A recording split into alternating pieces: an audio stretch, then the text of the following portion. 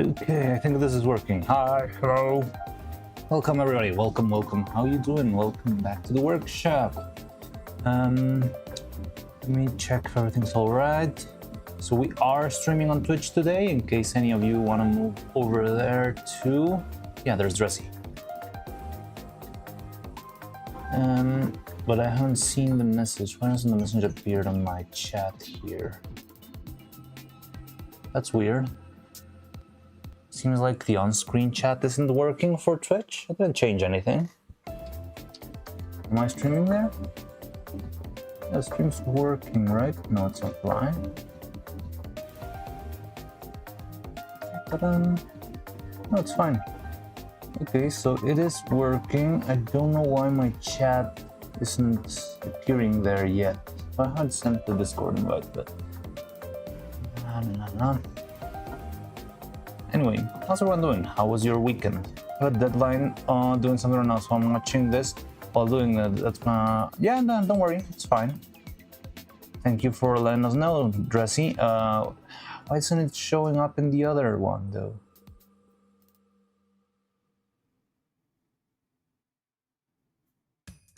Anyway. It's very weird.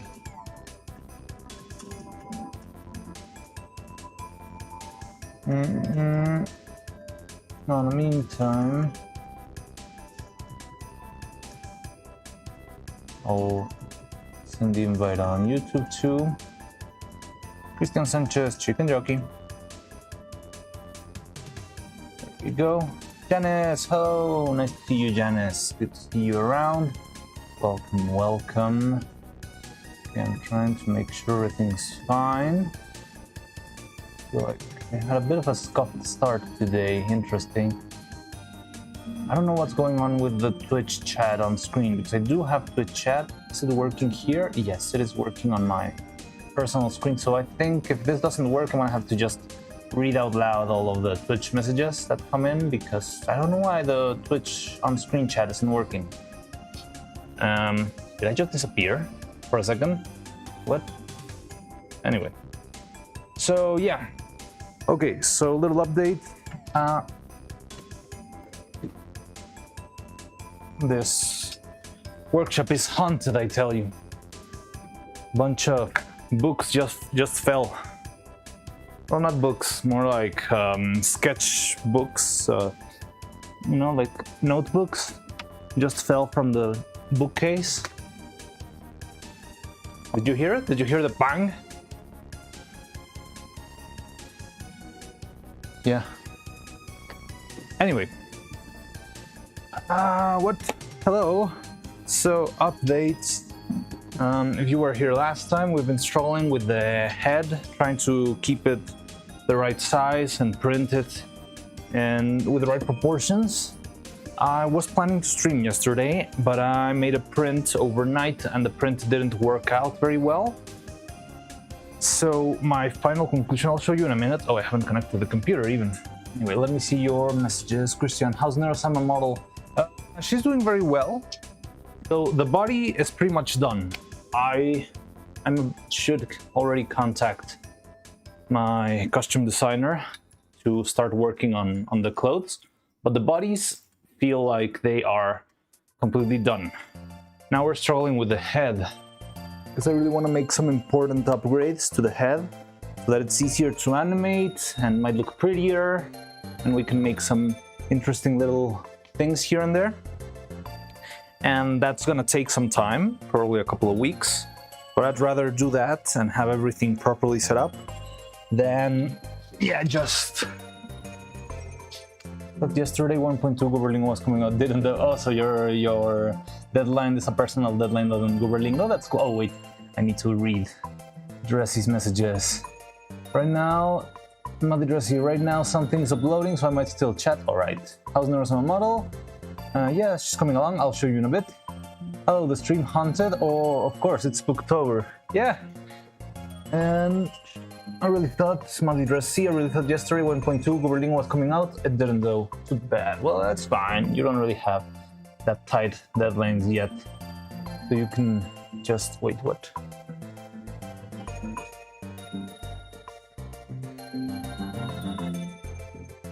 There we go. You can just make sure everything works. No, Madrasi says, no, the deadline is not for Guadingo Ubuntu, it's for Mila Challenge 3. Oh, alright, then good luck with that. Best of luck. So, yeah, let's go to the workshop then. 3, 2, 1, welcome back to your humble and cozy little workshop. And Mariana, you can call me Mari, welcome. So, yeah. If you've been around, you saw that we were trying to print the head, and we've been struggling with that for a while. Now, the thing is, for what I saw, let me show you the old faces. Where is it? Where's the old face? This one.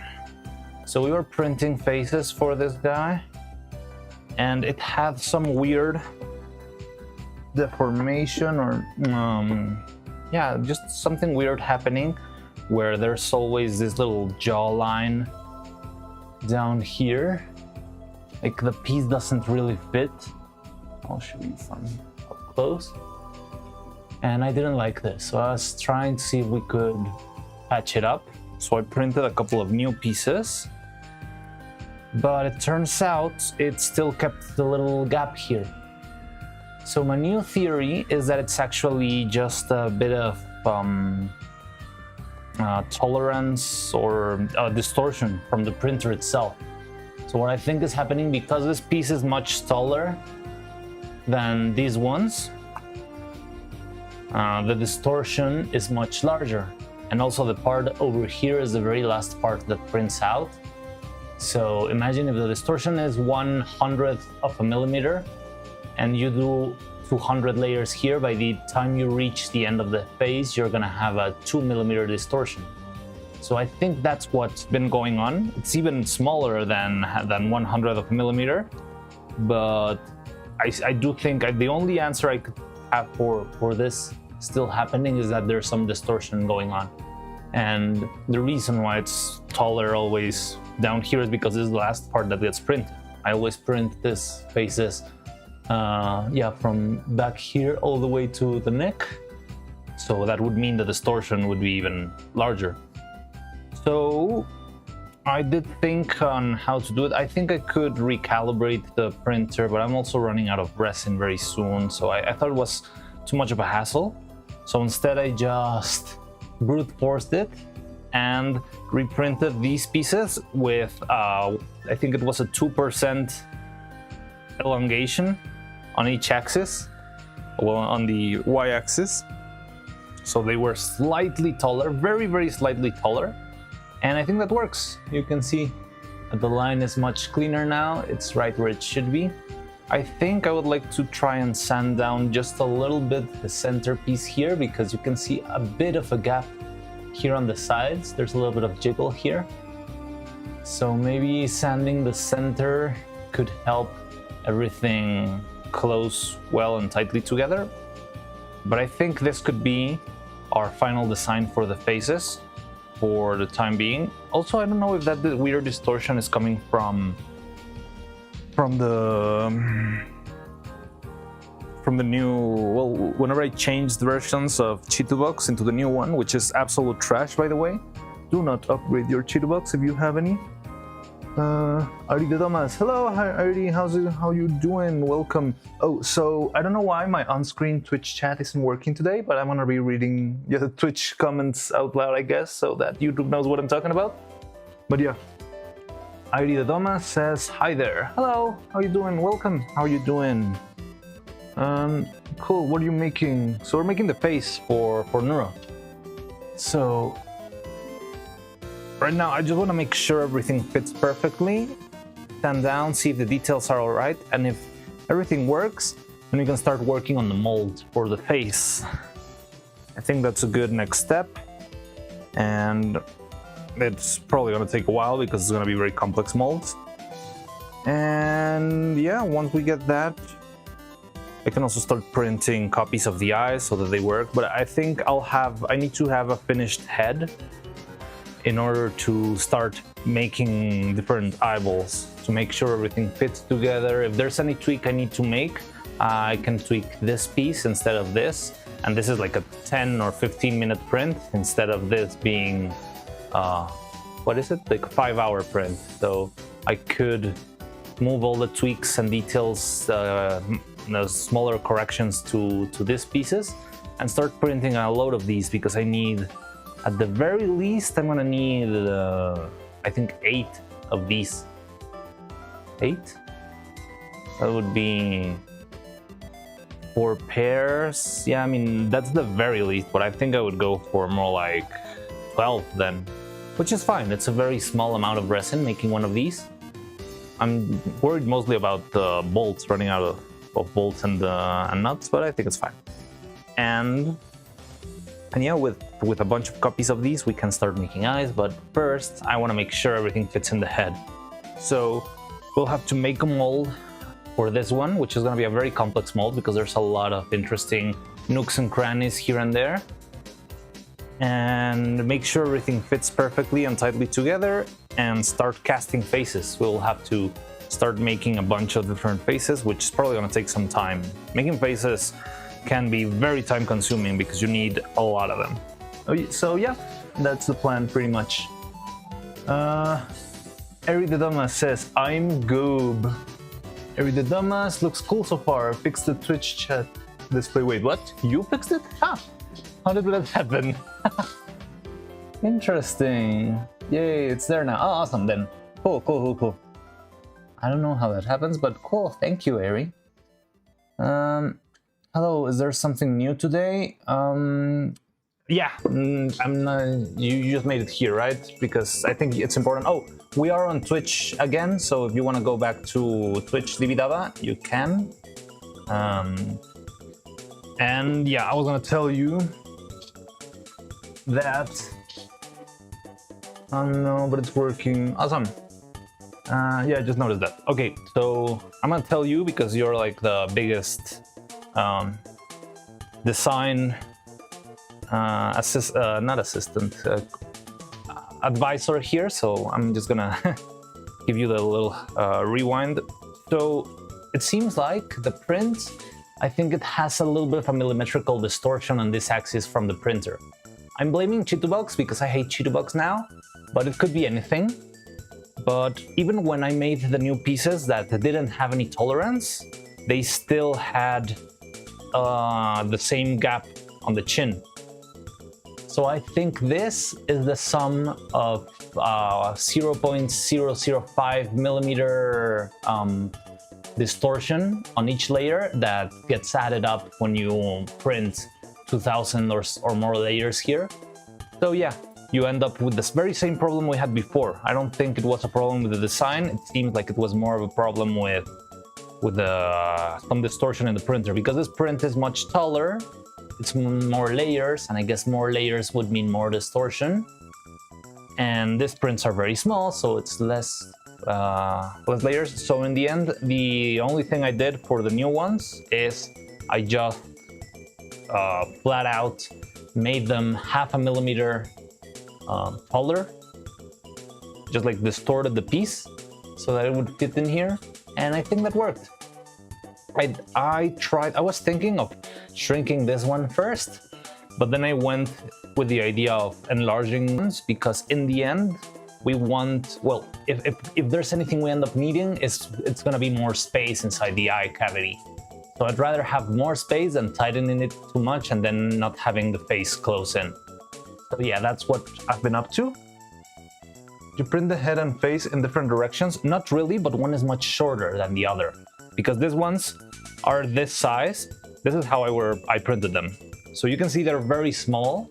Yeah, I mean, you'll have to maybe imagine it compared to this. This one even was printed with support, so it was even taller.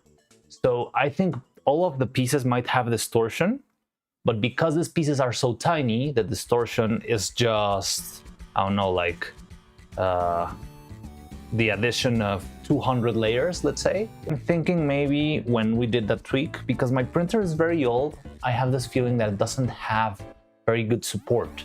Like, you can set the how you say it, the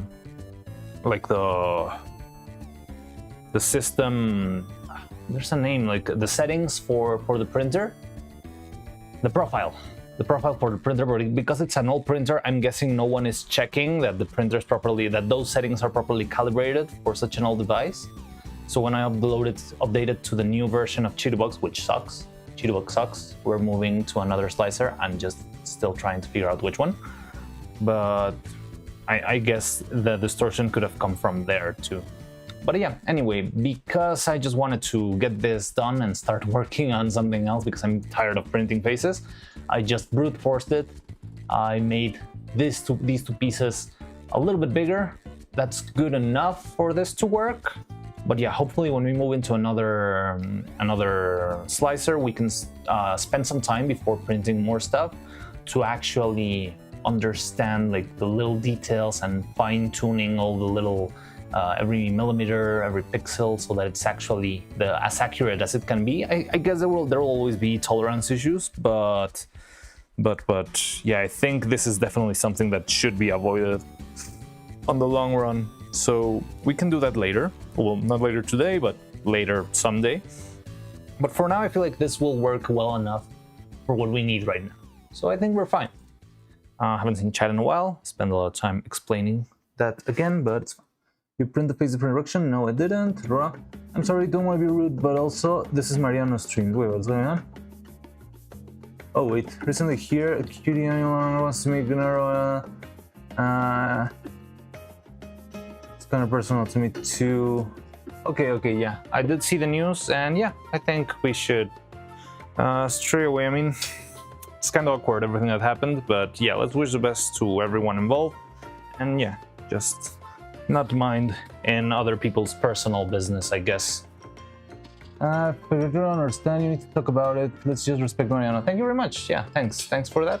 I mean, I do like having stuff to talk about. I feel like sometimes I just get too hung up on just talking about resin details. But yeah, I'm not sure if I have anything to contribute to that conversation, honestly. Like, I think it's a very personal matter there. But yeah, I did see the news there. But yeah, so... Oh, I am sad. You are sad? I guess we all are a little bit, but I don't know, it's just personal conflicts are a struggle, you know? So what we could do is start preparing these for molding. I really hope this, I don't know if there's anything else we would need to test in order to see if these pieces are ready for molds. Great effort, go on.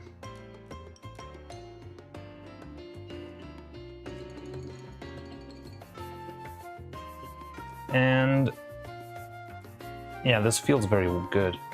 Feels like it's got plenty of space to move around. I love this. So everything here feels fine. So I think we could spend today trying to prepare stuff either for making molds or let's talk about something else. Sure. Alrighty, let's concentrate on the puppets. Yeah. So I think we could prepare everything for mold making. I really hope these are the ones. I've had to repeat molds a bunch of times, so I wouldn't mind, but I mean, it's better if this is the one and we don't need to add any extra work here or there. So the tricky part here, I'm gonna try to seal everything up so that we can actually make molds. We're gonna do the same as we planned before with the other head. We're gonna do a 3-part mold. We need one mold for the front of the head, one mold for the back of the head, and one mold for the inside of this, which is gonna be very, very tricky because such a tiny space, I'm not sure how easy it will be to actually make a mold out of all of that inside. I think we can certainly try it. It doesn't seem like it's too tight for the silicone not to flow in, but it's certainly gonna be a challenge. I'm gonna say that. So that's gonna be tricky, it's gonna be fun. And yeah, the other 2 pieces seem fine to me. We also have the little detail of the eyes having this little hole that we cannot really patch up very easily. But I think we can easily sort that out with the trick we did before, like placing a knot inside of the head and leaving it there. So I think we can do that. And let's see how far we can pull it together today. I think it's gonna take a long time to make the whole thing. To make the to make molds and different pieces and all that stuff. So it would probably take us even more than one stream, but we can just head on and see how it goes. So I have this thought for the molds here.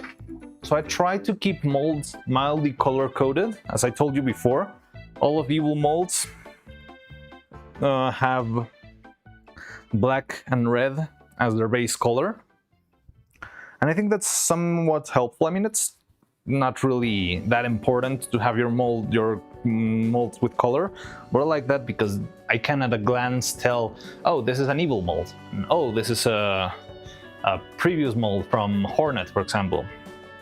And so I was thinking for these molds, we could actually try and make maybe half and half for Neuro and Evil, like half of the mold being, what is this?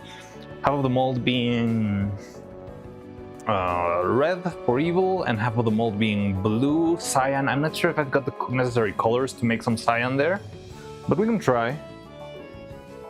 And now I remember that the face molds were extremely tricky to pull off. I feel like it will be less tricky now because I took the time to make the faces a little bit bigger. But having the mold filled, these are the molds for Evil's head in the past, for her face. I'm gonna show you the head one too, but that one's pretty big. It's this one. And this one was just a two-part mold, but it was much simpler back then. This is Evil's head mold. I think we did cast a head on stream if you were here before, but we did change a lot on the design. And another little note that I'll have upon this mold is that I need to be very careful with the first layer of casting, because these little bubbles, you can see over there, maybe you can see the teeny tiny bubble right there at the edge of the magnet in the mouth. Can you see that one? That bubble was more than enough to make my life hell, because every cast meant the magnet would not fit inside of the mouth, and I had to manually drill out the hole, make it a little bit wider, and remove the bubble of hard plastic resin in order to make I had the same issue with both the mouths and the heads, to make them both functional. And that was absolutely terrible because I needed to redo and redo and redo. It meant, imagine if I'm making, how many mouths did I make? I made about 15 mouths. No, I think less, maybe about 12 mouths for Evil. And every single mouth I had to manually tweak because the magnet would not fit by itself. And once I put the magnet, maybe the magnet wouldn't go all the way to the bottom, so I had to take out the magnet and drill again. I would like to avoid that as much as possible this time around. So I'm trying to be very, very careful on these little details to keep everything as cleanly as possible and try to avoid bubbles at all costs. So I think I'm gonna start with the thin layers for these parts. And yeah, hopefully that's enough to help us. And the same for the mouths, right? We need a very nice, delicate register of the little magnet here. I'm very excited for these little magnets because I feel like it's gonna make everything much easier and much quicker to snap the face out and back in and all that stuff. But yeah, so I'm gonna start a little bit slow, which is gonna be patching the holes, the draining holes of the resin prints, and sanding a little bit to make sure everything fits okay. You can see over here in the very bottom of the mouth, there's one draining hole that had a little bit of goop going out. Is it focusing? It's not focusing. Can you focus? There we go. You can do it there. You can see that little piece of white goop at the bottom of the mouth. That's because the alcohol sort of seeped out with a little bit of resin suspended, and it kind of hardened there. So it makes a little bit of a tiny microscopic bump that could be enough to move the head to somewhere we don't need it to be. So I need to sand that down, but it's gonna be very quick. Let's take care of all the ugly hairs over there too. And yeah, move on. So, I agree, let's concentrate on the power. I think you should have it in every color to make it better. You should have it in every color? What do you mean? I have every single color on the mold? That's a little bit hard. It takes a lot of layers to do that. It looks like a Pokeball when it's closed. The mold? Yeah, maybe. A little bit. Imagine you need to feed all the mouths. All feeling like babies, yeah. Poor little mouths. Too many mouths to feed here in the workshop. But yeah, I would like to avoid that. I would like to make the mouth self-sustainable. And hopefully I can do that with a little bit of extra work at the beginning. But a little work in this phase will go a long way for the future, for avoiding work in the future. So yeah, first I'm gonna try and remove this little piece of resin that got away.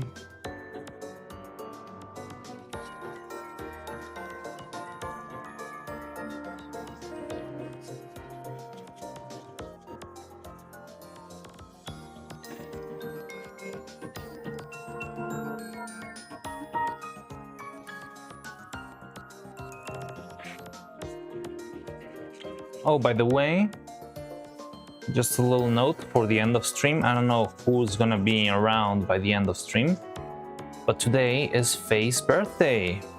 So I was planning to give her a little bit of a birthday raid today. I'm gonna be on the lookout for when she starts streaming, and yeah, I think we can raid her right as she starts.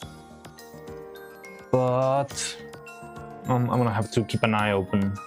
And that will be only on Twitch because she only streams on Twitch. But if you have a Twitch account, maybe you could go and also rate her happy birthday. My little duck friend over there. So yeah, just a little bit of sanding with the rough one and then a little bit of the sponge, and I think we'll be good to go.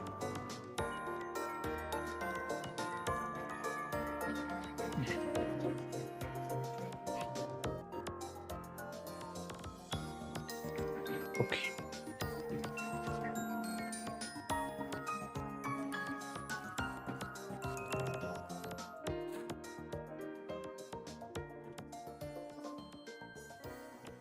So for the mouth here, I'm gonna try to patch these holes with resin, but at the same time I want it to be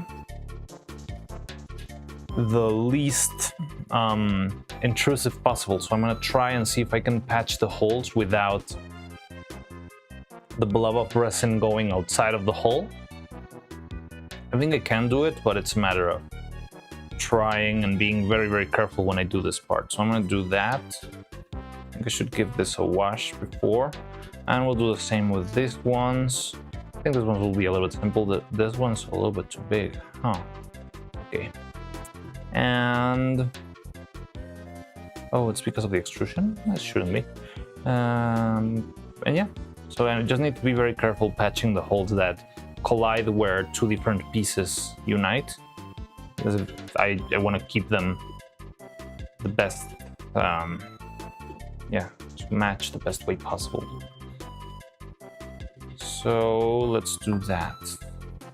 We got this one. Yeah, I think we can do that and then move the sanding to later, because if I overdo it for this sections, for example, I can just patch it up and sand it down while I'm sanding down the little ugly hair thingies.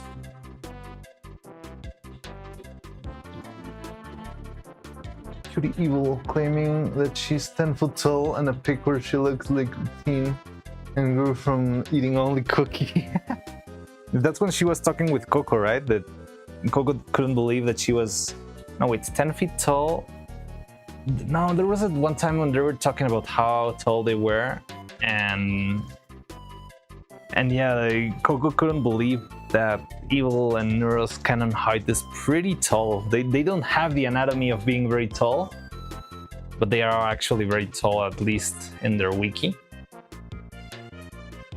But no, that's definitely not 10 feet.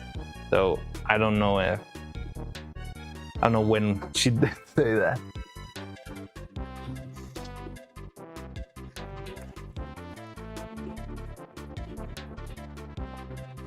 Okay. So let's really quick patch this holes up here. Can you see? So the trick is trying to fill the surface and then just blasting it with UV light, and that's gonna take care of it real quick. But yeah, I like doing this. Well, I want to do this with the mouth, that the hole goes a little bit under. I'd rather have that as part of the mold than having a positive that will make a problem whenever I try to assemble the pieces. So yeah, I'm gonna try and keep all these holes. These ones I can actually patch with a little bit of extra resin, so because I'm gonna sand this section anyway, because I'm gonna try to remove all those little hairs. But for the mouthpieces, okay, this is too much, I'll do this first. But for the mouthpieces, I'd rather be very, very careful and try to fill it up with less resin than what we need. So yeah, that's what I'm gonna try right now. Also, we are almost out of, well, we pretty much are already out of blue resin. Well, no, I do have another bottle of blue resin lying around, but I'm not sure if we should change to another one. It depends on what we end up printing. So right now, the resin printer's fully loaded. I just wanted to finish up the bottle, so I threw in everything that we had on the bottle because it was very little. So now right now the printer is fully loaded. I think it could easily print at the very least 5 of these heads. I don't want to print more heads, but just as a general way for you to know how much there is. But after that, we'll have finally run out of the blue resin. So we could open another container of blue resin. We could open... I think the other colors I have are this black one, which I mostly use for this. I don't like to use the black one too much, honestly, because on the printer, it needs too much time to cure. So this print, for example, this head could take twice as long on the black resin because it's black, it absorbs more light. So you need more light in order to actually cure it. So yeah, that's why I ended up, well, I didn't know that when I bought the black one, but in the end, after I noticed that, that's why I ended up picking the black one for my patching resin instead of my like printing resin. But we could print with the black one if we didn't have too much of a rush of time there. Oh, this one, that's fine. So this is what I'm trying to avoid on the inner parts. Then I made a little bit of a bump there. Don't do any excess material if possible, so we can have an easier cast of the mold. This side doesn't bother me that much because it's very easy to sand down. But yeah, sanding down the inner pieces is kind of risky. But yeah, so what I was saying is after this, we could start thinking about which other resin we would use. I don't have that many colors. I think I have orange, which I haven't tested, and I think it would be fun. I have white, I have gray. I think I have one kinda darker skin tone, like brown, tan kind of color. I haven't seen it, so I don't know exactly what the color is.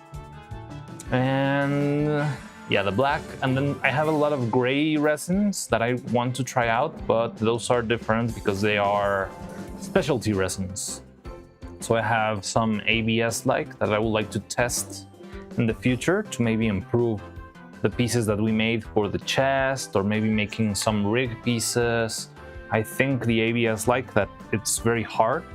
ABS-like resin means that it's very, very hard, durable, and even machinable. You can drill it and all that stuff. Allegedly. Never tested it, so I wouldn't know. And I have tough resin, which is more... I mean, it's also very hard, but at the same time slightly flexible. So you can make kind of like a bouncy ball or something like that. So I also want to try that one out, but yeah, I think I need to think of something specific where that properties would be useful to me. But first I would need to see how much of those properties, I mean, how flexible it is or how brittle it is, I don't know, test all of that stuff. But yeah, and also changing a resin is a little bit of pain because you need to recalibrate everything. I mean, we need to recalibrate anyway because, as you saw, there's this distortion on the model. So yeah, it's a good time to figure stuff out. I'm probably also going to be changing my slicer too, my slicing software. So I'm going to go for... I've been reading, because we were talking about that on Saturday. And after digging a little bit and reading, I think I'm going to go and try the Elegoo one. For what I read, I think it could be the best option out there. I'm not sure how friendly it will be with non-Elegoo printers. I need to be very careful here. But hopefully it will work. And if I can make it work, hopefully that will be better than Cheetobox, and I can abandon Cheetobox forever because, my god, what a terrible piece of malware that is.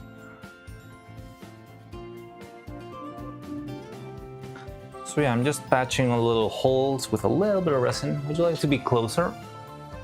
You can watch from a little bit more up close. So yeah, I'm patching all the little holes with just a teeny tiny drop of resin. I love this method because you end up using such a minuscule amount of resin when doing this. And I feel like it works really well.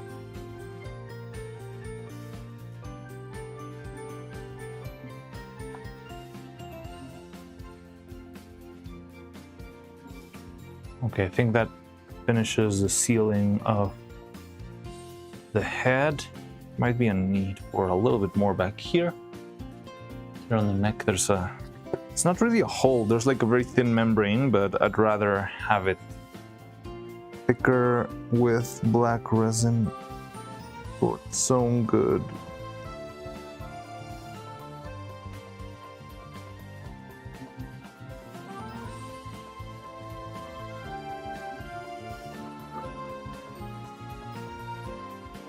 Okay. There it goes.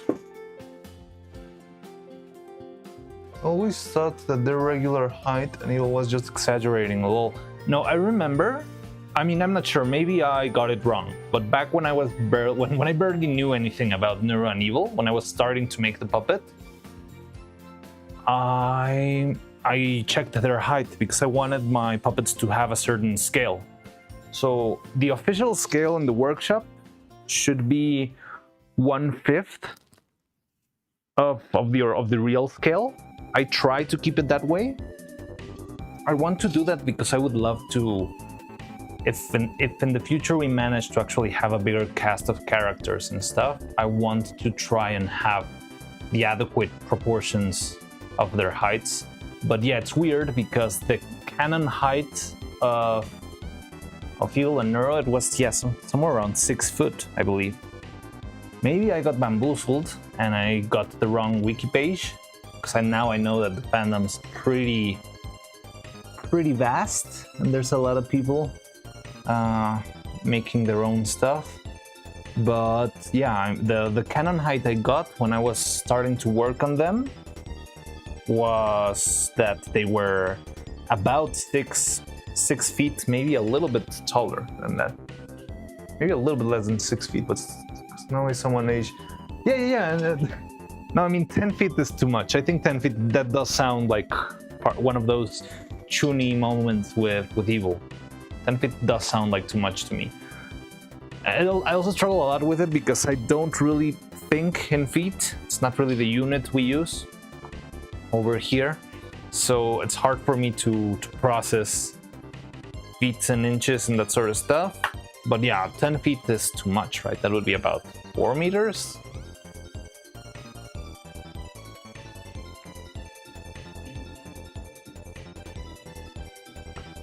But yeah, her canon height was somewhere about 6 feet for what I read back then. And that's the size I tried to emulate.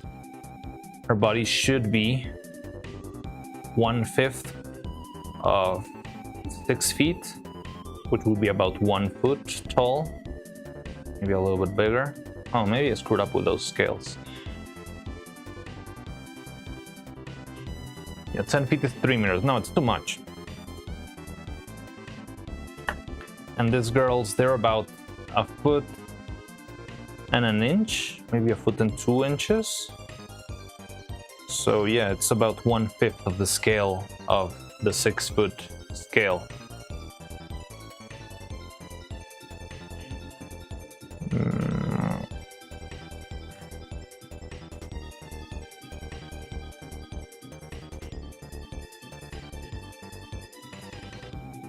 King Turtle, hey, how you doing? Welcome, hi.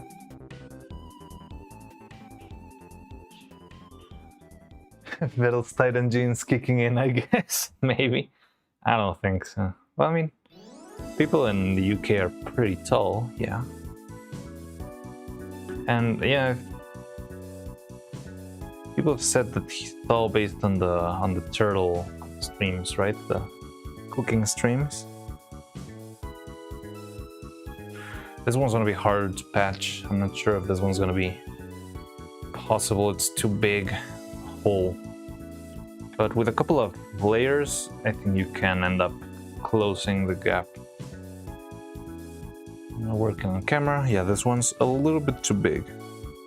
But if you blast it quick enough, you can start closing the gap bit by bit until it's enough for the resin to keep the surface tension and make the bridge. This is too bad.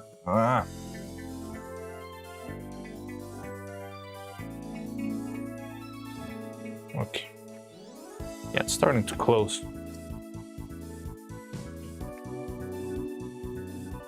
Oop.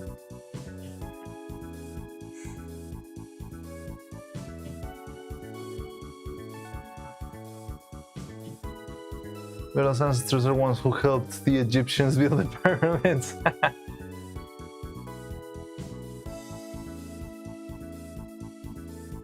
Proof from YouTube Shorts. This reminds me, did you figure out a way to fill the holes in the head? The ones with the step? Yeah, oh, maybe you weren't around when we figured it out.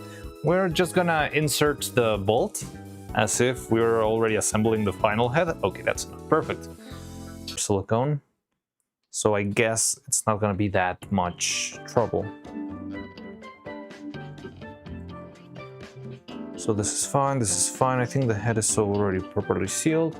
This guy. Okay, that's fine. I think I'd rather have that. This is gonna be tricky. It's a lot of holes here. Oh wow, this one's oh, I know why that happened. Okay, cool. We're learning. That's fine. It was pretty easy to cover up. But yeah, I think I don't need to do that anymore because I think I'm pretty close to the right units for the compensation value in the software itself. Well, we're changing software anywhere, so anyway, so I guess it doesn't matter. Stream is lagging or am I being censored? Stream is dying for me. Interesting. In YouTube. Oh, so it's lagging for you guys. Interesting, because I don't see any problem with the signal here. Huh. Is it still lagging right now? Twitch 2, okay. Oh yeah, I see that. Even Twitch, I lost the connection on my playback thing. Interesting. Okay, let's see if it gets better. Right now it doesn't say that there's any connection issue, so I'm wondering what's going on. It's lagging? the buffer of death. It's still buffering then. Let me check in another device just to see.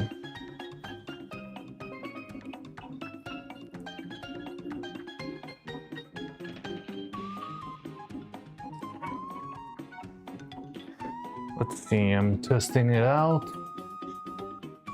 Doesn't seem to be that slow. Can happen, but it's always going away. Okay, interesting. To me it feels more like a Twitch was lagging, no longer buffering on my end. Alright, so we'll see how it goes. It's okay.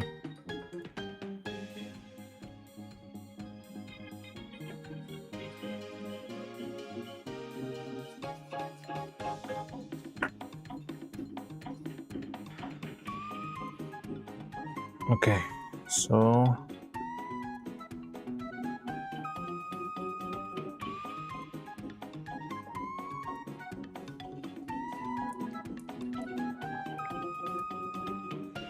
these holes are also, I need to be very careful with them. They're on a very awkward angle, so it's very easy for me to make a blob that shouldn't be there.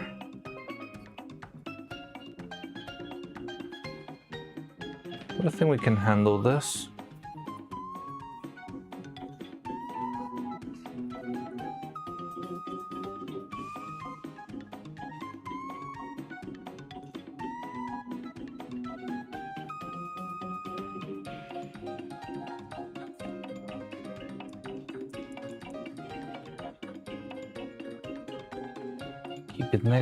Keep it negative all the time. Sounds very discouraging, but in this case, it's important.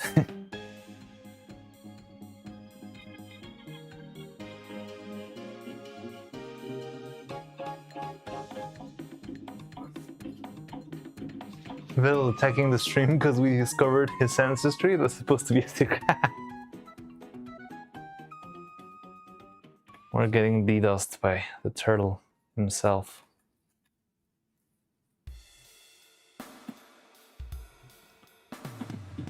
The delay between chatting and message appearing on stream is still big though. Yeah, I don't know what... That's always been a big delay. Maybe I should, instead of using those windows, which are from Stream Elements, I should just try and get the window from ground control itself. Because yeah, sometimes I'm replying to a message I'm already seeing on my screen, but it hasn't appeared on the...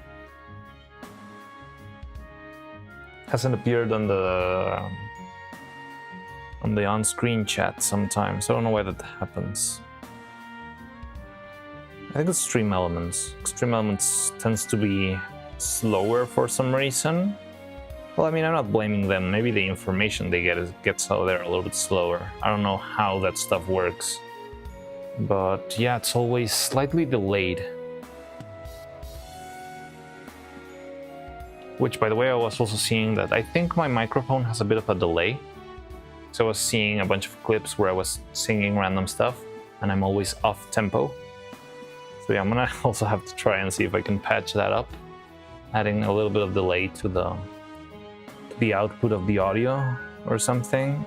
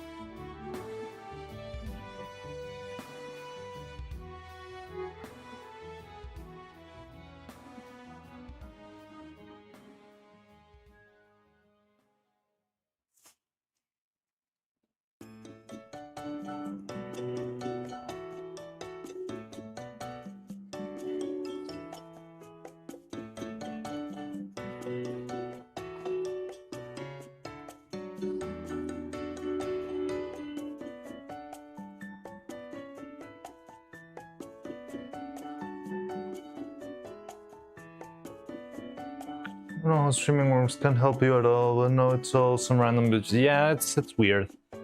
The thing I've struggled a lot with streaming is that you need to... There's like a million different tools out there for you to use, but they usually don't stack up well with one another.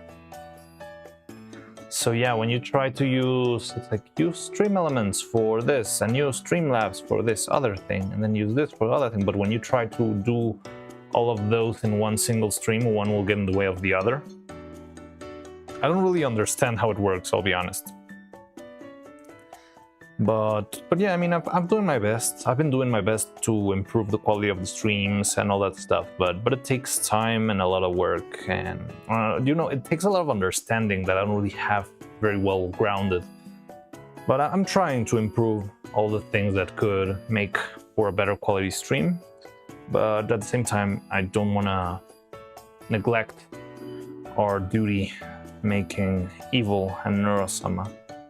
So I tend to procrastinate a bit when it comes to making fancy new additions to our stream. But I think our stream is alright for what it is. We have fun, I can chat with you guys. I kinda have figured out the emotes, although I should make more of those. Oh, yesterday I was seeing Pipa ranting about YouTube and their emotes. And yeah, it turns out she had the exact same problem that I had, that she uploaded animated emotes, but once you upload those animated emotes, they're just not animated for the users or on the live chat. So what's the point of letting you upload a GIF as an emote if in the end YouTube is gonna make it a single image? And yeah, she was pretty annoyed by it, and now I understand I'm not the only one who doesn't know how to use YouTube emotes, haha.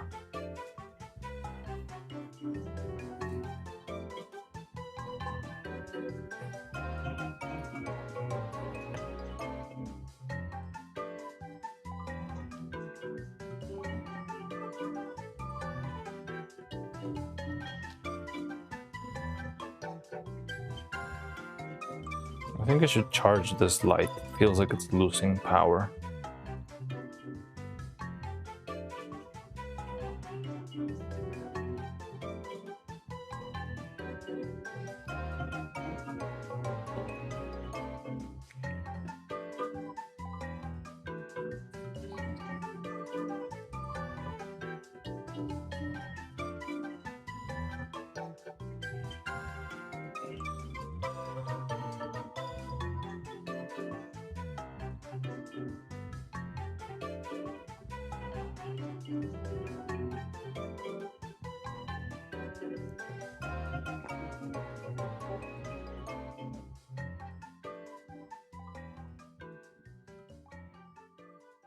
Okay, that one sucked.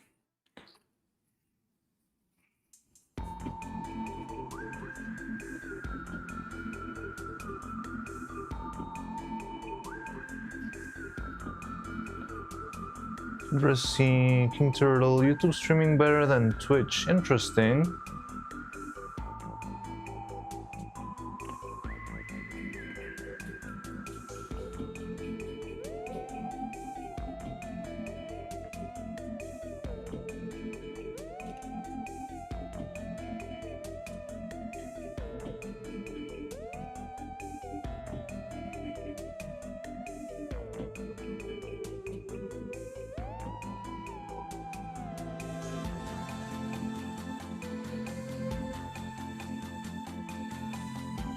Just one more layer here.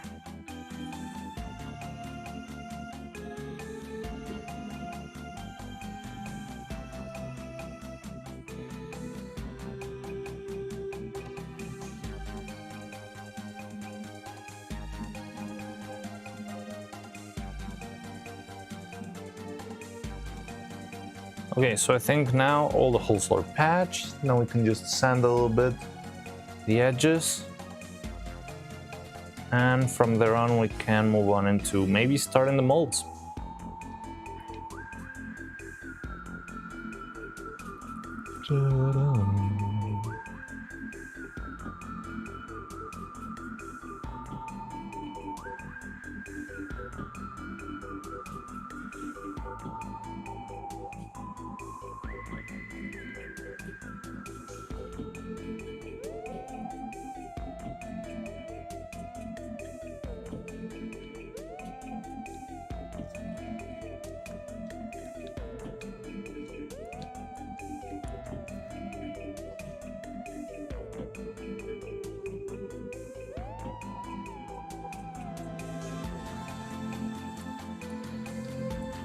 Okay, so I think we can finally leave this,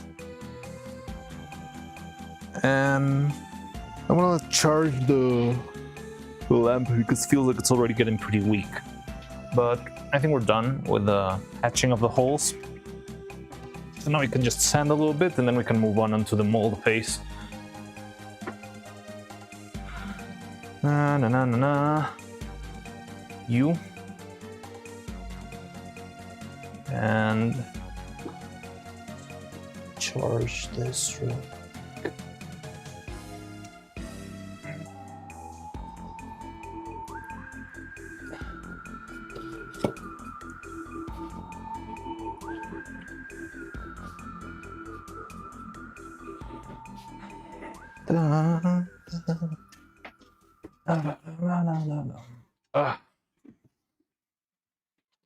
Okay. So we got all of this to sand. We need to get rid of all. Let's open up the camera a little bit so you can actually see.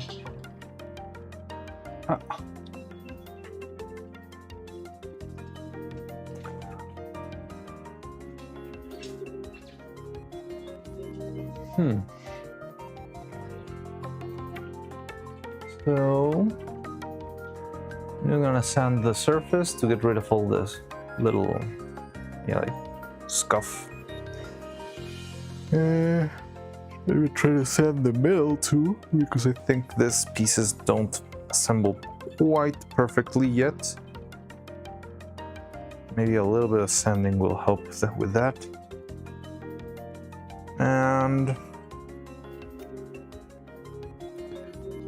And yeah, from there on I think we would be ready for molding. I'm gonna also need to sort out, there's like a million pieces of printed face around here, so I feel like I could get confused at any moment and start working on a piece that's not the right one. But if you ever see me working in a piece that doesn't have the orange dot in the center, that means I'm not working on the right piece. So let me know if you see me doing something like that. But the orange dot here means this is the right one. And in this one, I've got these two little lines down here. Those are my indicators that this is the one. Anyway, so yeah, just a matter of sanding gently the inside, the surface. Let's start with this one because it's going to be the easiest one. That's the less complicated one. So yeah, just going to sand the surface.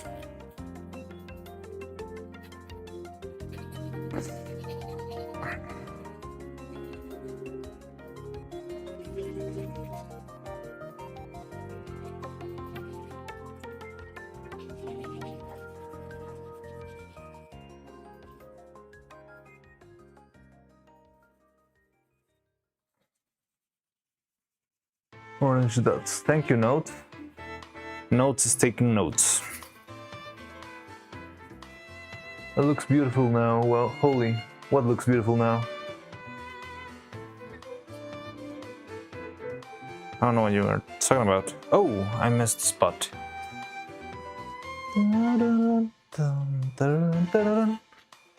Bold evil cannon, yes.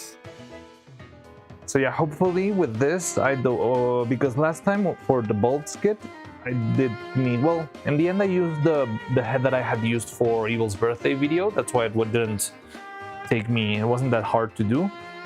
But hopefully with the design that I'm planning for this new head, we could actually use the very same head for the bold head and the haired head.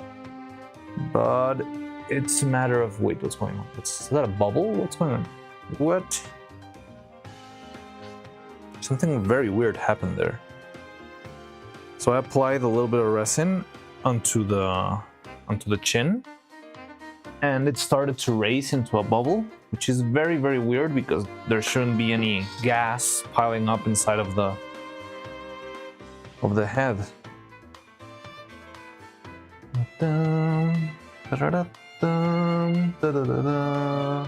Bold, evil, beautiful, bold, evil. Yes, she is beautiful.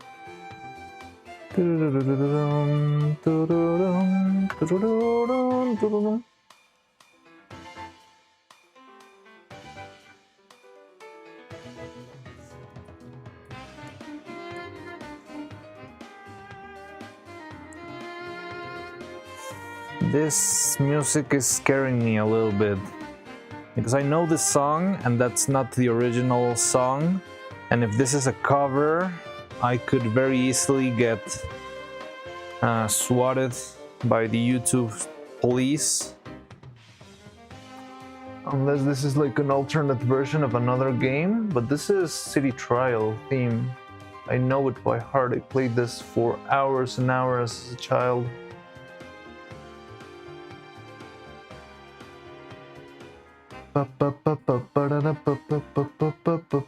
Metro on Ice? City. Doesn't sound like the original. I hope this doesn't have any weird copyright stuff. 107. Metro on Ice? No. It's one that's about to start.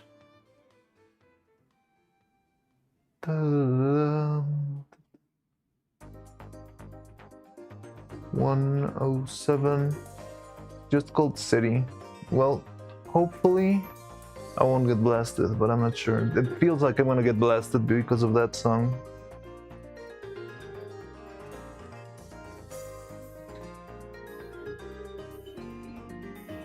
Okay, so I think now we got it. I think this one does need a little extra resin because we are going to sand that down.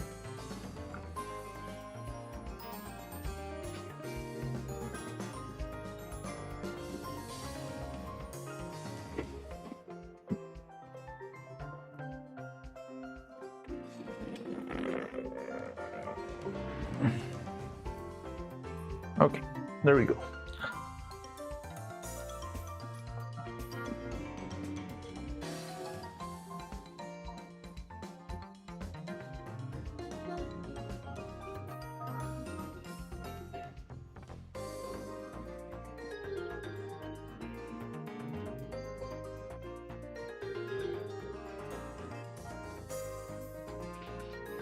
Okay, so yeah, let's keep on sanding this.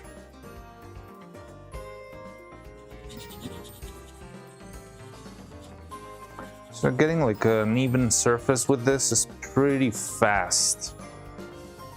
Just need to use the right grit, but it doesn't take a lot.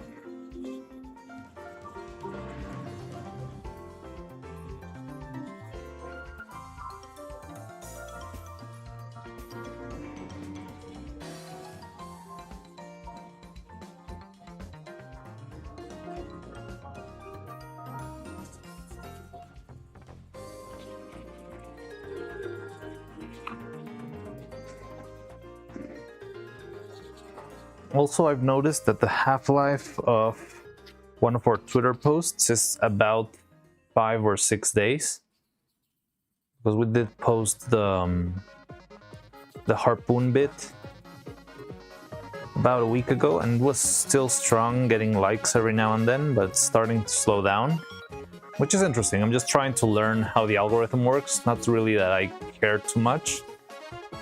But yeah, so I think posting weekly is gonna be a good way to keep it up, because also I'm gonna run out of of material pretty soon. Even if I post just weekly, the animations, I think we've got like 4 more animations to go, so That would mean we only have 4 more weeks to post on Twitter before just disappearing and making just a mild rant every now and then.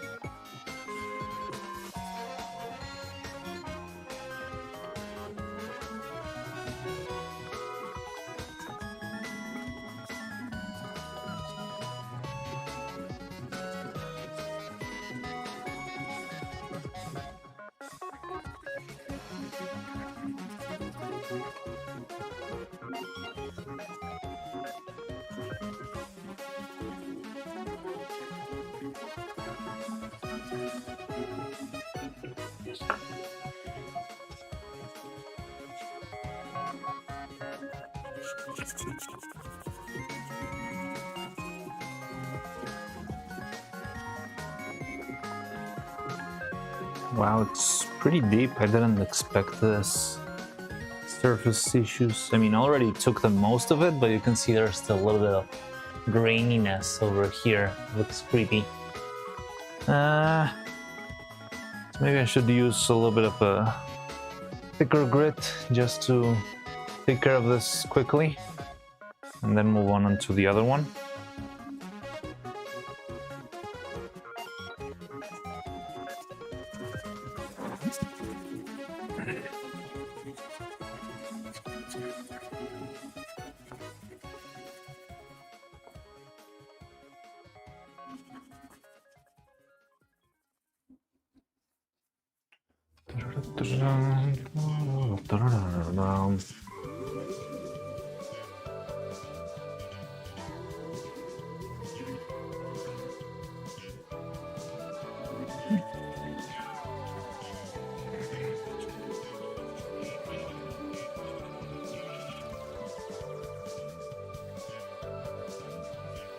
Okay, and we got it.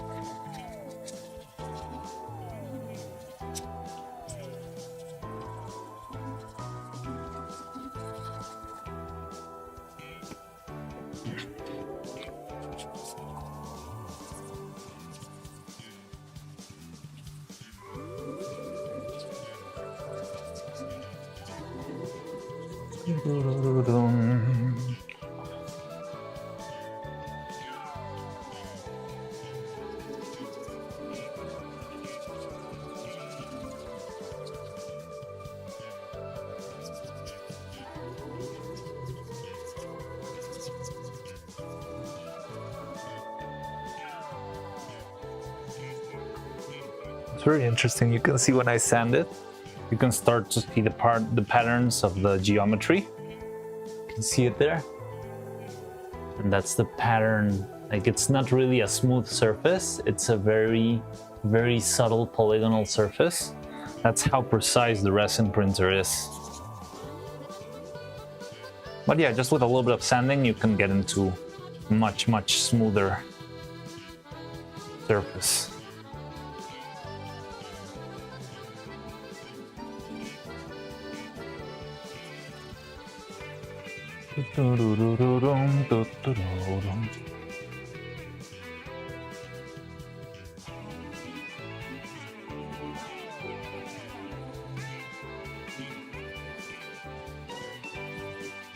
What happened there? Oh, it's a hole.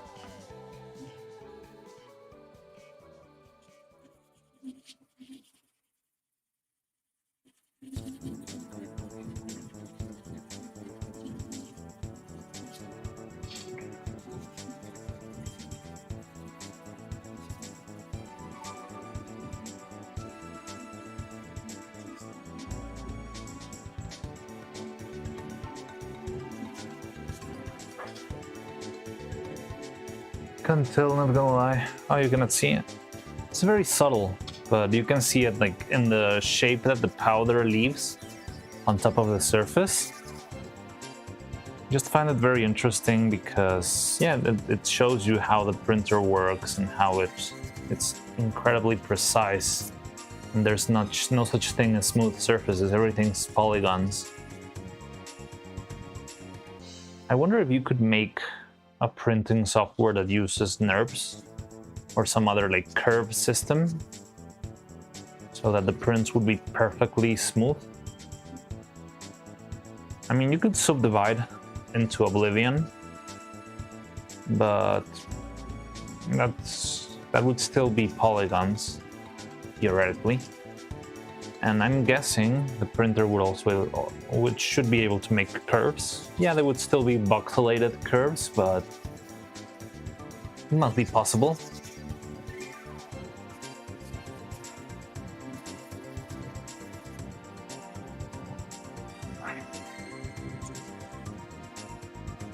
Yeah, this is gonna give us a very clean and nice little finish for the body or for the head. Just not sure if we should add more back here. This one's fine. This one's not.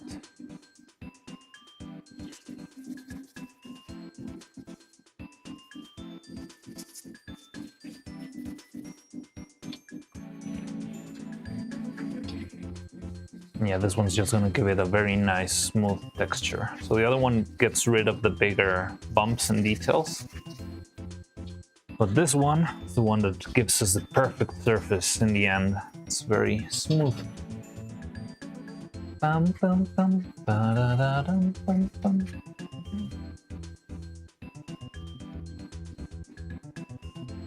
You know, back when I was in school, sometimes I was making my own puppets, but none of my classes had anything to do with stop motion animation. So I would just attend lectures and be sanding throughout the whole lecture. So I was just taking class or whatever about some boring stuff, but I would be the whole class doing this, sanding. That way at least I spend a little bit of productive time. And yeah, that's how I sometimes try to keep working on my own stuff while having to do boring stuff on the other side.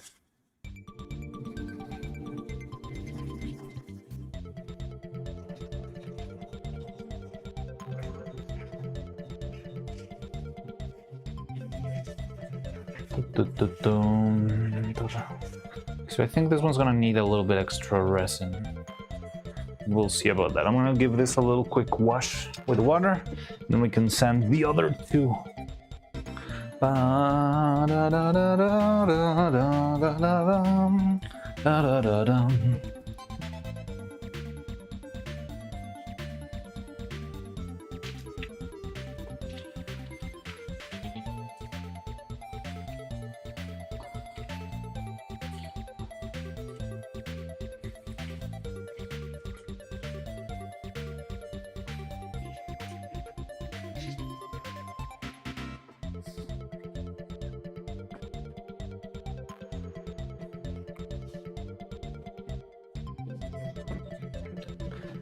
And I really hope these magnets that we put for the hair, or these places that we put for to place magnets for Evil's hair, will help us keep everything in place, because one of the most annoying things that I had to... it is pretty niche. I don't know, I mean, my bachelor's was in animation, but I only had one single class on stop motion animation. And pretty much everything we got taught on that class I had already learned from being an intern in the other animation studio. So yeah, it was pretty bare bones. I think after I left, they actually added some sort of specialty, so you can actually go a little bit more in depth into stop motion, but I do not know. The thing is, I feel like it's very hard to condense everything you might need to do when working in this stuff into a 200 or 300 hour course. I don't really think it's very plausible. And that's usually how, yeah, the system works. I think that's why 3D does so well, because 3D is like a particular set of tools and it's pretty easy to teach you one tool at a time. But in stop motion, I cannot teach you how to animate without a puppet. And you usually don't hand very expensive puppets to students because they could screw things up. But if you have them make the puppets, that's a whole semester of only doing that. Or you could also always try and do, you know, like Lego animation, clay animation, but it's not really the same thing. It's its whole own thing to animate puppets. So even if you could learn the principles from animating with toys and that sort of stuff, you're really, I mean, unless you have a very good toy with very good support, it's a little bit hard to get to learn the principles of animation if you're struggling too much with the stability of a puppet. I feel like it's better when you learn one thing at a time, but on stop motion you need to learn everything at once or find a way to sort of divide. I don't know, it's weird. I don't feel like there's a clear path to teach this stuff other than just try it, make it, and just ask whenever you get lost. And that's about it. Yeah, this one's gonna be needing, I think, a little bit extra. No, this one feels fine. How about this one? Yeah, this one does need a little extra. But yes, it is pretty niche, but it's also very cool. I like it a lot. Da, da, da, da, da,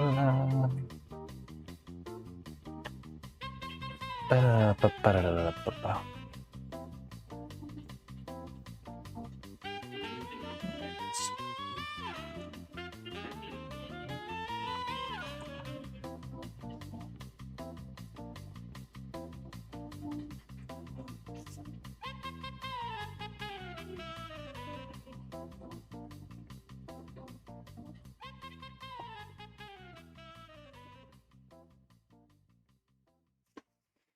Okay, so I'm gonna add a little bit 1.2 out maybe today. Oh, cool.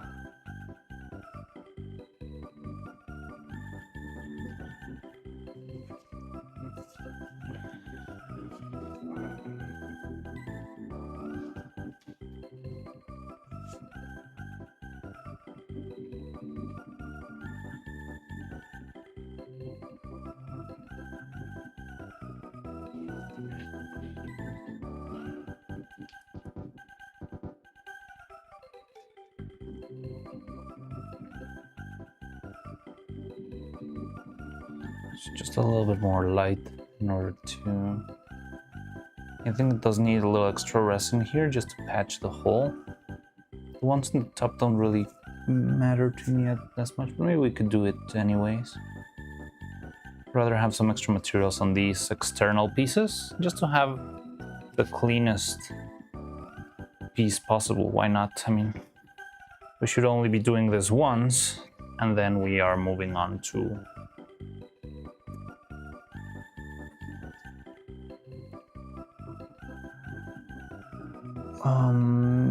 the mold should have all the flaws and all the good things that this piece has. So yeah, I'd rather spend some extra time correcting these details rather than having the same mistake on my print or on my head mold forever and ever. Also been thinking that maybe I shouldn't be doing this because I don't really need too many heads. I could just use this one and print another one, but this head is hollow and it's very lightweight. So I'm not sure if it could either break or fall very easily because of how light it is.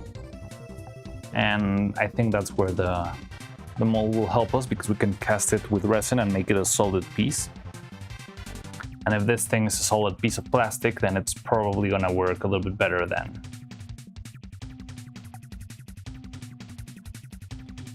A little bit better than...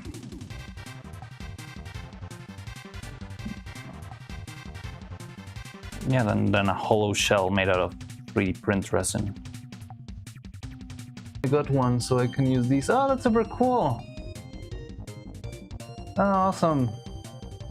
I cannot see them from this far, they're very tiny. Let me move into the other screen maybe so I can see it. Okay, so you got like a confused lol. No, closed it. Let me check out your... they're very cool. Copium. I love that. GG.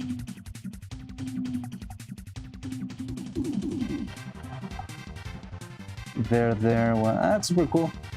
Awesome. Yeah, I guess back in uni I had a class in designing hardware to run specific programs, and it requires specialized hardware. So the uni had us buy it. And it was quite expensive. Oh, I hate when they do that. Yes, you need to buy something for one class and you use it once and never again. And yeah, you end up spending so much money in something that you're never gonna use. I hate that. I really hate that.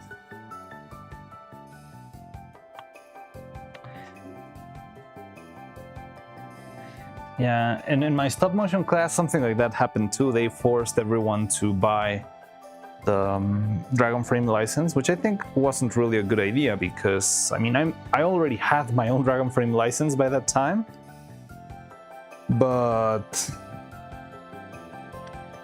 yeah, forcing people to buy a $200 license for a single class, because I mean, most of the people who were there were not going for stop motion animation as their main line of work, so I think it was kind of mean to force them to buy it. I mean, they were team projects, so I guess a group would pay about $50 each to make the project. But there was the managers, probably why they could afford to do this. Oh yeah, so but yeah, when it comes to software, usually the schools should have their own licenses, right? And even if you're forced to use them on the premises, I mean, buying a $200 license when you are a huge institution, and usually they get discounts and maybe even they get them for free if you apply as an institution. But yeah, sometimes they just don't. And they're like, nope, that's your problem. Why is the stream elements barely starting to show up? Maybe that's why the chat wasn't working at the beginning. There's a demand for it, which is probably why they will afford it. Probably worse with stop motion animation, puppets that break and have to be remade, and there's even less demand for it in the market. Yeah. So usually you have to make your own puppet, which is fine, but the thing is, you cannot learn to do everything at once. So yeah, you can learn to make a puppet and you can learn to animate that puppet, but if the puppet wasn't properly made, you're gonna be struggling a lot with the animation. And when you're animating, you're not gonna be you're not gonna be concentrating in learning and applying the principles on the animation, because you're gonna be too busy trying to find a way to keep the puppet stable, because everything moves and everything crashes and it's just so annoying. So it's a hard skill to teach, especially in that sort of systems where it's very squared and it's like, yeah, you have 50 hours to finish the course on that stuff in particular, so find a way to condense everything into 50 hours and maybe a couple of homeworks and extra assignments, but it's not really a very stable way.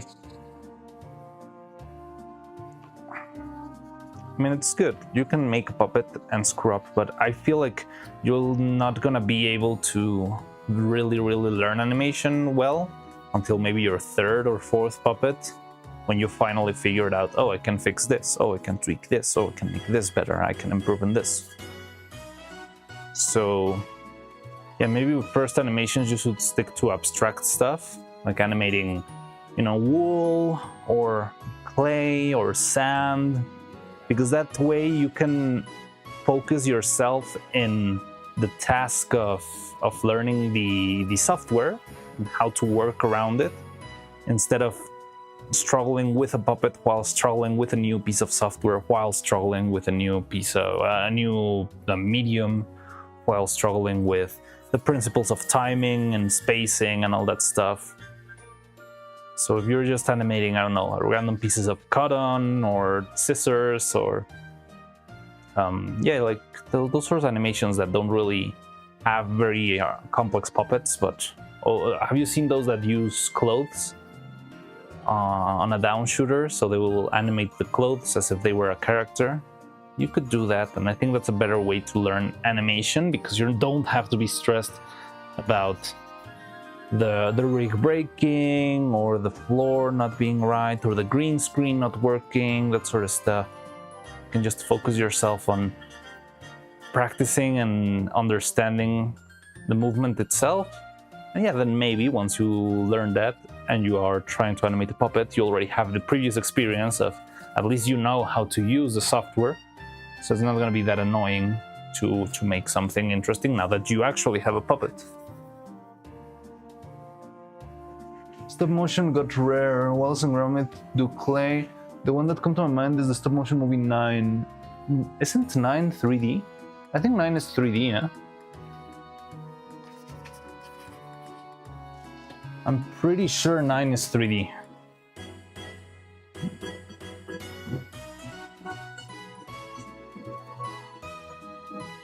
You got me curious, now I'm checking.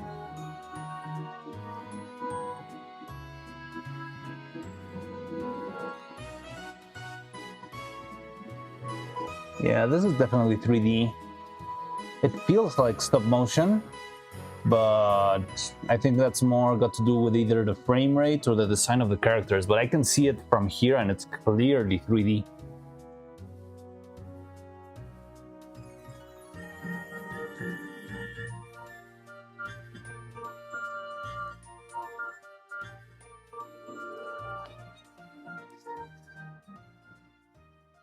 It's not a stop motion film, but a computer animated feature based on 2005 some short film of the same name. Yeah. So yeah, it is 3D. And I feel like if you saw a screenshot, you would pretty clearly see it as 3D today. Like one of those things that when you look at them, when you saw those things in the past, they seemed hyper realistic and impossible to replicate. For example, the first Avatar movie back then seemed like completely true to life animation, but when you see it now, you can actually see that it's clearly CG. It's good quality CG, but it's still CG, very evident. And I think that's the same that could happen because right now I can see this movie from like a single screenshot and it's very clearly 3D animation. But yeah, maybe looking at it back then, it would have looked as if it was stop motion animation. I never saw the movie fully. I did see bits and pieces, like I don't remember. Yeah, on TV. But because I never cut the whole thing, I usually change the channel because I always saw it and I was like, oh, this is very cool, but I don't want to see just half of the movie. So let's see if I get to see the whole movie in the future. And I turned it off, and then I never got to see that, and I forgot it, or I never saw the movie. But I've always been intrigued by it. It looks really cool. I like the aesthetic. I like the vibe. It seems interesting. You're right, my memory fooled me. Nah, it happens. 9 scared me as a kid. I never saw it.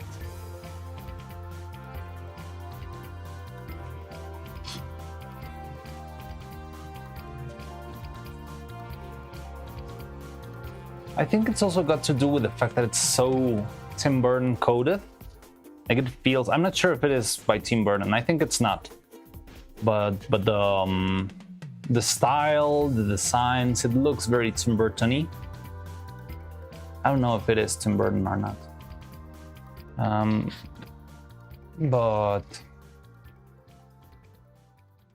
But yeah. Never saw 9. It's really nice. I should watch it. I should watch it sometime. Playing GTA Vice City was so real to my eyes back then, but now that I replay it, yeah. I find that effect very interesting. I'm not sure if it's just got to do with the improvement of graphics in general, or if it's got to do with, I don't know, being a child and having more of an active imagination. Maybe a bit of both.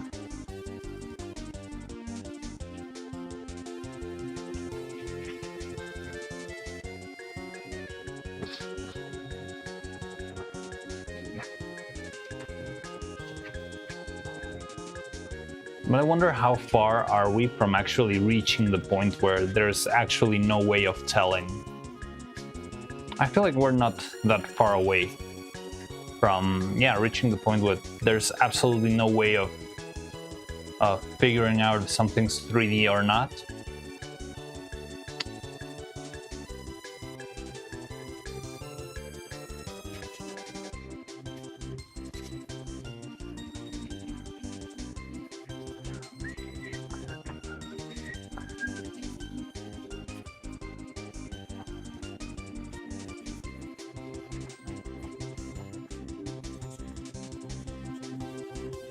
Probably both. Playing GTA Online is guilty pleasure, and everything beyond GTA 4 looks quite dated. Yeah, it is pretty dated, but when you try to remember... For example, I remember Red Dead Redemption. Not even Red Dead Redemption 2. Red Dead Redemption 1, yeah, to me was also like mind-blowing, like how well made it was, and how could it possibly have such a large map.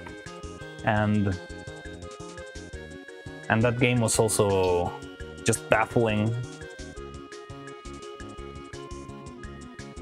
back then. But yeah, you look at Red Dead Redemption 1 today and it looks pretty dated, but back then it was top-notch technology.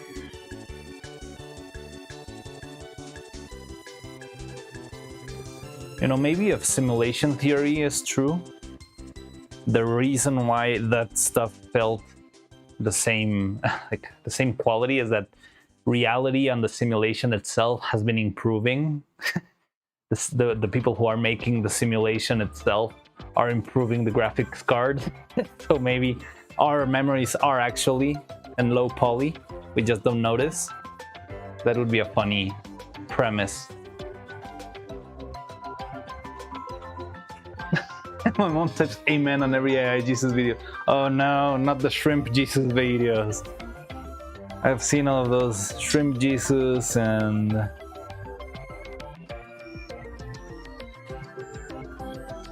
And Vegetable Jesus. And it's just gonna get worse. Like, I've seen the new Sora AI stuff, and I see it and it's like, okay, I can clearly see that this is AI if you tell me, but it's a little bit hard if it went on the wild. But at the same time, it's I just see it and I think, oh my god, the boomers are so cooked. Like, the reality is gonna shatter for them so hard. They're never gonna know the difference between real life and reality, and Sora AI videos. Yeah, because it's getting harder in general to recognize. But if they're getting lost with those Vegetable Jesus videos, and now there's been this big improvement in the graphics of that stuff, now they're just done. The reality is absolutely done. they can't tell. No, they can't tell, but imagine, it's only improving. So right now they can't tell. They are just gonna get even more lost when stuff hits the fan. It's gonna be, oh, Someone tries to use an AI generated as court evidence. That's gonna be interesting. But I'm not sure how. So I'm not sure if the companies that make the AI image models and video models actually have some sort of way or some sort of database of every video they've exported, because it would be pretty easy. Like, okay, so you say this video is real and the defense is saying that this video is AI generated. All right, well, ChatGPT, is this part of your database? Was this made by your software? And I'm not sure if they would have the data to show, yes, this was made on October 15th under this prompt, and shalala shalala. And maybe that would be more than enough. I mean, yes, everyone gets themselves fooled, but I mean, you don't fall for the shrimp Jesus stuff. But yeah, you get fooled for... I've been fooled with... The thing is, I think what you need to do to make a video that can fool people is not making it something that important. Because if you try to make a video of, I don't know, oh my god, Donald Trump just said this about whichever other country or whichever other government, it's trying too hard, I believe, to make noise. But when you make just a video of a cat falling from a chair in a unique way and maybe getting stuck or something like that, that's something that could happen. So you just try to, I mean, if you want to fool people with AI, I think you just need to try to keep it in the very edge of it being possible, maybe. That's why I think animal videos do so well. Because, yeah, I mean, people can assume that a gorilla will behave in a weird way, but if you animate a crab acting as a human, then it's clearly something that it's not possible. Crabs don't really think the same way humans do, but gorillas, they can. So you can make a video of a gorilla, that sort of stuff. Why are you trying to help people? I'm not trying to help people make AI videos. I'm just trying to make a point here. I'm just trying to establish how or why things work or not work. I think it's important to understand the thing itself if you don't want to fall for that sort of trick, or if you want to be able to... I mean, I've never used that sort of stuff, honestly. I don't remember. I think just once a friend of mine who's a very big like AI bro was just showing off and showing me how to use how do you call this thing? The one that you use in Discord, Stable Diffusion or something like that. And I don't know. I mean, I just found it funny.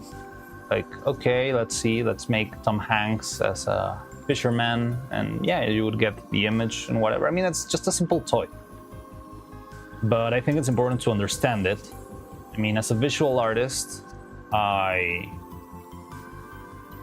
need to understand how it works and what makes it work compared to other things. Okay, I mean, I need to know if a platform is able to fool somebody with something, okay, maybe. But I know that AI, for example, right now, it's terrible when it comes to making animation, because all the abstractions that go into designing a character to be cute or cartoony or that sort of stuff breaks the computer when it comes to completing the movement or translating it. There's like a couple of layers of meaning behind, but I wouldn't be able to tell you if I wasn't looking at AI content. I mean, you're going to be exposed to AI content anyway, just because it's plaguing the internet. Now, I think that is a problem. I think it's going to be very annoying when everything is AI content, because it's grown so much in so little time. But I'm not encouraging you to make AI videos. I'm just trying to make a point on how some AI videos do work and how some AI videos just are clearly AI, not because the rendering is not right, but because the thing behind it is clearly just either impossible or trying too hard. And you can go the other way around and just try absolutely too hard and make something extremely absurd and make a meme out of that, like all of those Bombardilo, Cocodrilo, and Asesina, Capuchina, and all that stuff, the brain rot memes. They work because it's just so ridiculous. It goes all the other way around into making something stupid. You know, like a Sharknado kind of effect.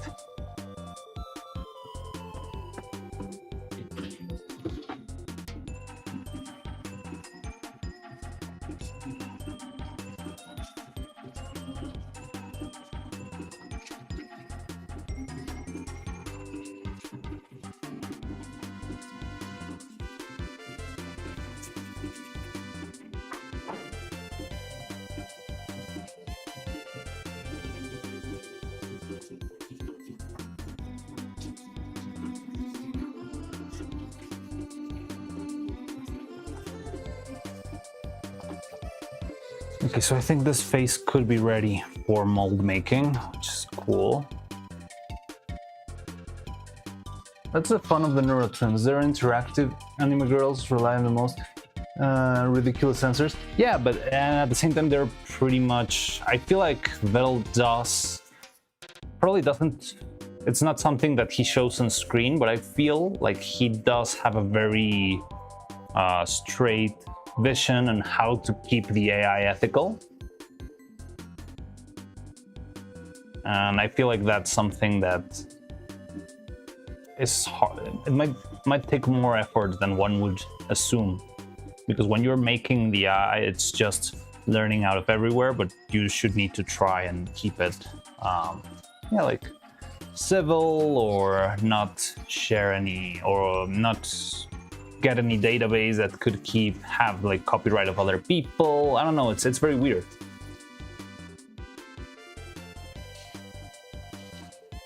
But yeah, the girls have developed into pretty nice and friendly and entertaining little pieces of software there. And yeah, we all love them. They're amazing.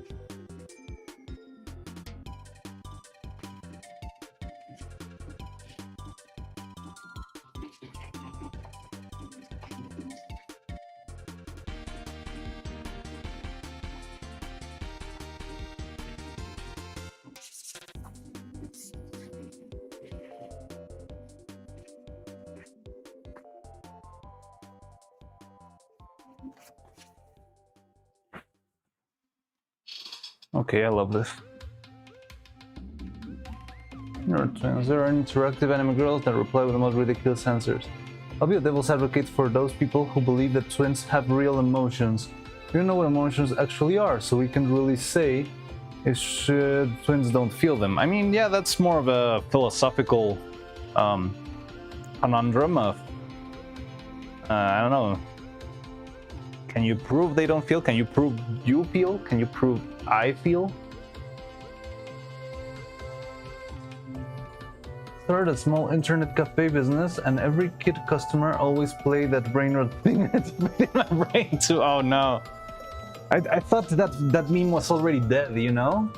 I really thought the brain rot had finally faded into obscurity. I'm sorry to hear that very much, Gigahertz. I hope the kids watch the AI twins instead of those brain rot. That would be much better. I thought those had already delayed because of TwitchCon. I was waiting for that. Because that's pretty much subathon. if they're willing to commit to what they're saying.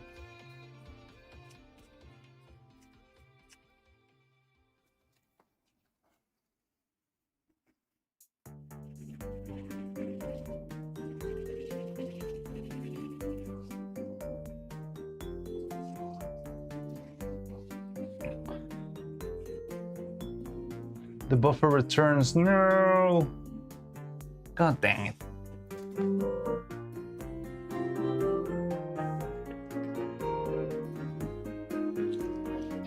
Whoop stream died again for me. Oh no. Fully died? And again. Interesting. Yeah, because my window is alright. Like my OBS doesn't usually says when something's wrong. Let me see. Hello? Yes, it seems like it's definitely delayed.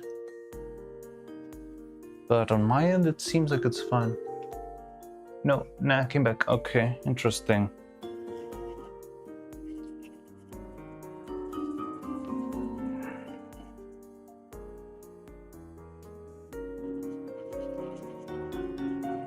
So with this edges, I have to be very careful because I don't want to overdo it and have the piece not fit in the face anymore. But if I only do the edges, it should be fine. And maybe a little bit to the very surface.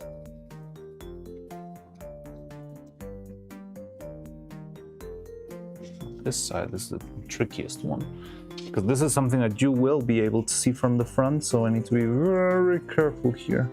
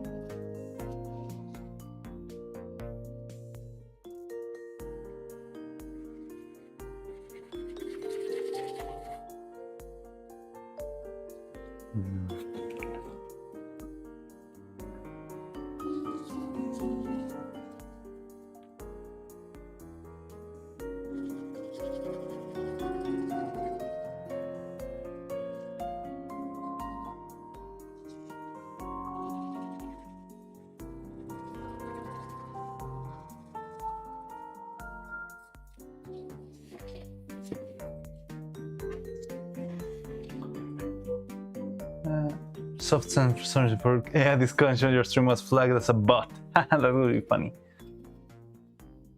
By a bot. Big Brother YouTube hates us. Probably. I don't know, I feel like they're just indifferent about us. But it's fine. We're making our way. Either on one platform or the other, or I don't know. Just like to make animations, and I'm gonna keep doing that, hopefully.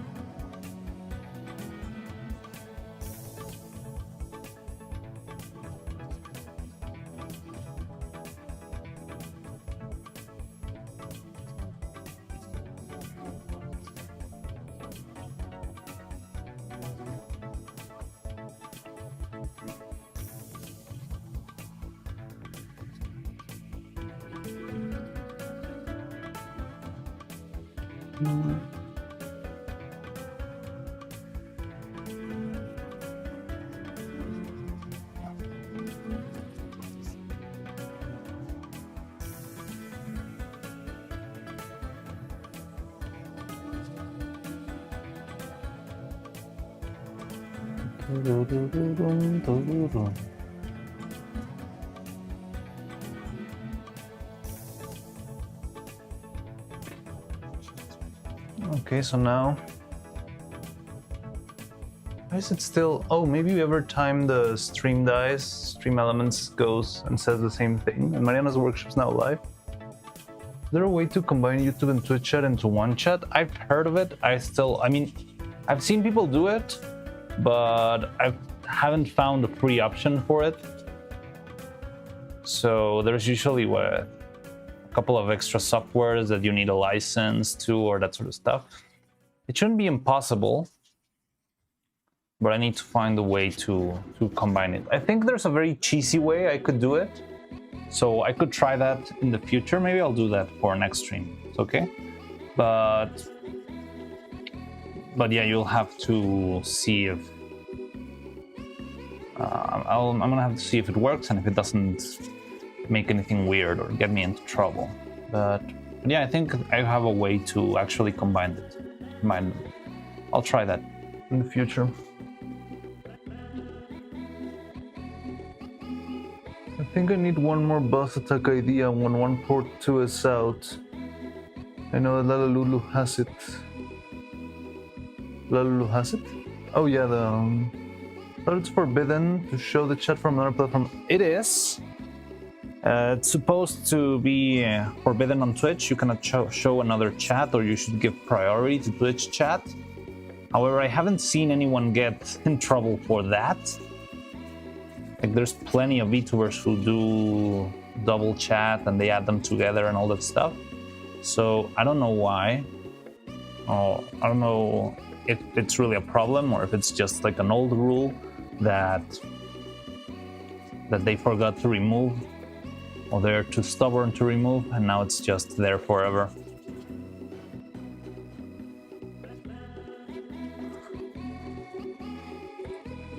Even super chat? So super chats, I still need to find a way to make super chats more interesting. So here, right now, I have super chats in another window. Hey, you sent us Gooberlingo, cool. Hey guys, hello John, how's it going? Welcome back.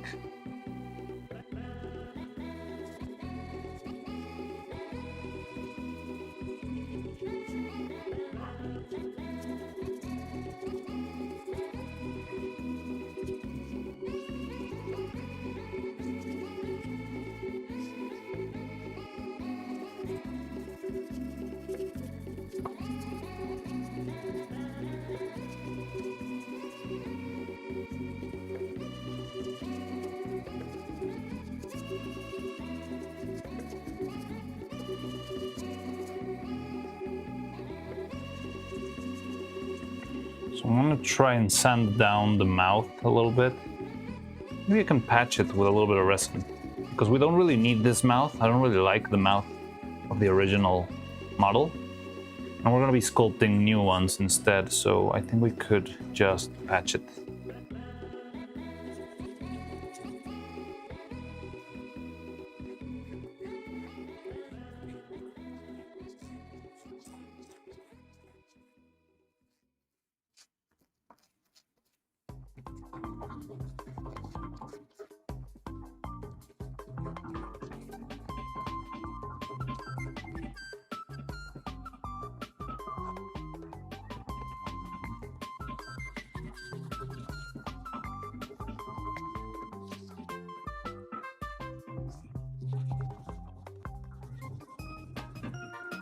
So I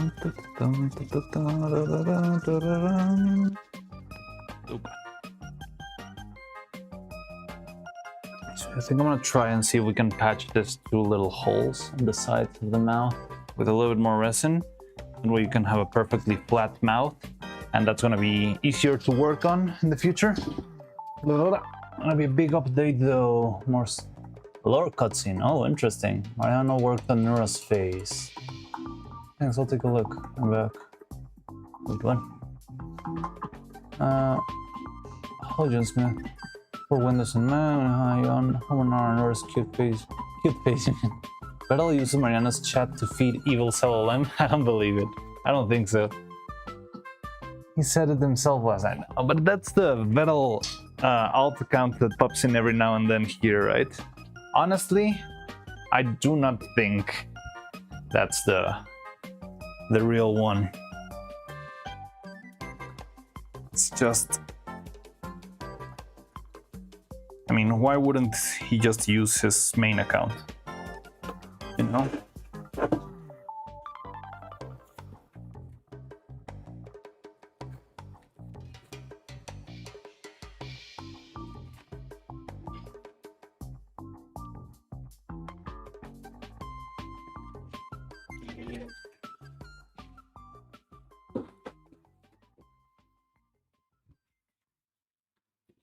I kind of play along, but yeah, I'm not biting.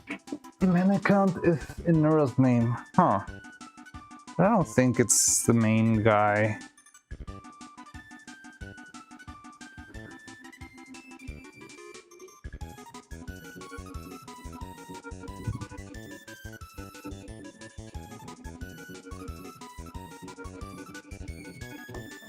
You made a Vittlebot on your chat. No, not at all. It's just some guy who popped in once. Oh, well, pops in here every once in a while.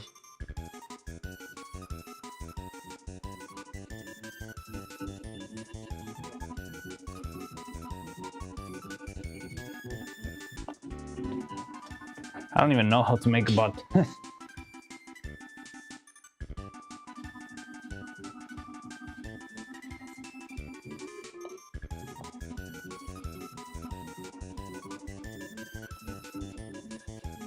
By the way, there's no evil stream today? No on evil stream today? Yeah, today there should be a dev stream, isn't it? Mario's fine, it's more my fault getting Mac as a gamer. Oh yeah. Yeah, all of Muddy's games, all of Dressy's games cannot be played on Macs.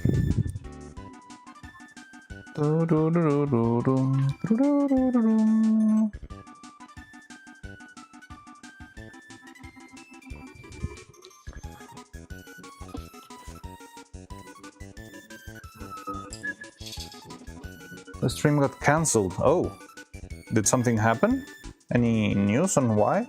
I can check that drill right now on the Discord. Neuro-Sama headquarters, announcements. Video is live, 17 schedule.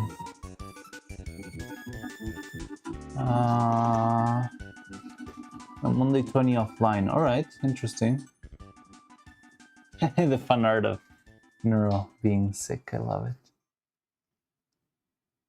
Neuro stream, Neuro karaoke, will stream Neuro fishing too. Okay.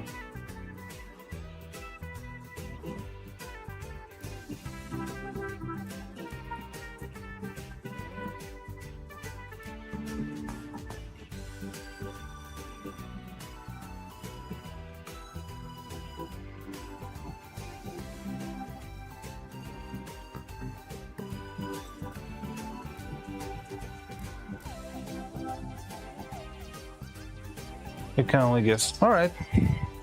That's fine. But so they haven't even scheduled the Minecraft hardcore mode stream with Billion and Chibidoki. So maybe it's not gonna happen. Or maybe they're saving it for the subathon. I think that would be a smart move. So the Vittel can rest.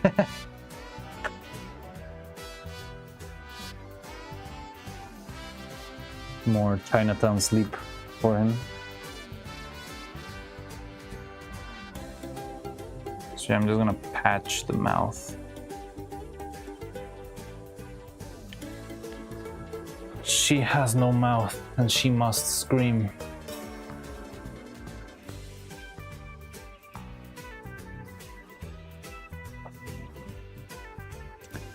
Also, I need to spend some time reworking Katya's gun. I think it would be better if I kind of start working on that instead of rushing everything. I mean, I don't have a date for that, but it would be good to do it before I forget how the gun itself works.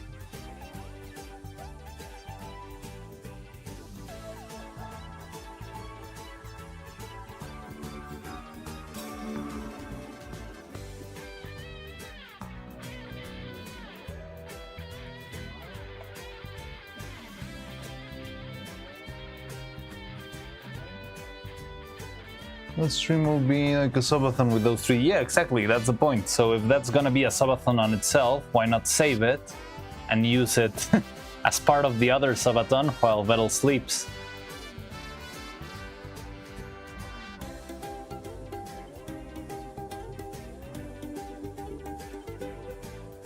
A guy with turtle profile picture that looks like Vettel as a pirate, and he has a check mark by his name. Really?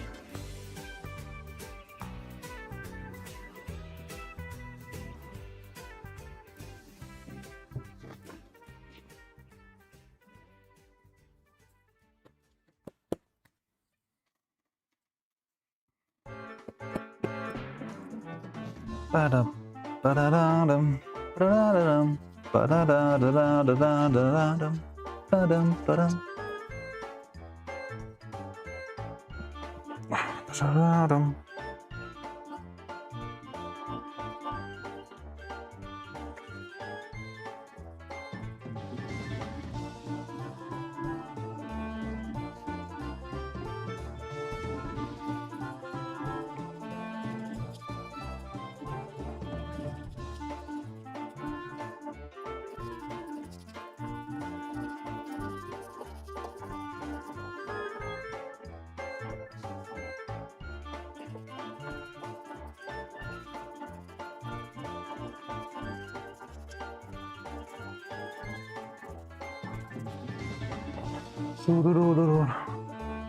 I think anyone and then die, they have to restart. Yeah, that's what Vittel said.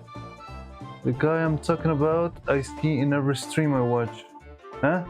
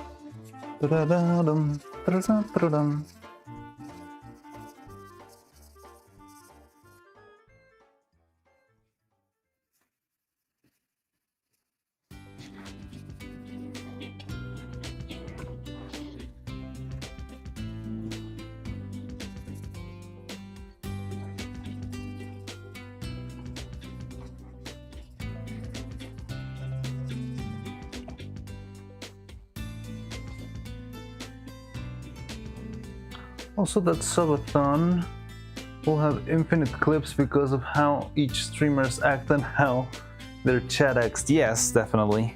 I mean, that sounds fun. Did Filia never join? No, she never joined the past subathon on Minecraft, right?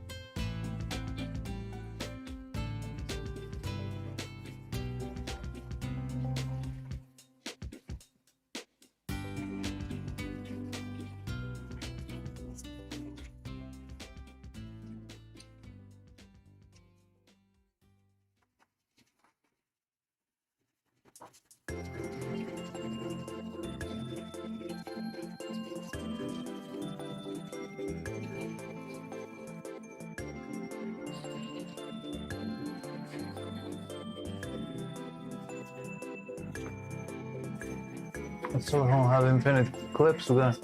Reminds me, Cutie Crelly is an infinite subathon because she gets hype trains most of the time. Yes! Yeah, she's been stuck on her own subathon for half a year already. And yeah, I think she's gonna stay there, probably. But why is her timer so slow? I mean, is she... does every sub give her a lot of time? Is it because of that? Or it's just that she's getting a million donations every day? Cutie Crelly. Ah.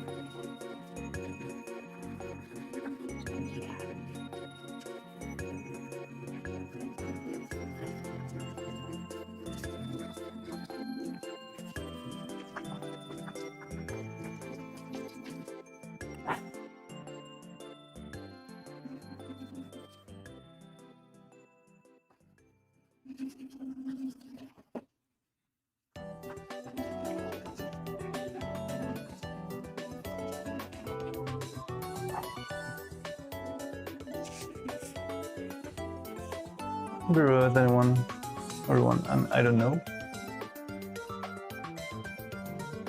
All right.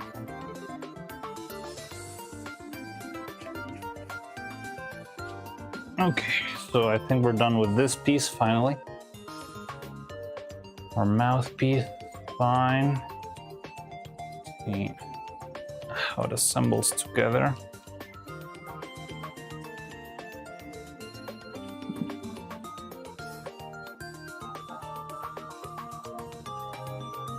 Changing the mouths or the brows seems like it's going to be a challenge, honestly.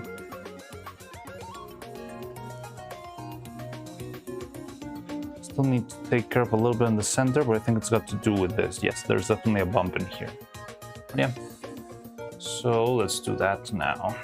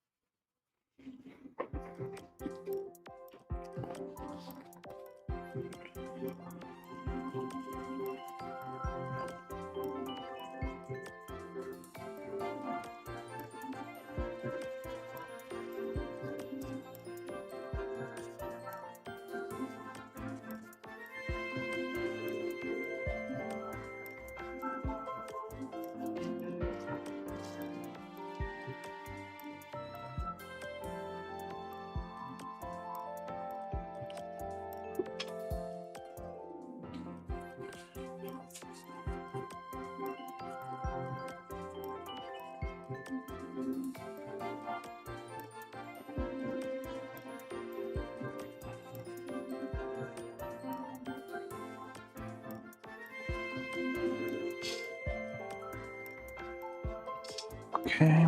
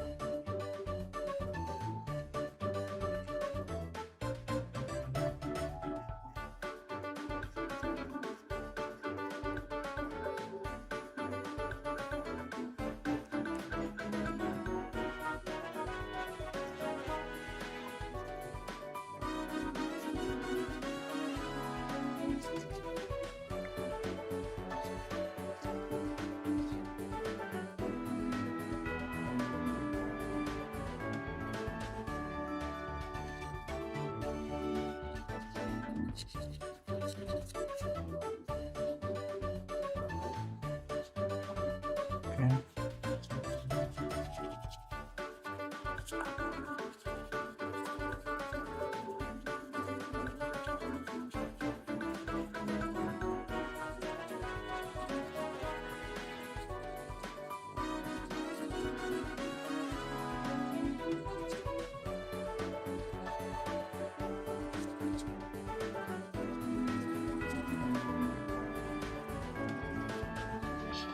$81 sub. I just came over from YouTube to drop a sub. Hey, thank you very much. Welcome. Thank you for the sub. Thank you very, very much. Oh, 3 subs. That's crazy. Thank you very much. 81st Blue Cloud by Twitch channel. All right. Is the orange dots thing still something I gotta look out for? What orange dots thing? What do you mean?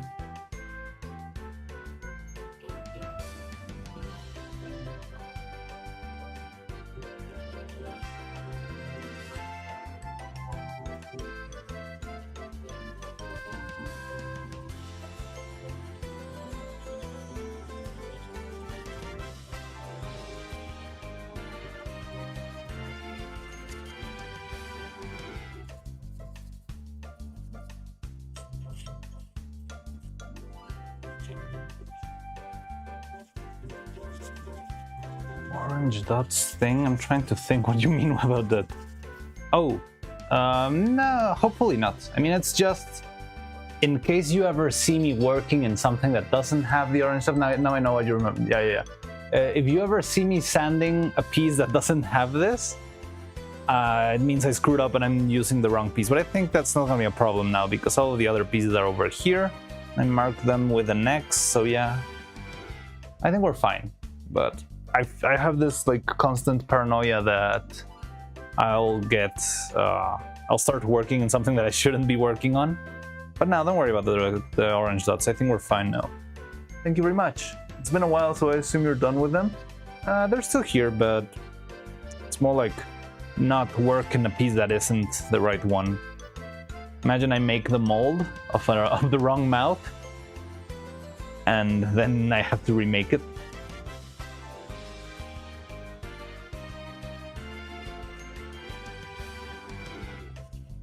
Roman, hello! Hi Roman, hey Toby! Welcome! Hi, how you doing guys? Welcome, welcome. So, I'm not sure if 81st Subtle Cloud is someone else from the YouTube chat, or just someone who popped in and gave subs and just flew away.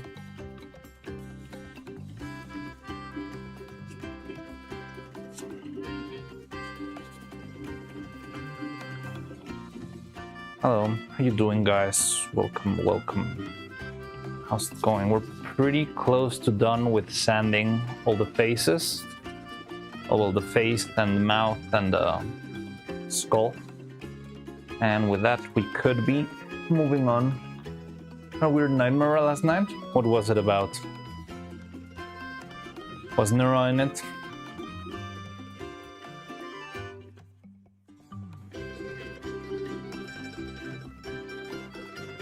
I'm Notes. Oh, awesome. Thank you, Notes. Very kind of you.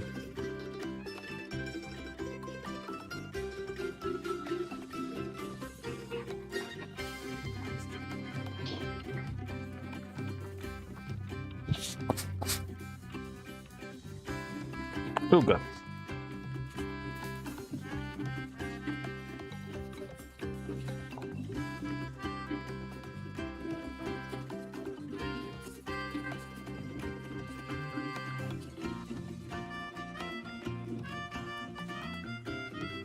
That's pretty weird. Adopted a weird demonic cat that turned into a possessed star plushie. Oh no. Yeah, that sounds like a very weird dream. I usually don't remember my dreams. Like, I feel like I do dream most of the time, but I just delete all data right when I wake up. Or something weird that happens to me is that I usually start remembering my dreams when I'm about to fall asleep. Like, I remember last night's dream when I'm right about to fall asleep today. So that's how I always know if I'm very tired. If I'm starting to think about what I dreamt the night before and I start remembering, I feel like, hey, so that's what I dreamt. Then it's like, oh, then maybe I'm very tired right now and I need to sleep. That's my big... that's how I realize I might need to get some rest. Usually ignore it, but just something fun that I've noticed. Trying to practice remembering my dreams because I want to have lucid dreams. Interesting.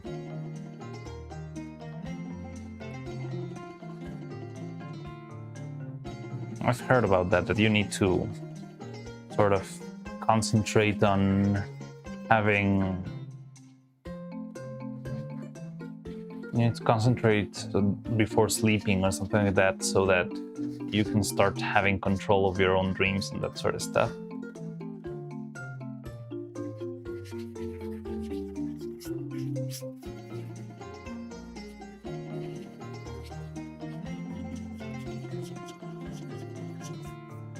Twitch, yes, Twitch. Hello, Dobby. Is it really to continue my dream when I suddenly wake up? Oh, that's crazy. But that sounds useful. You can keep on. You can continue the dream. You'll never end in a weird cliffhanger. I hate when a dream ends up in a very, very crazy cliffhanger and it's like, no, what happened? I needed to know. And yeah, it's just gone forever. You know what happened to me once that I found really, really unusual? One day I just woke up bursting in the loudest laughter I've ever made. It just out of nowhere. Like I woke up bursting in laughter and I didn't remember what I was laughing about. And yeah, so I just forgot that. Well, I never remembered what I was laughing about, but it was very funny that I just woke up bursting in laughter. Only happened to me once though.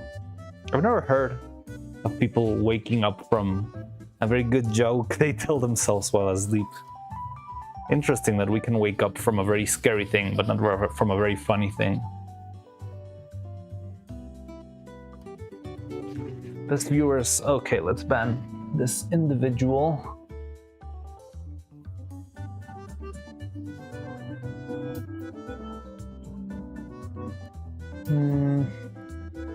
Get banned.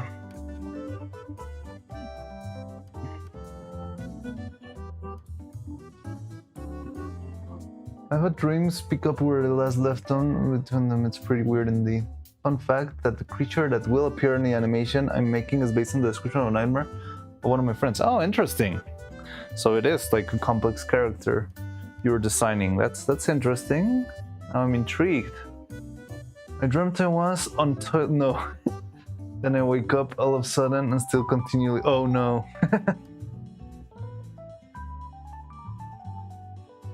I remember hearing if you set an alarm like a few hours after you go to bed and then go back to sleep, you're more likely to have a lucid dream. Oh, interesting.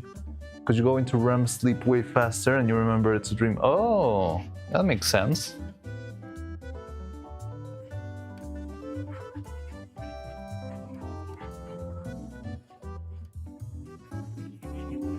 Gigahertz 07. Yes, 07 for Giga.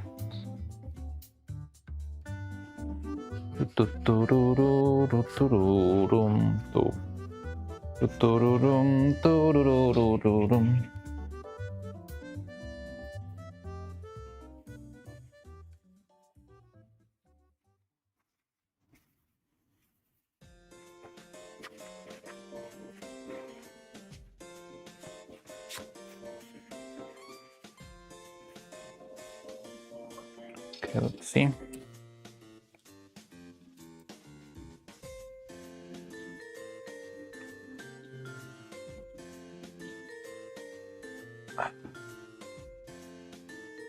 Still a little bit of wiggle on the center. I'll see if we can sand that out just a little bit more.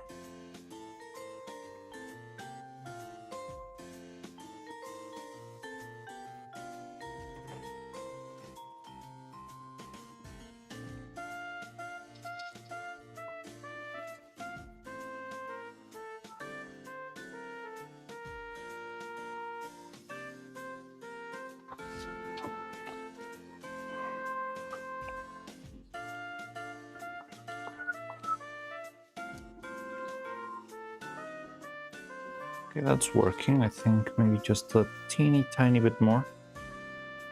Yeah.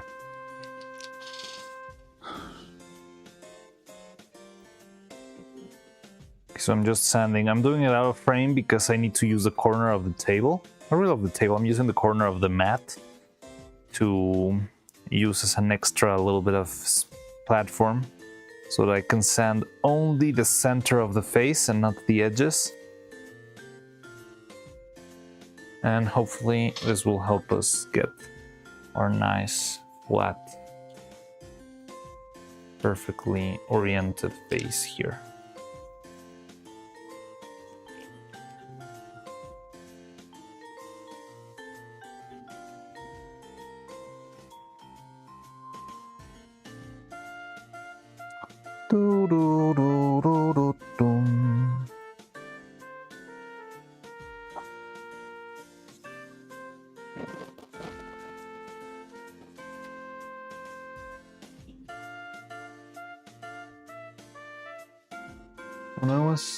It was when I was on target for 18 hours overtime. So you worked for, wait, 26 hours straight? A double shift to cover some. But you worked 18 hours in total, or you worked 26 hours in total? That's insane. One time when I was a kid, I had a trilogy of nightmares. First one, wake up, one night sleep, then the continuation. No, when I was a kid, something that happened to me is that I had the same nightmare like 3 or 4 times. It wasn't really much of a nightmare. It was just like a weird dream. It felt like a video game now that I think about it in retrospective. to double shift to cover some, but I mean, a double shift is just 16 hours, right?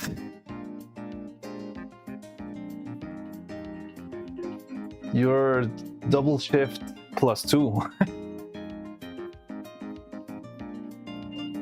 Man, that sucks. I hope at least they paid you handsomely those extra hours.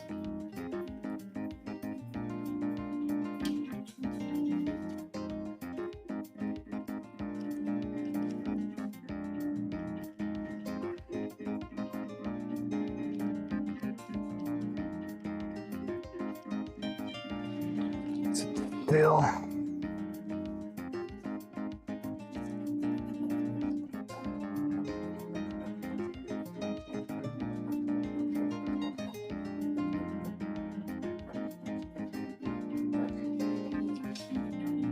Remember 2 dreams, it was really weird.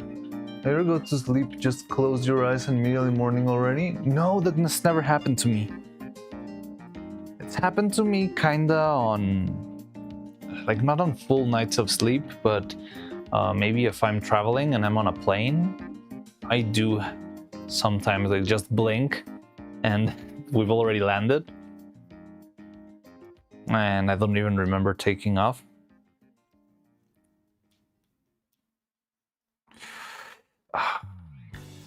Okay. I feel like I'm in a danger zone where if I get too obsessed by this, I'm gonna be damaging the inside of the piece. But I do wanna give it a little bit more of a little bit more sanding, just a little bit. Hopefully that will be enough.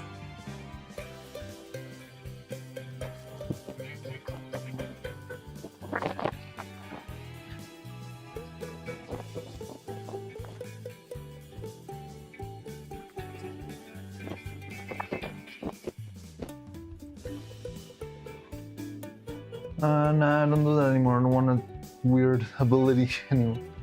I had a dream where I went and got a Lego camera, a Lego place, and it showed it at my house.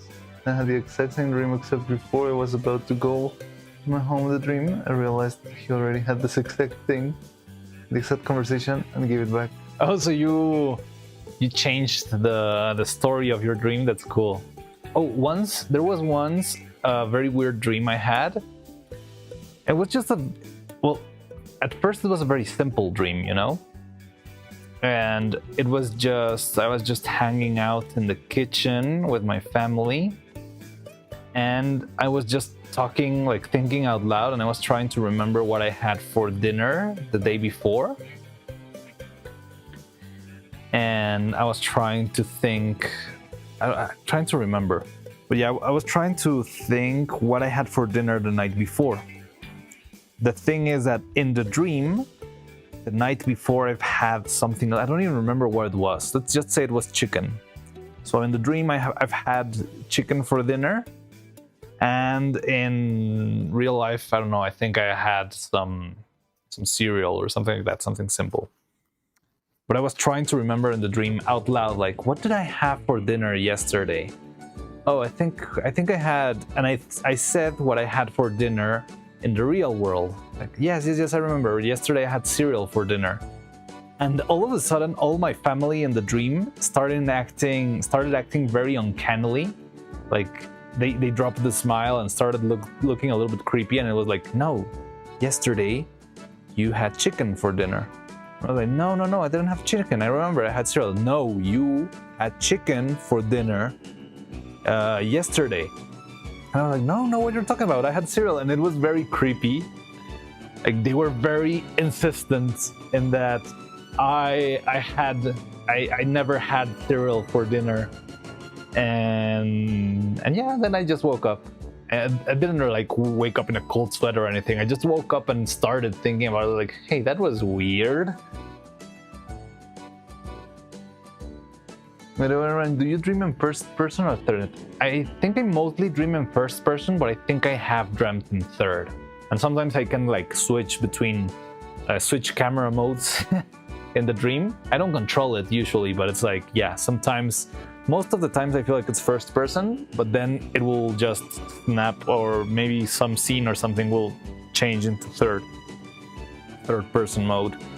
Just for the cutscenes, you know?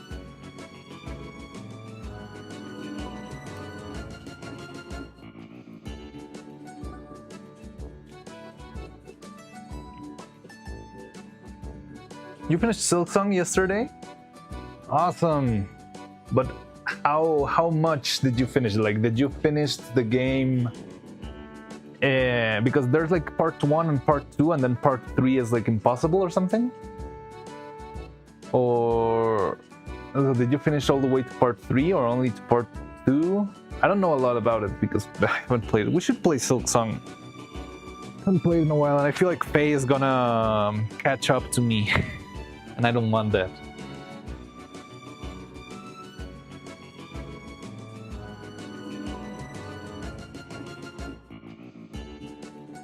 Oh, you had like one of those weird TV dreams where you are dreaming inside of a dream?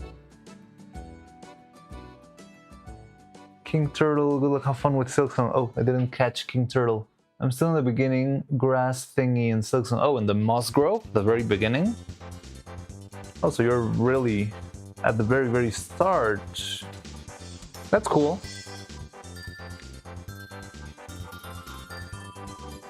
Yeah, have fun with Silksong, it's really cool. I did play a lot, but I got stuck with the freaking judge thing. The last judge. Don't know, that's what's bugging me. I got an ending and the credits rolled. Doesn't tell me what percentage anywhere. Oh, that's annoying. I mean, then I'm guessing you didn't like complete all the side quests and all that stuff, right? Or did you do all of those?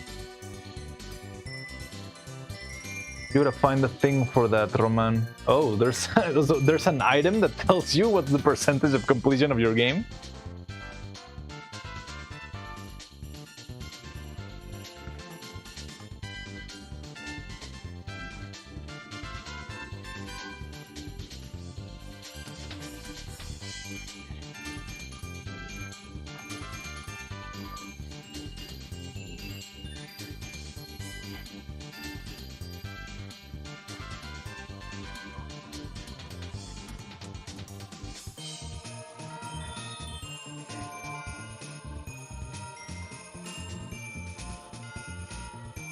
Nah, I have many to do. I tried to do as much as I could, but sure, I missed many things. Because I'm guessing the true ending, just like in the past Hollow Knight, is... I mean, in the past you needed to get all the charms, right? So I'm guessing this time you need to unlock maybe... or finish all the wishes? That's what I think would enable the true ending. But I don't know. I don't know at all, because I'm barely on the last judge. I mean, the first game, it was also a thing you had to get... Oh, I didn't know that. They put it somewhere impossible to miss. Oh, interesting. I didn't know that. I never played the original Hollow Knight.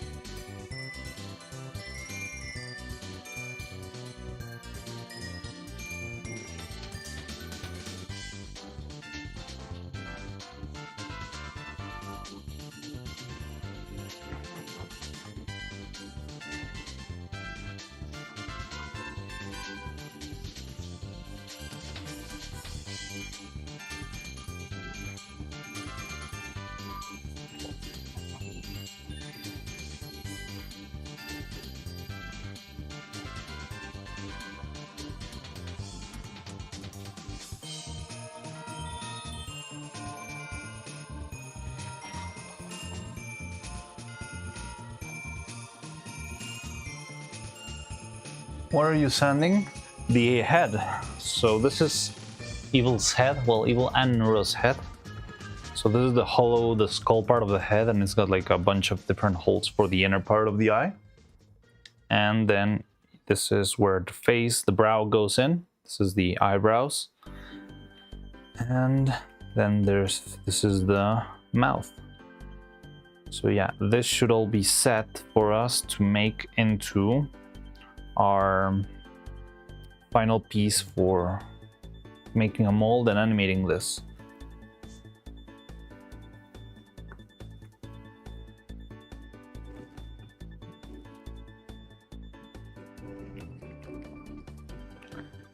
And yeah, we're pretty close to that. I think I only need to sand the edge to get a nice soft texture. Like this one's really good to get a very good even texture on the surface. And then we can start making molds out of this, which is going to be a whole thing. I think it's probably going to take today and tomorrow's stream to finish these molds, maybe even more. So the mouth molds and the face mold, I want to open these so we can take a look at how they worked. But these molds, I remember, I think I repeated them 3 different times because the designs weren't helping and there were some problems here. It's very weird. So I want to reevaluate how I made these to see if we need to change anything. Oh, I should have designed. I don't know, I have this crazy idea that I'm not sure if it's worth the effort, but I was thinking we could make, instead of making this sort of clumsy clay walls, so you can see all the irregularities here. It's because the sides of the mold, just like how we did these ones, they were just like a bunch of clay pieces. But I was thinking, what if instead of doing this, I 3D printed a perfect little box for the face? And I used that as a wall for my mold. And I've had that idea on my mind for a while, but I'm not sure if it's worth the effort. Maybe not for these small pieces, I don't know. Because on one side, it could be very helpful to save in material, because I would be using like just the right amount of material because it's mathematically the size that I need. But on the other hand, it could be, yeah, just a lot of work, like designing the box and making it and throwing it out just to make something like this. I'm not sure which way to go, honestly. But yeah, we'll see about that. This never, not know that in Whole Night. I thought they just tell you what percentage you had at the end, like any other game, but oh hell. Yeah, because that's also very interesting. It's a very interesting setting because it's kind of meta, right? Because do you unlock it and you can see the percentage only on that playthrough, or do you unlock it and now you can see percentages in all your playthroughs? I mean, I would guess it's only the playthrough where you've already unlocked it, but it's gonna...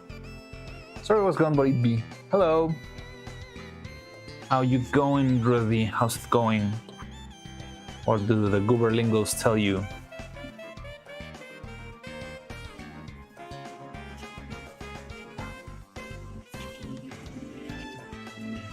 Da da da da da da ba ba bum.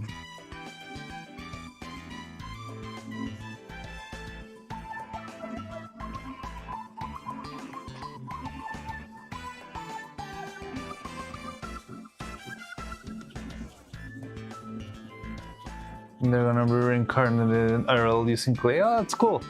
Awesome.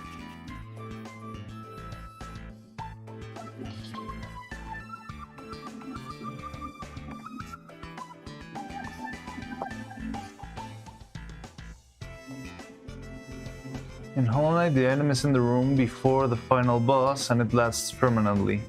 But it lasts permanently for that. Okay, it makes sense to have it right before the final boss, right? So you know, okay, you finished the game, but how much are you missing? I like that idea. I don't know how that's set up now in Silk Tongue.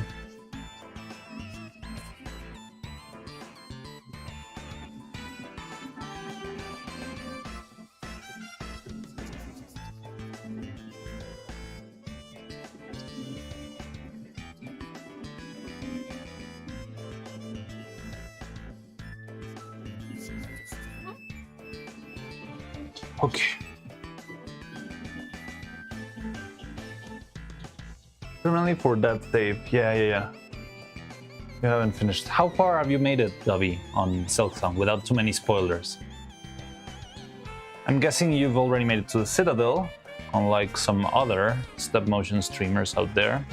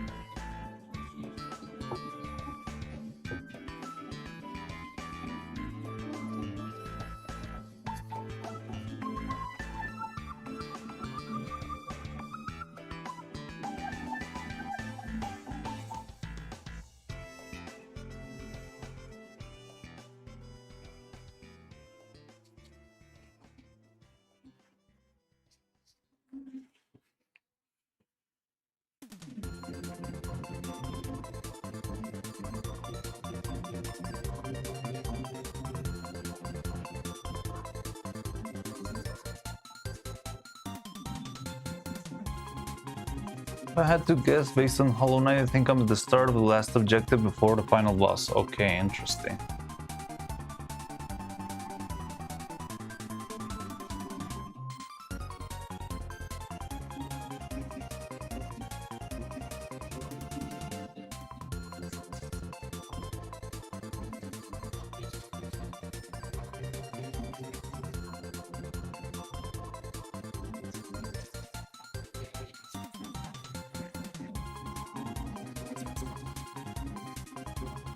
It's a fairly long objective and it could throw a curveball.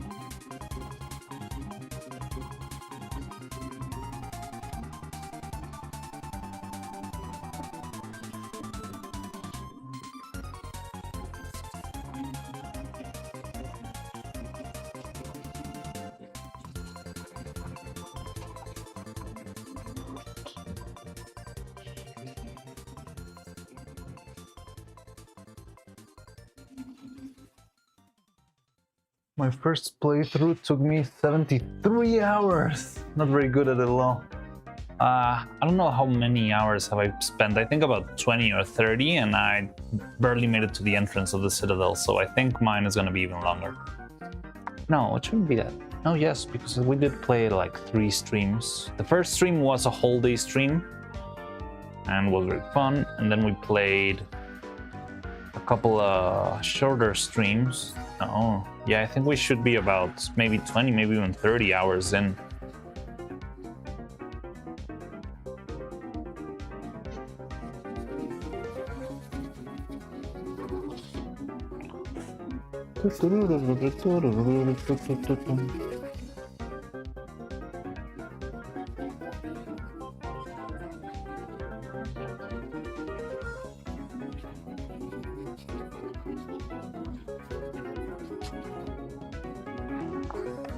Don't fall.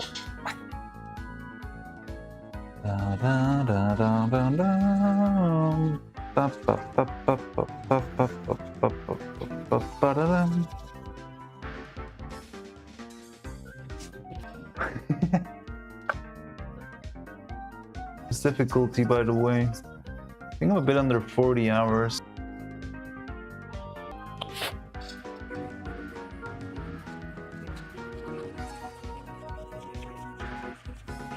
Overlingo 1.2 when it comes out. Sure.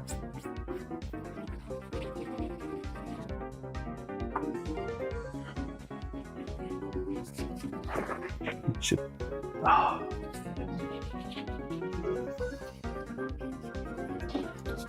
Okay, so I think we might be set for mold making. Cool.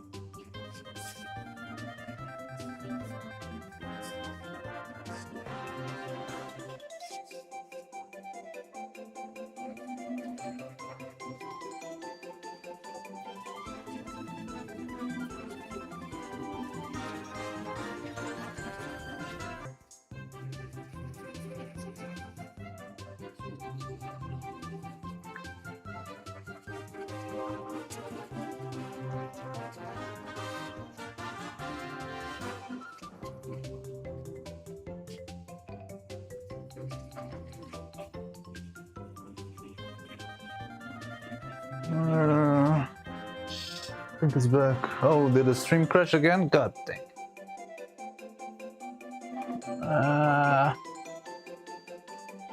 Why is it doing that? It's weird. Network issue. Extremely big difficulty spikes. Camera still lagging. Interesting. Boop, boop, boop, boop, boop, boop. Yeah, because I'm of the circuit. Extremely difficult spike out nowhere, then it comes back to normal. Just actually the whole stream is interesting. Let me check it out in another. Hello. So how's the lag going? There's probably a bit of a delay. Oh yeah, I see it. It's kind of slow. Don't know why.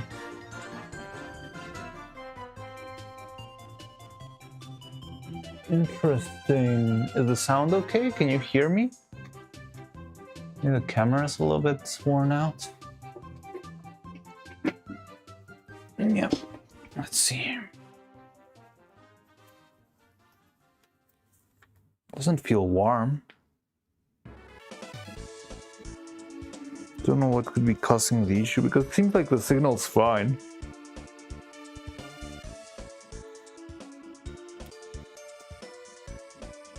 Okay, I think it's better now.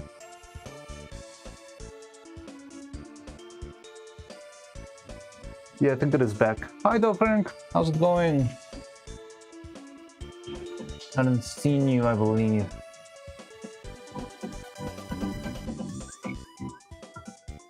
Wait, there's one Delphin comment that's not showing here. Why? It's just you. I did see. Interesting.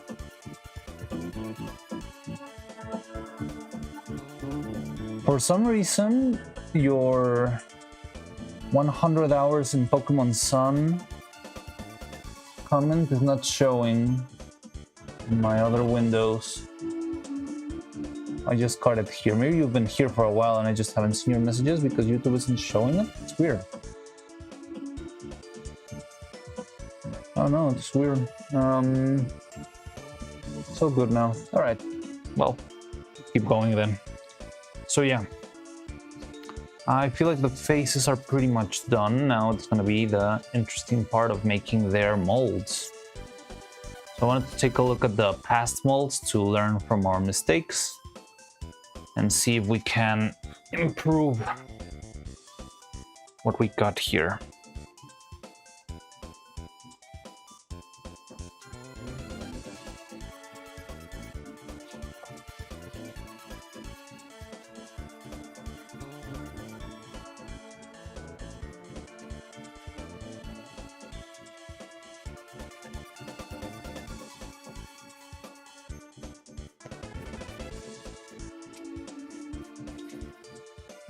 So let's check out. So remember I told you that you usually want to keep one cast inside of the mold so that it doesn't get damaged. So this one still have one extra spare of a face inside. Now here you can see why it was so hard to cast these guys. Look at how tiny this little edge here is. And with a thick resin, it's very hard to have it flow all the way inside. But now this is much bigger. Look at that. So this is definitely not gonna have a problem when it comes to letting the resin flow in. So that's good. Now the way this thing was marked or divided was the front and the bottom of this, and then everything else was casted for the back. Okay, interesting. I see it, I see the vision. I like that because it leaves the imperfections of the mold inside. And if there's anything bad, it's easier to work on. Maybe I would do the same, but instead of using this edge over here, I would go with this edge back here, now that it's easier to reach around. So I think we could do that for this. Okay, and we have one little casting funnel up here from which we can, in the very end, just throw a little extra resin to make sure everything's covered properly. And I think we could go with something similar here too. Okay, cool. Now for the mouth mold, same deal. We also had a very small edge. Now look at this. This is the problem that I told you that ended up being very annoying in the future. Because yeah, the mold itself has these bubbles, and these bubbles are such a pain to work with. Because yeah, these bubbles don't let the magnet sink into the position. So I should have been more careful and made this mold with a little bit more care so that this would have been cleaner. And I think we can do that this time. Also, I feel like it's too tall. I mean, this thing is not that big.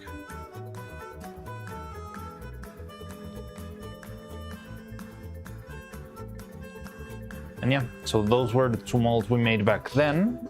Let's see if we can improve on them a little bit, but I don't think we need to deviate too much from their original design. The tricky one's going to be the head, because it's a very, very big mold. Well, I mean, that's not huge, it's not the body mold, but and it's going to be divided in 3 pieces, not 2. That's even more work. But I think we can pull it up.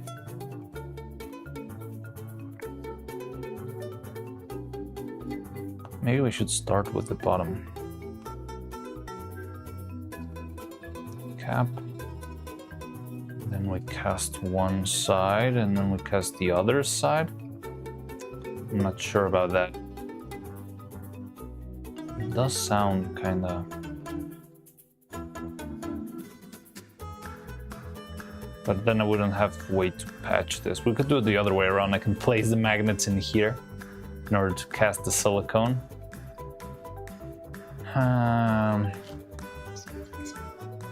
Okay.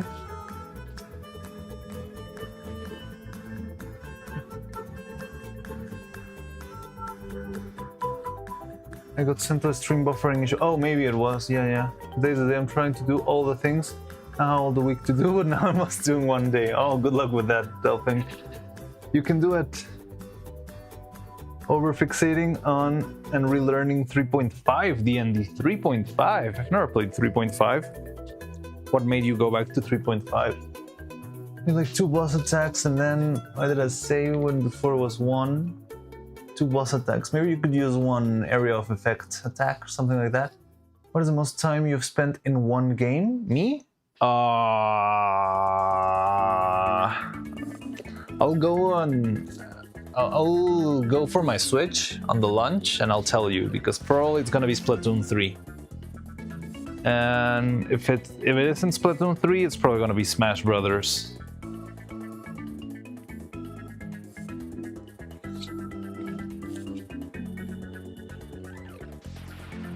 Oof, good luck, Diego. Realize that an attack kinda was the good attack. Attack do you have right now? Yes, most likely Splatoon 3, I believe. I remember I had very unhealthy numbers in that one.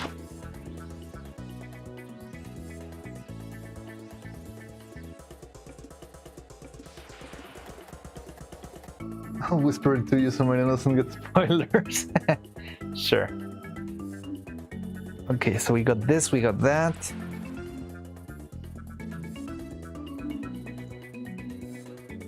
And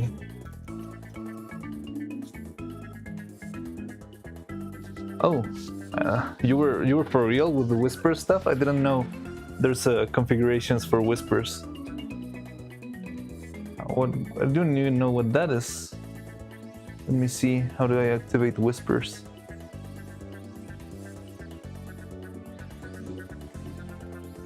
Show messages, enables, only chat, combos, tasks. Yeah, I don't know how to do. Oh, it's Dobby's choice. Oh, okay, cool.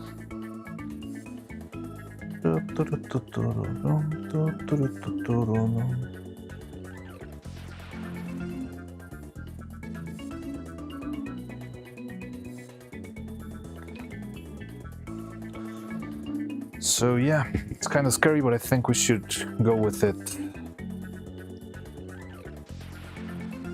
Wait, give me a-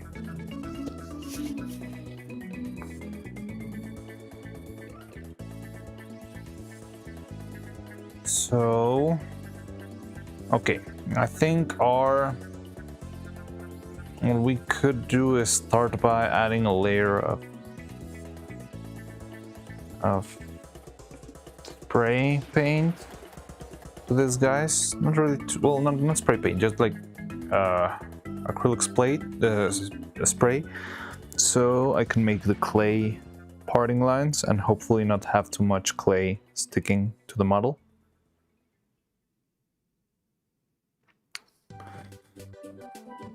I mean, it's pretty much this. Yeah, it's now that I think about it, it's kind of pretty simple mold. No, this one's pretty complex. Okay, and not that complex, but it's more intense. Okay. How thick is thick enough for this?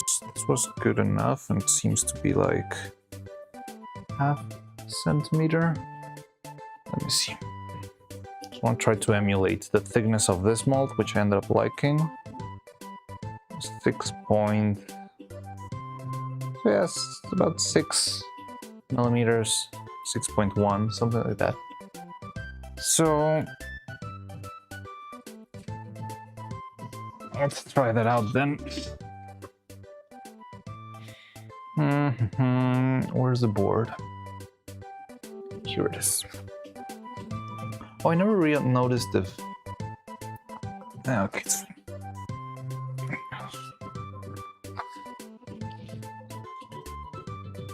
Mariano, don't look. All right, I won't look. Oh, good.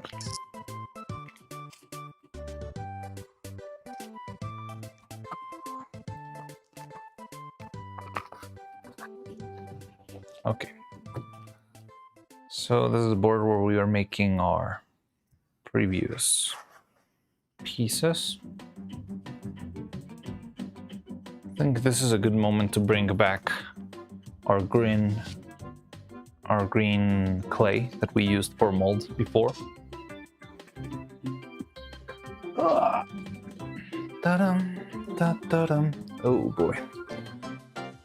So let's make things here. Yeah.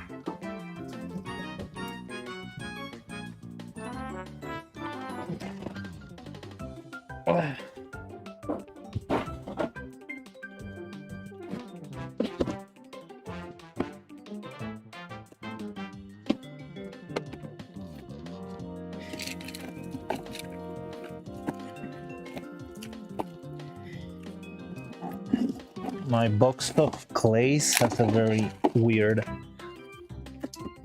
artificial smell from all the closed bars that I have. So here it is. Let me take care of something real quick.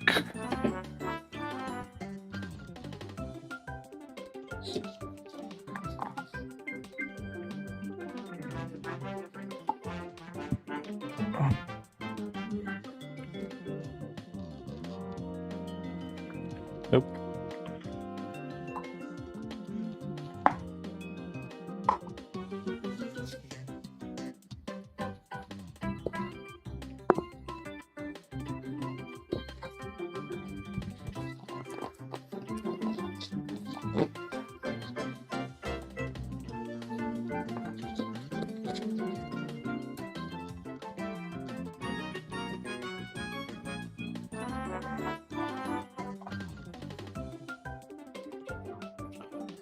Ba-ba-da-ba-bum.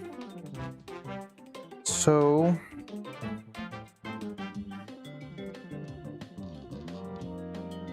okay, yeah, I think it's not gonna be that hard, hopefully.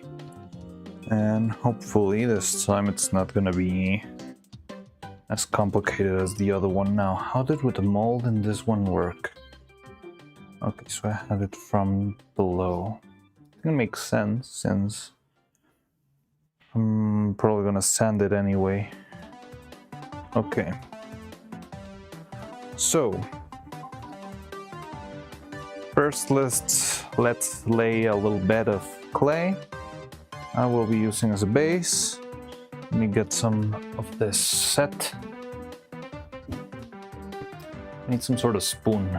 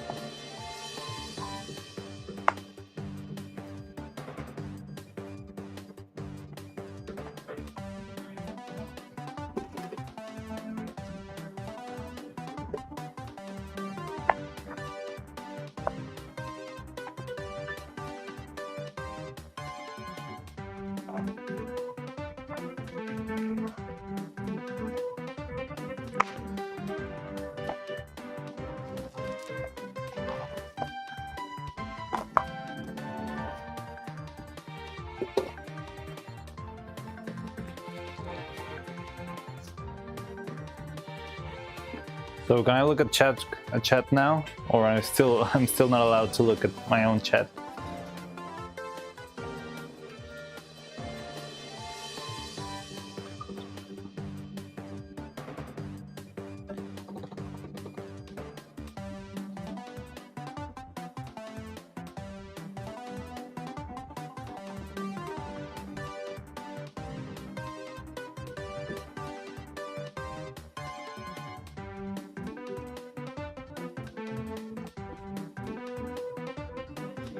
Okay, that feels like plenty.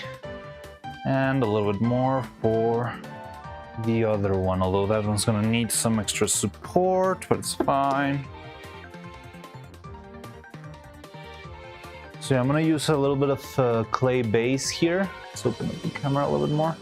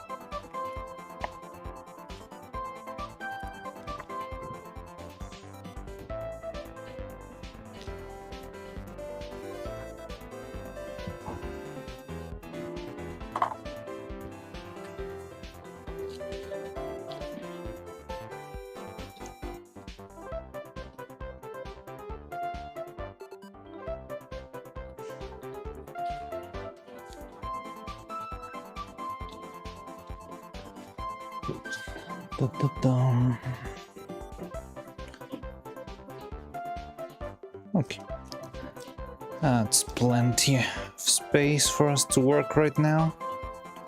We're just gonna be using this and the other one.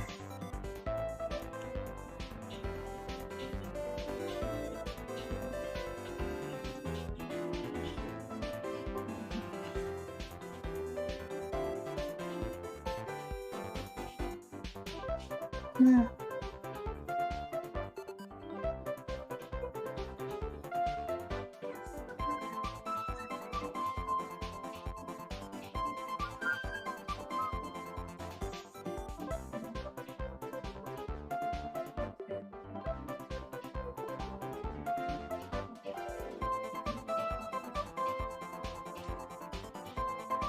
Okay. So what we need to do is surround these guys with a little bit of clay, and we could start casting our first layer. I want to make another sheet to cover the back of this.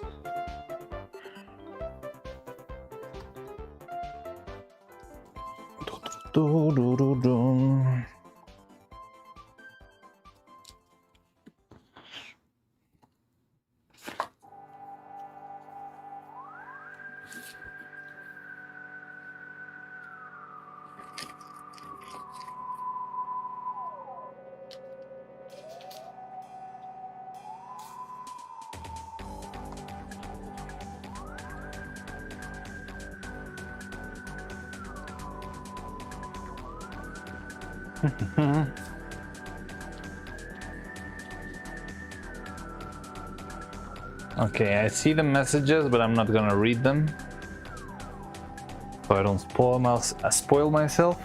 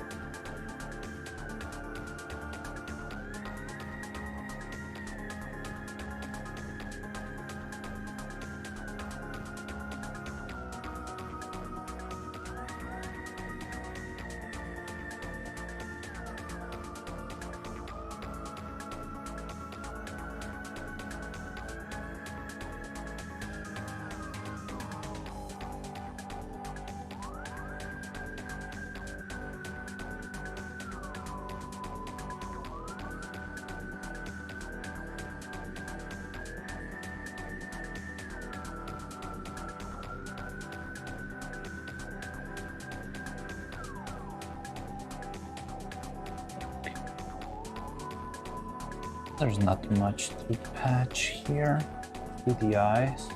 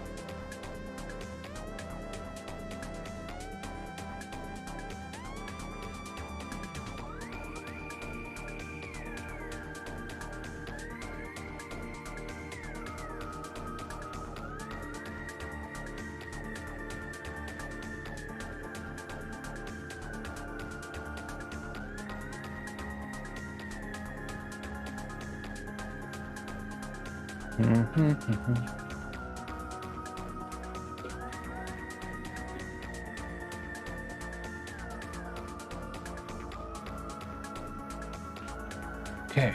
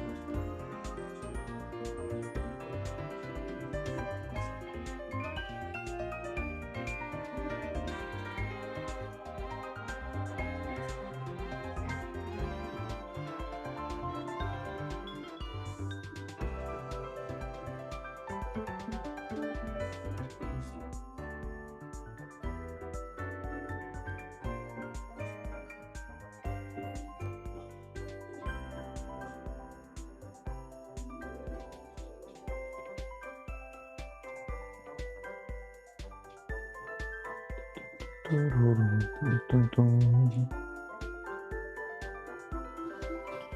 Okay, that feels okay.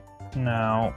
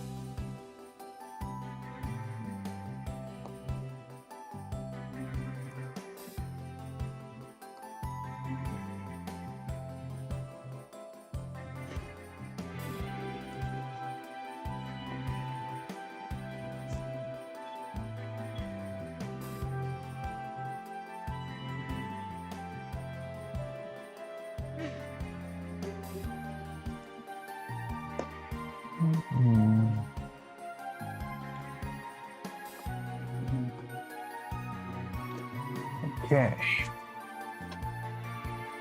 So yeah, this thing is already set.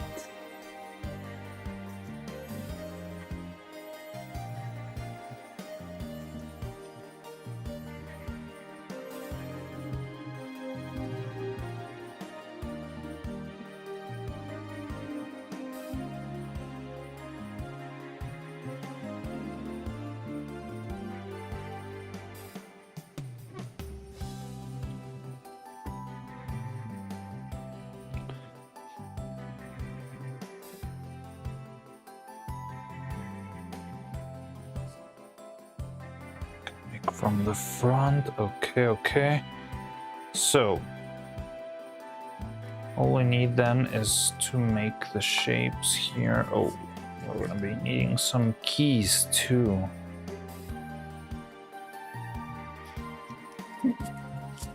Okay, so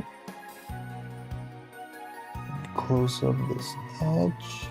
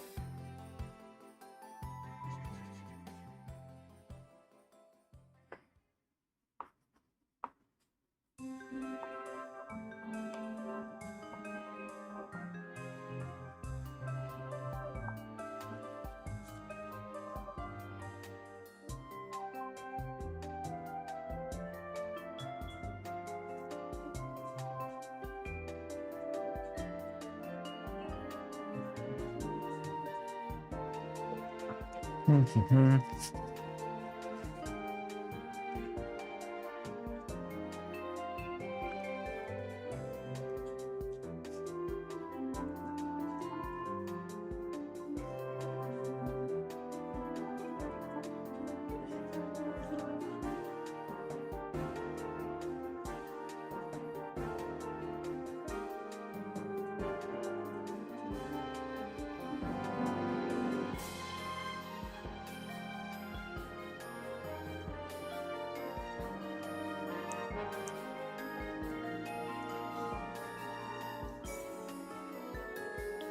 Just a little bit more. Somebody tell him Wait, what? Okay, I can look. I'm looking at chat again. Don't look. Wait, what? Huh. Oh, that's in the message.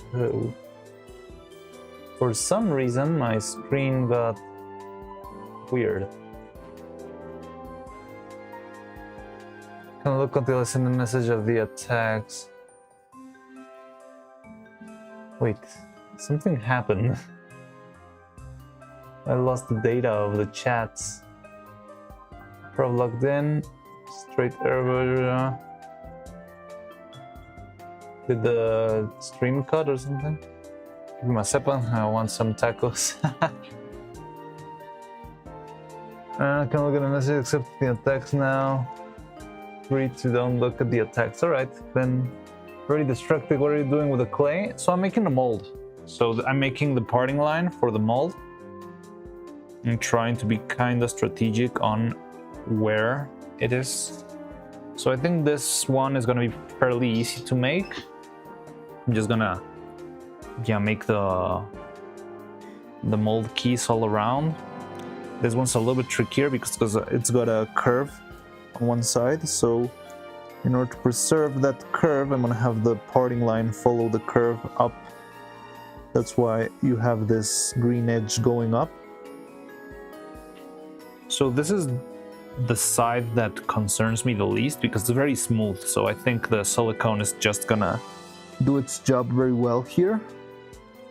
But the other side is gonna be very interesting. It's gonna get tricky.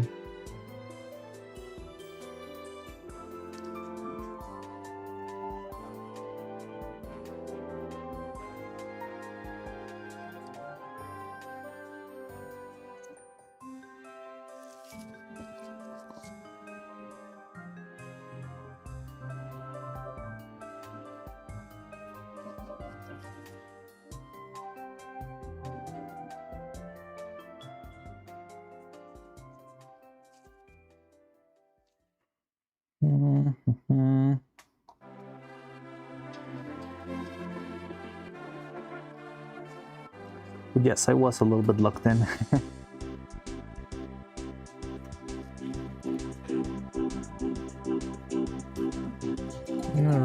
What do you mean by parting line? Okay, so every single mold, whenever the shape is more complex, this is a single 2D mold. This is what we call a 2D mold, which doesn't really have a parting line because it's all in a single piece. And the result is that you will have your final piece casted, but you might have some irregularities on the other side. For example, here you have this one. It's really pretty on all sides, but on the bottom you can see a little bit of a rough edge or the swelling of the resin on the surface tension could make the surface a little bit uneven, or you can even see the little bubbles that sort of covered up here close to the surface. And that's because these type of molds don't really have a parting line. There's no separation between one piece and the other, just a single piece. But you could also say that the parting line is very close to the bottom. The parting line divides one side of the piece from the other side, and you will get this little flesh bit on the edge because it's just where the resin flows. Now, a more complex mold like this one's do need a more of a parting line, a more defined parting line, because you need a complex shape on both sides. So the parting line is pretty much the division between one piece of the mold and the other. And well, you need to be very careful on where you pick that division to be, because that division can make a difference in your mold being easy to cast, hard to cast, or flat out impossible to cast. I've made a couple of molds where I just forgot about physics existing, and I designed them, I casted them, I made them, and then I just realized, oh, hey, this is impossible. I cannot reach the piece inside. And because of the parting line, you will also end up with a little tiny line of where the mold, where the pieces join. There could be a little bit of material seeping out, making this little line. It's something that happens. It's something natural. You can sort of take measures to reduce it as much. It depends on which material you use for your mold, or how much pressure you apply when you're casting, or in which angle you're casting. There's a lot of variables. But yeah, I mean, parting lines, whenever you're making a three-dimensional shape instead of a two-dimensional shape like this one, is very important because it defines how your mold behaves and how easy it is to cast, or from which angle are you going to cast the material. Where is gravity going to pull to the bottom of your material, that sort of stuff.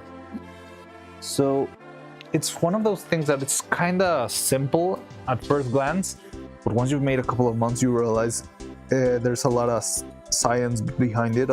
You need to think way many steps behind, and how many parts or is the mold gonna have, or from where are you planning to cast it, where is gravity gonna be applied. For example, these molds, I designed them so that the gravity would be pulling down. So I would have this mold placed like this when I casted the resin, because if I had it sideways, from this hole, all of the material would seep out. So it's designed so it can stand like this and have a little bit of pressure and leave the resin in there. But there was another mold I made before where I didn't cast it this way, and because I didn't have it this way, these little edges were never filled with resin, because maybe I was casting from the front or from the back, but because this section is so small, there would be air bubbles trapped that would never fill up.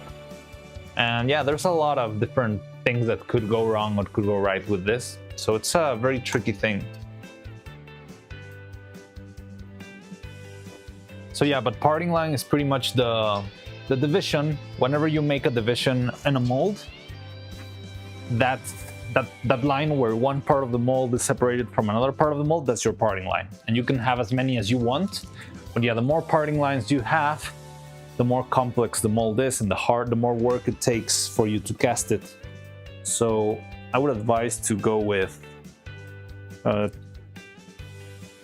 not more than 3 pieces per mold, but sometimes geometry is just impossible, and you need to find the workaround. You could either redesign it on 3D, or redesign the very first step so that it makes it easier, or you can just man up and try and make a very complex mold, but those are very, very hard to pull out.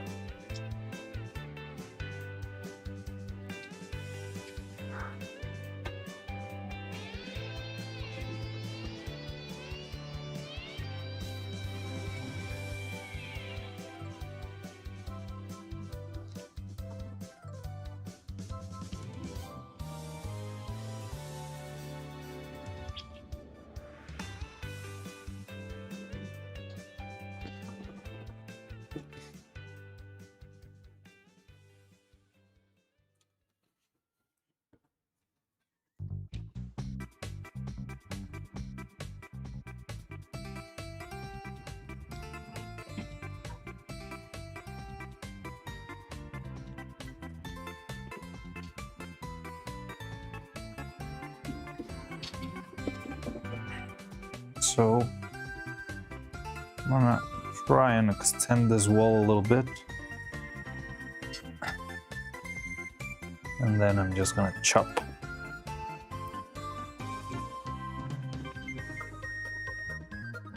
There we go.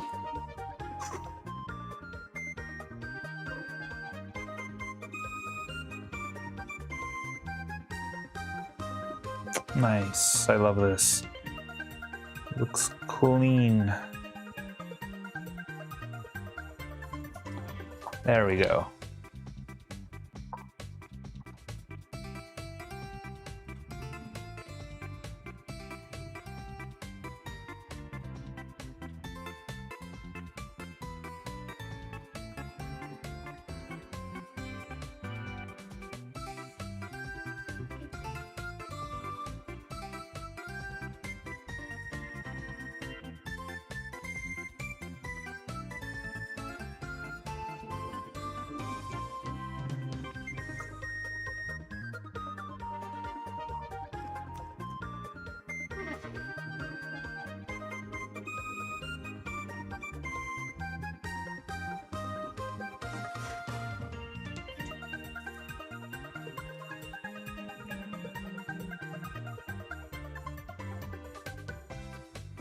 I'm trying to make this side thicker so I can make more keys in it. Keys are the shapes that you make so that the mold will stay in place. Because if you just made a flat mold, then the pieces would slide one against another.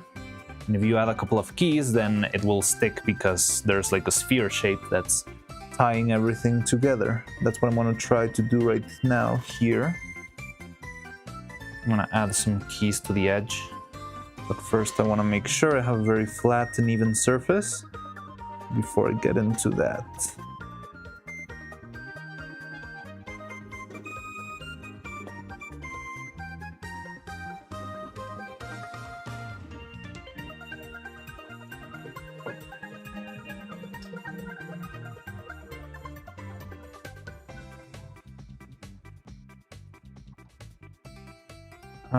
Okay, didn't realize the time, I was too locked in. Alright, I think I'm gonna have to go. I don't know in the stream at first that what oven? And I reread on Earth Match is made the oven? Anyway, did I write oven? Sorry.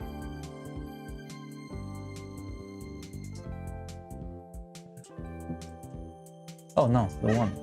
Alright. So hello gentlemen, but I'm gonna go take my lunch break. I didn't see the time and it's already pretty late. So I'm gonna go have my lunch and be right back so we can make the molds. But yeah, we're currently working on the molds for the face. We got these two and we are soon gonna start working on the mold for this one too. Ta-da! Alright, so I'll see you in a bit. Have fun. Maybe now you can chat about all those crazy details of Dressy's game. But yeah, I'll be right back in a minute. And thanks for stopping by. I'll see you in a bit.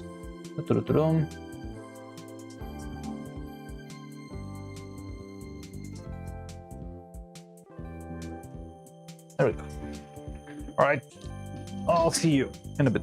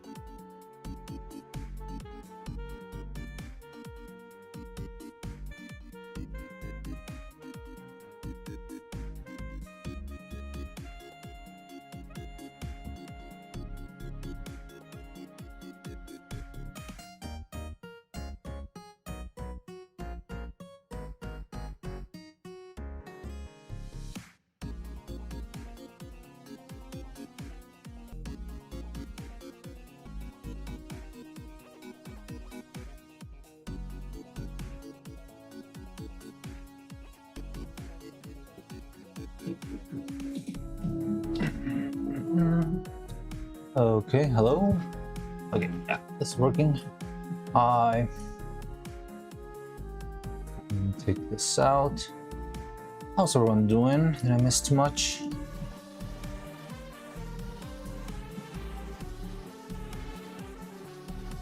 We didn't just about the notification from them. Just started streaming. A good one then. A good one. Thank you very much.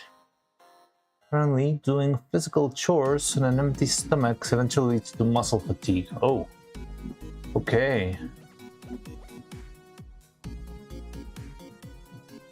Yeah, I should always try to eat properly. But I don't know, I've never experienced that, I think. Fortunately, I always try to eat plenty. But, well, hello. I'm back. How's everyone doing? Let me see this. I don't know what ground control got against Delphink, but Delphink's comments just are not showing on my ground control window for some reason. Very weird, but well. Okay, so now all we need to do is make our first layer of silicone in this. I don't think we're going to be needing this much clay. Could even use this for the walls.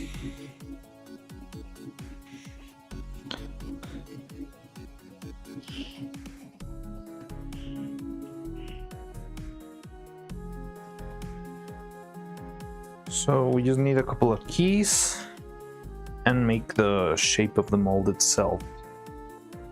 So let me see how that works.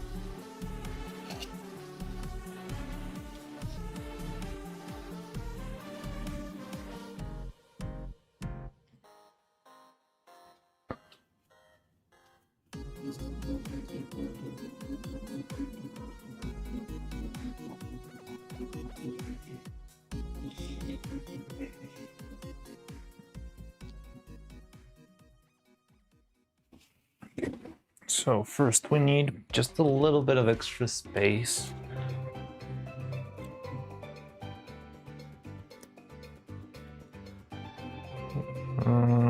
Yes, something like this. Okay.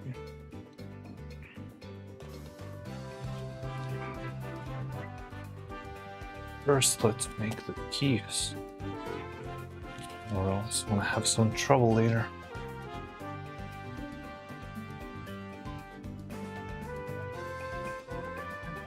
Okay.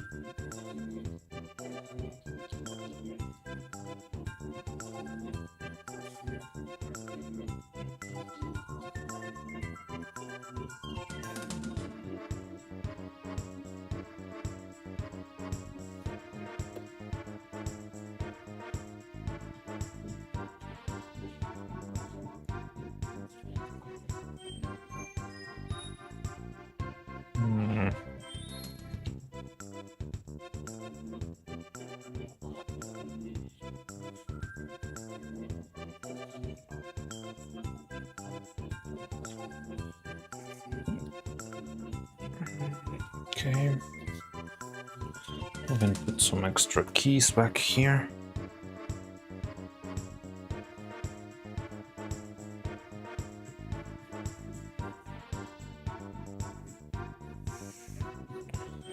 Okay. So it seems like it'll work for our mouth, and now let's make some keys for the rest.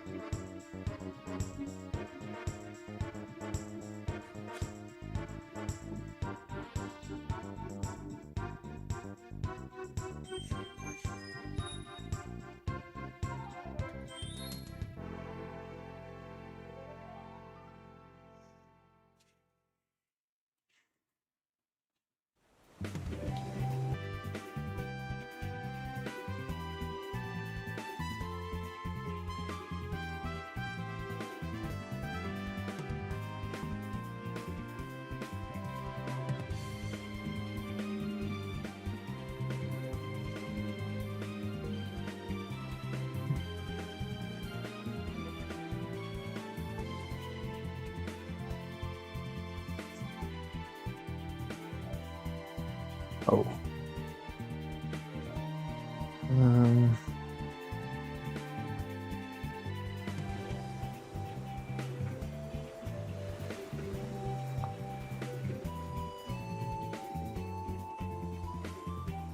Maybe I did screw up over here.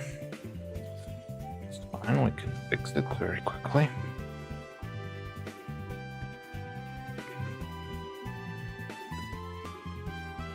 Still thing, wanted to try something, getting everything done before breaking to it. Mistral ending breaks and getting back to work, but alas. Video thing gonna be choppy again. What's wrong with my video? Okay, now it is. Now I now I got it. It is a signal. Why though?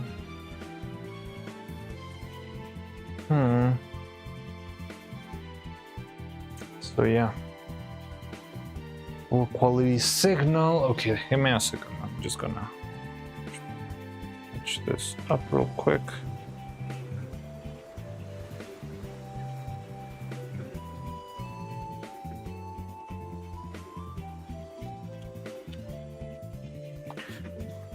Okay, what is going on?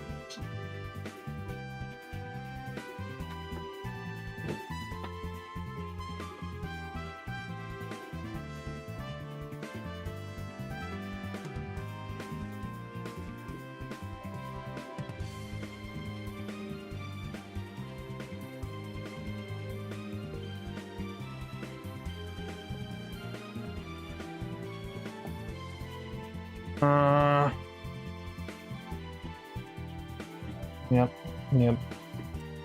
Terrible. Don't know what to do.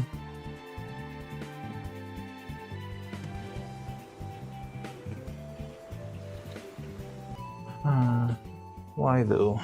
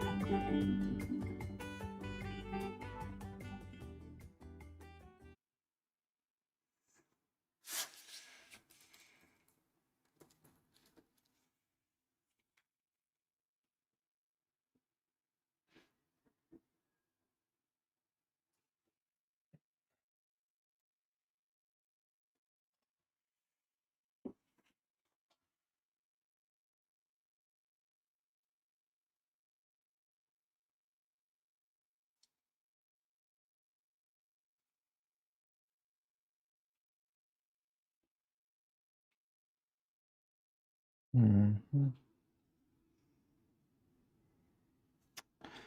Da, da, da, da. What's causing all of this?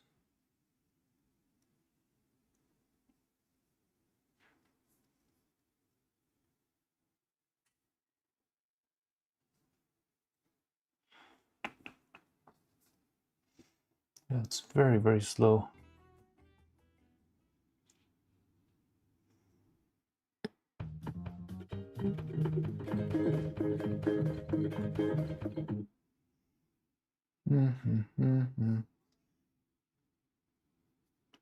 Why though? Why though? 30, 41.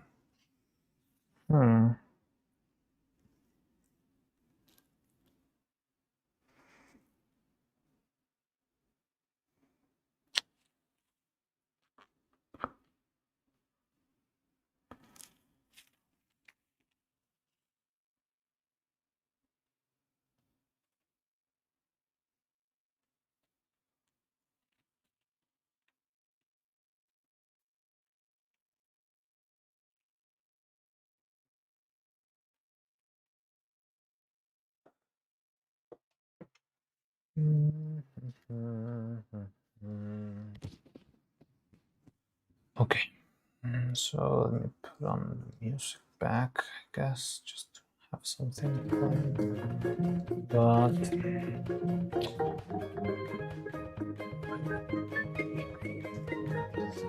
okay, I think I'm gonna have to go try something out.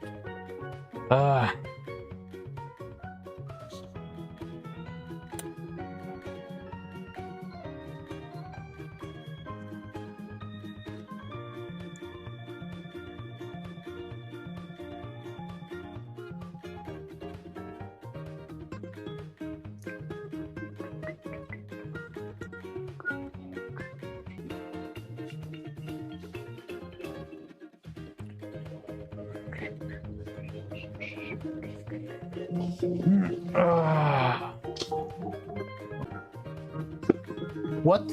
Frank, are you okay?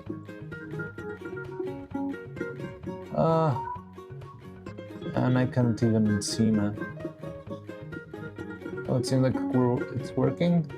Is it recovering? Nope. Still very low.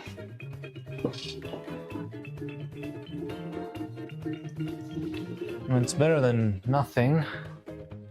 Yes, signal still pretty low.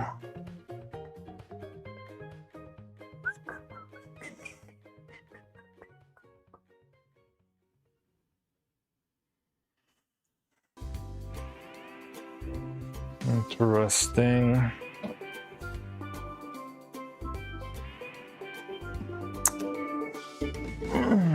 Is this working now? Seems like it's kind of working, even though it might be choppy. Still struggling a lot. No, it's still sucking. It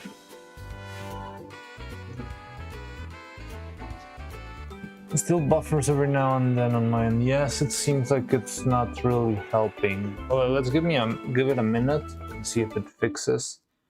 So, oh, now we don't even have music anymore. Fun.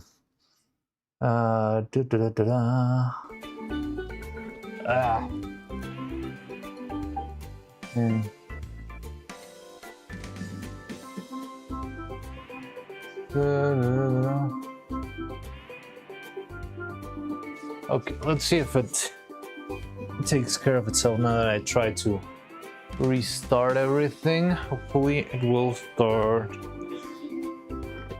Get set soon. Let me see if we can.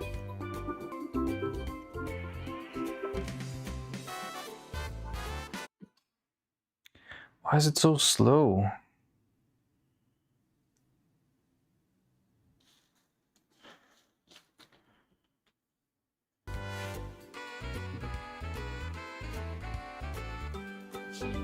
Okay. Check, check.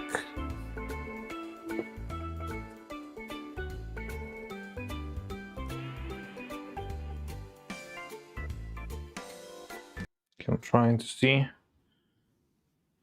what's wrong. Okay. Seems like it's fine now, but it doesn't sound like it's fine.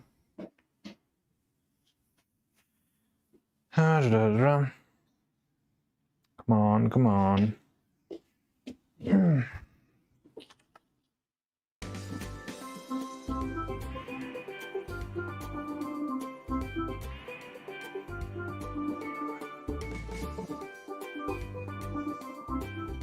Okay, it seems kind of better, but still choppy.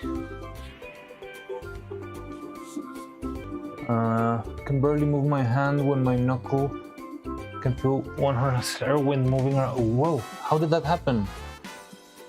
Did you get hit or something? Yeah, you should definitely check that out. You might need a cast or something like that, maybe even surgery.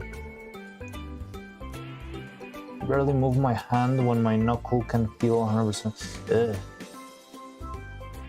Yeah, you should definitely check that with a doctor. Hope my signal's terrible.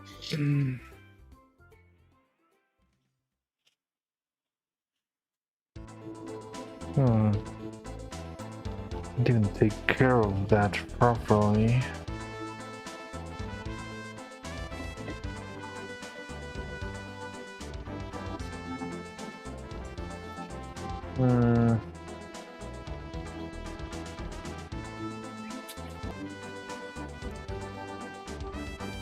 How do I sort this out? Nah, I'm seeing it right here on OBS, and it says that it's terrible, that the signal's very bad and it's coming and going every second. So I don't really think it's a matter of this. It's more like... Well, my hand hasn't shown yet. Oh, but I'm not live. Let me do this. Oh yeah, it's very choppy. But... it's more like...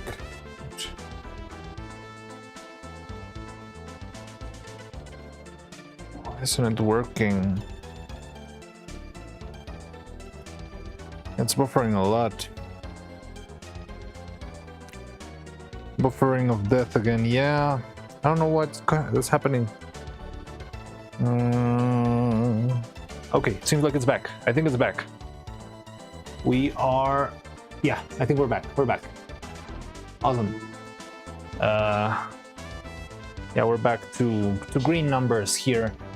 C Booster 223. Hello, hi, welcome to the workshop. We're currently making some mold for Evil's face and Neuro. Evil and Neuro share the same face. But yeah, there's a mold we're making, and I'm working on adding a couple of keys. I need to patch this back part over here. But yeah, now that we're back online, kinda. So yeah, Frank, what happened? Are you okay?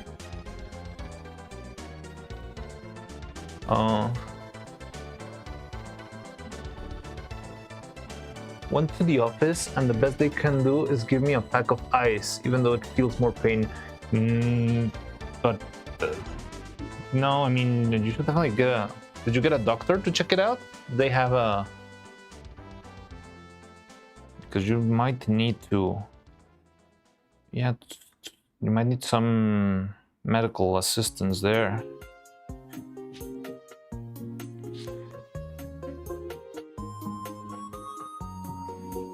I mean, ice does help with that sort of stuff, but that doesn't really mean... I mean, that you could have something serious there if you cannot move your hand and that sort of stuff. Isn't there a doctor nearby? A pharmacy, something like that? Or don't you know any family members who could be doctors or something like that who you could call maybe? Yes, it sounds like it needs a bit more of... It's a little bit concerning. But you should take care of your hands. Your hands are very important. They are. You haven't.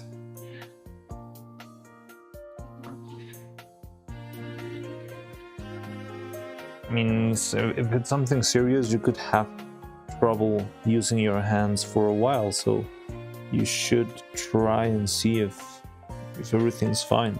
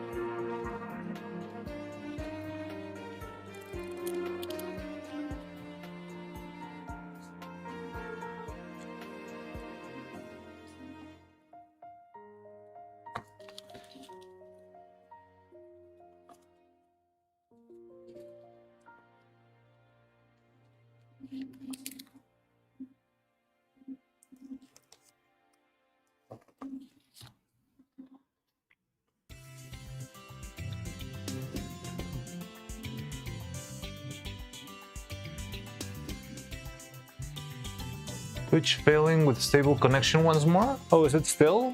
Is it still bad? So I had a couple of issues before, but I think it should be solved by now. I'm not sure. Is it still bad, Jan Lennon? Checking Twitch to see how well.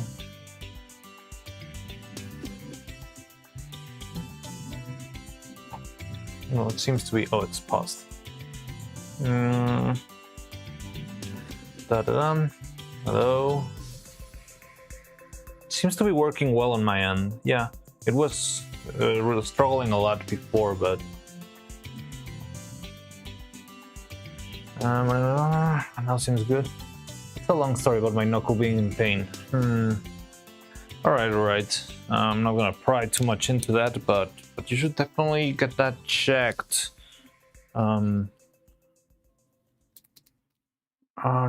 How do you...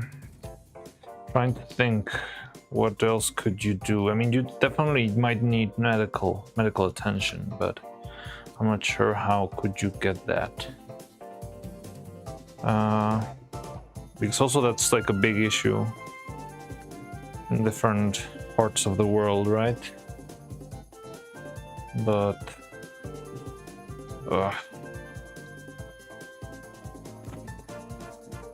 I think, I mean, should definitely check it out. I hope it's not serious, but if it is, yeah, the earlier they act upon it, the better. Otherwise, you might have some issues. I mean, I can tell you because I've lost mobility on my hand from an accident like that before. And yeah, it's not fun.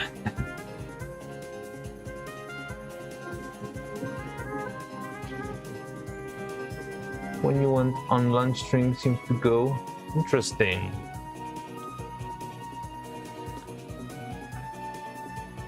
Okay, so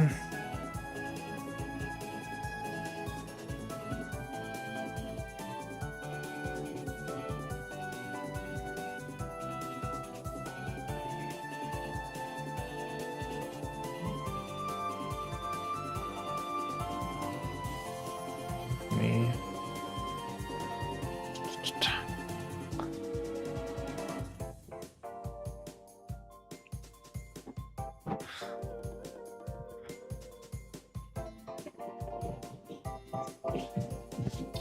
I'll get it checked. All right, yes, please do.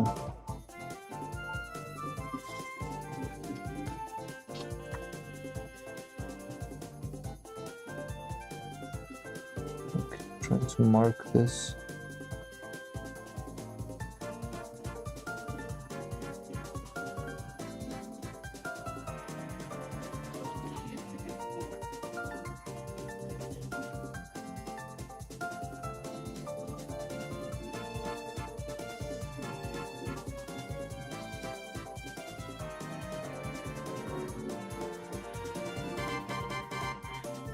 brows much taller.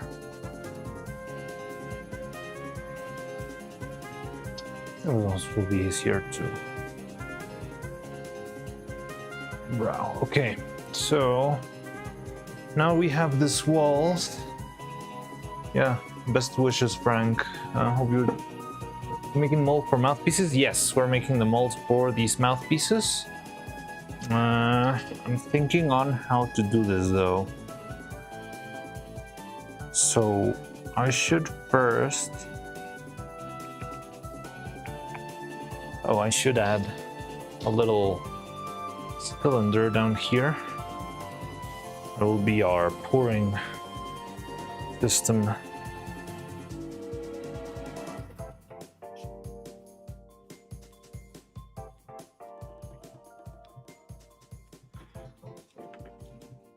Only for this one. The other one will be on the negative. Oh, but then we can't use a key up there. Okay. So let's patch.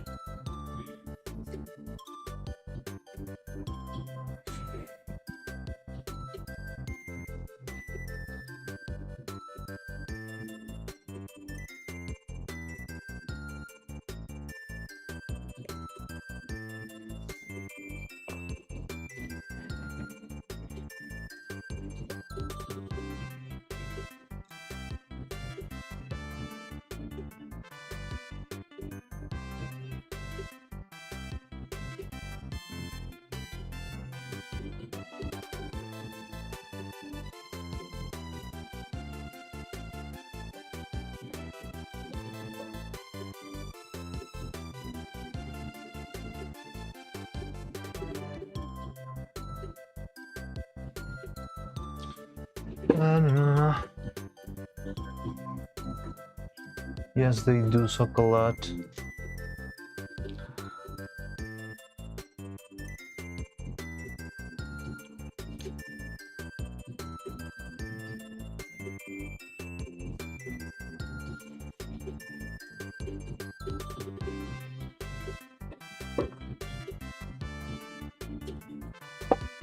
Okay, so we're gonna need some walls.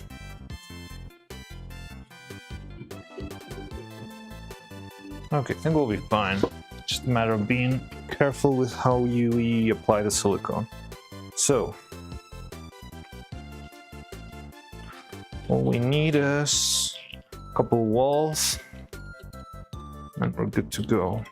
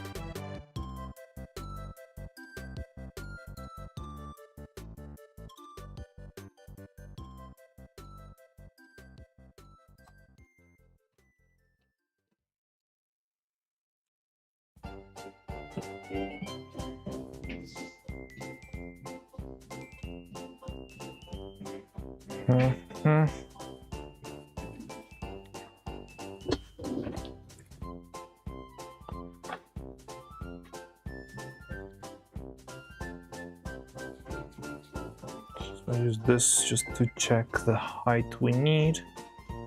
It's not that much, but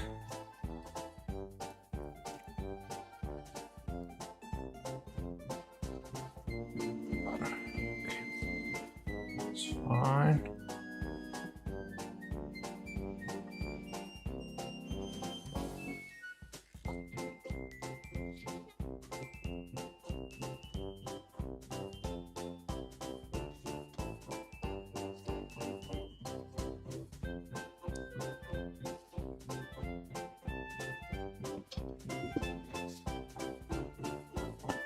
So this one is gonna be easier to cast than the other one, I believe.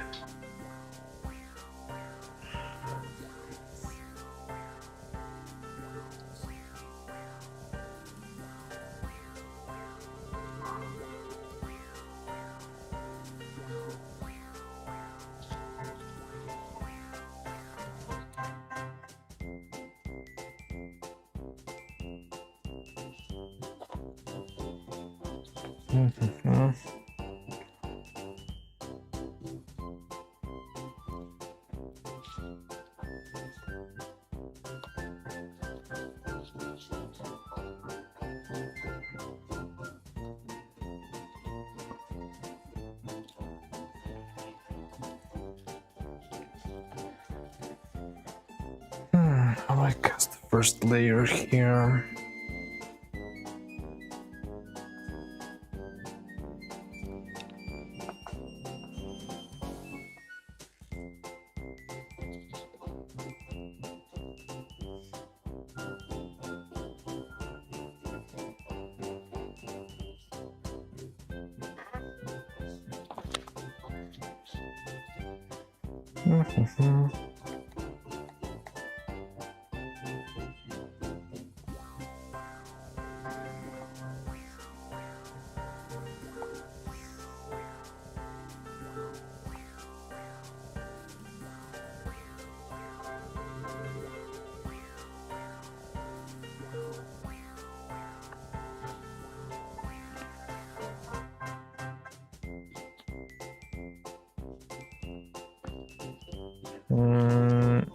I think I want to leave it open for now, and I can make a single, like, very first layer just to cover everything and try to be as thorough as possible. Then I can put the other wall. I think I'll do that.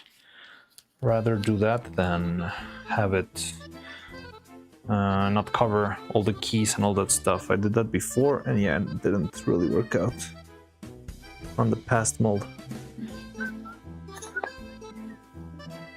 Without cicada screeching. How this molds would work? Separate mold for every mouth for one size. Okay, so this is just to have the single main copies. I'll show you because I got the other ones. Okay, so this is the mold that we used for Evil before, and I had this mold where I would cast faces. Oh, this one's horrible. It's empty. It's hollow on the inside. But well, imagine this is properly casted. So you make this mouth, and then I would just grind it down and sand it, and then sculpt the new face only for the mouth. But the general shape of the face and the back part, it would all stay the same. The only thing I tweak is the shape of the mouth itself. I would sand that down and just remake it. Separate mold for every mouth, but no, I'm not gonna make a mold for every mouth. I'm gonna make a mold so I can make many mouth copies, and then I'm gonna sculpt every mouth independently. That's the way I'm gonna go with this now. I'm not sure exactly how far we could do. Oh no, I mean this we could take it far. This mold I made pretty much about 10 or more copies, and I think it's pretty fine. Just a matter of letting it rest maybe after a couple of castings. But yeah, it's just like this. You make a little sandwich, you cast it, you fill it on the inside with resin. You have a little extra, how to say this, like a spur for you to fill. And yeah, with this you can just keep casting more and more faces. Now this one's a little bit tricky because the union between the face and the mouth was very, very tiny. Look at this. This little stripe over here, you can see it, it's teeny, teeny, tiny. But this time, now that we redesigned the face, I tried to make it a little bit bigger, so hopefully it's gonna be easier for the resin to cover every single corner and all that stuff. So that's pretty much how this is gonna work. We're gonna make this just so we can have copies, and then I'm gonna sort of make all the variances we need on top of them. I've been thinking that maybe after I make the first copy of this one, of the first mouth, I could try and make a second mouth because, yeah, to compensate for Evil's eyelids. Because Neuro-Sa's right now are pretty wide and big, just how the eye looks right now. But Evil's eyes are a little bit more like slanted like this. So maybe I could make another mouth base model where I respect that, so that all of Evil's mouths can have a bit of a squinted eye instead of the regular Neuro eye. But I'll think about that once we finish this mold and we start casting it. But I think it won't be that hard to make. Now, this one's gonna be tricky. I'm just gonna make a big wall in the back. I'm gonna need some more clay. Give me a minute. Oh, Nathan Webster. Hey, how you doing? Hello. Good to see you. Hello, Evil? Oh no, she's in desperate need of humanity. Dark Souls reference, yes, I kinda understand the Dark Souls reference. Not fully, because I never understood how all of that concept of humanity and kindling and that stuff worked. But yes, I do understand that it is a Dark Souls reference.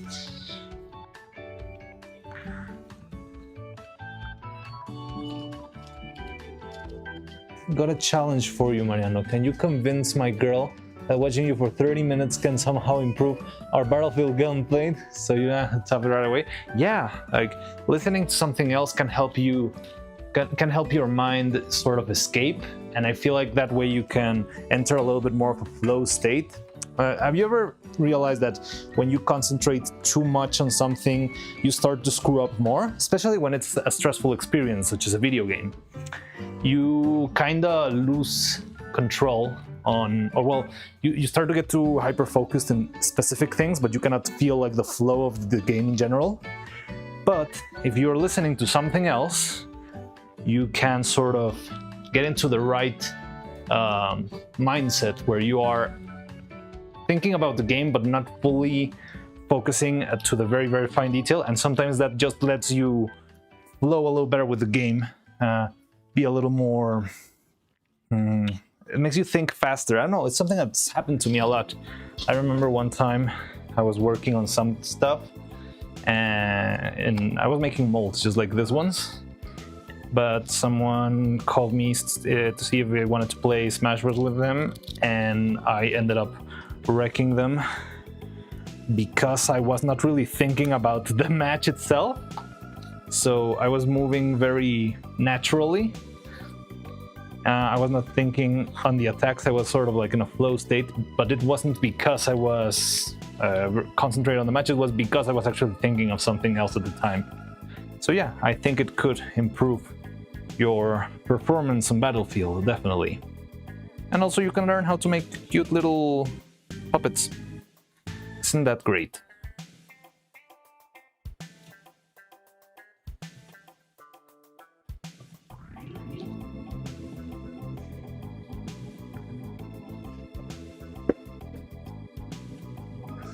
Something like a suavemente Spanish man? Sure. Suavemente. Oh no, now I'm gonna have that stuck in my head for weeks.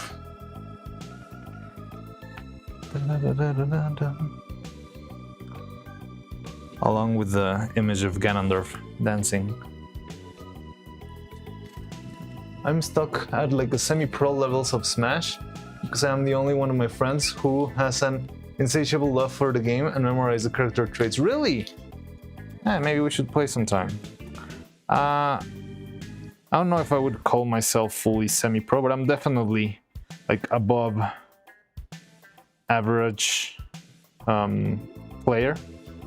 Like, I remember they would make some tournament in the studio where I was working, and yeah, I mean, pretty much there were like two guys who actually, well, me and someone else were like the only ones who actually played properly, and everyone else would just absolutely wreck them all the time. Usually would start making alliances against us and that sort of stuff, and we would wreck them anyways. But yeah, I mean, I like Smash Bros. A lot. I've played it so much. It was one of the games I played most with my friends, so I ended up, yeah, playing for unhealthy amounts of time. Oh, I was gonna bring my Switch to read out my playtime to see which one was the worst. Well, I forgot, but I'll do it next time. On our next stream, I can pull out the Switch and see what game has the longest playtime.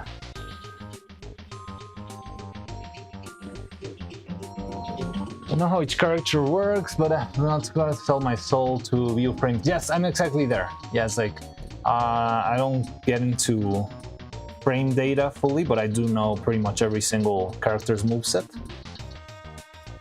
I have like 200 hours in Smash and I'm still trash. I mean, it depends where your standards are. I mean, you might consider yourself trash because you're not Mango or MK Leo, but at the same time, you probably would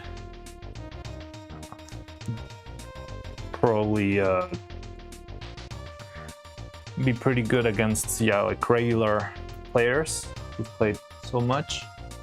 Don't fully grasp this concept either, but I feel it. Recently I thought of nature of Eustace Flask and what Eustace is. Even, oh, now we're back in Dark Souls. While a little blog on this theme TLDR, Eustace is something akin to a liquid soul of one who lit bonfire. Humanity is clay, which shape a vessel such soul. Okay, that's pretty interesting. I feel like Dark Souls got a very philosophical, deep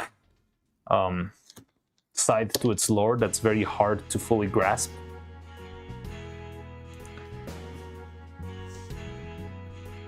But yeah, all of that about the kindling and being cursed with the... What's the word they used? Being tarnished? Or is tarnished the one of Elden Ring? It's a tarnished one. I've never played Dark Souls though. I've seen people play it and rage, but I've never played it myself.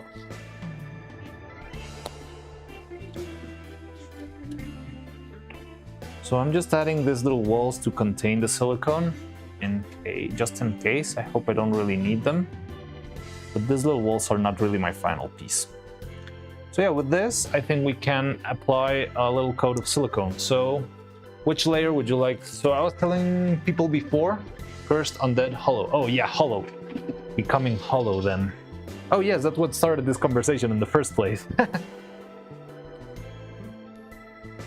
Yeah, then tarnished is the one on Elden Ring, right? Yes. Sorry, I got it scrambled there.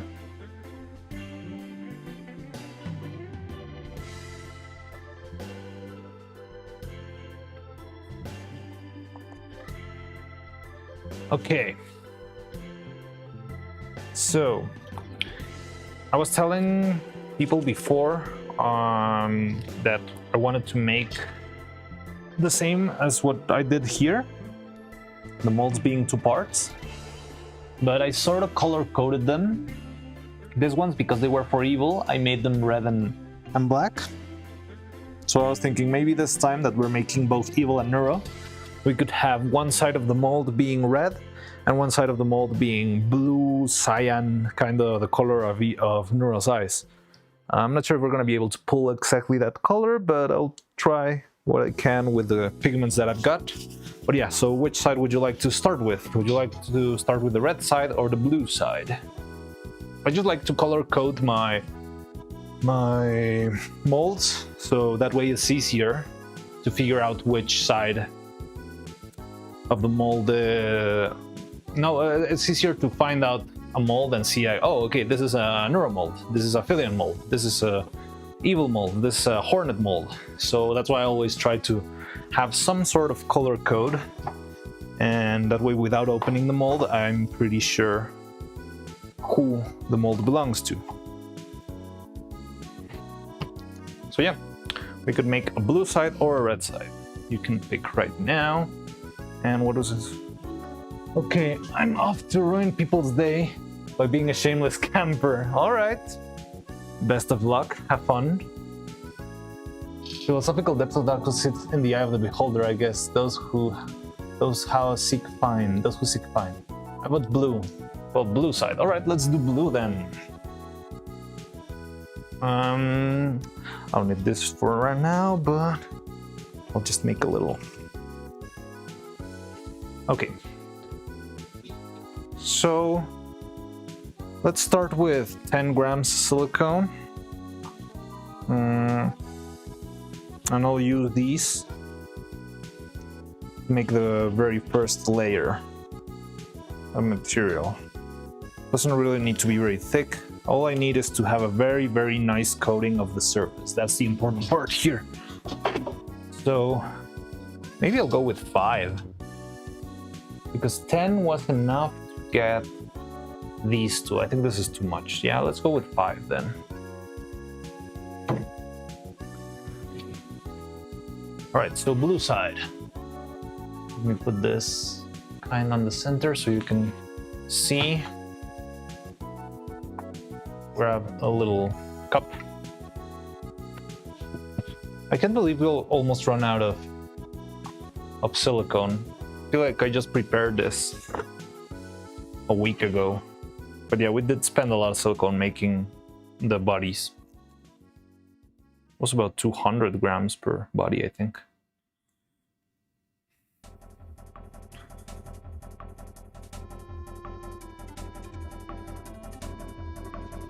Oh no, okay. Okay, that's fine, that's fine.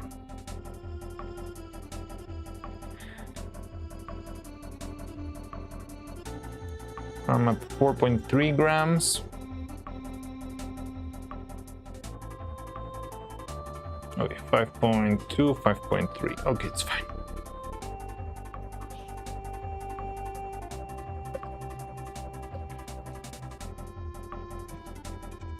Yeah, and all we need here is 2 drops of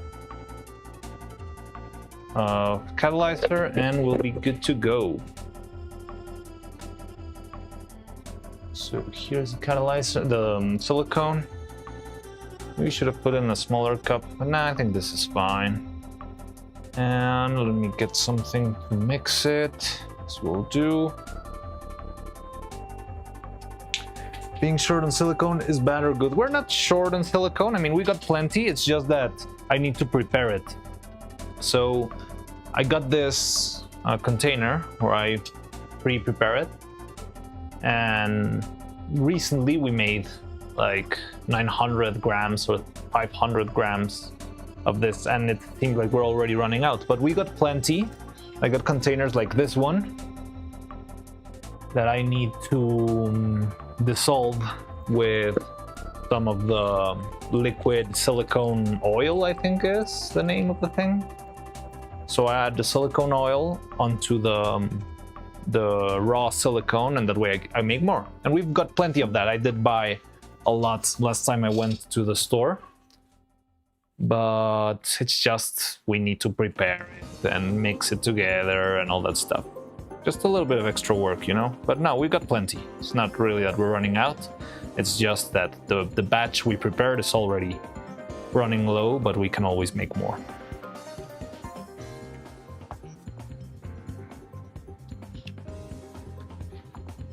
Okay, this feels like too much blue.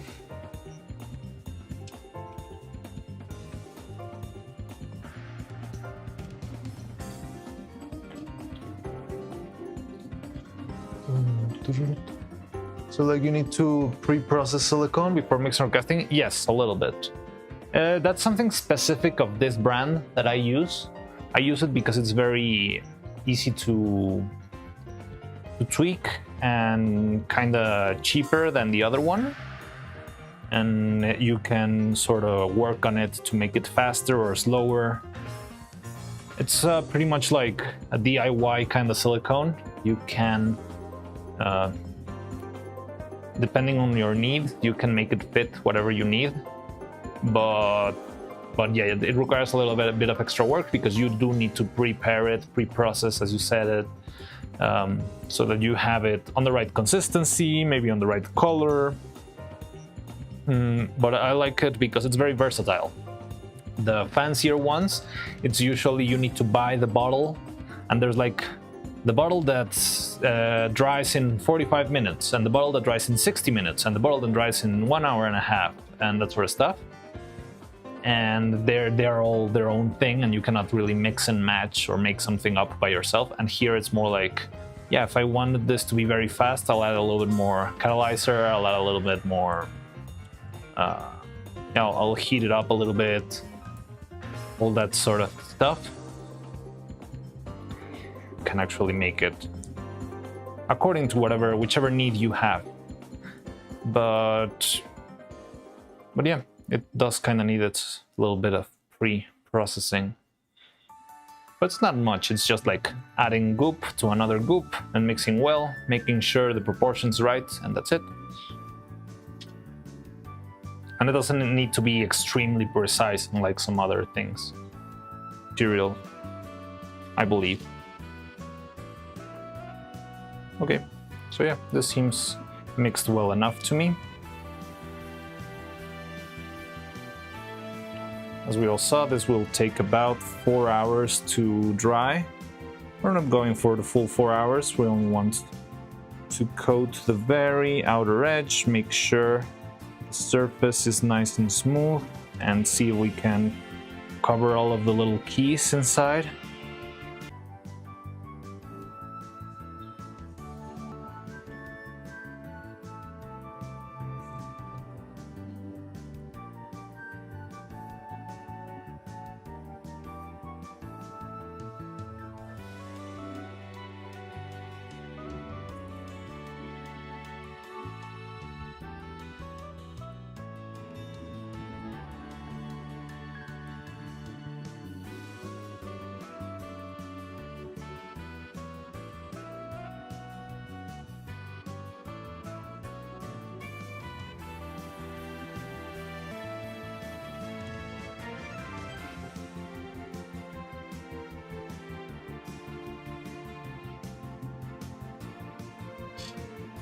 Just a little bit more over here, and I think onto the other one.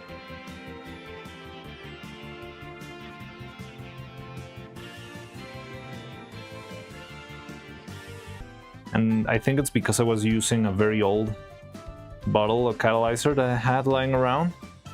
And yeah, the catalyzer was not, well, it was kind of working, but it was extremely slow. Like making a mold would take weeks, and I didn't really want to do that. So I ended up breaking the mold open while they were still like sticky and yucky, and ended up recasting them with newer silicone.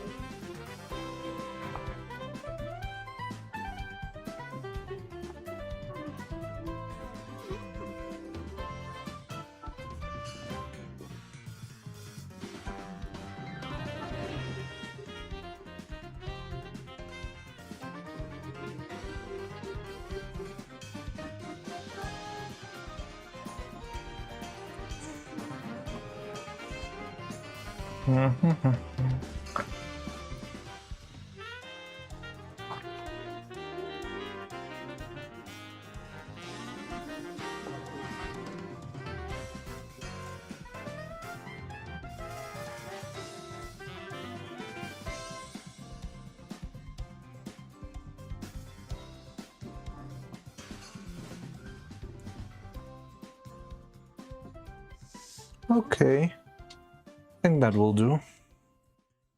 Seems fine to me. It might need some extra work. That's fine, it's fine, it's fine. So let's leave it be. Let it dry a little bit so I can make the rest. So maybe we can move on to the main head, the skull itself, while we are waiting for this to dry just a little bit. We don't really need to go fully rubbery, but at least to leave it a little bit more solid. Oh, this. Right, we're back. Oh, come on. Are we still having the issues? I thought we were past that.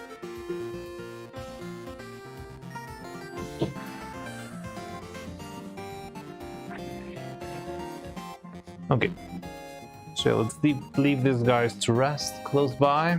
And let's start planning on the main event, which is going to be the big skull here. So I'm not sure if we should start. No, I think we should start sealing the inside, just as we said we would, with a little bit of... Where is it? Where is it?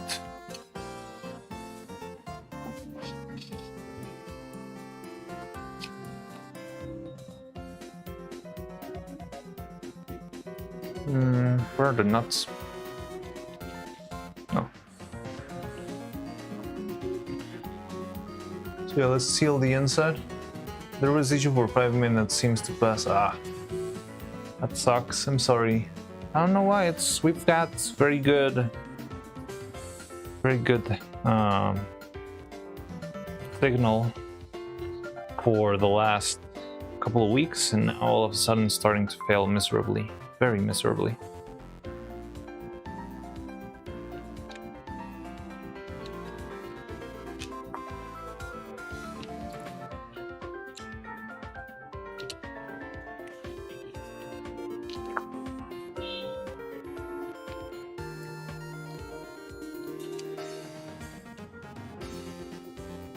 This.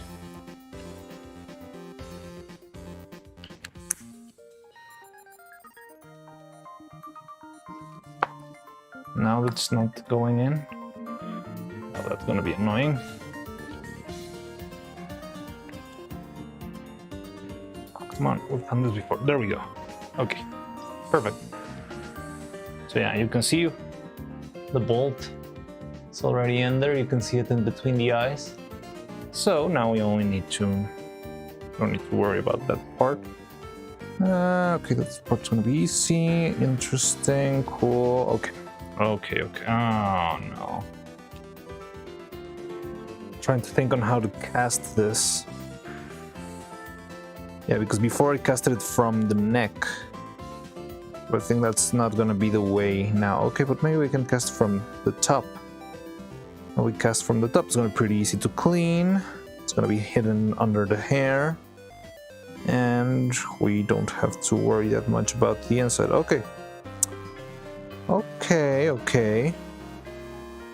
But then if we do that, do we need the 3 pieces? Yeah, we do. Bum, ba-dum, ba-da-da-da-dum.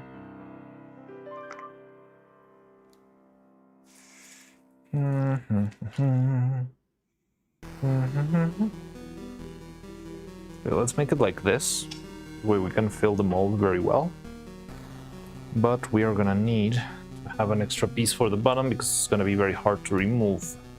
It's not separated. So let me mark this. Did the stream die? For a moment, try refresh. It's still dying? Ah, come on.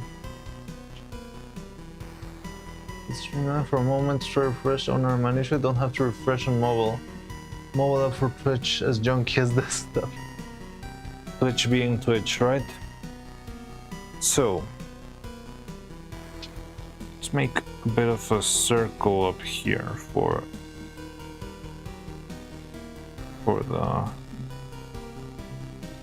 this thing.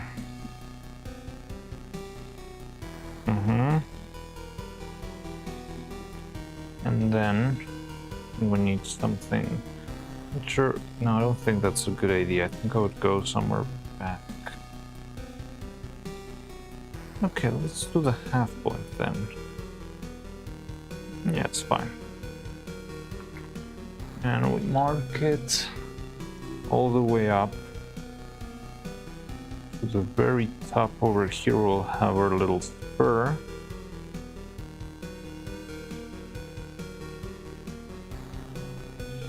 And then we continue.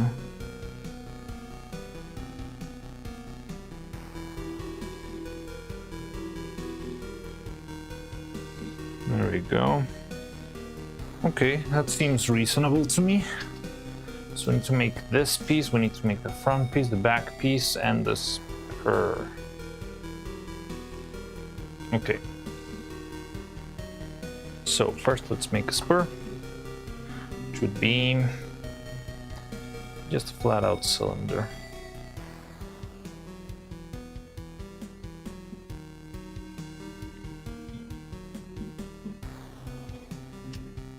Now we'll have these nuts in a vertical. Just one nut.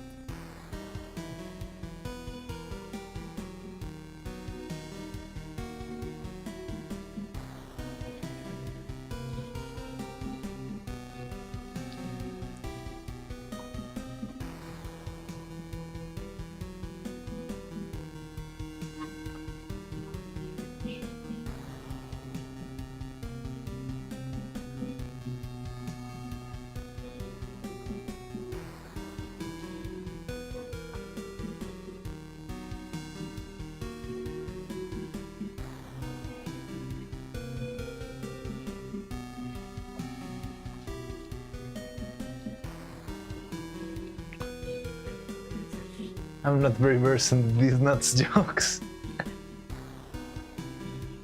Yeah, me neither.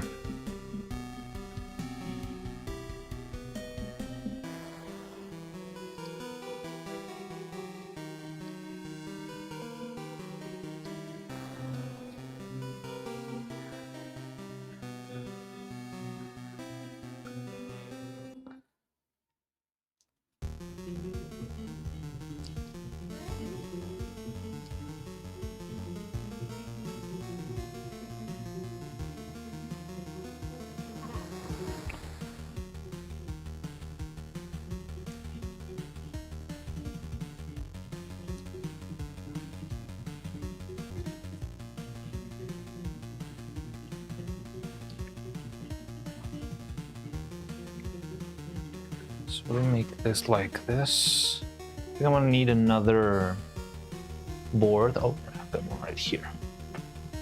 Yeah, let's use this one.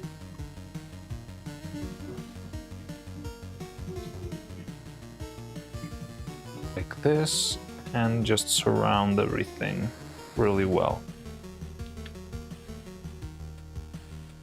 Let me go get where's my green clay? It's all the way over there. Markings looks like you will lobotomize her. There's no need, she has no brain already. But yes, it does markings or that sort of stuff.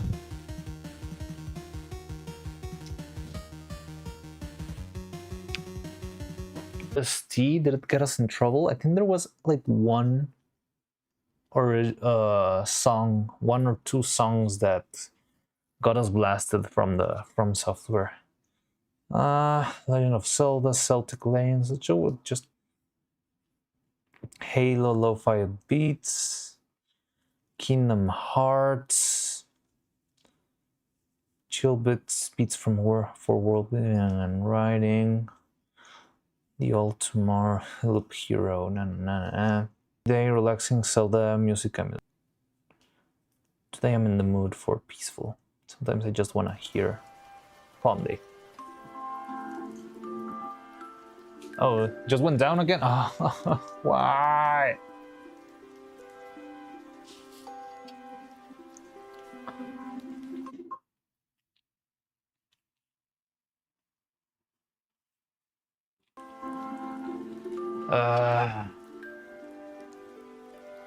Bum bum. Ba-da-dum.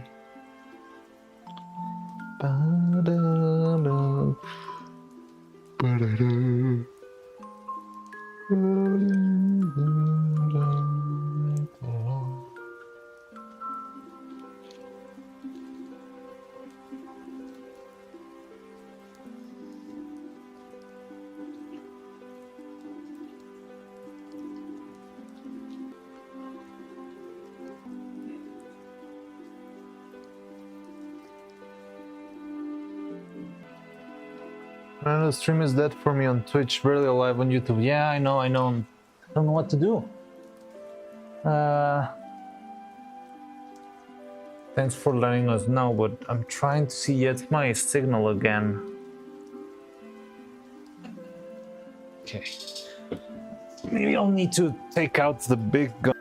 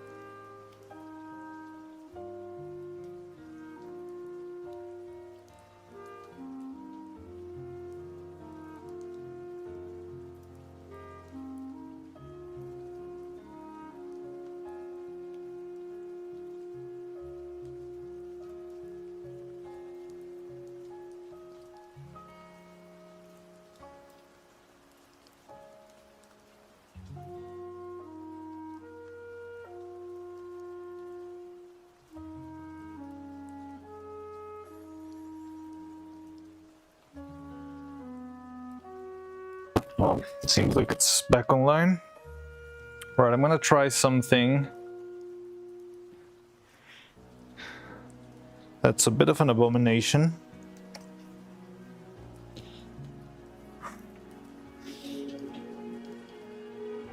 Just in case. So right now it seems like it's working, right?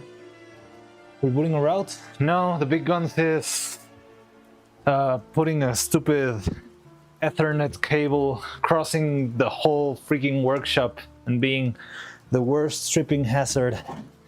The worst tripping hazard ever. But at least I'll have connection.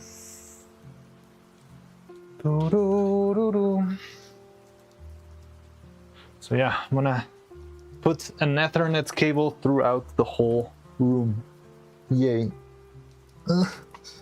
Oh, fuck. Da-dum, da-dum. Well, there should be another one.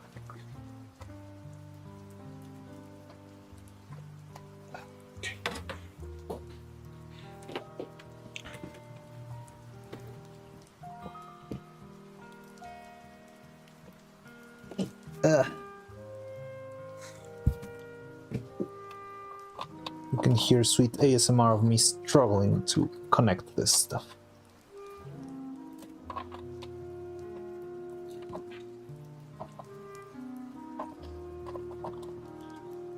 Okay.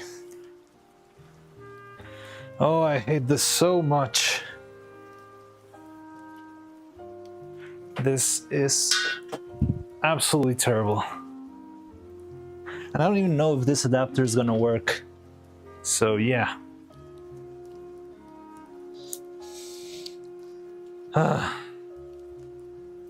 Fine. Alright, we're on Ethernet now. Wanna see you fail this time around. Oh, it's back. That's looking great. Oh, awesome. Yeah. Okay. Get out of here, it's cool. So, let me check if everything's set correctly with the Ethernet. No, it's not even registering.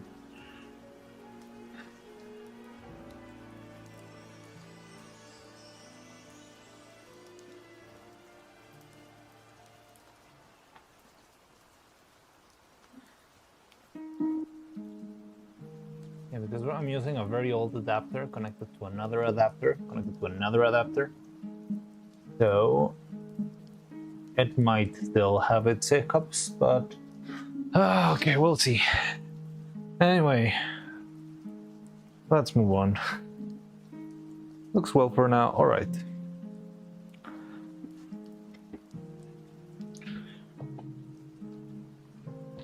I haven't used gloves for the last... I used gloves today at all. Yeah.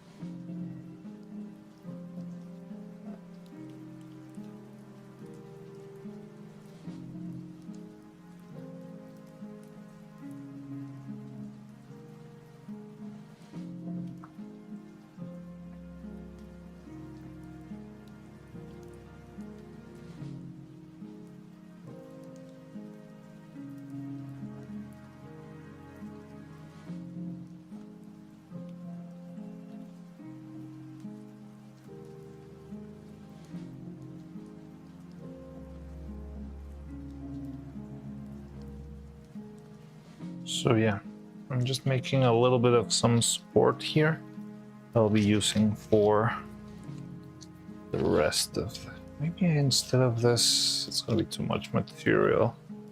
It's fine. Stream wasn't interrupted while you were switching internet.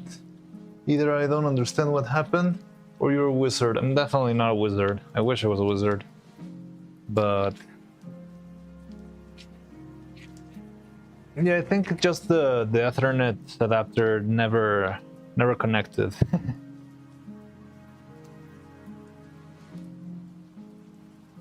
So I need to get a new one, I guess. This one should... no, that's the... oh, okay. Okay, got it. Now...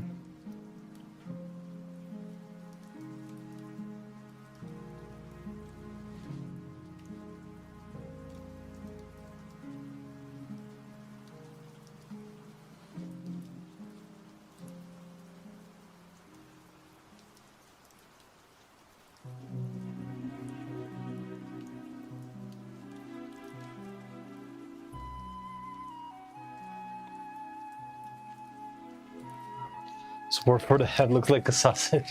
Oh, you're not even looking at it. Wait. That's not even the support, that's the... where I'm gonna be casting. The supports will be this green bit.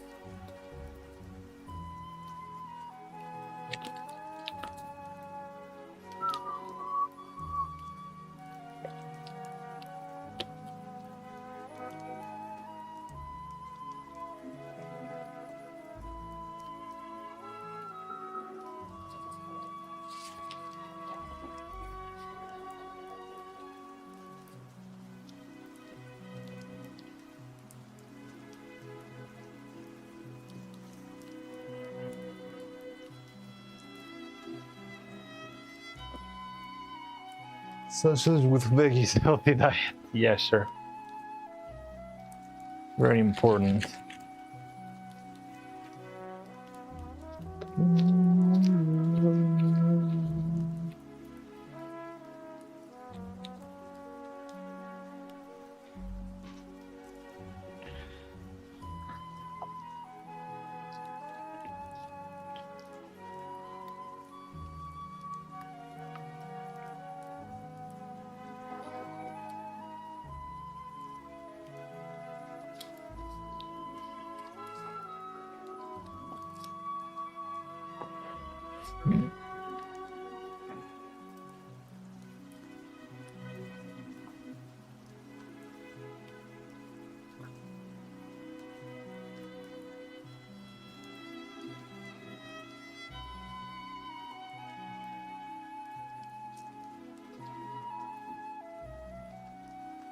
Kinda looks like half-eaten mango.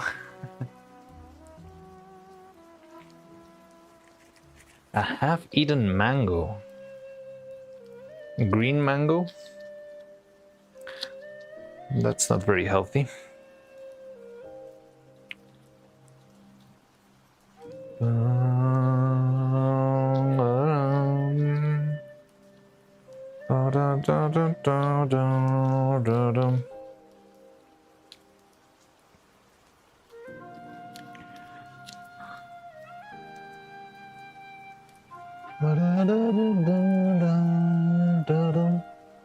Avocado maybe? Oh yeah, maybe avocado. Color aside, I think the shape really sells it. Maybe? Oh, well, the shape of the head, maybe. It's a very unusual color for food. This sort of very saturated blue. Totem.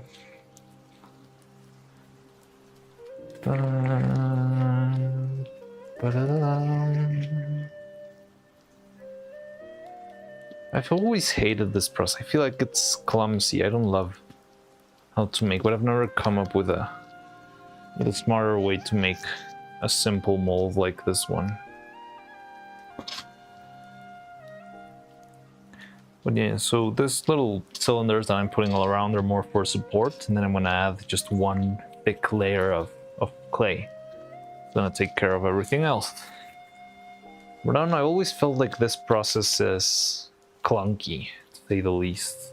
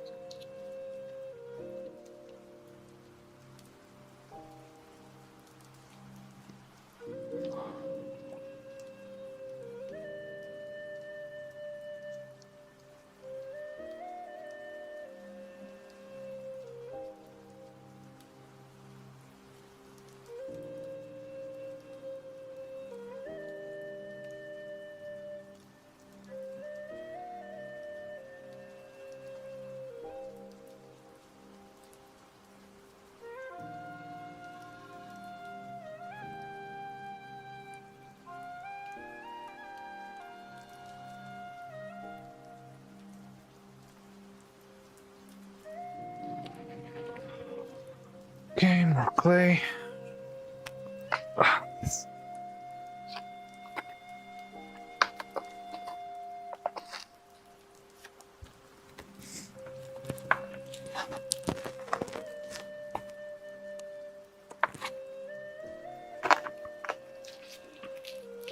Do we not see green stars?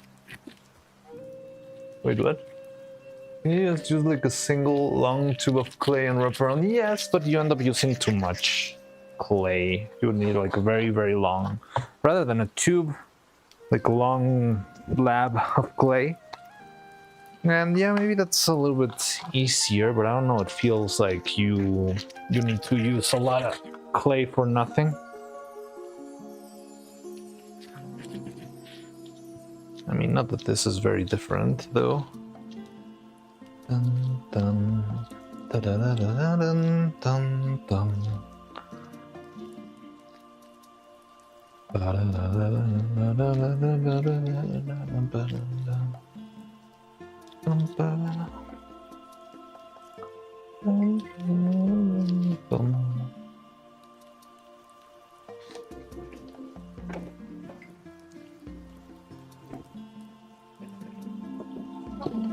Okay. I need sort of a cutting board, some surface. Just need a flat surface. Oh, there.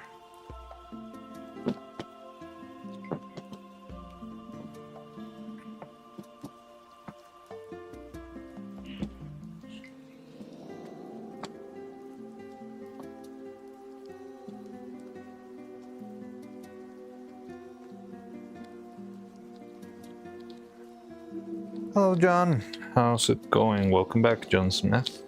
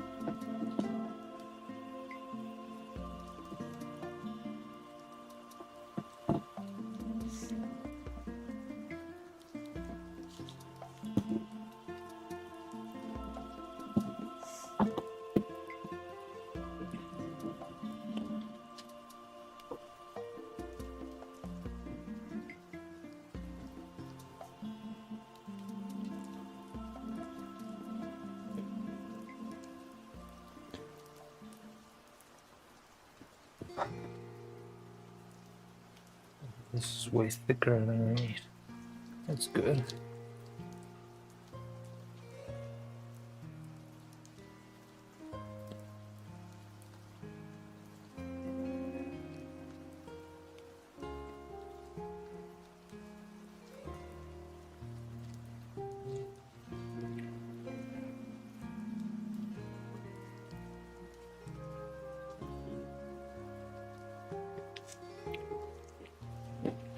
What happened while I was gone? So a lot of internet failures. I had lunch. We made the first layer for the face molds, which is already drying. We could soon cast the rest of that layer, but first I want to see if we can do this thing first.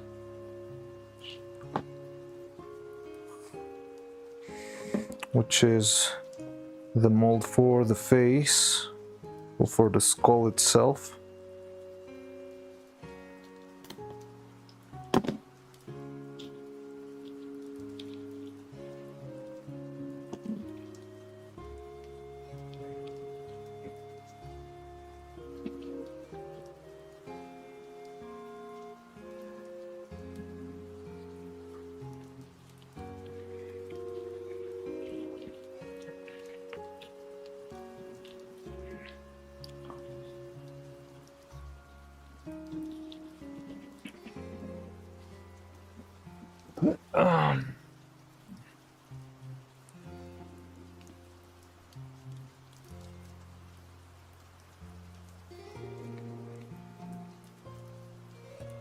And the trick is, because how physics light emission works, peak of emissivity fall. And wait, what's going on? There's no non-green star. Oh, okay, you're talking about green stars. The green sun.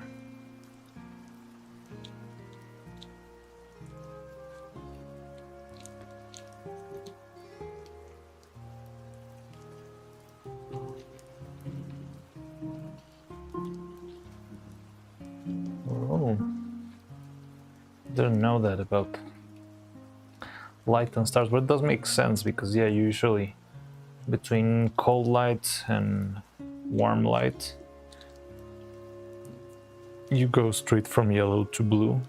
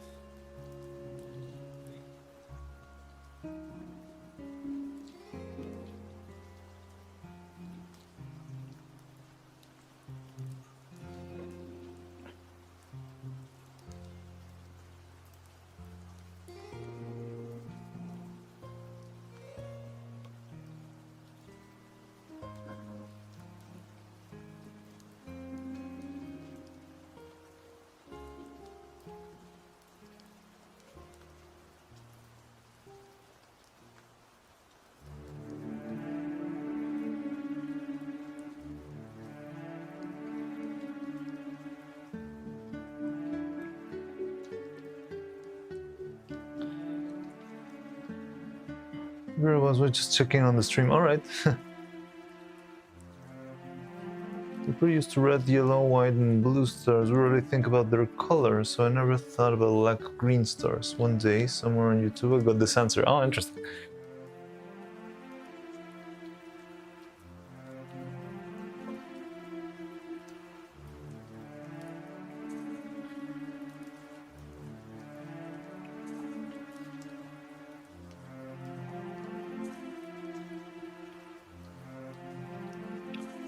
Where's my...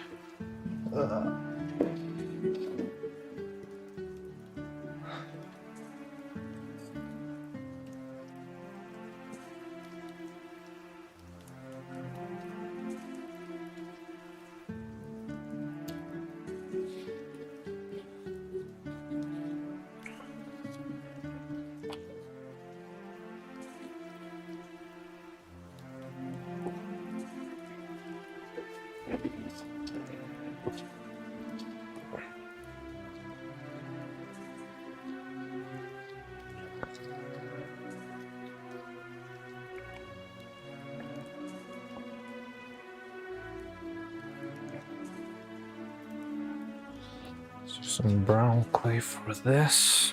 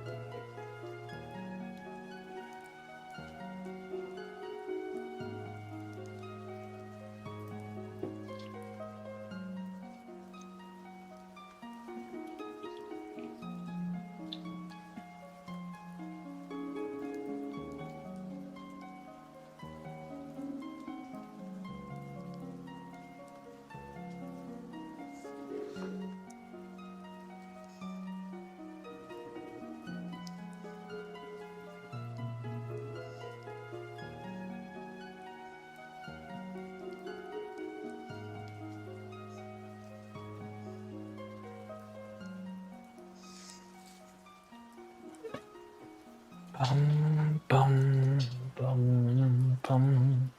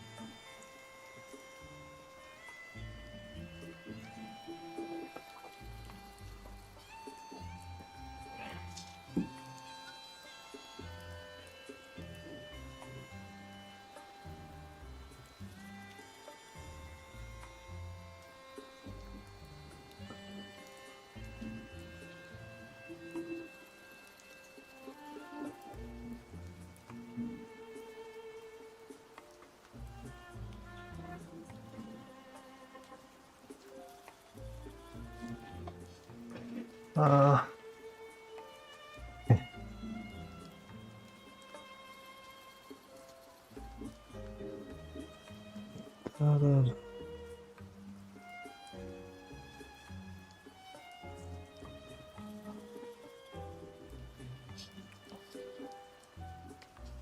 Da-da-dum.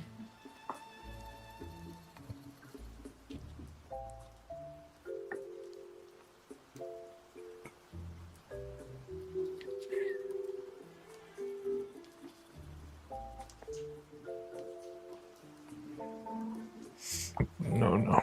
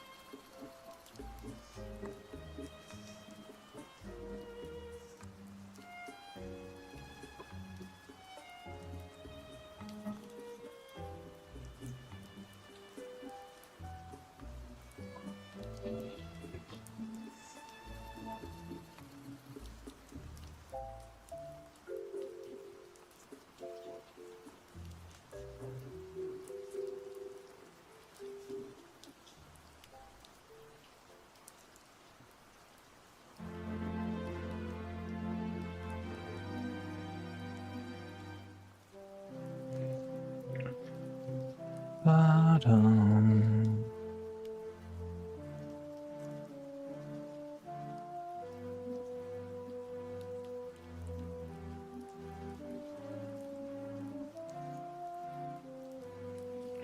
Da-da-da-da-dum, da-dum. Da-da-dum. If you could somehow create a star containing only elements which emit mostly green light, would you have a green star then? I don't even know which elements emit mostly green light.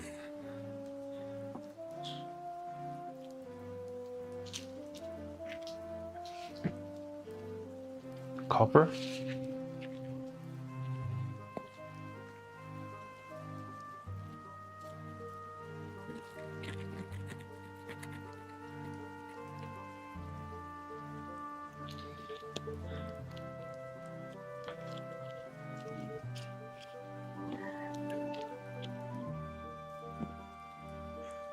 Da-da-da-dum. Da-dum.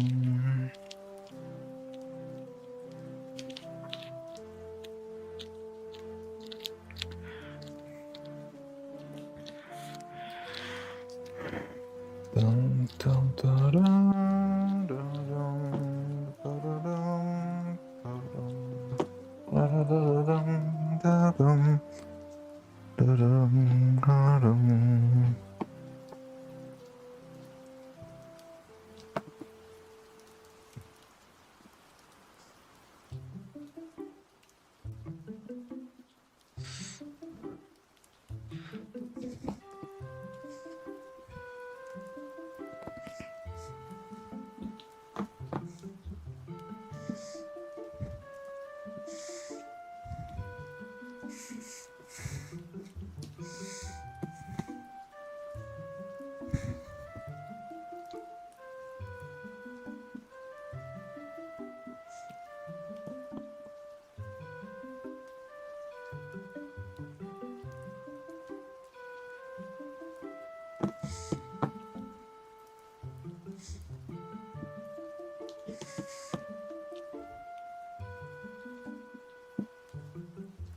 Da-dum, da-dum, da-da-dum.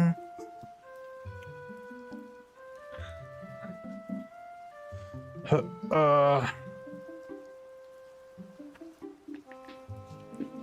da-da-da-da-da.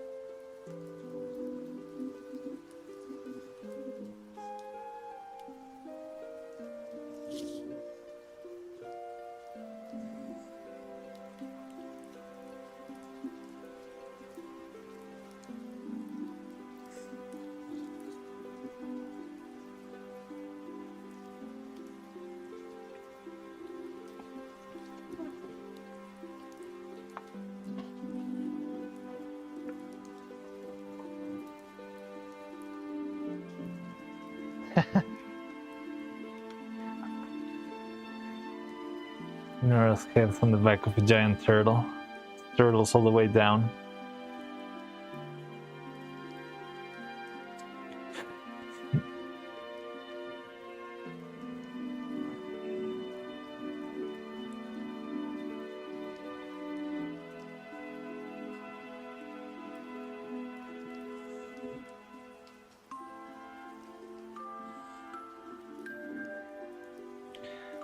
Ba-da-dum. Ba-da-dum. Ba-da-dum. How does this keep happening? Ba-da-dum.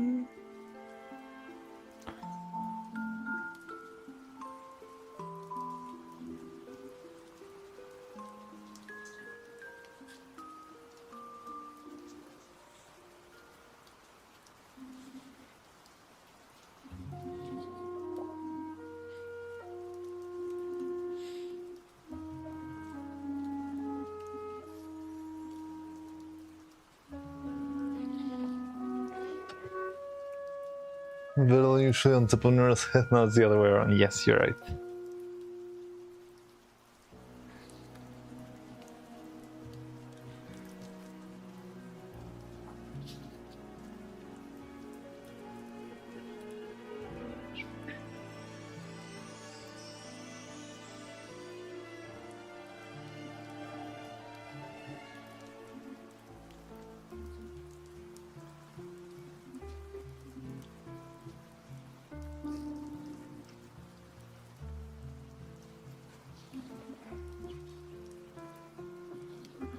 Bum, bum, bum.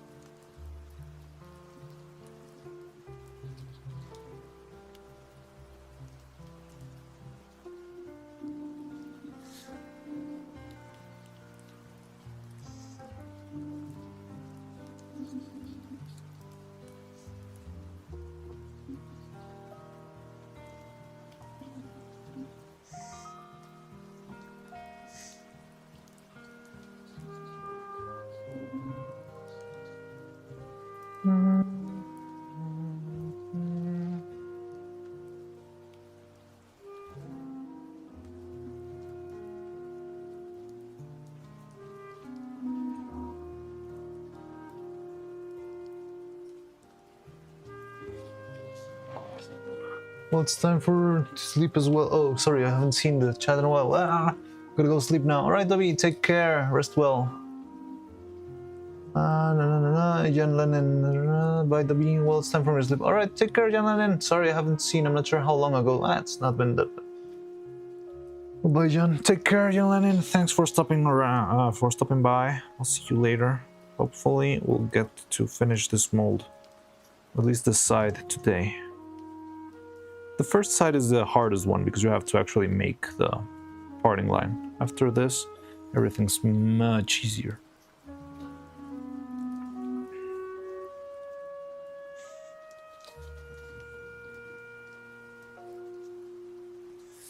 Oh. No, I haven't thought about it, but I'm not sure if I've got plaster for this. I mean, it's the next step, but...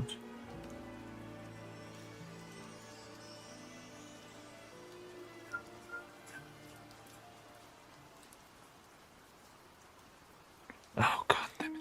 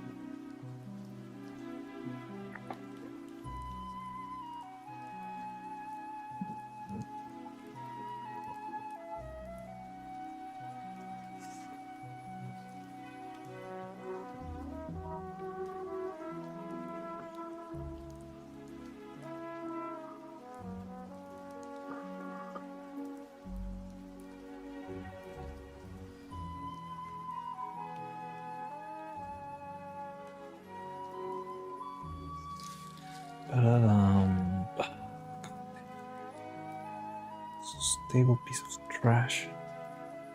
Okay, it's fine. Don't really need that support, but come on, just stay in place for.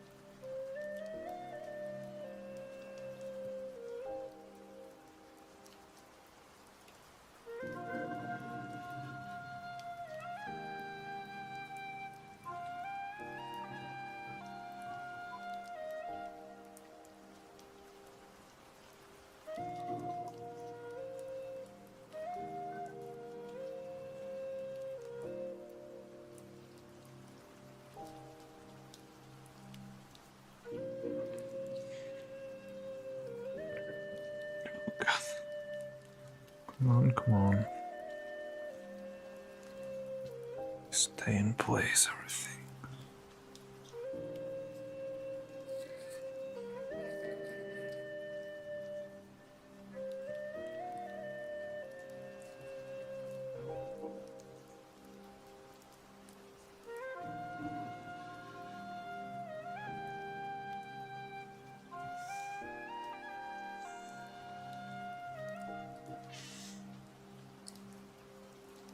Okay.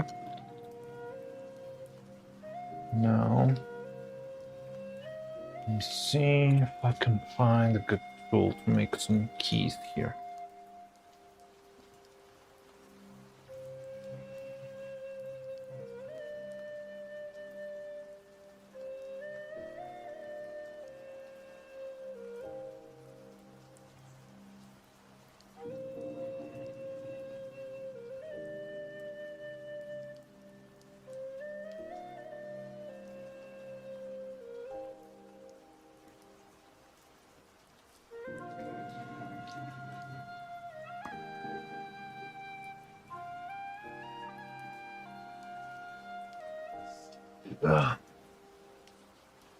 How are things going? I haven't really been around the last few streams, so how are things coming along? Cool. We are making the mold for the head and the faces.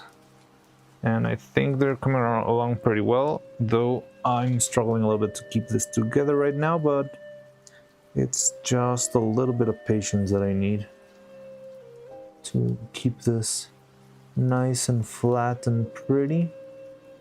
Once we do that, we'll be able to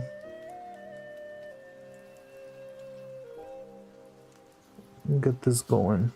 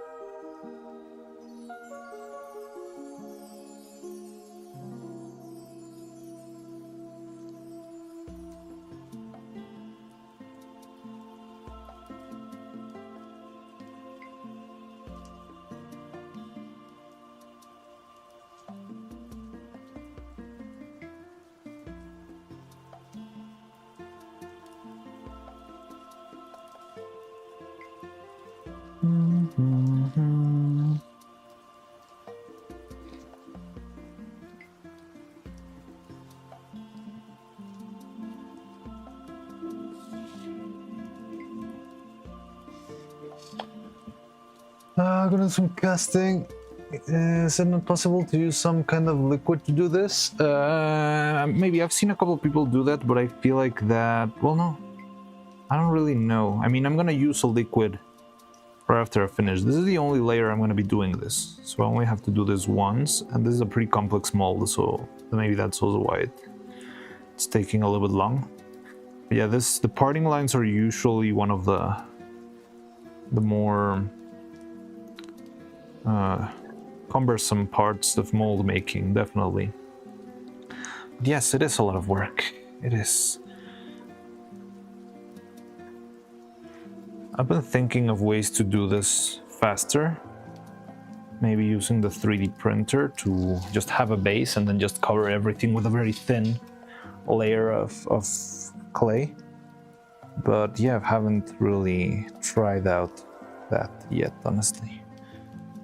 I think it would have been fun, but I forgot to do it before stream and I was not going to do it today. So for now, I think we can work with this. Just a matter of patience.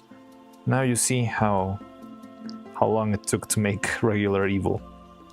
But it's kind of okay. Nice relaxing music, a little bit of conversation. I like doing this. It's very relaxing, as long as nothing breaks.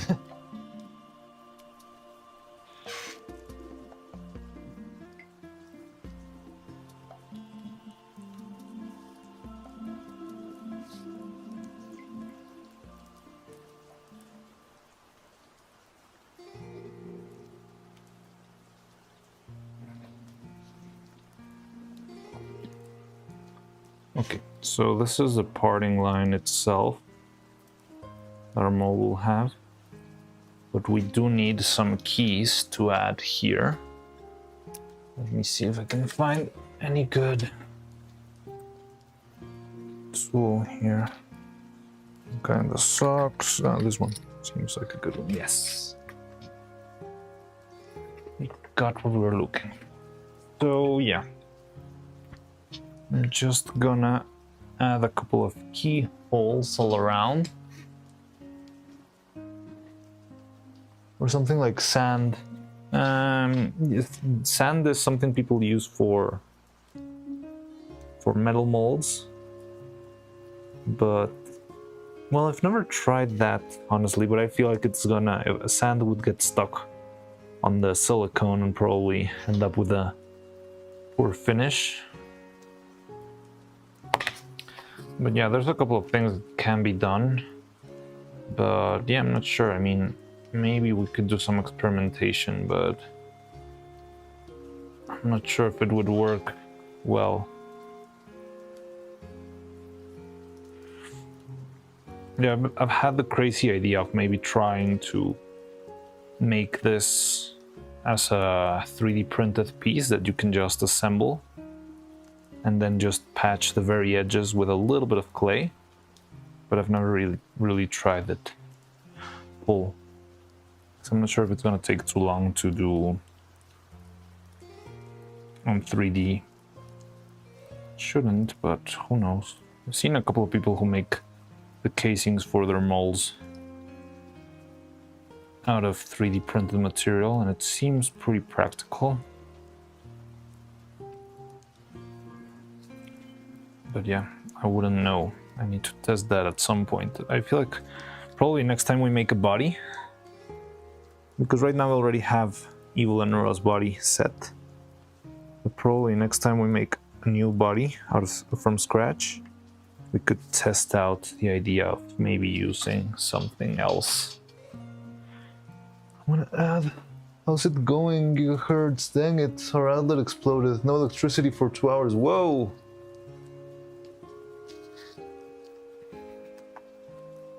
That's alright, because my mind the idea of having some kind of powdery substance that solidifies on demand and using that to make a mold Doesn't seem too impossible. Surely something like that exists. Powdery, I wouldn't know, but there are a couple of liquids that do harden, like clay, plaster, silicone itself.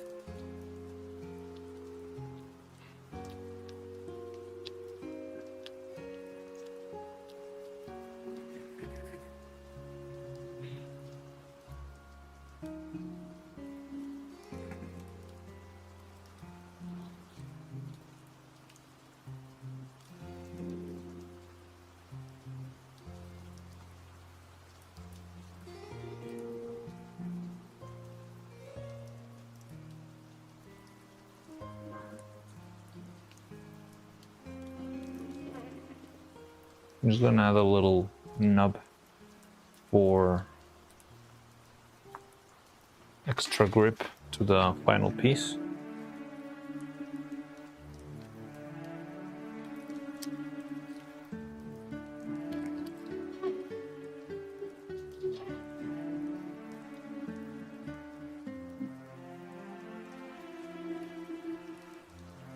There we go.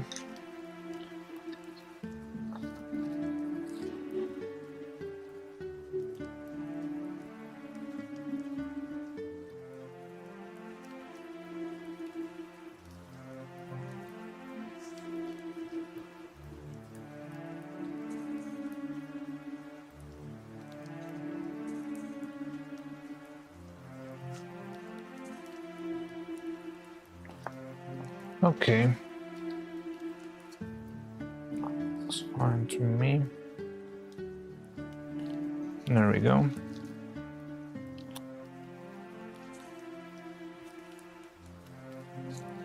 Now, before we start casting this one, let's finish up the other two that we made before. These two guys.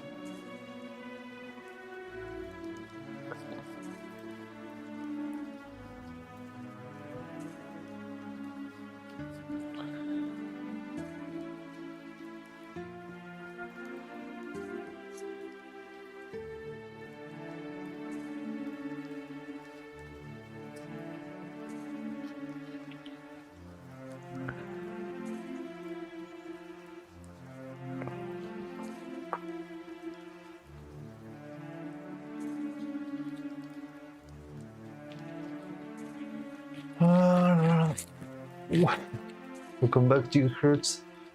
Yo, note, wait, casting like what blacksmiths do? I mean, it's the same verb, but it's not using metal. I'm just using rubbers and liquid plastic, but yeah, it's pretty much the same principle.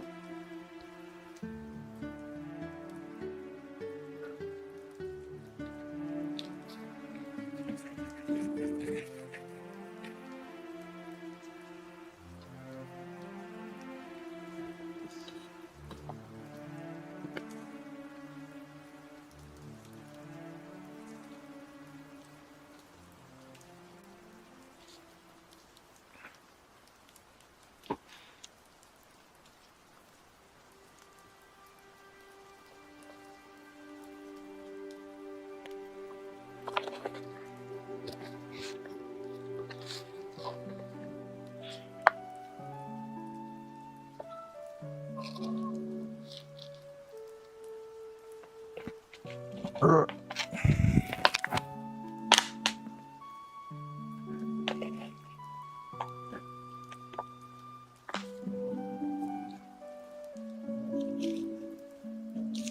don't really know how blacksmith cast their molds. I just thought that there should be a way.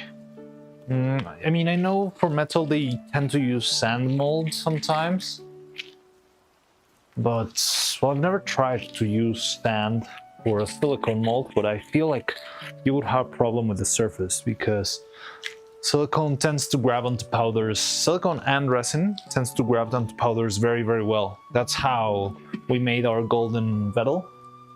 We just applied a little bit of powder to the mold, and it grips very tightly to it. It's very hard to remove it. So it's the same principle. Silicone would grab really well to the surface of the powder, so you would probably end up with a sandy surface. Da-da. Ba-da-da-da. Ba-da-da-da-da.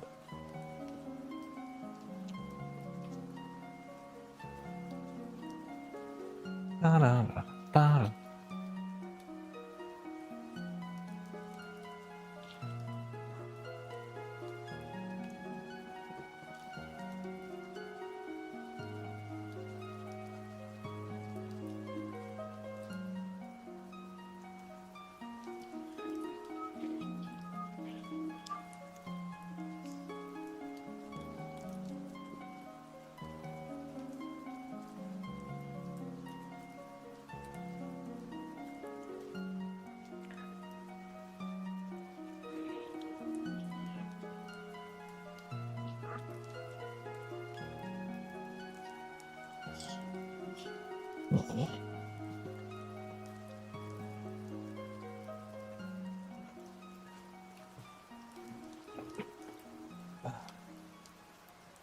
I guess it makes sense for metal since sand can and heat they have to polish. Yes, they polish the part later on, but if I made it here, I mean, I think it would be fun to make one mold with sand just for the sake of science, but yeah, I think you would get a very rugged surface, at least on the external parts of your mold.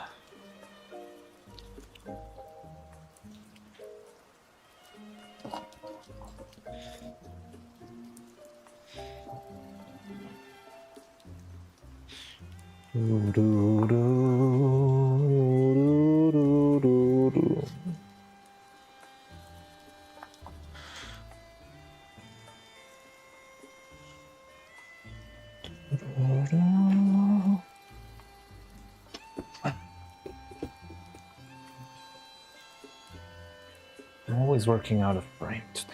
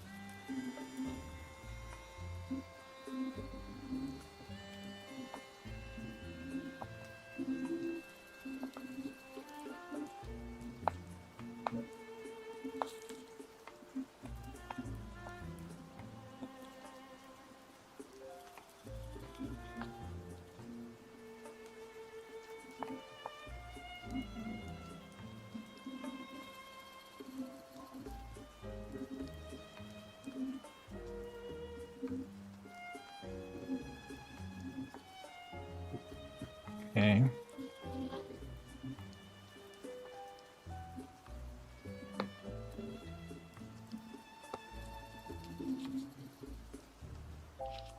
That seems fine to me. Need another wall for the other mouth and we'll be good to go. Really thought stop motion animation like Chicken Run simply uses clay. Didn't know. And oh no, well I mean Chicken Run still uses a lot of clay, but there's also a lot of silicone involved. I actually got to see a couple of Chicken Run's puppets on a festival. And yeah, the arms and all the parts that need some sort of consistency, yeah, they usually are made out of silicone because that will help it keep its shape. And the parts that might need a little bit more mobility, flexibility, for example, the mouths, I think the mouths, they do use some sort of clay. But yeah, it's not as simple as just sculpting. I mean, I feel like if you tried to just sculpt every single frame of Chicken Run, and try to tweak it. I mean, if you try to make the same movie without using silicone and that sort of stuff, you'll find out that it's much, much more work than having a mold and making different pieces and that sort of stuff. But yeah, most people believe it's all made with clay, which is understandable. But no, there's a lot of other stuff besides clay involved. And I think that's the fun part, honestly. I think if it was only clay, I wouldn't be as interested by it. I really love all of the, yeah, playing with different materials and testing stuff out and mixing and matching and coloring. Yeah, I think this is the part I love the most about the process. Making stuff, mixing things, having this sort of liquid rubber is just unbelievable to me. It feels surreal.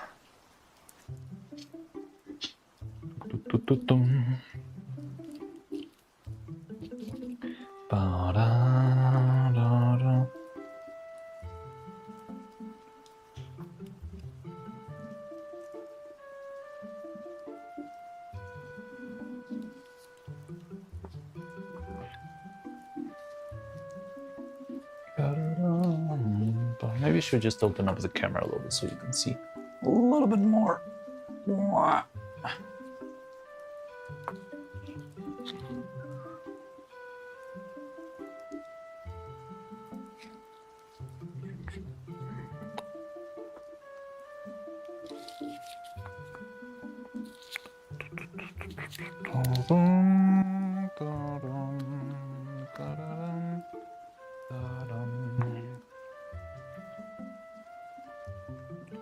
Yeah, the good thing about this is that you can end up replicating your piece many times, and that's very helpful. You ever have like a big production and you need to have, I don't know, like 20 copies of the same character. We were making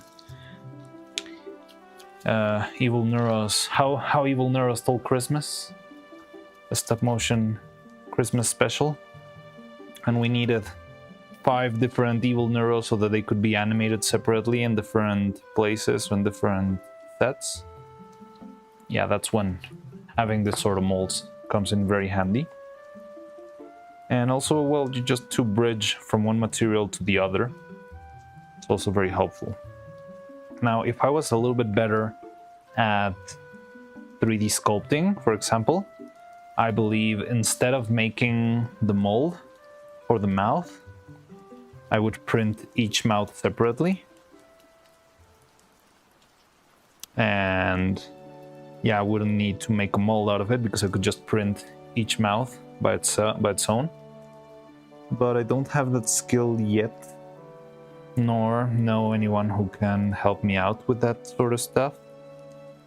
But hopefully one day we can actually do that. Also, if we had like an official rig, maybe we could use the model itself. But yeah, for now I still need to model these things myself, so that's why I make molds of this. But if I had a fully functional 3D rig, I think it would be better to just rig every single mouth and print 12 different mouths. I mean, I think I already printed like 7 just for this because we have the problems with the proportions and all that stuff, and it doesn't take that long. It's not even that expensive because you use very, very little resin. So mouths weren't CGI? In Chicken Run? No. Mouths, I mean, maybe it depends on the character, but no, most mouths in Chicken Run are actually hand sculpted. There's one really good video of someone animating one frame or a couple of frames of animation on the new Chicken Run movie, and you can see how they have all of the mouths in a bag, and they open. So the mouths are made out of clay, but they actually exchange the mouths one by one. So they have a box with all the mouths that they're gonna use in the scene, sometimes in order or sometimes divided between the letter itself. Like you'll have the A, the O, the R, the X, and you will start like taking the face off and putting the other one, and then they just blend the edges with sculpting tools so that it's smoother, and then they take the picture. That's how they do it in Chicken Run specifically. But for example, in Women Wearing Shoulder Pads, they are CGI. Did you ever see? I'm not sure if you were around when we were talking about Women Wearing Shoulder Pads. The same as the one you did with Evil. Kinda, but the one I did with Evil, I didn't blend the edge with clay. If I wanted, I could have tried it, but it would have been digital. Which is possible, but I never got to do it.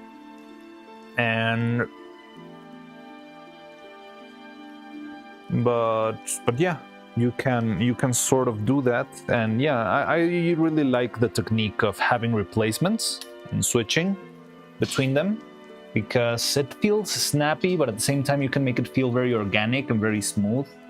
So I think it's kind of the best of both worlds. I like them a lot.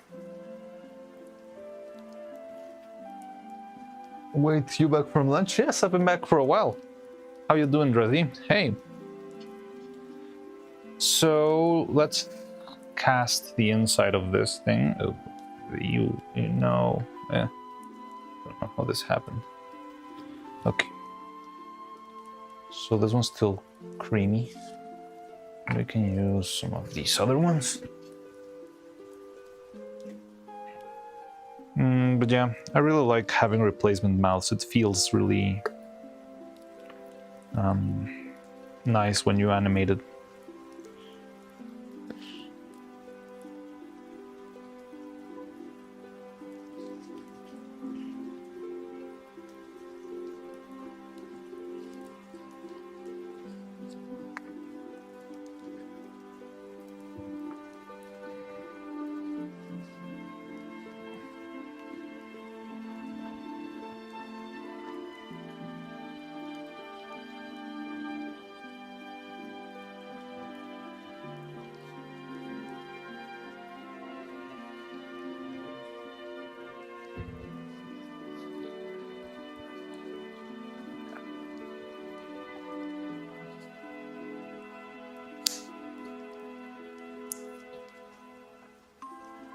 When you think it's gonna be next computer stream? I don't really know.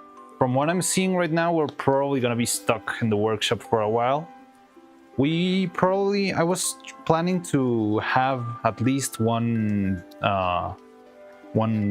video game stream with Faye this week. Still don't know exactly when or how or what. But yeah, I really wanted to do that.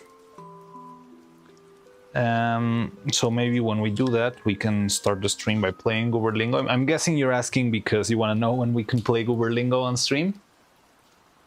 So yeah, I will tell you probably next time we play with Faye, I could start the stream a little bit earlier and play Goober Lingo, if that's your question.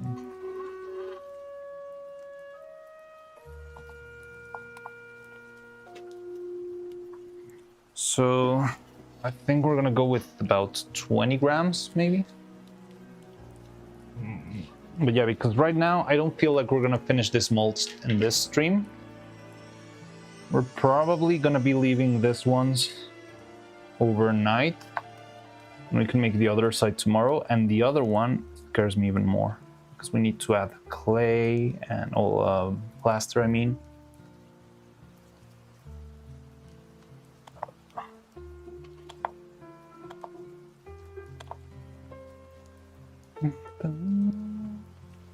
So let's go with 20 grams.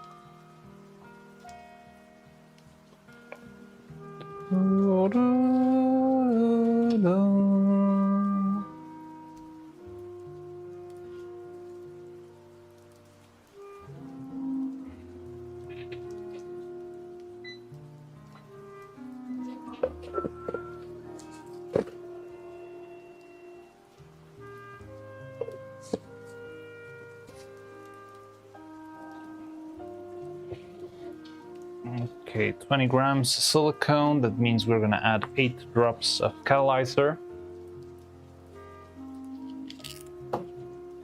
And a little bit of blue.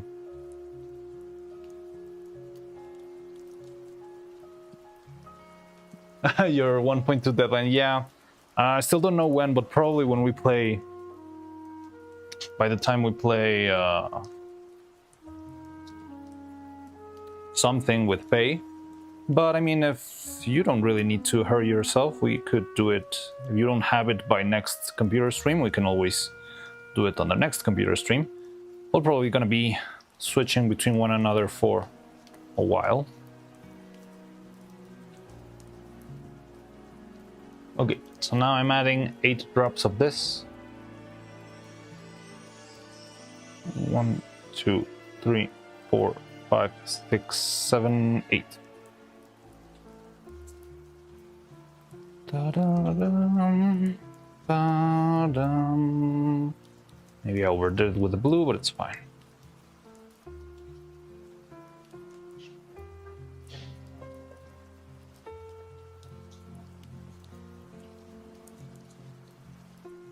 Da-da-da-da.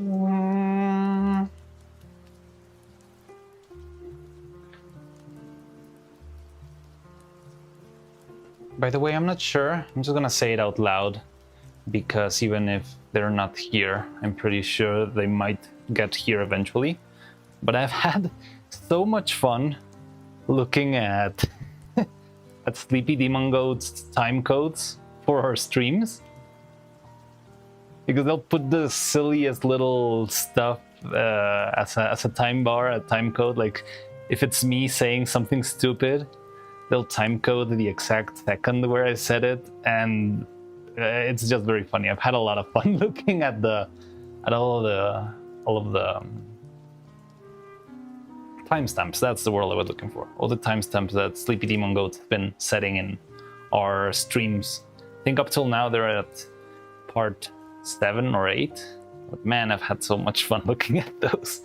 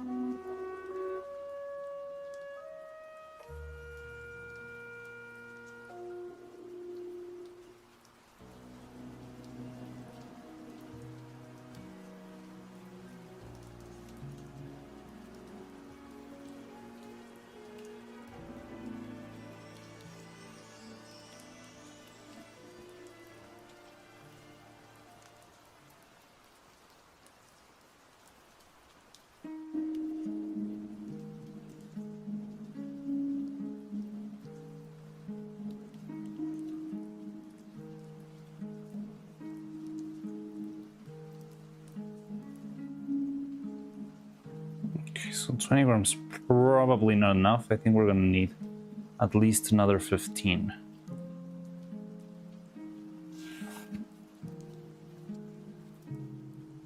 Maybe 10 will do.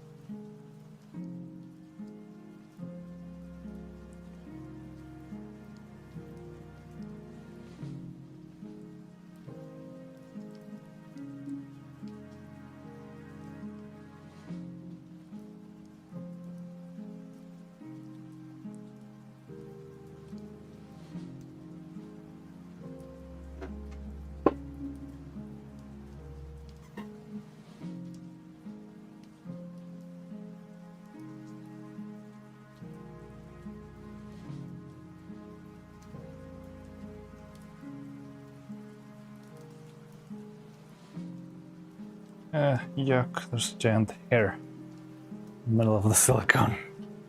Okay, there we go. Did the timestamp the balls moment? I think they haven't reached the balls moment. They are a little bit behind on the stream. So I told you they were around part 7, so they're still when we were preparing the bodies for casting.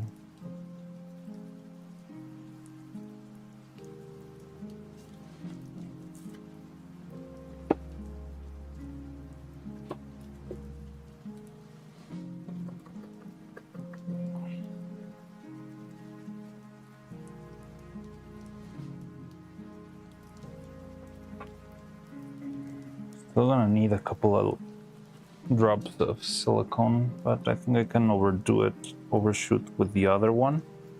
Just fill the little extra that we're missing over here.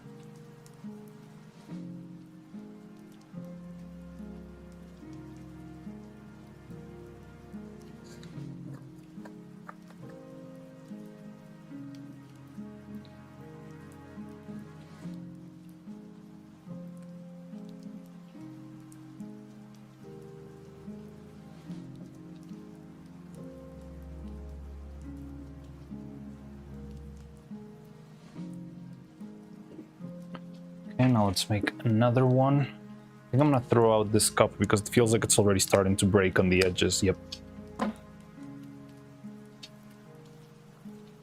There are some cups that last longer than others. Depends on the type of material.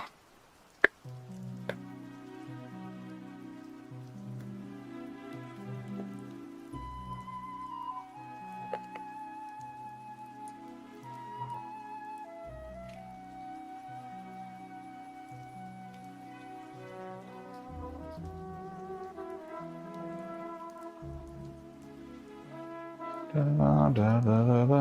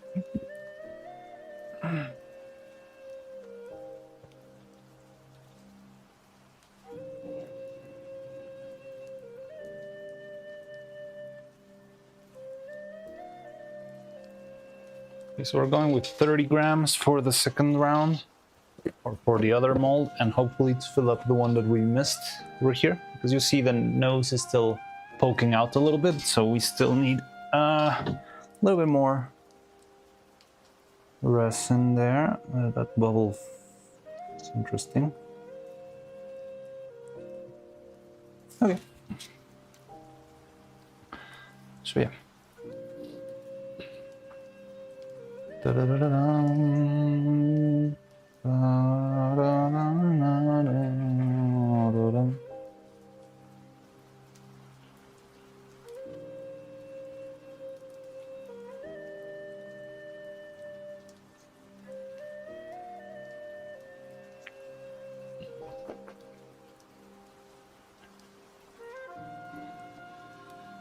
So it's 30 grams here. Yeah.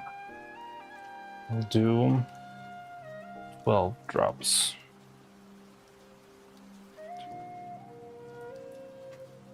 Six. There we go. 12 drops. Let's mix it really, really well. Make sure everything's well mixed. I need an even distribution of this little catalyzer all over.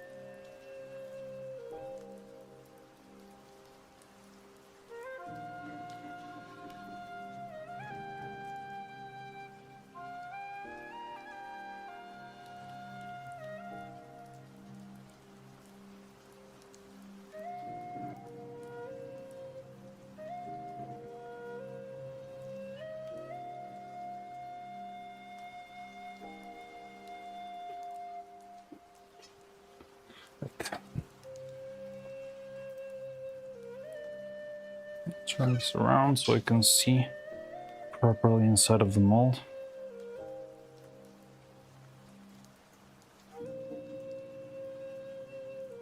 Da-da-da-da-da.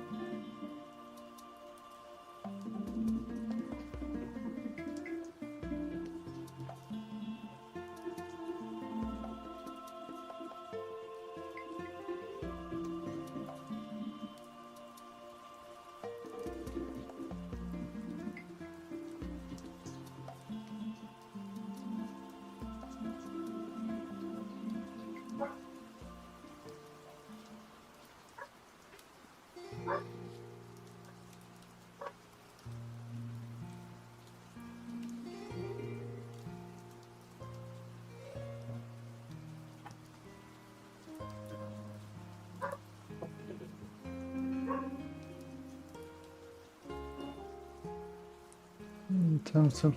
Oh, part 2, the introduction of me only has 4 timestamps. What do you mean? Oh, the last one I saw on part 7 had like 1,000,000 timestamps, and I loved it because it had such silly things, like which song was playing, or yeah, it was very interesting.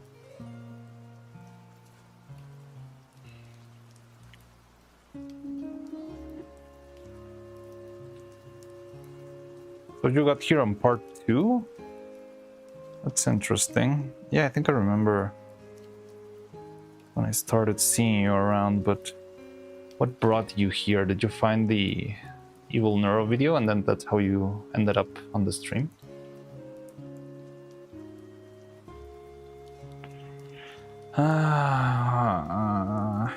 Fine. Already casted this, so why not? So usually I try not to waste too much material. The thing here is, well, if I already prepared a silicone, it's going to be waste anyway, so I'd rather have a thicker mold. Because a thicker mold means the piece will have a little bit more support, more rubber to hold, instead of having a very thin layer that will just barely keep it together. Yeah, if you have a thick layer, well, it's going to hold a little bit better.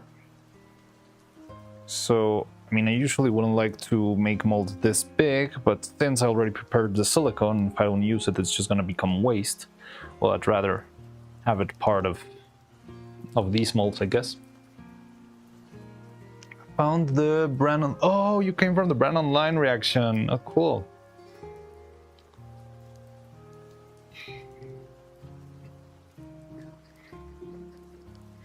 Yeah, that brand online reaction really helped us out. It helped boost the video so much.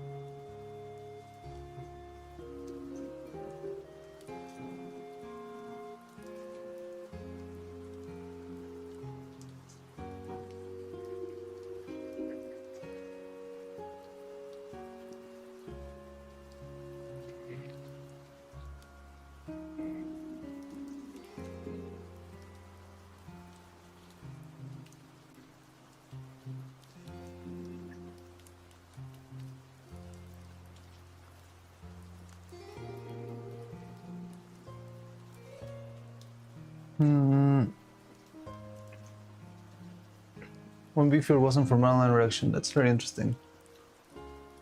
YouTube literally recommended me your stream on its own. That's very weird. I mean, I'm thankful for that, but it's very unusual, I believe, to have the stream itself. I've seen that there's a couple of people who pop in and they don't even know who Neuro-Sama is, and I don't know how they ended up here, and I'm like, well, hello, I make puppets, and this is an AI virtual anime girl who's funny. It does that now. Maybe I consume too much neuro content. It's fine. I mean, at least you're familiar with neuro, you know? But I feel like there's people who just pop in here and don't even know anything about Neuro-Sama at all. And it's very weird to give the whole context to what on earth am I doing? So it's more like, well, I'm making a puppet for animation, and it's based on this turtle who had a child, and the child is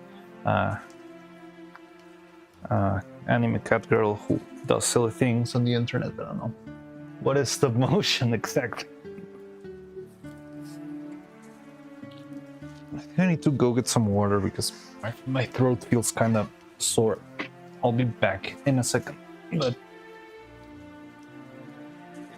in the meantime, so now this is set. I think this will gonna have to rest overnight probably.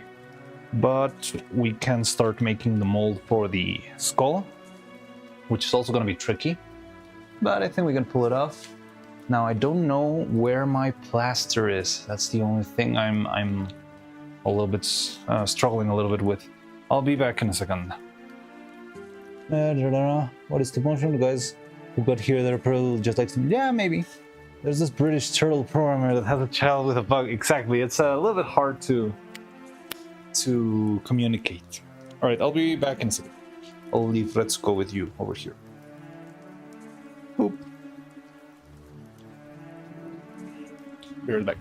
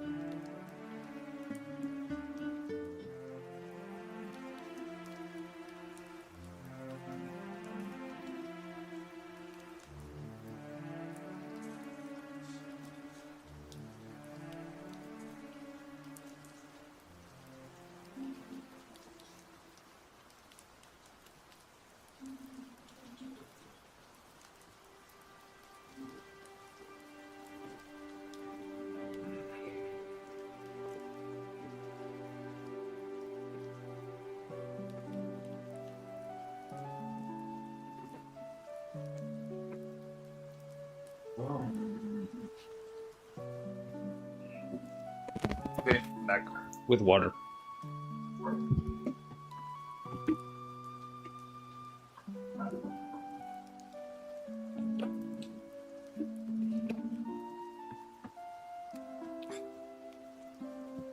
So yeah, what was I talking about? Oh, we were almost done with this mold, and we can move on to the other one. Evil and narrow lore. Yeah. Oh, now that I'm on Twitch, YouTube people are talking in YouTube chat. I can talk on Twitch if you want. Yeah, there.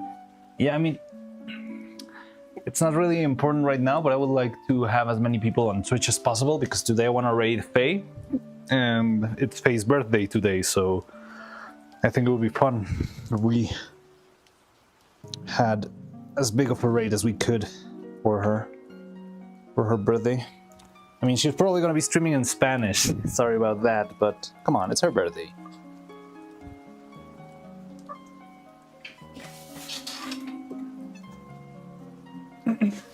Oh, Nathan, you're back. Well, that was a rather uneventful few games. Had 2 good camping matches. Only 2 matches? How long does a battle... What were you playing? Battlegrounds? Battlefield? Feliz Navidad. Feliz cumpleaños. Exactly, you got it.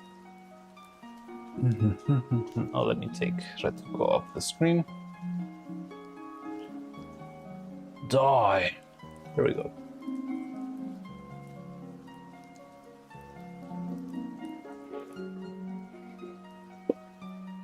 It was Battlefield 6, right? But 5 rounds. Okay.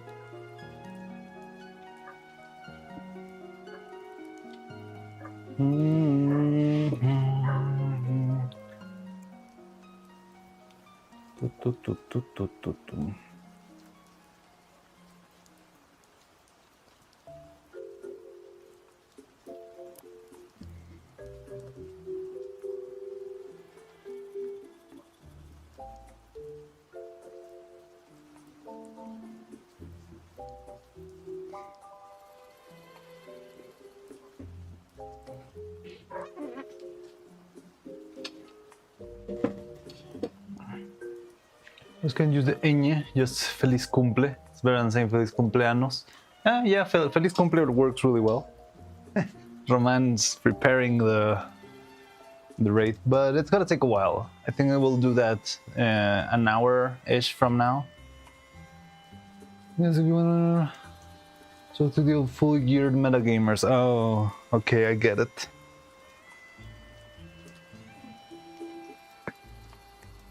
Feliz cumpleaños, it's happy birthday.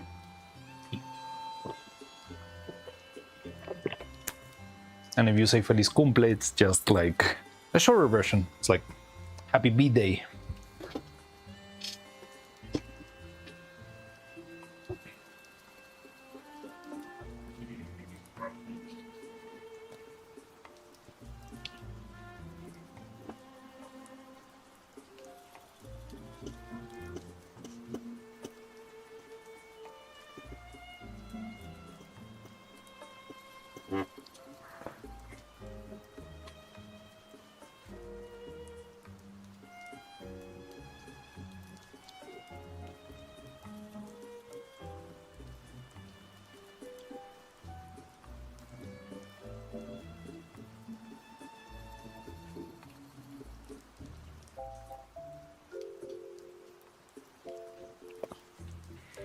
Okay. So let's make a 5 grams first layer for this one. We're gonna need about 3 or 4 layers for this. I think 3 hopefully is enough.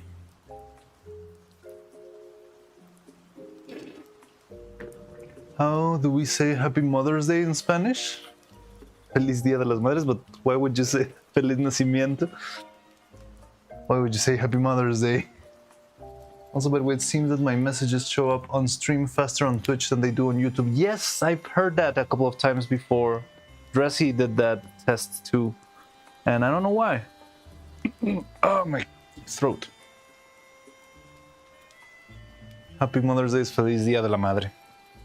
Yes, or Día de las Madres. I think I use Día de las Madres in plural. Oh God. This is bad. And terrible, but it's bad.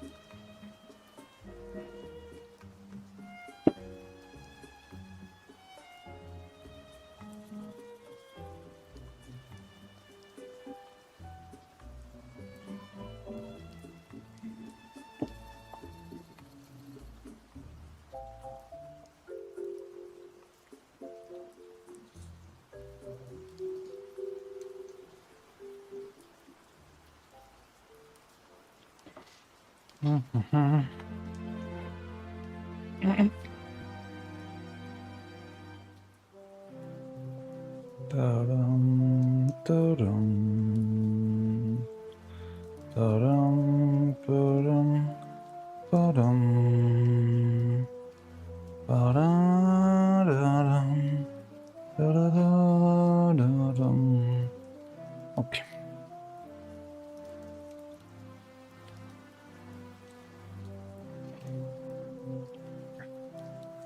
First layer is still greasy. Greasy.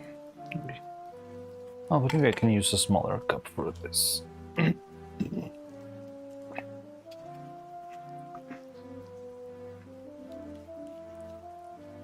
Just to be random, sure.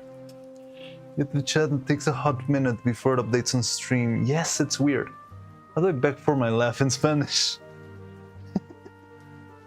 Turn TV when I'm living in the living room, check if the sports game was on, and walked away. Forgot all about it in 10 seconds. It took to fully turn on. What?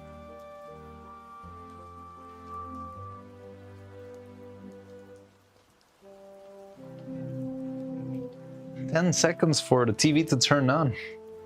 That's very slow. Acaba con serie always works. It's doing the outro. Doing the outro in the old tube. Okay, so let me prepare another 5 grams. We're pretty close to the bottom of the container. We probably should prepare more today.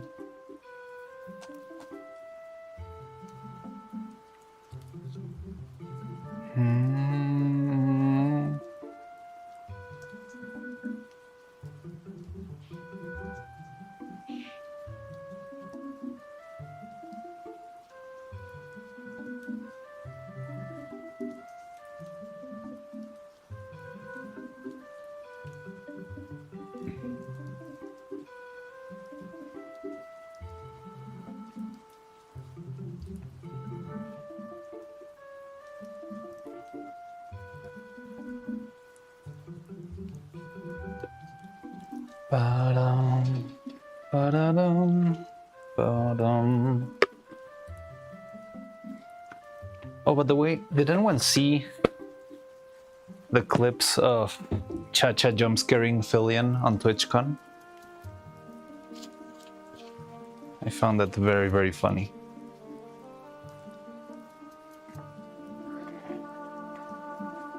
Oh, Tube TV, it takes a few seconds to fully power up and load channels. So like, okay, time to grab one. What is something I should never say in Spanish around Spanish people? You should never say in Spanish around Spanish people. Probably something like no me gustan los tacos or something like that, but I'm trying to think of something more offensive.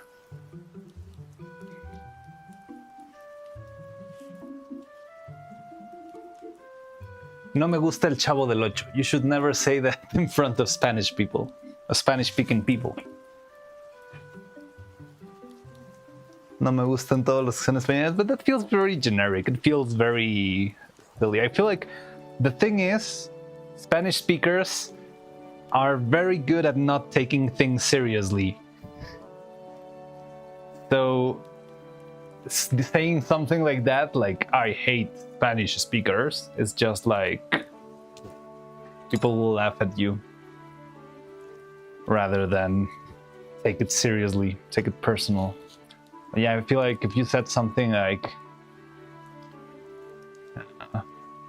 Dragon Ball sucks, or yeah, El Chavo del Ocho isn't a good TV show, something like that, that's where you hit right where it hurts.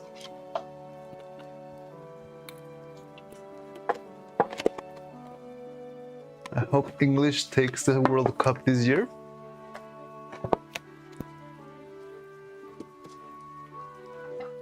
Latinx, oh, yeah. Using the word Latinx will annoy very much any Spanish speaker.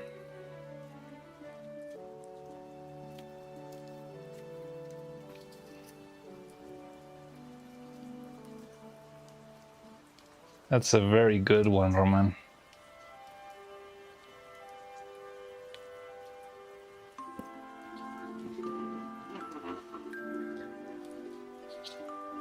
So yeah, I'm gonna prepare the silicone for this, but I need to be very careful. The only thing I care about right now is to capture as much detail as I can, because there's a lot of detail here that we really need very finely captured. You know, like the holes for the magnets, all of that. We need it to be as cleanly captured as possible, so that our magnets can really reach in and, you know, stay in place properly.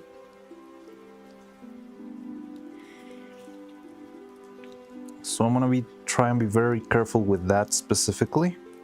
Don't really care about the edges or anything else. It's more about all of the little magnet holes and the hole back here. Why is my throat so terrible? I don't know why sometimes. I'm not sure that there's something like in the air here, but sometimes I just feel my throat really just sore out of nowhere. Feels like if I had smoked a whole pack of cigarettes, and I do not smoke at all.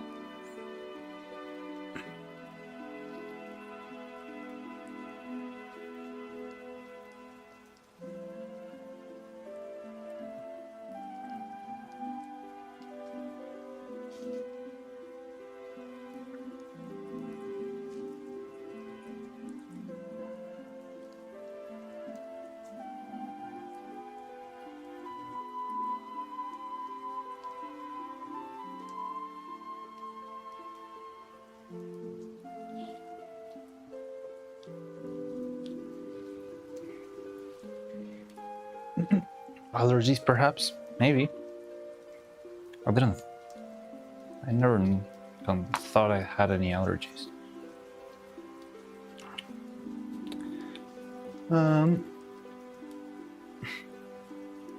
could have sworn the Spanish or something that sounds Spanish are very aggressive soccer fans. They're aggressive soccer fans, but they're aggressive on the soccer, like in the context of the game. But I feel like if you try to offend directly someone from, well, maybe if you insult their football team, you might get into trouble. I don't know. I'm not a big soccer fan, honestly, so I wouldn't really know about it. But yeah, I feel like if you try to be mean to Latinos just like that, they'll just disregard it because we're so used that we have a very, very how's it? We have a culture that's very based on annoying each other or trying to one-up one another with random insults or innuendos, that sort of stuff. It's like a very fundamental part of at least Mexican culture. I don't know the other places, so I feel like it's very hard to be taken very seriously on some sort of claim. But yeah, maybe if you mess with someone's football team, you might get punched. I don't know.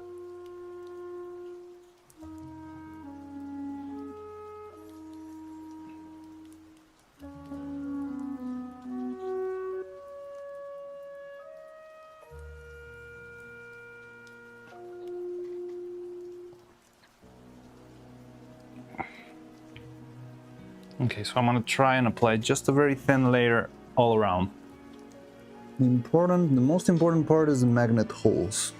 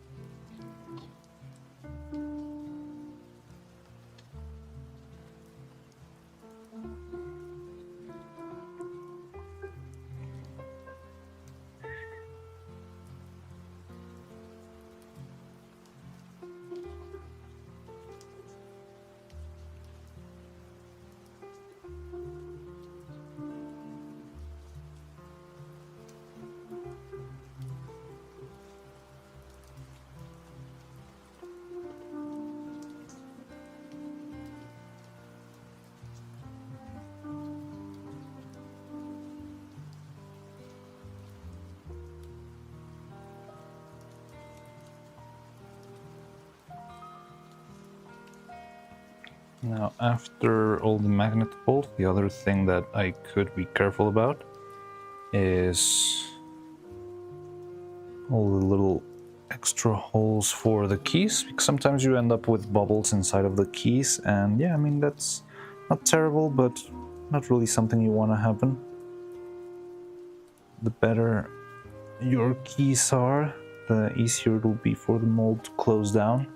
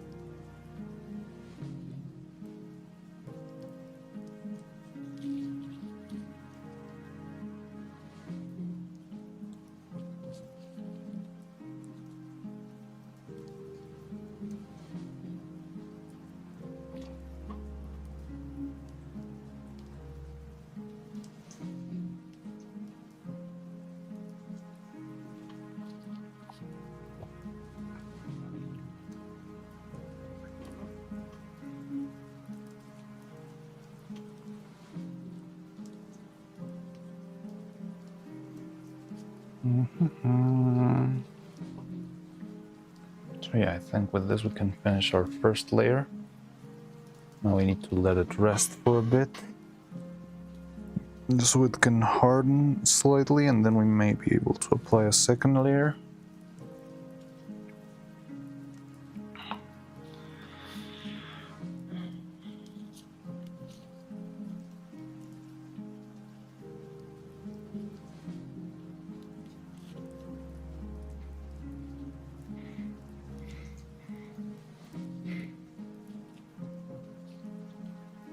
Okay, so we got this. I think all of the silicone molds right now are still gonna need to wait. So, in the meantime, why don't we prepare some more? I'm not sure if there was someone here who didn't know. Wait, what's going on in the chat? The term translates to Latin America, blah, blah, blah. Latino, the Canadians of the Spaniards.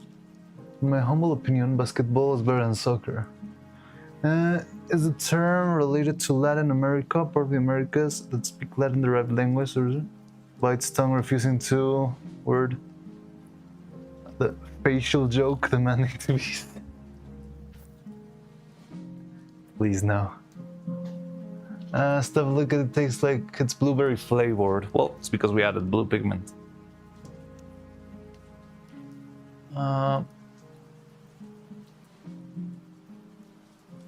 Not really field sport, but I think billiards is underrated. Billiards is fun. Have you ever seen? There's this guy. I think he's Filipino or something. He's like one of the biggest billiards masters. What was his name? The Wizard or something like that. Yeah, I think they call him the Wizard, and I've seen a couple of his games, and oh my god, it's just beautiful. Need some insane shots on the pro level. Yeah. I've seen them. I've seen the Wizard. By the way, ravbug.com hypertranslates a really cool website allowing you to send in cow and get pilpa and just actually put cow pig. Wait, what? I didn't get anything of what you just said, Rezi.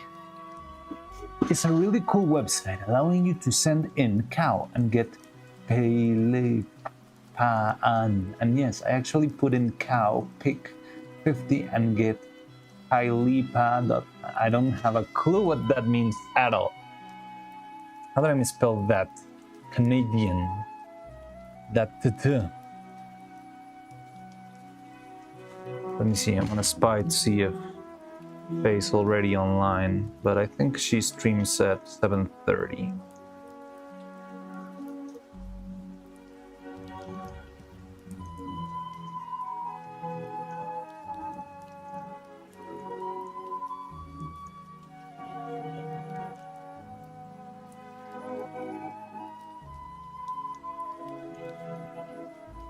Still no online. Okay, so we got that. And let's make some more. No, oh yeah, let's prepare some more silicone. So yeah, this is the silicone. I think a couple of you were asking before. I'm not sure if whoever asks already left. But yeah, this is silicone that we usually use. And as you can see, we're already starting to run out. We're at the very bottom. So we can prepare some more of these.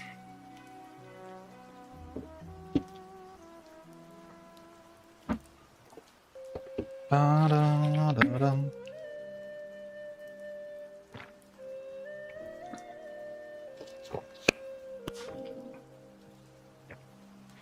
Let me just go get the scale real quick.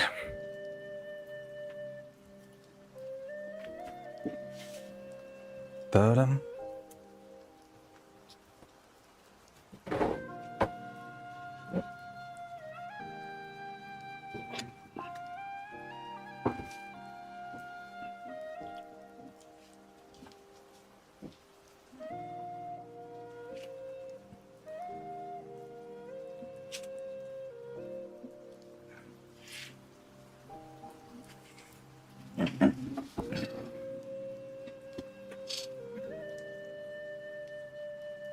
Okay, now you're just taking shots at me. No. What? Me?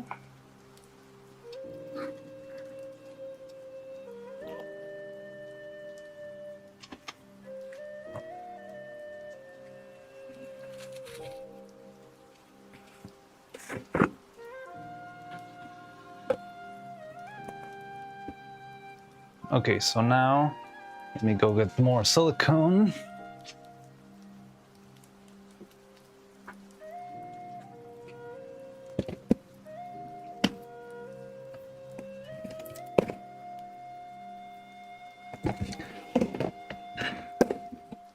So yeah, this is a silicone as it in its raw format.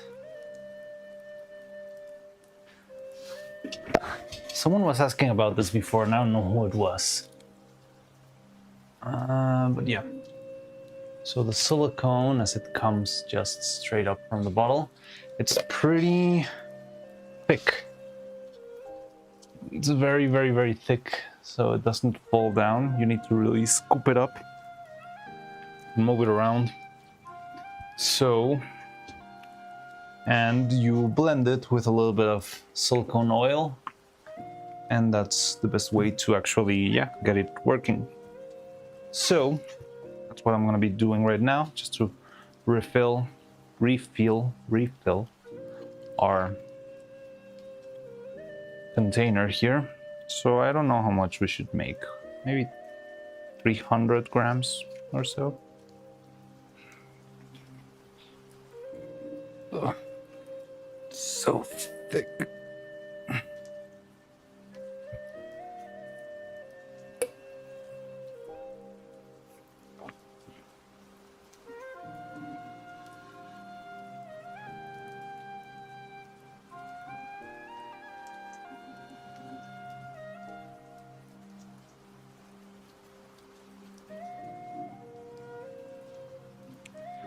Just half.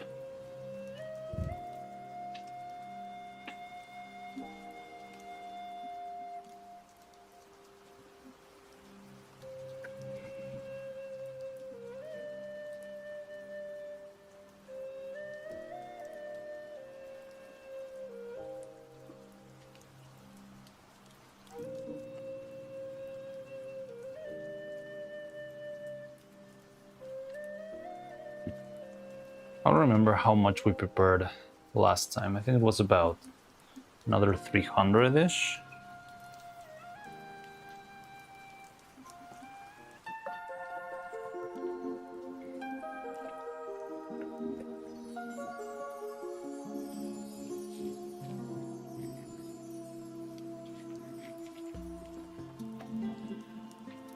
On a scale of early 2000s anime and recent fan service anime, I think is it.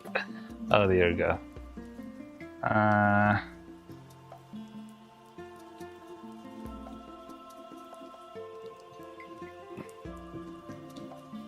Let's see.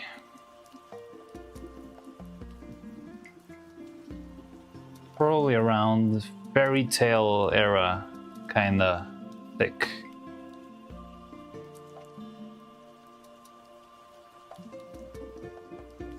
Just still kinda. I think that's 2010-ish.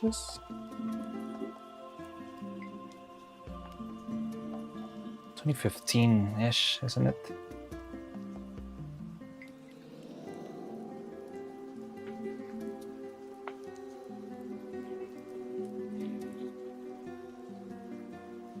I feel like I'm missing something in here. Archives.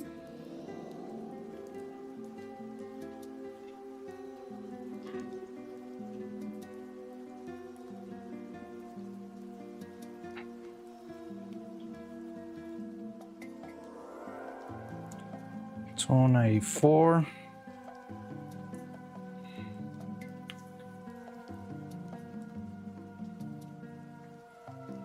$300. $300. Should we do more? That's fine for now. Oh god, that reminds me of a meme. Arc spacing and it's always full of... Wait, what? Attack you'll never see again. Wait, what?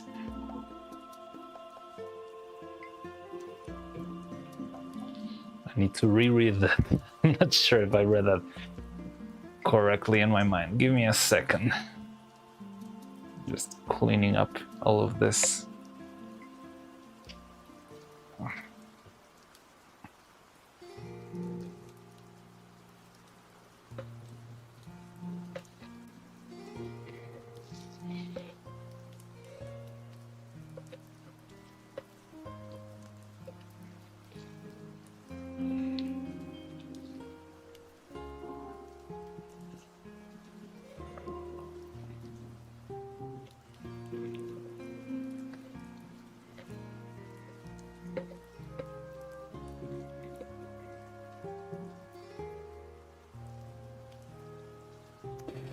Oh god, that reminds me of a meme I saw that jokes about every arc spacing and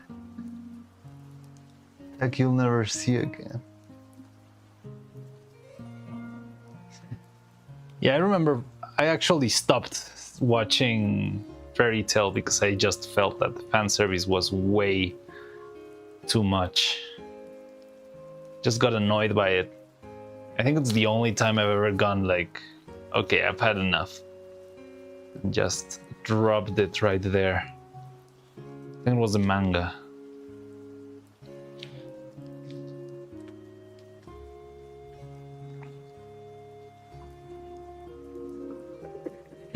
And I saw all the way to pre-time skip.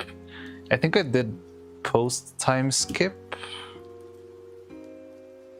I don't remember how much I saw. Wait, I need to prepare this.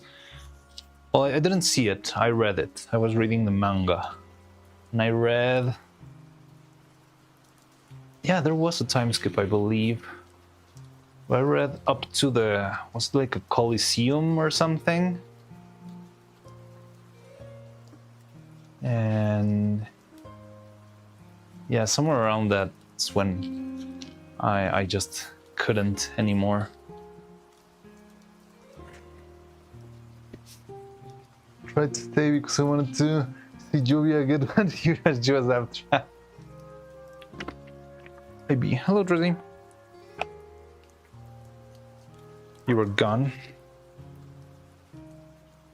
Okay, so let me do another. So we need 150 grams of this one. Because we did 300 of the other.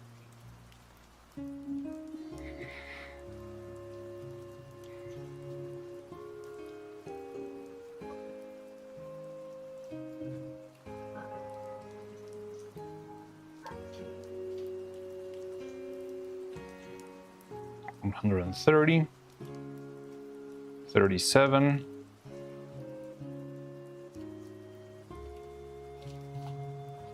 140, 43, 47,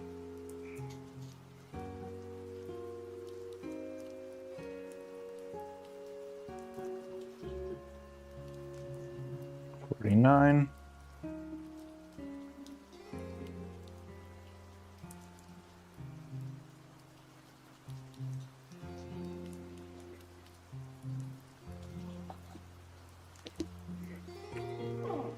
'and there we go. So yeah, we made about half of the container.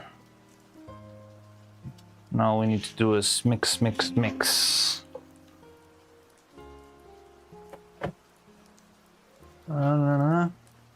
The Zodiac keys. Yes, the Zodiac keys, I think. No, wait, the Zodiac keys wasn't like the thing that Lucy was after? All the powers she got from that?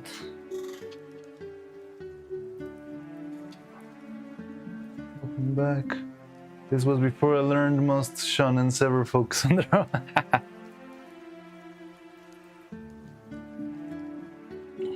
Yeah, I saw it a very long time ago. I don't remember a lot about it.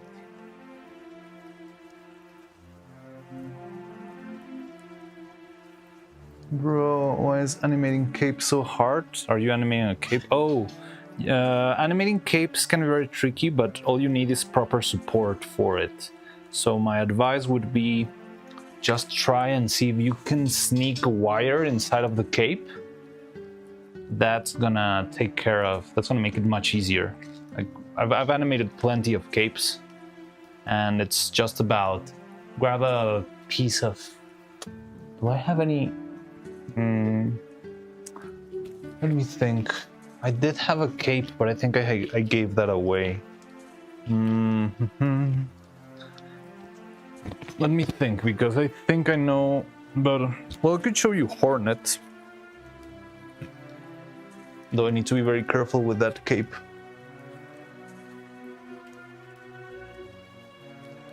So it's usually hard because of the support, but it depends on where you need it to be grabbed onto, and maybe if you need some extra external support. But usually it's enough with just a little bit of wire.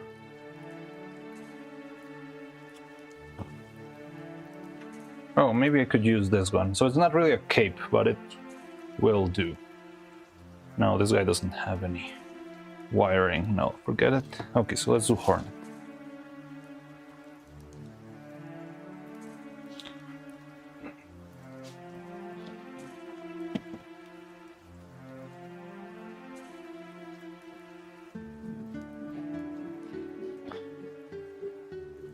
So yeah, here's Hornets. I'm trying to be a little bit careful because I don't want it to get stained with some of the stuff that I have here. But yeah, you see there's just one wire running all around the edge. And that's more than enough to make a little bit of movement. You can just bend it and tweak it. Now, if you really want to make a full-on cape, the advice I would give you is try to at least have a wire running through all the corners of your piece of cloth, and then just let everything in between be made by the natural wrinkles of the fabric, but use the corners as the important points that you will be animating, and sort of trust that everything in between is going to be taken care of by the creases and the material itself. That's what always worked. And now you need to be very careful on how you secure it to the body. If you secure it to the body properly, for example, if it's a cape that goes from the shoulders, just make sure it's really, really well secured to those shoulders, and it's going to be much easier, much, much easier.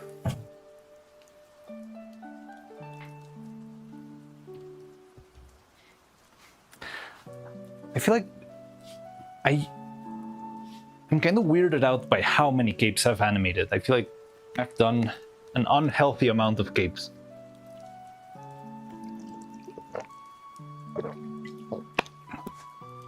But yeah, the characters in Frankelda are very flashy, so there's many of them with different sorts of capes and things.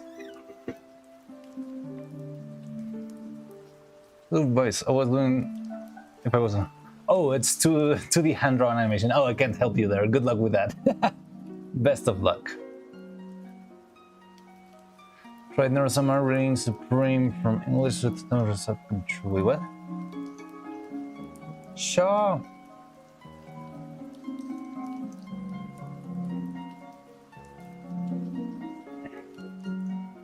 Oh, okay, I get it. So you need to translate words and you make points.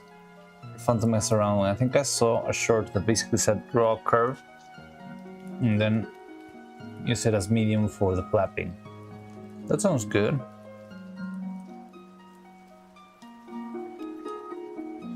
You know, those I translated 100 times video.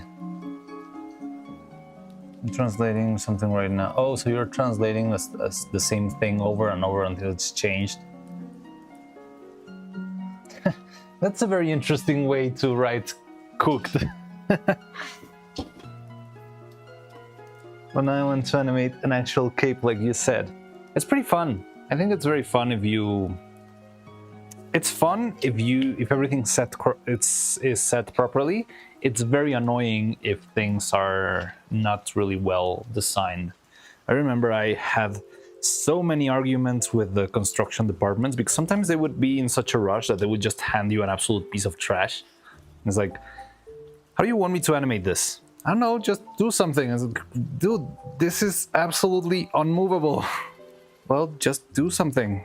And yeah, I ended up working behind the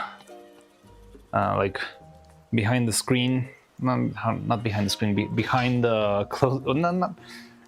I had a friend who was really good at solving that sort of issues, so I will always just tell him, "Hey, so they gave me this puppet, but it's the head is not working," and they would start thinking, and they'll, "Oh, let me see. What if we do this and this?" And we would just talk it out. They would tell me, "Yes, you need to. Let me see if I can put a screw here and then remove this and add another joint," and then magically the character would finally animate properly and look good. But yeah, I had to fight in order to get those things properly set up. It was such a pain.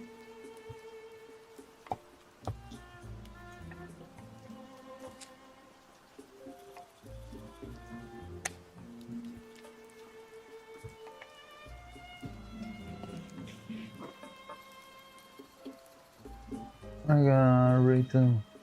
I don't know how to rate it. My English is not that good yet. Okay, I think you only didn't need the C before the K, but the way you wrote it, it sounded like a weird mix of cooked and cocked, so it was very, very weird. I don't think so. Put Fox Turtle made a baby when was named Neuro-Sama, and another baby that was also named Evil Neuro-Sama, or Evil for short, and picked 100 times, and Mombit, and got Mombit is a song of the sun and the grass. It's just a ridge, like that. Okay. Why was my last message not posted? I don't know, there's been a couple of messages that just do not show up here. Is it your last message with the one, YouTube doesn't want me shilling fake videos? Oh, did you send a link? Sometimes links just don't make it through. Let me see, I'm curious, I'm gonna see what you sent.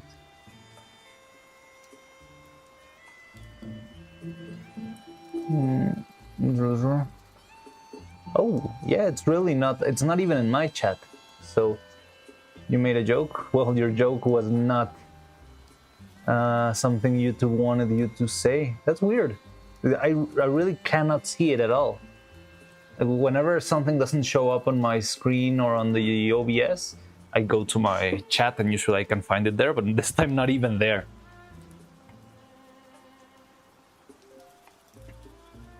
You send a link, even a little bit of a link, then it's gone.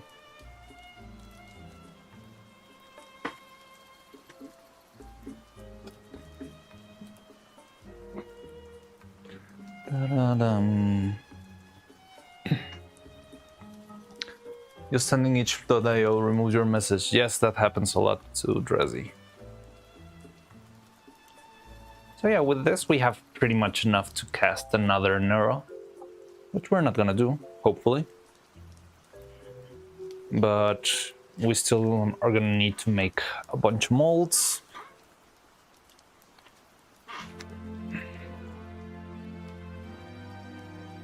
So this will work properly, I think.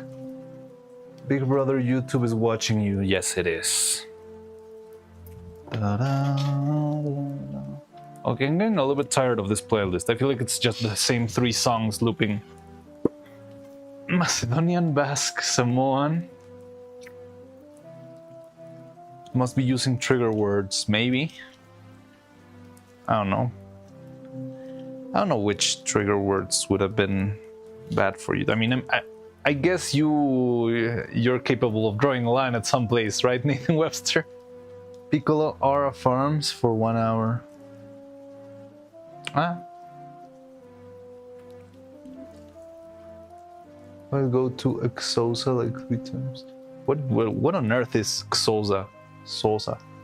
Xosa? Xosa? How do you pronounce that? Maybe what's the YouTube video? I've seen the video, I think. Well, I haven't seen the 3 hours version, but I've seen the Piccolo Aura farming meme. Some African language, probably. Interesting. Wait, let me... I was gonna do something before this. Why did I take my glove off?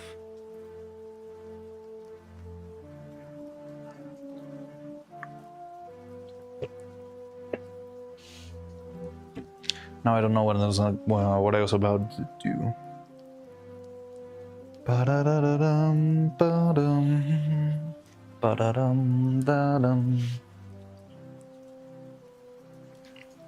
Just used all the words I had in the complete sentence, and none of it was stopped. So, it's the fact it's all strung together. Did you try to just resend the same message?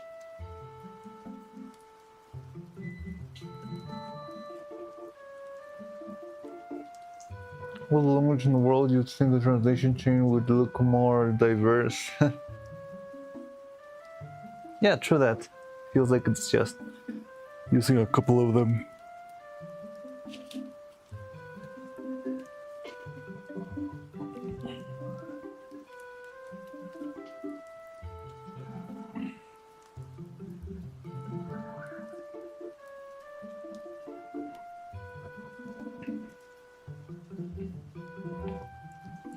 Ta-dum.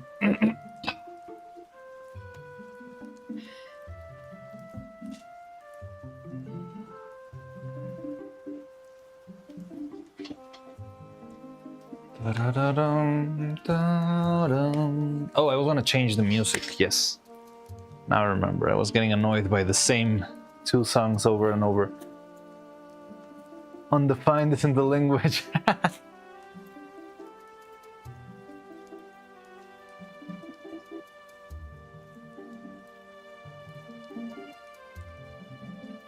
All right, let's listen to something else. What can we play? Something a little bit more. Pooped up. Castlevania, Mario Galaxy.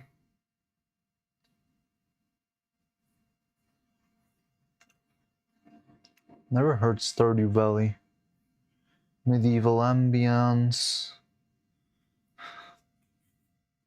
DS Wii era playlist. Okay, interesting.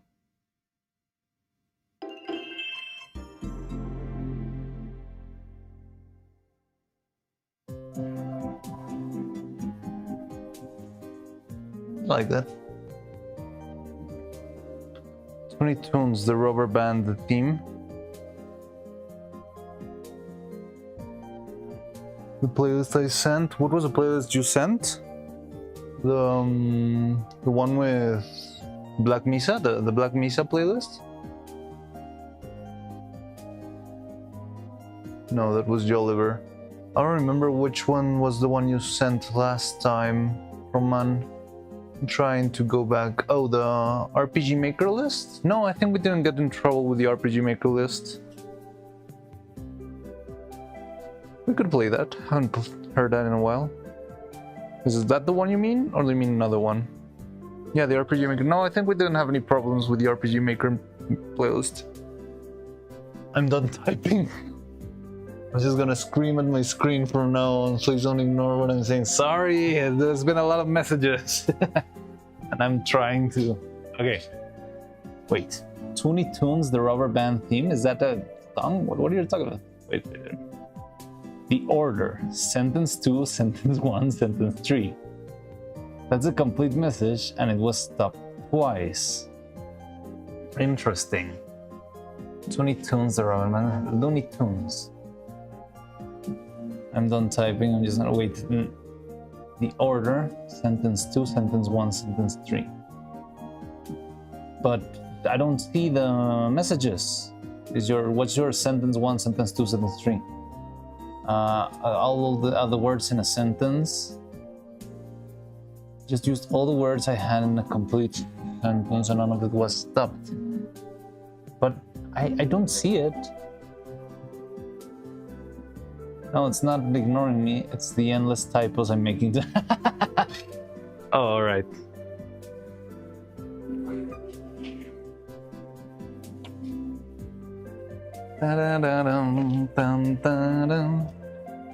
The Piccolo aura forming joke I was making. Okay, let me go to the Piccolo aura forming joke. So I tried to figure it out, your code. Let's see. Use I must be using true words. Or you could watch the sentence 2, sentence 1, sentence 3, you said?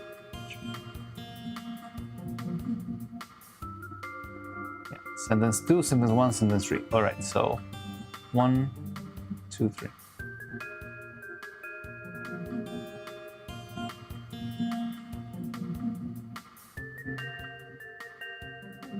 Or you could watch the YouTube video if you go from around, try memorizing the animation. Oh, okay, now I get it. Wow. That's what a struggle for such a silly little thing. And why is it censoring? I see absolutely nothing wrong with your comment. Should be right above the message saying I just separated the sentence. Yeah. But it was also divided by a million different languages list.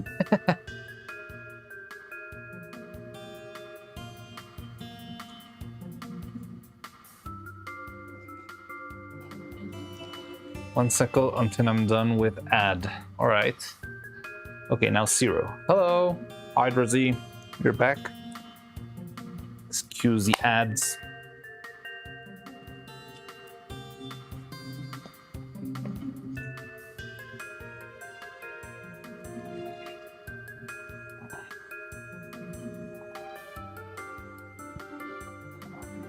Okay, so here we got some fine new silicone.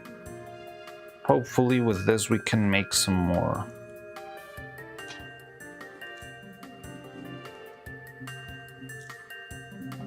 It was 22nd ad actually. Yeah, so annoying.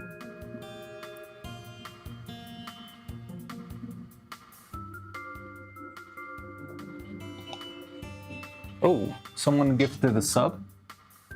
Oh, subtle cloud to Dressy. That's very kind of you. Gift that you want. This is their first gift sub in the channel. Oh, this is the very first. No, this is Subtle Cloud's first gift sub in the channel. Gift sub in the. Why is my English so terrible? In the channel. That's very kind of you, Subtle Cloud. You're amazing.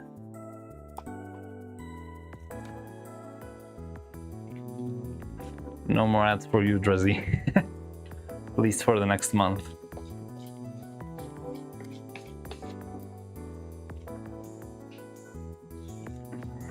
Yay. And you got the... Oh, I need to make more of those. You're gonna finally use that emote. Yes. I wanna make more of those. I already have it set, I just never got to upload it because something came up. But if today we're finishing kinda early for Faye, maybe I can set those up tonight. Hopefully they'll be approved tomorrow or the day after.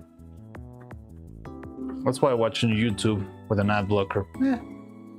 Fair enough. I mean, don't let YouTube listen to me, but yeah, I understand. Lala Lulu, and you now. Ah, cool.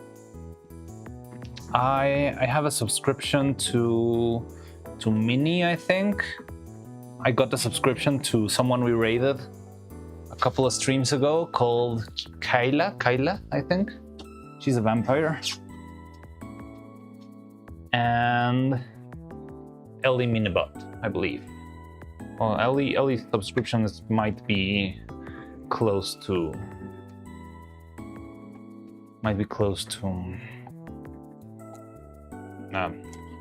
yeah, to what's the word? Why am I... I've noticed that my English goes worse by the end of the day.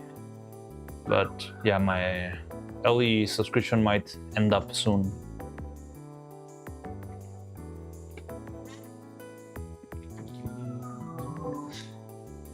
I only subbed to Neuro. I have most of the Neuroverse on my follow list. Yeah. That's pretty much my usual state. I don't really sub to Neuro. Well, the thing is, I don't have any funds. Everything I have, I end up spending in the workshop. And right now, I'm a little bit concerned on that, so I'm not really making that sort of investments currently. But I did get a couple of subs sometimes. I got a sub to Neuro on the subathon by the end of the subathon. I got one to Coco, I believe, once, but I mean that was way back in January, February. I got the one of Ellie when we raided her. Mini from the subathon, the recent subathon, and yeah, Kyla from our raid, I guess.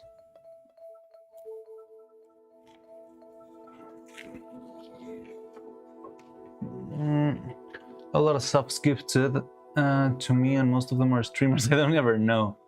You know, you gifted a sub when you riddled Ellie? Yeah, that's what I was saying. Ellie Minibot. I said that. But I got a gifted sub from when I raided Ellie.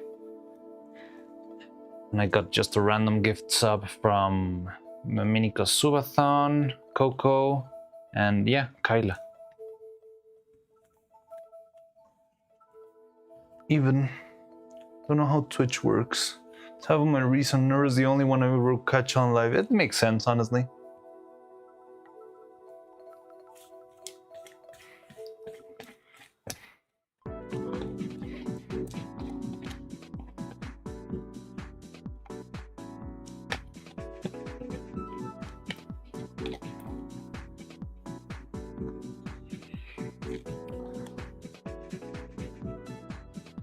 Okay, so here we have 450 new grams of silicone, which means we can make about 2 neuros or more molds.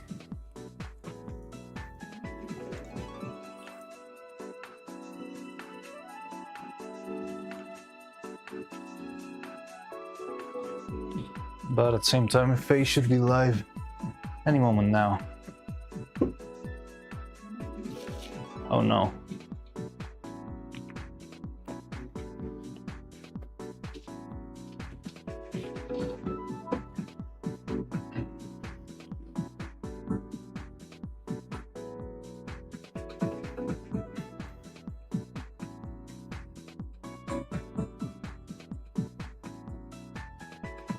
Q9.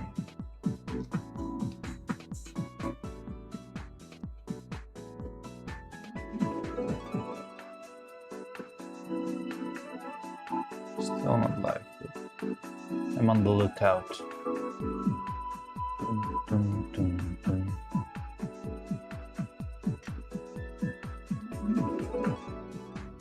Don't know how Twitch works. I don't know how Twitch works either.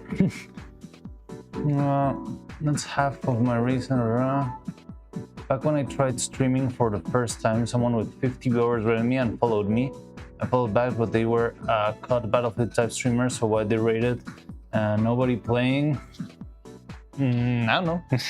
Probably one of those like, let's raid someone who's got few viewers. We've done that before, so yeah, maybe that sort of stuff.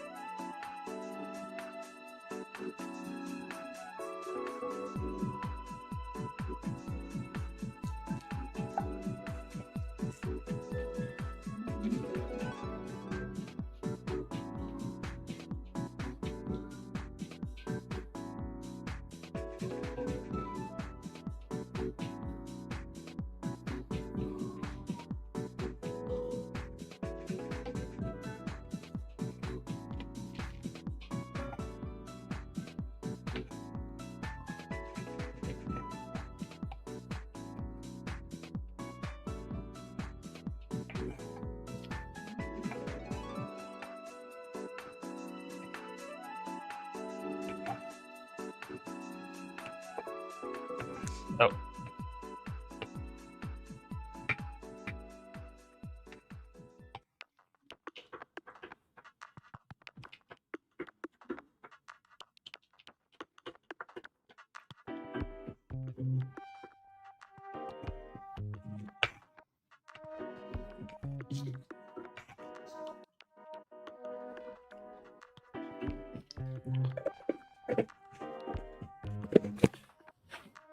Catcher limit messages.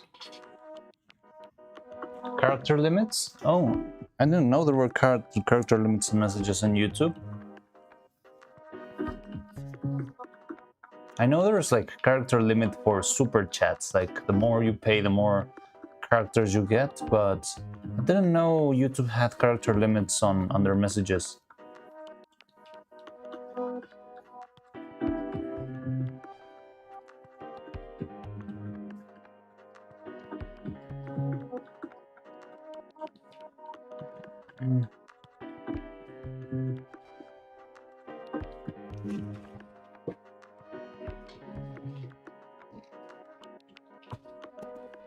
So, I think we could apply another layer to this guy.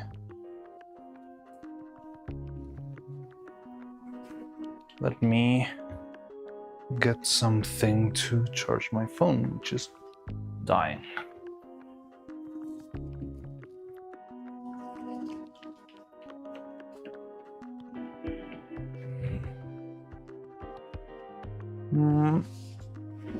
What? Okay, so we did a 5-gram layer for the first one. Let's do now a 10-gram for the next one. And hopefully this time we can actually cover everything properly.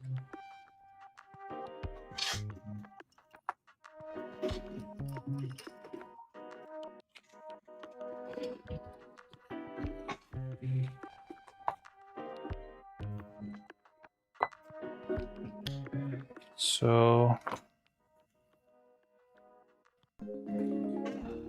these cups are filled with uncured, horrible silicone. That's fine.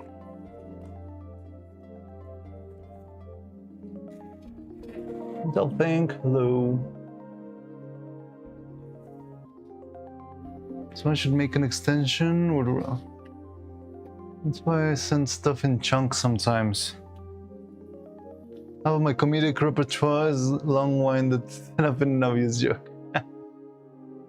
Someone should make an extension that splits your messages into multiple if it exceeds the limit. That would be useful, probably. Sometimes. Alright, been meaning to ask for like a month probably in regards of online fiction writing. What is beta, unbaited? Or is it only even an Omegaverse thing? Wait, what? In regards of online fiction writing, what is beta, unbaited? Or is it only ever an Omegaverse thing? Yeah, I don't understand anything in that sense. Wow. I hate that stuff.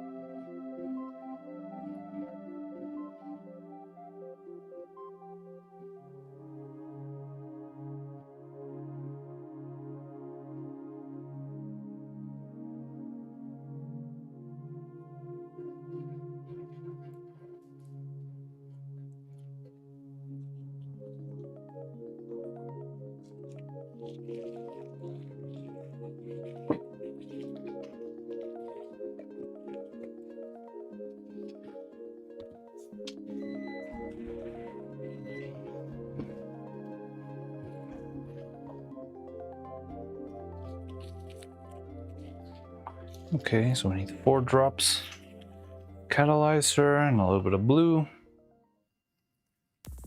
Same deal as before.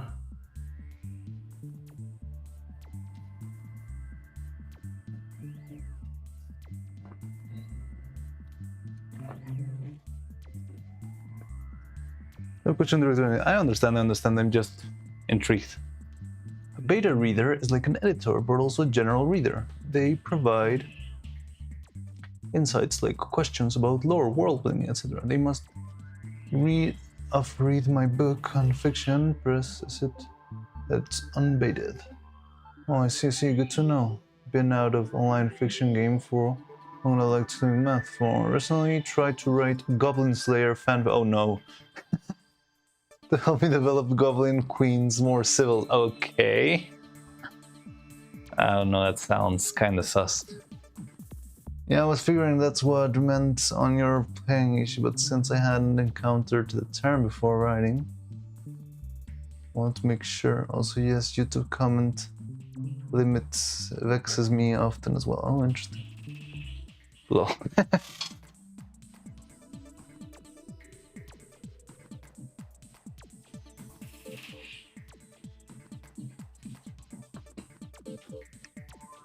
Not all fanfic is fanfic. Good. Well, yeah, I know not all fanfic is that, but you're talking Goblin Slayer. That's already pretty risque.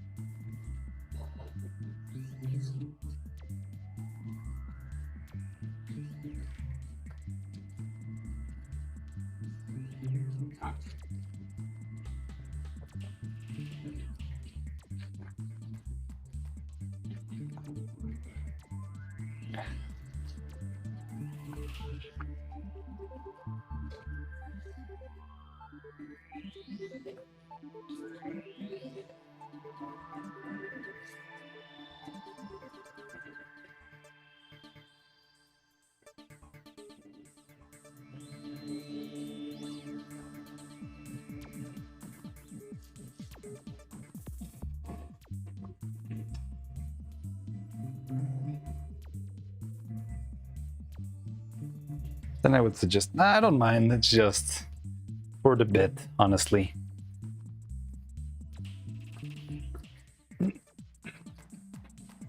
Oh, and then which is not in my book, go a little deeper. Yeah, I don't really, not physically, more mentally, and the politics of it. Okay, it's... By the way, Mariano, it's hard to make wooden puppets. And I've never made a wooden puppet, honestly. So I think it's a craft on its own. The thing with wooden puppets is that, well, it's more of a... I feel like it takes a lot more skill if you want to be this delicate with your figures. Because you would have to be a very good craftsman and sculptor to actually make everything, yeah, like clean and beautiful. And yeah, the other thing with woodworking is that there's no copies. So if I wanted to make different mouths, I would have to manually carve every single mouth separately. I don't know a lot about woodworking, I'll be honest with you. Like, most of the woodworking I know about is just raw, putting screws into slabs of wood and making stuff like that. But for what I know, a little bit, yeah, I've never even seen people do wood puppets. Back in the studio work, there were a couple of wooden puppets that they made for a special, but they made those before I started working there. There were some Cartoon Network little like cameo kind of things, I don't know.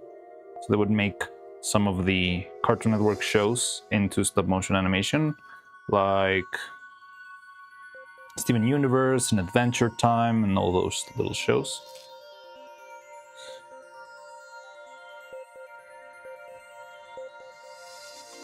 And I think the puppets of Steven Universe were made out of wood, if I'm correct.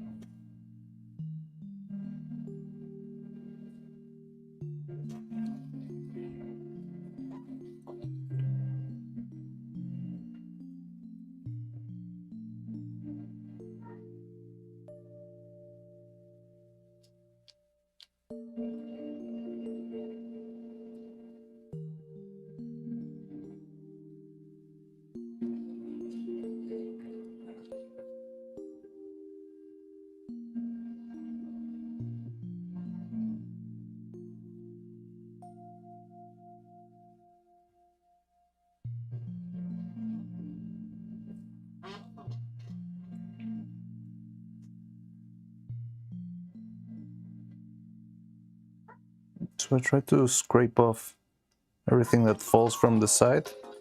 Maybe I can reapply it on the top and, yeah, make better use of it.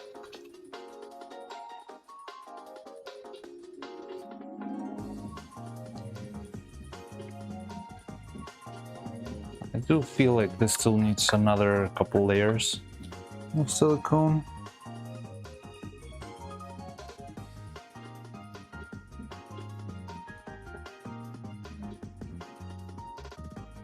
But maybe it will be easy to do those once we finish.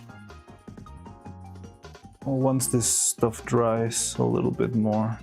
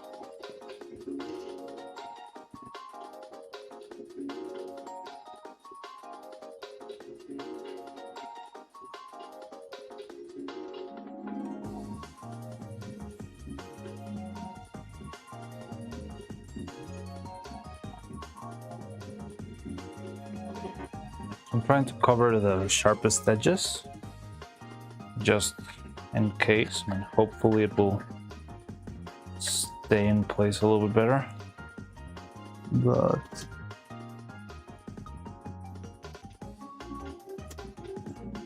yeah, I think it's still gonna need another layer anyway.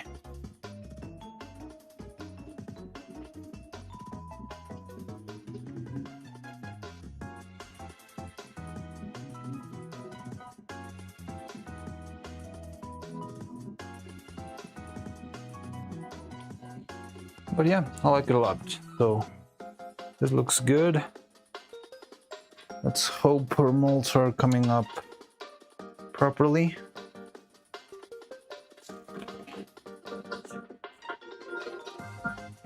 how many hobbits are going to refine their talents because of a little AI girl? I'm in another workshop Discord, same as Sam. Wait, what's going on? Clip him saying booby. Wait, what?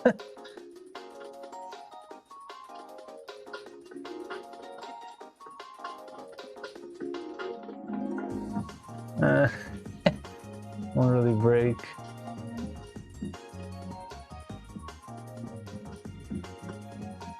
I need to get back into writing, typing, less taxing on my Johnson drawing. Not true. But primarily because I failed at several attempts to draw, thankfully.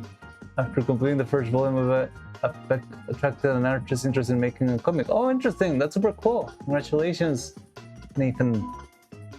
Several is far below the threshold of getting good, but yeah, I think one of the hardest in regards of drawing visual parts. Got a Discord, I can show you. Yeah, didn't I put the... I can show you all the things I've drawn successfully only after tracing, freehanding, and draw C's because make other artists and interesting. I can want to try making some neuro-automation on my own. Awesome. But the whole thing with the Flash AI artists, eventually they bring their own style to it, or even carbon copying style. How many hobbies are going to bring a girl? Yes. Like we will have a Disneyland Lake City before the eventual fading away. It's made ad for Goobalingo. I wanted to be a goober, but she doesn't have goobers at the same time. Doing it IRL is a crazy. The concern with fandom is to kill and shoot us for the green guys so they're hard. They die and you get the point. Nerd's gonna be trying to restart art a couple of times now, but my hands and backpedaling of skills after years of atrophy keeps stunning it from going anywhere. We'll start drawing because of Neuro, lol. How interesting. Last piece of art I made before this Neuro stuff was like 5 years ago.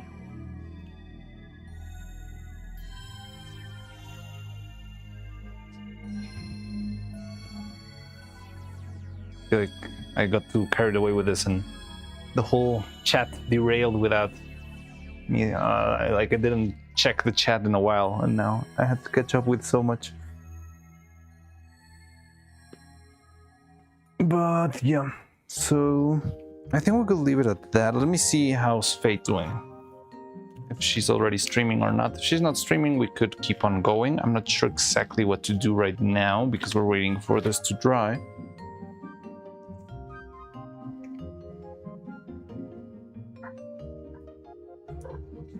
Is Faye live? No, she's not live yet. It says 7:30. Did she change it?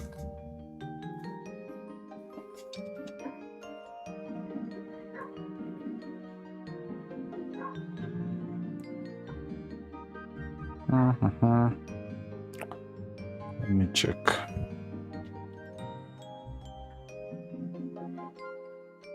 Oh, okay, so she's gonna start very late today, 9:30. Okay, so then we have more time. I think we could then finish this mold. Some extra work. I'm a little bit curious on how the other mold worked. I'm not sure if it had a layer of gauze to it or if it's just flat. No, it does definitely have a little bit of gauze. So maybe I should do that. I'll go get some gauze then. Is gauze the right word?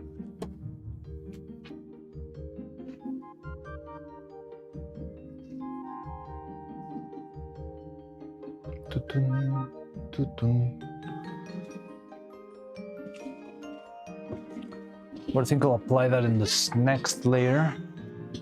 Just not to interfere with this one. This is the very first layer on top of most of the resin. So yeah, we'll do that.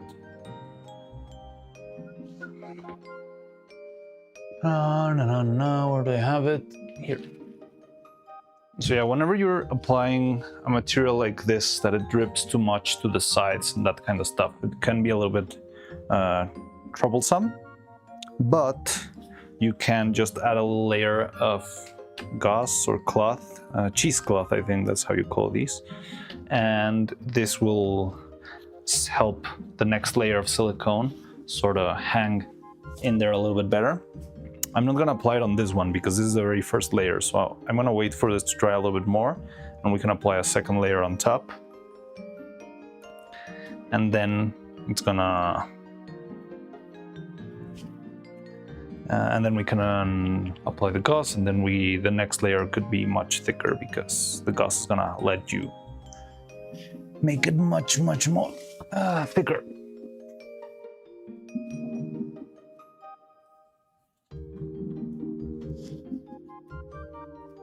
Sure hope I didn't just give myself away on Discord. I don't know, let's check.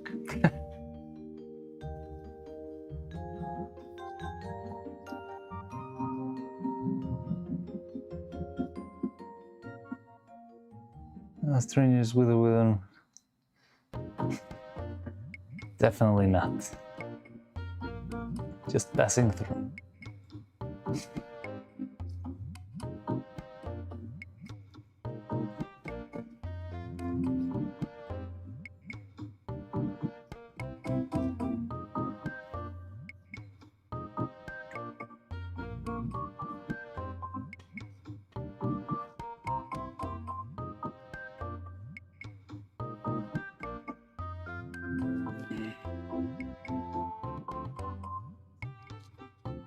I turned Goober 1 into one letter to 13 letters. G2.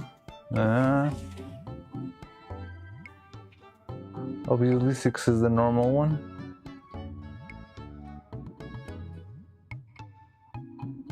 I turned the Goober lingos into letters.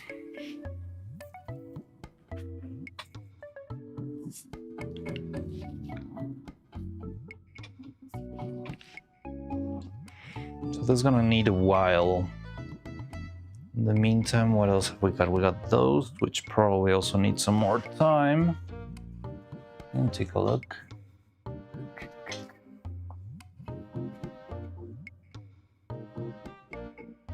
Yeah, they definitely do need more time.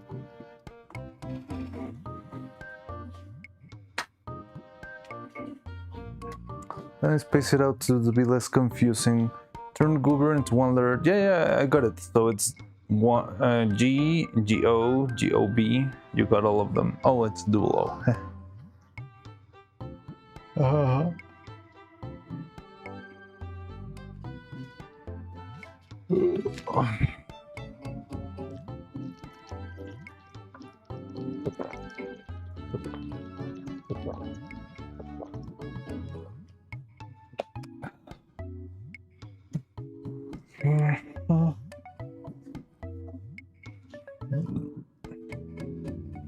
Subtle cloud. Stop there, but you get the point. Yes, I do get the point. So what do we do now? What do you want to do? We need to wait for this to dry a little bit more. It's probably going to take a while. Maybe I should have used a little bit more material. Or more catalyzer.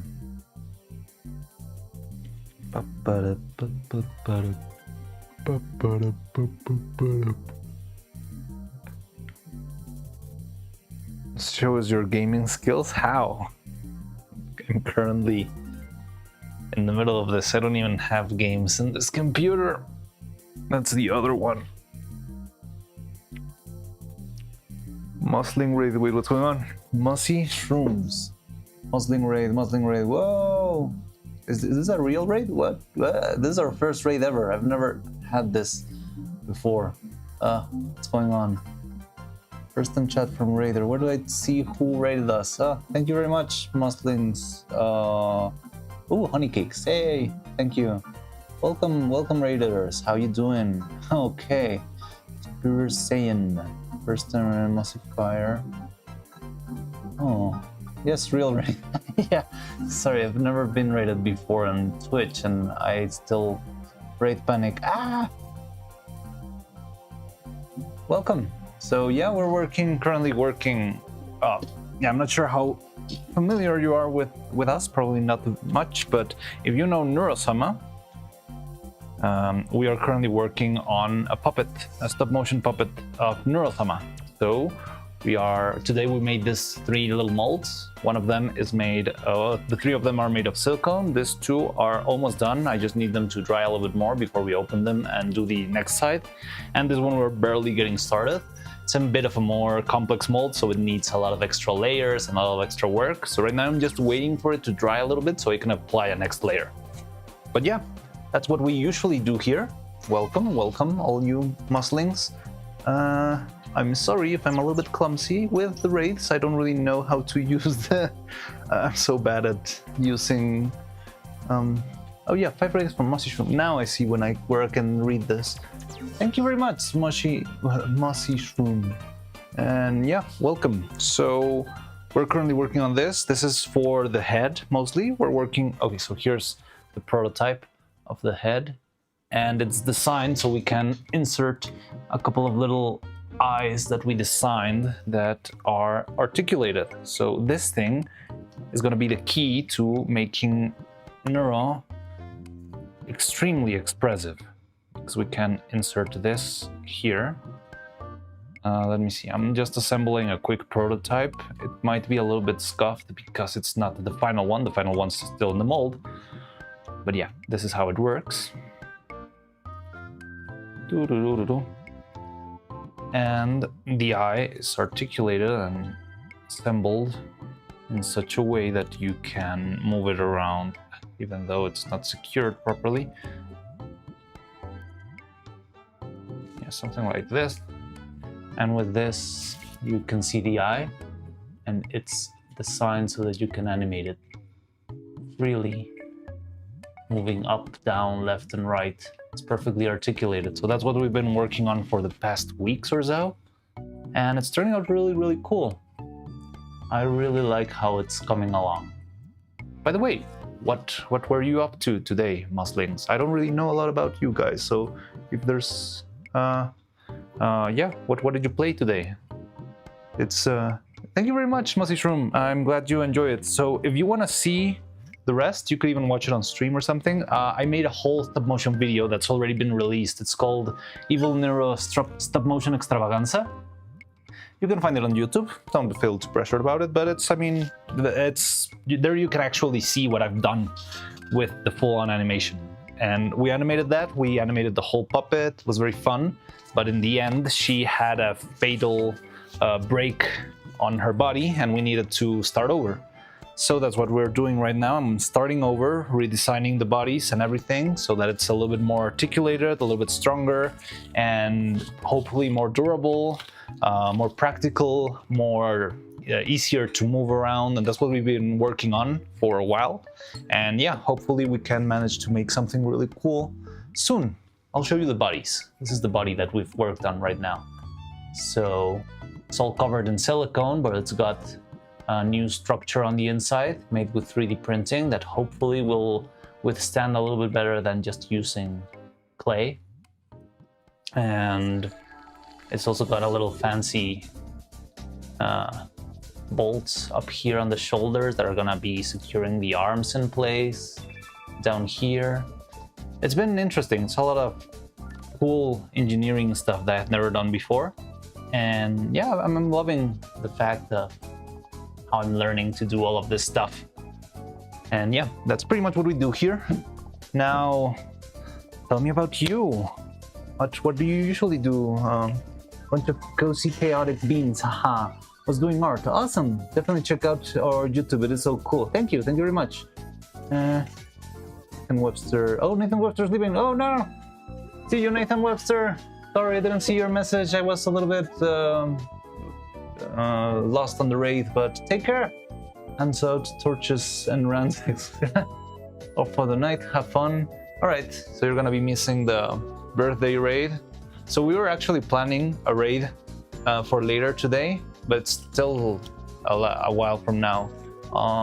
And in an hour and a half, my friend is gonna start streaming, and today is her birthday, so I wanted to give her a nice little raid, but I feel like it's gonna be too late. I feel like most of the people here are gonna be gone by that time. We usually, well, we have had streams that finish that late, but lately we haven't had that many. But yeah, we're mostly preparing for that, and in the meantime just making this. But yeah, it's her birthday, and I just wanted to give her a cool raid, say hi, and I don't even know what she's up to today. But yeah, just wanted to celebrate a bit. But yeah, bye Nathan, take care. I can wait. Awesome. Thank you, Subtle. Wait, notes. Or a bunch of cozy chaotic beans, huh? I was doing art. Definitely check out. I should check out your art then. That's super fun. Make games by Nathan. Yeah. So yeah, that's what we've been up to. And I'm pretty much stalling until we can raid Faye. But at the same time, we can still make a couple of extra layers here. The thing is, we are stuck on this phase where we need to. That's so sweet. I'll be lurking and enjoying, but I'm still around during the birthday raid. I'll help you send birthday wishes. Thank you very much, Mushroom. That's very kind of you. Yeah, also maybe I can just look you up. I mean, right now I'm not struggling too much with material, so I'll look you up right now. Mushroom, December 2015. Oh, cool.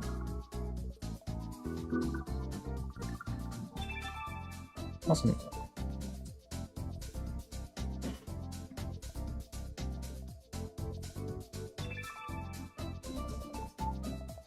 And yeah, that's pretty much what we do here. So, wait. Sorry, I really don't know how to use Twitch, so I struggle a lot with it. But I just wanted to see your art streams here.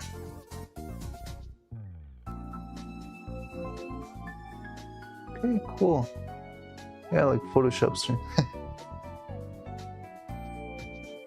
Looks cool. Awesome. Mushroom. Cool.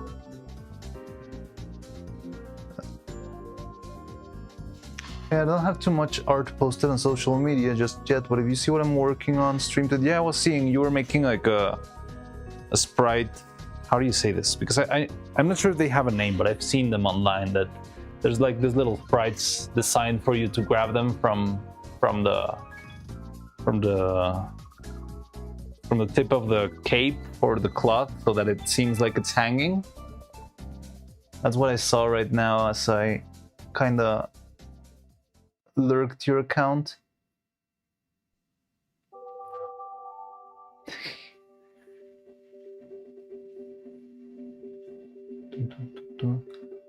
So yeah,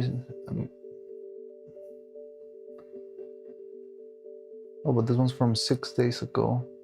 Yeah, I'm guessing the VOD is gonna take a while. Oh, but yeah, it's cool. I love it.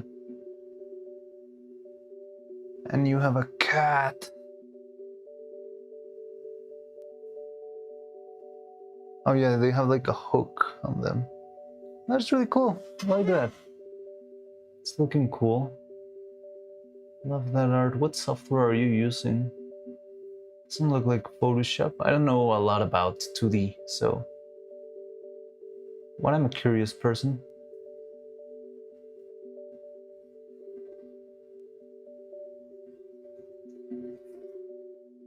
Da-da-da-da-da. Oh yes, we worked on chibis for a fishing widget game. Okay, fishing.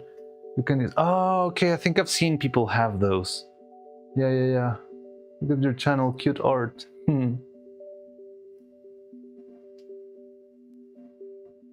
Clip Studio Paint. Oh, interesting. Cool. Yeah, I don't know a lot about that sort of stuff. Thank you so much. Oh, you're welcome. You're pretty talented. And so yeah, what else was I saying? I don't know. Currently we need to wait for the silicone to harden a little bit. Just a little bit so we can apply a second layer on top. But I feel like maybe I should have made it a little bit faster. So whenever you're preparing it, you can mix it. When you mix it, you can add a couple of drops of this, which is what's gonna make the silicone harden into rubber. But I'm thinking maybe I should have added a little bit extra so that it would be faster. But now I feel like I'm stuck waiting for this to harden a little bit, but it's gonna take a while, honestly. But we'll see. Now, we could plan out the future. After this, we need to check if these faces work. If these faces work, we are pretty well set. The next struggles would be the eyes, the mouths, and the hair. So we do the eyes, the mouth, and the hair, then we're pretty much done with the puppet. I still need to send the bodies to the customs department to see if they can, if my friend can make her cute little outfits. And I need to work on interchangeable eyes. I want to have interchangeable eyes so I can change in between heart-shaped eyes or surprised eyes or cute eyes. Still not sure exactly how many I'm gonna use. I'm kind of scared about them, honestly, because I feel like it's a lot of work to make a new set of eyes. The hair is also going to be interesting because I didn't love the hair on our previous puppet. The hair that we had before was very mangled, I didn't love how it looked from the back of the head. It seemed like they were rastas instead of like uniform hair. But the thing is, I'm also looking to, because I could try and make a wig out of real hair, but it's not really what I'm going for. I would love to have a look more like like an anime figure, like a vinyl plastic figure moving. And I've been trying to get that look for a while now, and I just cannot quite land it. I don't know why. There's always like a little detail or something that feels off or feels too, I don't know, squiggly, gum-like. I don't know, it's weird. So I want to see if we can make that possible this time around. But I need to think on how to make the hair. Now the other good thing is that this time the hair is going to be secured properly, because the hair before wasn't really very well secured and it fell a lot and was very annoying. I think with what we got now, I could make it better. Oh, I never noticed that there's like this weird printing mistake on the side of the prototype head. It's like a barcode.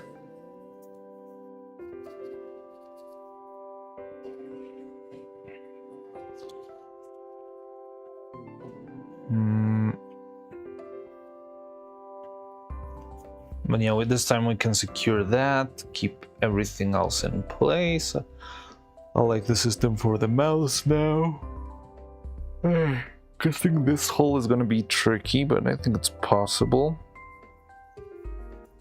Printing mistake, kinda, but I mean the good thing is that this head already got discarded. I don't know why it happened. This seems like a weird glitch, honestly, not really like a flaw in the printer, because it's like scratches on the side. Very unusual, if you ask me. Yeah, hopefully we will not have that in this one.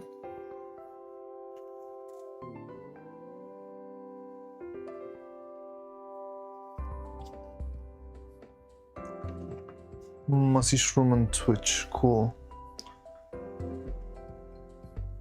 Oh yeah, notes, John Smith. By who? Yeah, Mossy Notes. Printing mistake. Oh yeah, I can see that. Oh, sorry, I hadn't seen YouTube chat in a while. Sorry, I was too hooked with Twitch trying to figure out our very first raid, so I was a little bit lost there. But yeah, hello YouTube. Sorry for abandoning you.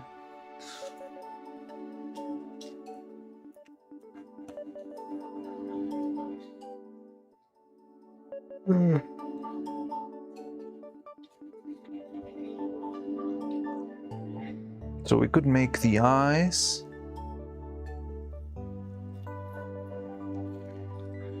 The thing is, I need the head to actually perfect the system for the eyes. Now, I would like to make another mold. Maybe we could start designing that while we're, well, not right now, but while we're making this mold, we could start working. We're gonna need another mold for the eye itself to stay clean.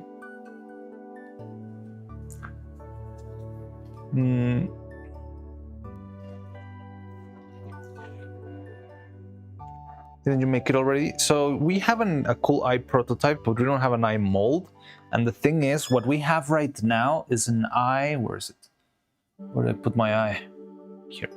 So this eye is, yeah, a nice prototype, and we can paint it and we can do all of that with this, but there's still something missing. It needs a mold in order for me to cast a shell of transparent resin on top. Because like this, it just feels hollow. It feels like an empty shell, the eye. And with the transparent resin, that's how you get this magical effect of the eye being brighter and looking a lot like a natural eye. So it's very important to do this because I feel like this is what gives the puppet most of its life. Now, in order to get this or to make this possible, I need to make a mold like this one that's just half a sphere but perfectly polished on the surface. So I can paint this one with this sort of matte finish and then add just a thin layer of very glossy resin that fills up the edge and makes the eye look bright and spherical and cute. So yeah, that's another thing we need to do. So we kind of got the eye already, but we need to still work on the mold for the eyes to be completed into the full spherical shape. That's just the other thing. And then the hair, and maybe after that we're done. Oh well, we need to make hands. We still need to make hands, but I'm not concerned. I mean, I feel like we don't need to redesign the hands too much. We only need to make them. So yeah, I'm not very concerned about that in particular. We already made a couple of hands in a single day, so I think we could make some other hands in maybe 1-2 days. It's not really that hard. And what else? Make more hands. And yeah, I think with that we would be pretty much set with the puppets themselves. Now I need to spend some time. Wonder, do you like leave your stuff on your table when stream ends and you go to bed? Kinda. I usually have dinner first, but yeah, it's usually like just end stream, leave the things as they are, unless they need something particular. Like if there's a material that needs to be sealed or closed, I'll do that after the end of stream. But usually I just leave it and yeah, just go rest and come back the next morning. That's how I make it. That's the only way to make this possible.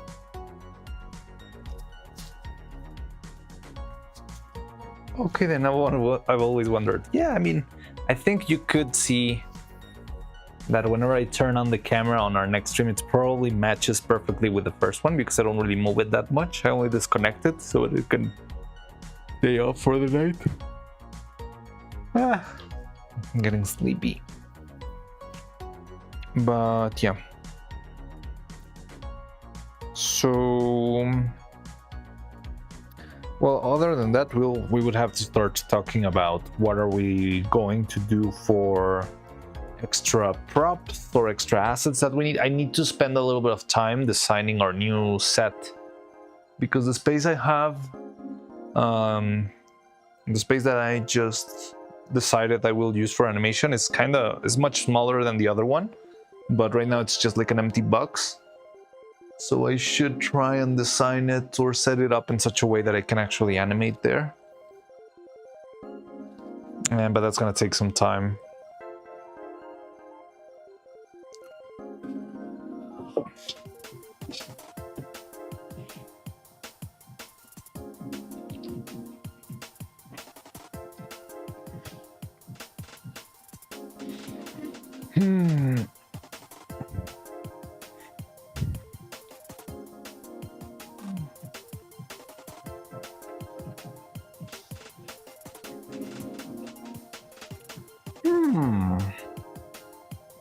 I think we could already apply the next layer of silicone here. I mean, it's still sticky, but it seems like it stays in its place now. Not really. I do feel like we still need a couple of extra minutes. Okay, let's give it its time. Be right back, everyone. All right. Oh, someone subscribed to the channel. Merk the Hermit. Welcome, Merk the Hermit, to the YouTube channel. Hello. You're probably watching the extravaganza video, but if you're not and you're here for some reason, then hello, welcome to the workshop. Hi, I make cute puppets and animation here, and it takes a long time and a lot of work, but it's worth it. It's definitely worth it. So yeah, welcome. Hello, Mark the Hermit. You're probably not here. Anyway, let's make the rest. I need to wait. What time is it? All right, let's give it just another 10 minutes. Just 10 more minutes and we'll cast the next layer and then we'll be good to go. What are we listening to right now? Oh, it's the Nintendo music? Yeah, it's the... Okay, that's fine.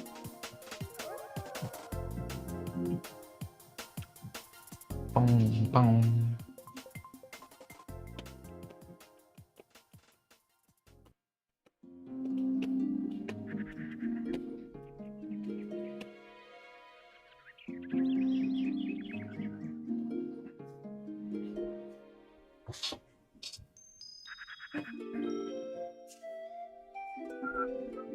Nintendo music, yes, that's what it is. Aren't they kind of scary? You know, weirdly enough, they are not very scary with their copyright. I've never had a Nintendo claim before. The thing is, I feel like they have a perfect balance of caring too much about their IPs so that they will blast anyone who makes a cover of their music. But they have such good control of their IPs that they will not mind if you use the original music yourself. It's very weird because I've had this issue where I put, let's say, Deltarune music and I'll get a copyright strike, not from Toby Fox, nor from, yeah, like I'm not sure what the name of the company behind Deltarune could be, but nothing related to the original content, but it's like the music that I played is related to a cover by someone else or something like that. I remember I got blasted for The World Revolving, which is one of the most iconic songs of the soundtrack. And it's not really from the original creator who's blasting you. It's like, oh, I made this cover maybe which has a couple of hertz different than the other one, and now you owe me copyright for that one, and it's annoying. And somehow that doesn't happen with Nintendo. So I'm not sure if they just don't let other people copyright strike with covers of their song. I don't know, it's a very weird thing, but I've never had any copyright complaint from Nintendo itself or for any original Nintendo songs. I've had problems with covers that are I've never had even problems with covers of the songs. I've had problems with covers on Homestuck music, on Elden Ring music. I'm not sure if it was Elden Ring or if it was Dark Souls. I think it was Dark Souls. And I had the same problem on, what was it, Elder Scrolls, Homestuck music, Undertale. Professor Layton, I got one single song that copyrighted the whole video. That was very annoying. But I don't know. I mean, I'm pretty much kind of used now to the fact that I'm gonna get copyright blasted every now and then. I really miss Swarm FM. I remember when we could listen to Swarm FM on stream because we weren't monetized. I mean, I guess we could still do it and just not monetize ever. I honestly would consider doing that because it would be more fun. But I don't know. I don't wanna miss out on my sweet, sweet couple cents monetization. That's interesting. Mariano thinking. Nintendo music surprisingly common in a lot of YouTube videos. Yes, I know. I've seen that Filian is always playing Nintendo music, so that's why I always think it's safe.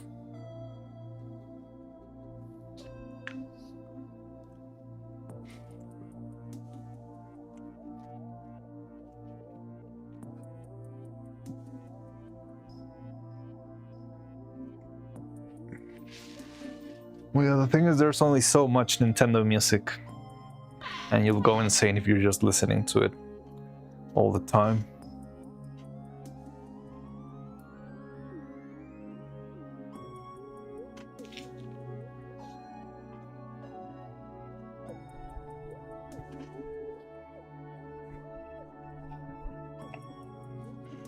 Because Filian is the CEO of Nintendo in secret. Yeah, most definitely.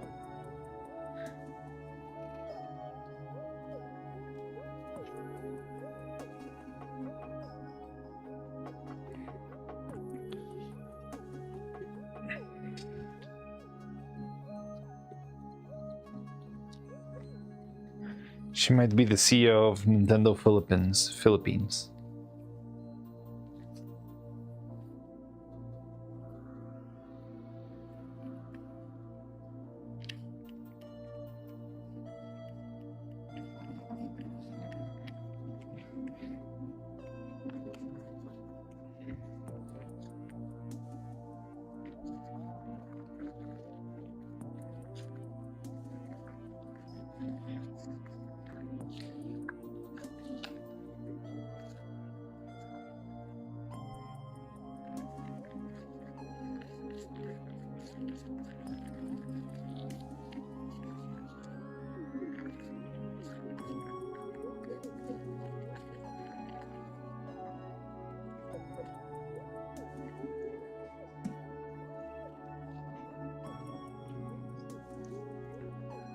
We virtual shop channel theme 12 hours straight every day.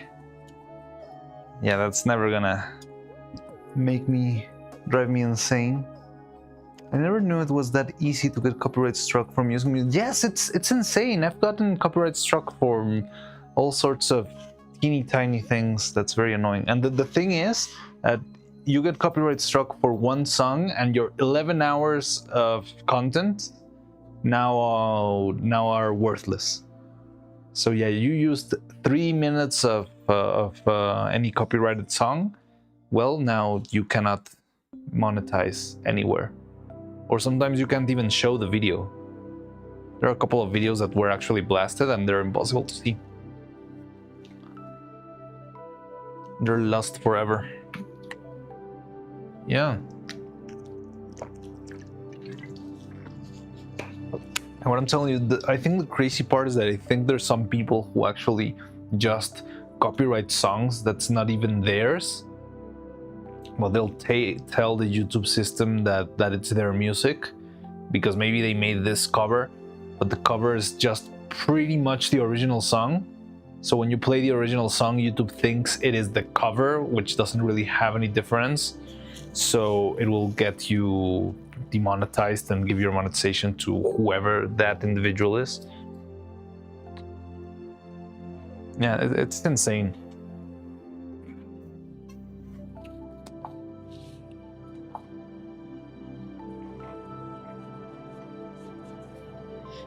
Well, I think we could make our next layer of silicone.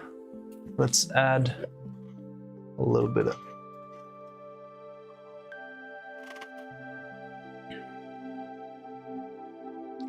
yeah, that's gotta go. They need a better system. Definitely, but I don't think they're gonna change it. Honestly, you know what I think? What my conspiracy theory tinfoil hat is? I believe it's actually YouTube just stealing the money. I don't know, I hope YouTube doesn't get me banned for this, but I'm gonna put on the tinfoil hat. And if I get banned, I'm gonna move to Twitch, so that's your problem, YouTube. So, imagine you are Sony Music Entertainment or whoever big company who owns the copyright to Despacito or whatever song you'd like out there, all right? And you get the copyright strikes and the monetization of every single video that exists out there that has the song on it, right? So if YouTube tells you, oh yeah, today there were 5,000 videos that used the song, I mean, if I were Sony Music Entertainment, I'm not gonna check every single video. I'm just gonna take the money and say, okay, thanks, right? But what if, instead of being 5,000 songs, it's actually 10 or 15,000 songs? And all the extra money from the monetization that YouTube is saying that it's going to give to Sony Music Entertainment because you are infringing on their copyright is actually them keeping it in their pockets and just giving the extra, like a little bit of the monetization just so it stays credible to the original copyright owners. That's my conspiracy theory. Because when it's such a high volume of things, I don't feel like you need to keep things accountable. There's no way anyone will check if every single copyrighted claimed video is actually reasonably copyrighted claimed. I mean, not even if you try to make the reclaim on the video monetization or the, yeah, you can claim and try to recover it, but you're never going to get that seen by a human. It's always like automatic. So imagine having a human having to look at all of that, or an AI or whatever. No one really cares.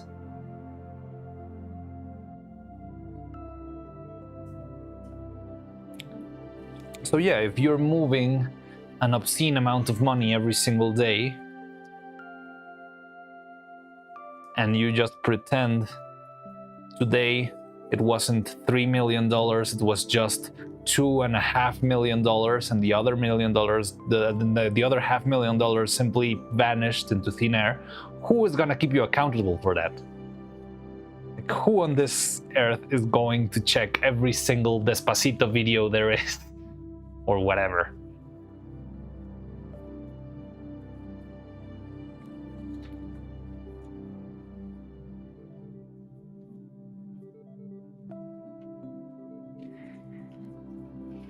So yeah, I hope I don't get banned for my conspiracy theories.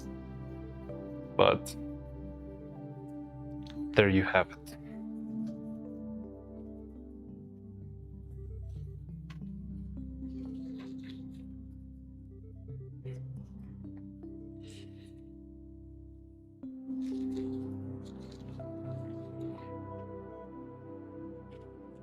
Lala Lulu is streaming. You could send us over to her.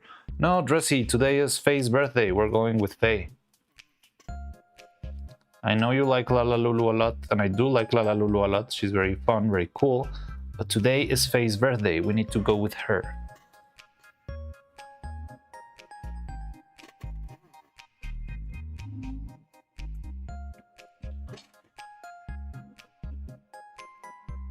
But yeah, she'll be streaming in an hour or so. So we still gotta hang here and make the rest of the layers of the silicone. Oh god. This is... Maybe I overdid it. No, this is fine.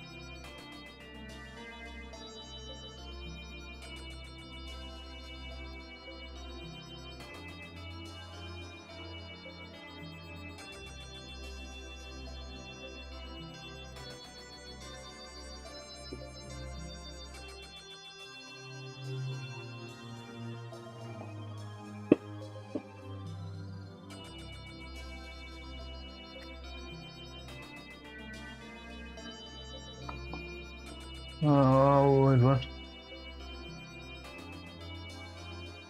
No matter what, I'm gonna switch over anyway. Alright. I'm gonna raid his friend later, so... Probably can't. Yeah, I'm definitely gonna raid my friend today. But yeah, we can raid Lulu Lala in the future.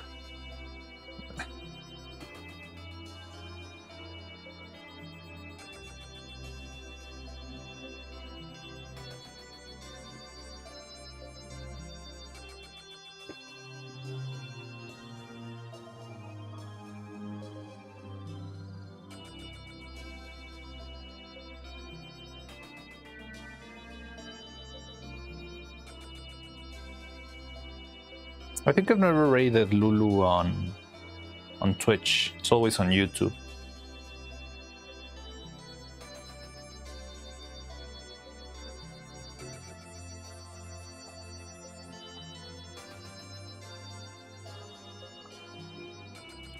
But yeah, we could definitely give her a Twitch raid at some point.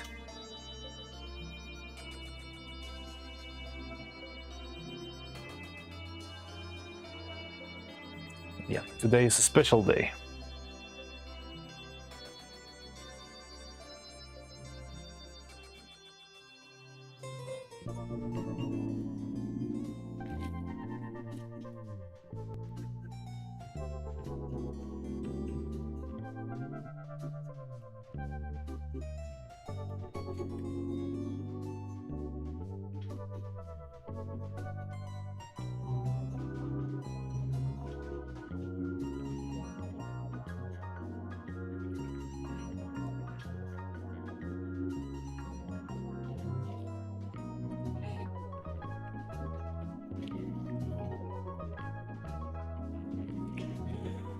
So yeah, the helpful part of adding a layer of fabric on top of this is that will help everything stay further up instead of dripping down.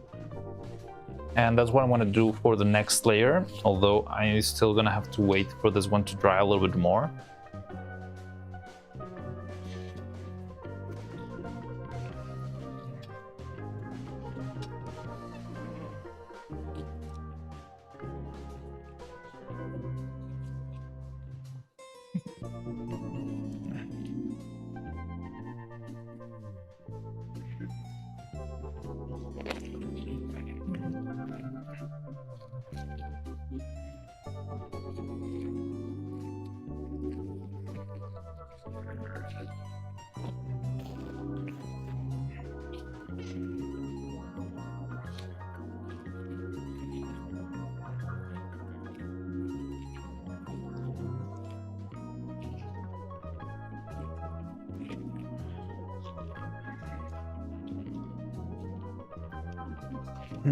Modi, what game engine are you using? I think Modi uses Game Maker Toolkit. Is that the name?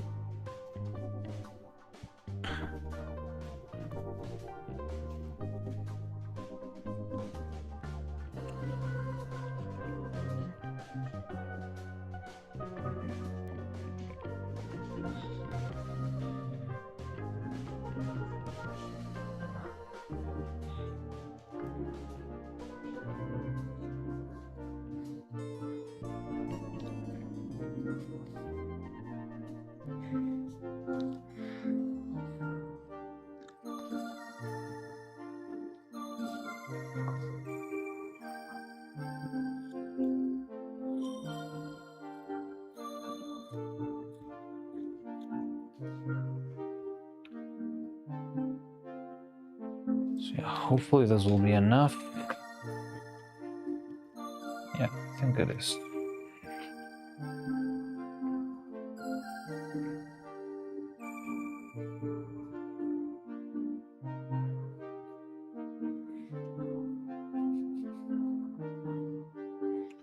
Been working on my own game as well, but progress has been really slow because I decided not to use game engine. Oh, you're doing it from scratch?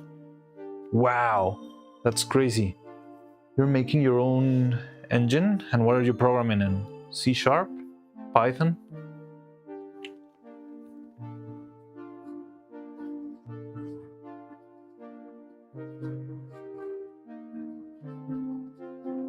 Python. Ooh, cool. I've never used Python a lot. I did use it back in school because that's how you made scripts for Maya, but I never really got to. By the way, I bought RPG Maker a couple of days ago. Maybe one day I'll release a game. That sounds fun. Sure, why not? Maybe it could be the next Undertale. I'm using Pygame for rendering, but that's about it. I'm not sure what Pygame. I'm guessing it's some sort of library.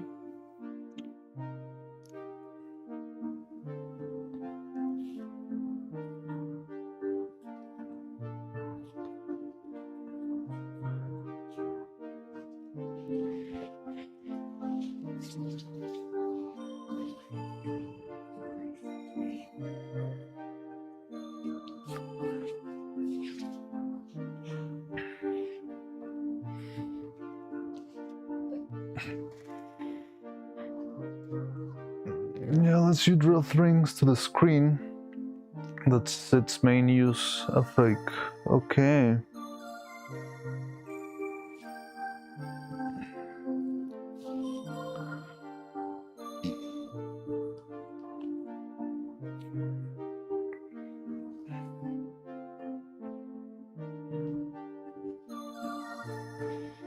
But yeah, that means then you're probably very well versed in coding, right? I mean, making a game from scratch is a lot of hard coding work.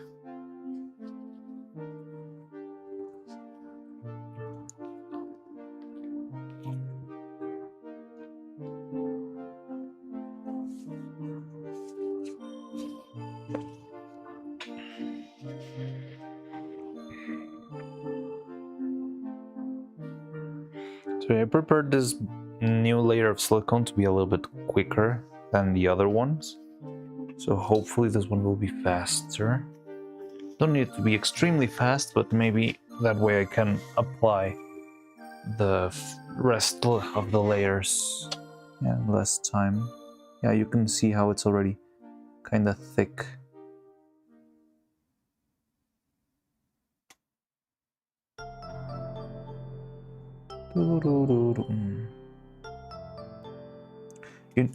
Now I know another soundtrack that we should try, but I'm not sure if we're gonna...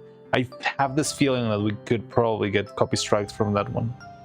But the soundtrack from all of the Ina videos and from Dream Barbecue sounds like it could be very fun. Oh, it's probably a lot more efficient to choose an engine and run with it, but I'm really lazy when it comes to learning new tools. Interesting. I think I have the sort of same issue sometimes. Like, I've been very reluctant to learn to use Blender, so I keep using Maya, even though I've seen what Blender's capable of and all this stuff, and I feel like it could be fun to learn how to use it. But yeah, I've never actually ventured into that. Yeah, Ina has really good music, right? I think it would be really fun to play that. We can play that tomorrow, but the only problem is I'm not sure if we're gonna get copyright strike. But I'm willing to take the risk. I'm pretty much willing to find out the hard way. Definitely. And that soundtrack's definitely worth it.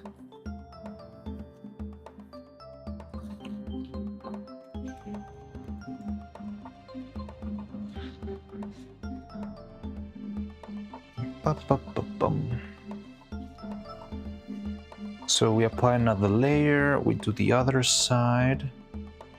Those already do the... Well, I think we're gonna do the other side of this one's also tomorrow.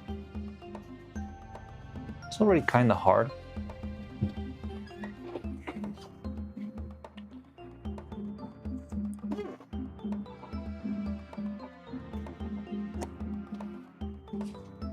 Copyright detection bot be like, happily hoppity, your stream is now my property. Yes, pretty much. But yeah, why don't we take the risk? I mean, that's a good point. The good parts of where we are right now, that when we get demonetized, I only lose like $50 worth of money, maybe, if I'm lucky. I haven't seen the numbers lately, but I mean, our streams are not really that much of a main event. We usually don't have too many people in here. It's more of a chill stream, and the usual income comes more from yeah, super chats and memberships and that sort of stuff.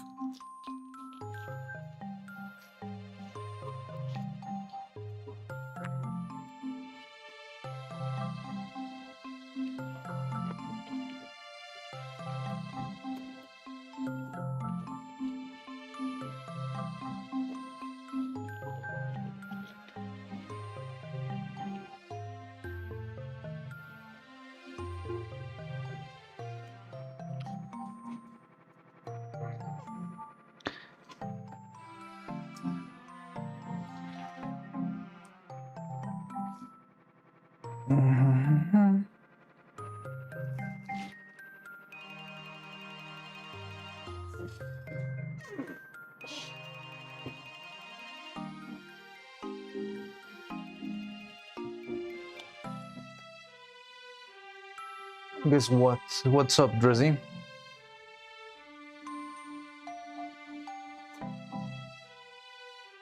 .2 isn't out, you cut me.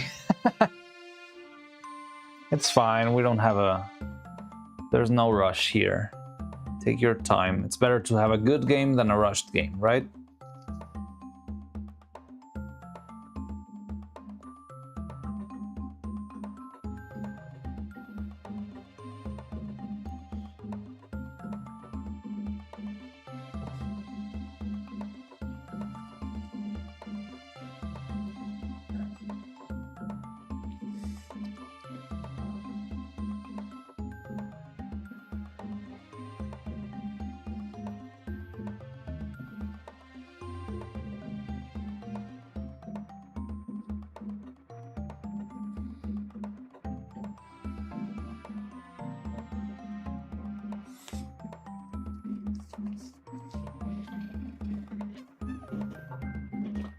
Yeah, but it's not rushed. Oh, cool.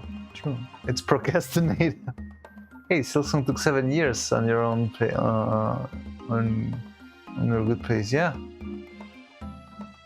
What can they spell today? Do they know what he can spell?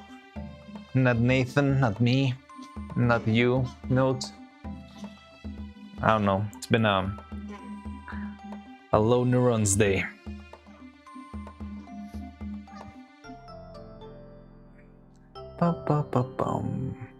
So then we could apply the gauze in a couple of minutes, and then we can make the next layer. And yeah, we're gonna have to wait a while. I think tomorrow, because right now we're not gonna this mold we're not gonna flip right up. We're going to make a shell, a hard shell on top of it out of plaster. So that's what we're gonna be doing right after. I know how to spell.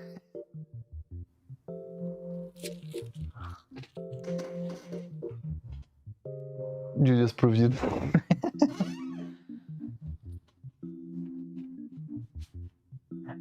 That's the joke.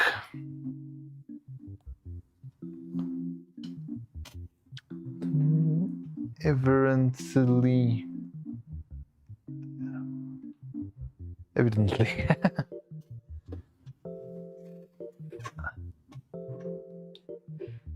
Okay. No, wait. I need patience. I need more patience with this.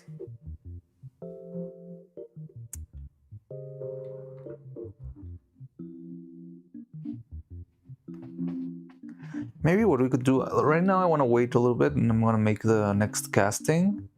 But would you like to make another batch of turtle controller stuff? We could do that. No, I'm just being Mr. Obvious.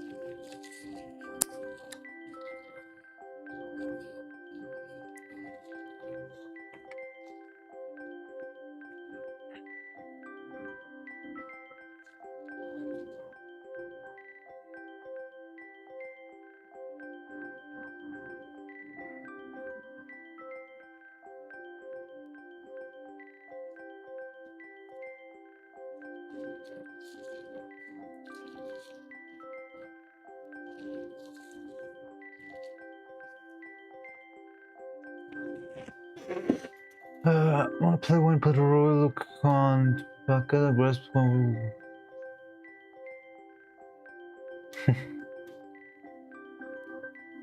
Pero si se escribiera en español. Yeah, sure. Okay, so let's apply the gauze. So the trick is waiting for it to be a little bit dry, so it's a little bit sticky, but not fully liquid. And that way you can apply this all over the surface. And you need to try and keep it as sort of slim as possible. You want to cover as much as possible, but at the same time you don't want there to be any empty spaces here or there. It's better if you have it really, really well covered with like a very clean wrap around everything. It's better than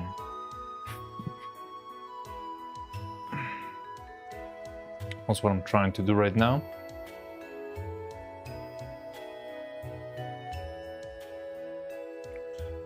And with this, you can make another layer on top.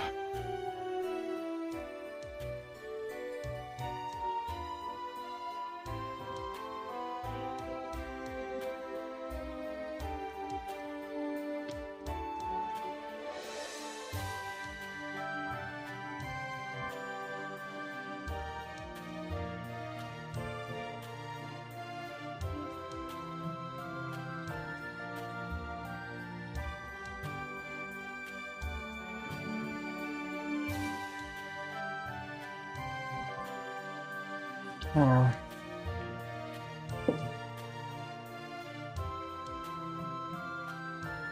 I'll be the translator that said, but he said right in Spanish. He can't even write in Spanish, that's correct. Google Translate. What?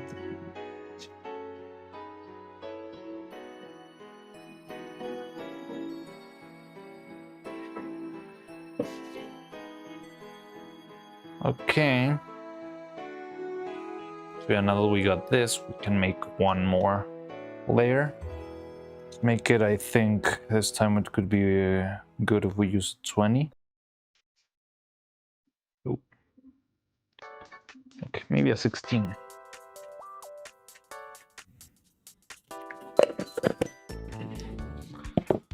So 16 would mean we add 10.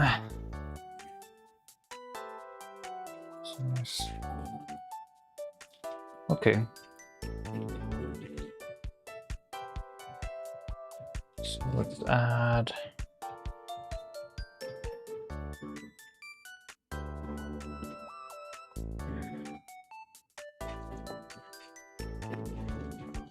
seven drops of catalyzer to this one. There we go. 1, 2, 3, 4, 5, 6, 7.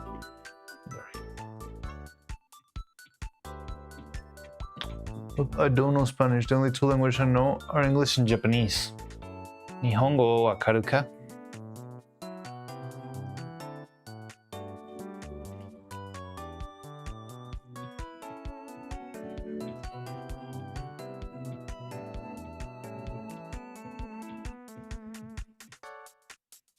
Chotto dake.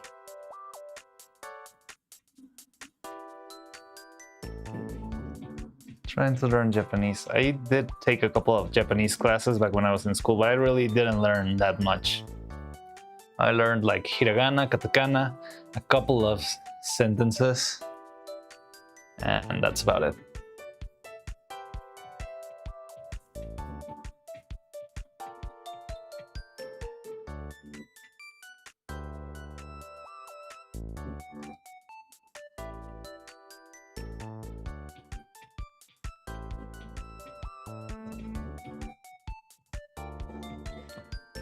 No.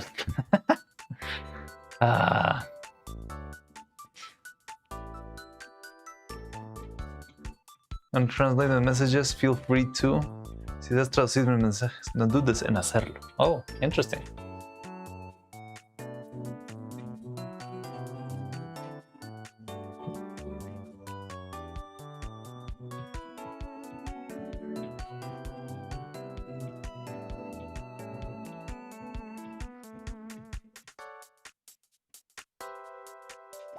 Okay, let's apply this layer and hope for the best.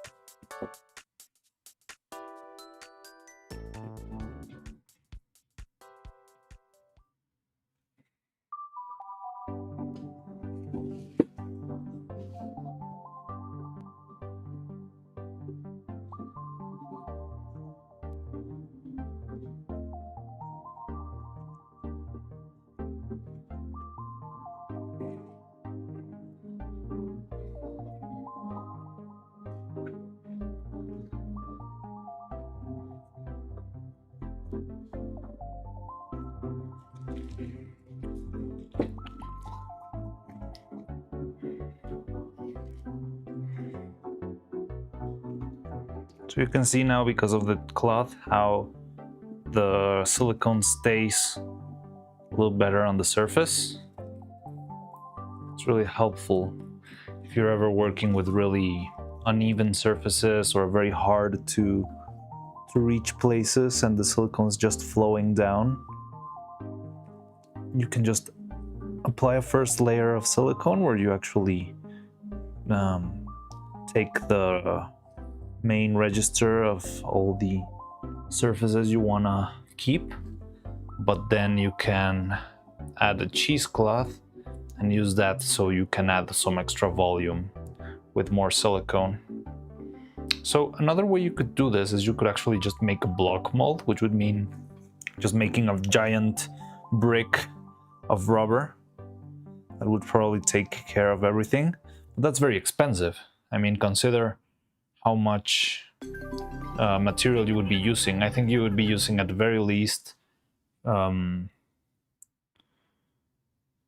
a kilogram. So you would be pretty much spending like, let me make about $6 or $7 in the mold. While with this, the amount of material I'm spending here is, yeah, probably much less, about $3 maybe.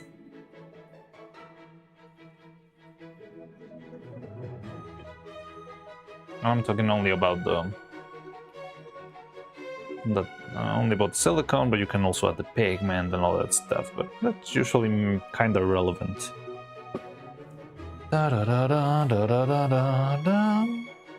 So maybe our playlist of calm menu music's already over. Oh no, you know what else is also a good soundtrack? Mario Kart. We should listen to Mario Kart also.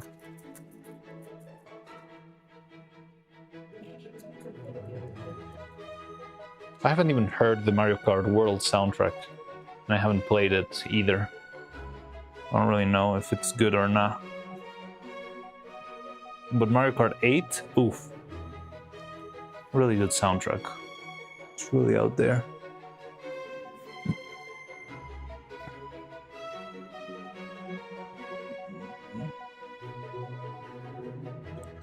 Da, da, da, da.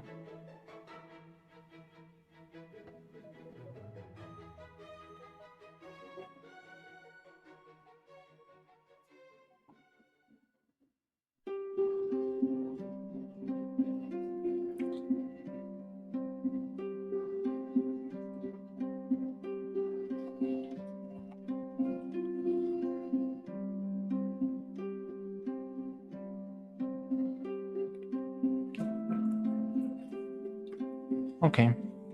So yeah, there we have it. Wait, what? Now you're speaking Japanese? There are some trick on kanjis. Most of them are made from meaning part and a phonetic part, so kind of guess what it means, how it's pronounced. Yes, it's kind of. If you know the elements, it's easier to figure out.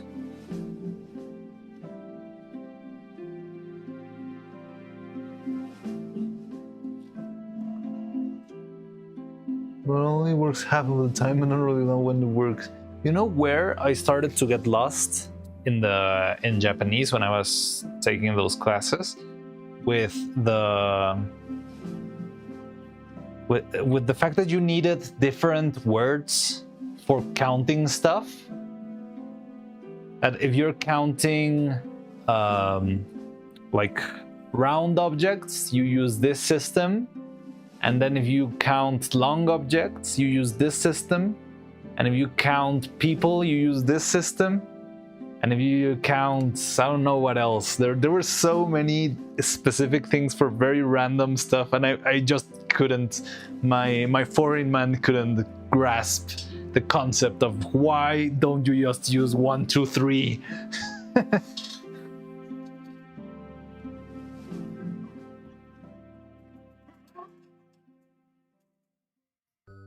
Mariano wa kaishi desu? Kawaii? Oh, kawaii desu. Oh, stop it, you.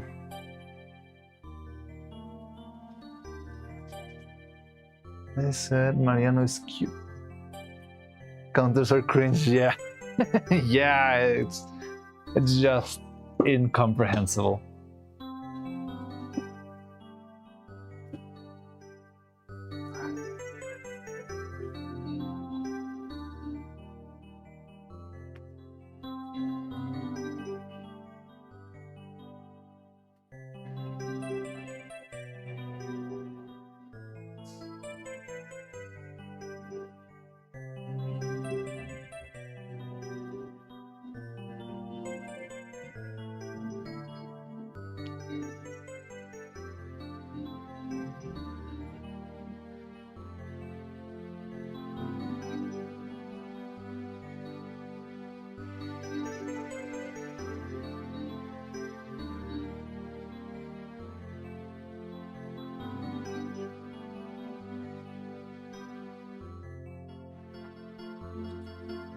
And now, in order for this to stay in place, I like to add a little extra, which I'm trying to figure out what to use here.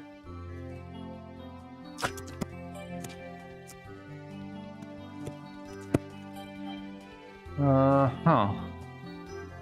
guess when I have to massacre the little butterfly. This is the only one. Yep. Sorry, little butterfly. I'm gonna snip the wings of this butterfly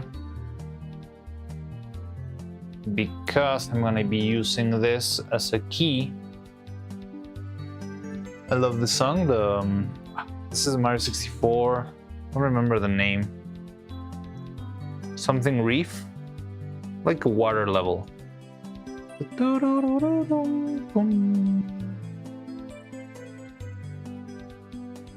I didn't have any other bits of silicone available, so I ended up using the butterfly. But yeah, I'm using this as a key because I'm gonna make a hard shell out of plaster for this piece. So in order for the shell to stay in place, this little triangle is gonna keep everything together because it's gonna work as a key. I can show you here.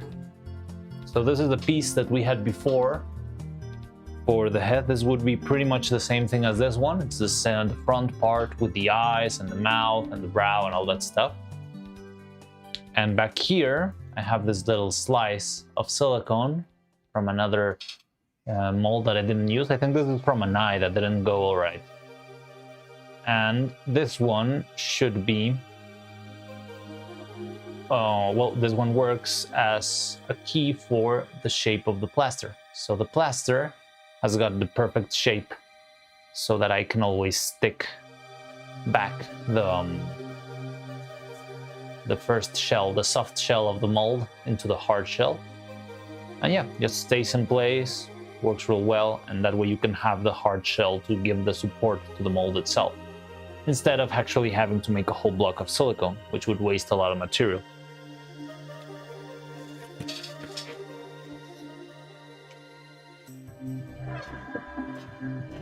Yeah, counters are going to 1 person, Hitori 2 people, Futari 3 people is Sunnin, Yonnin, etc. Yeah, like why? I love the song. Oh, I didn't read the 07 Butterfly. Yeah, gone too soon. Dar Ducks, first level with this song, but the song is probably called something else. Oh, interesting.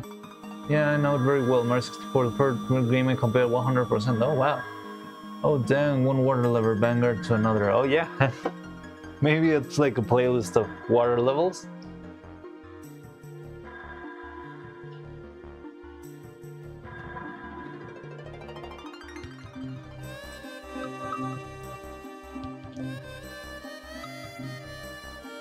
Nostalgic Nintendo music for when you're missing your childhood home. These playlists are so weird. But yeah, whatever. Music. So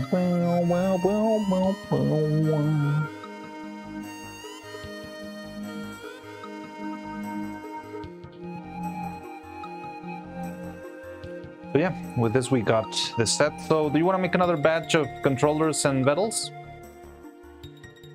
Just because we need to make some extra time, and this silicone is not gonna get done anytime soon.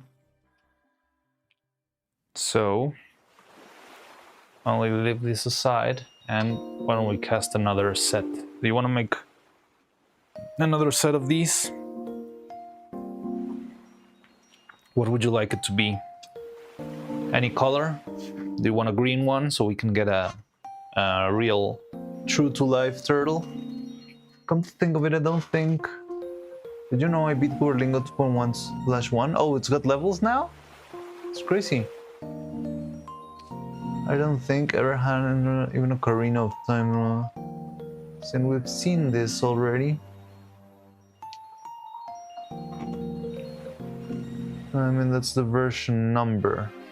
Okay, but why is it /1? Oh, no, maybe the slash was just a misinput.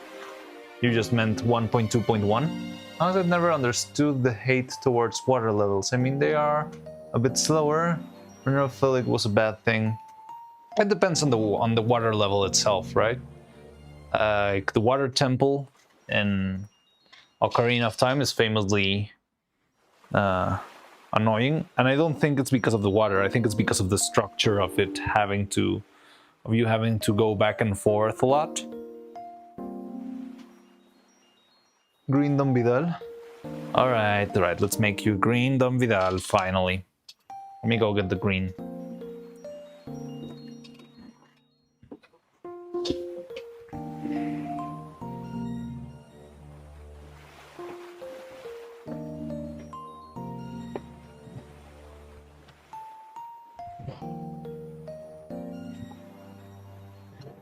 And I'm gonna grab some black for the controllers. Maybe we can make some gray controllers.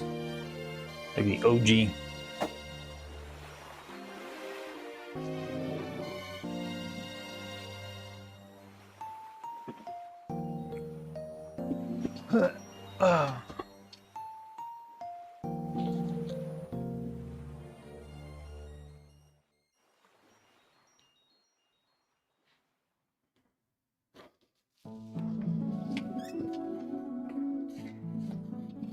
Scenic water level, especially those. Oh yeah, the drumming music was very traumatizing. You're right.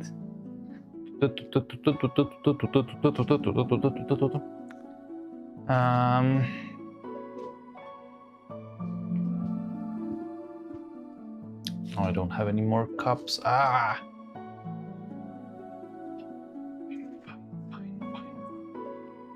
One, two, three.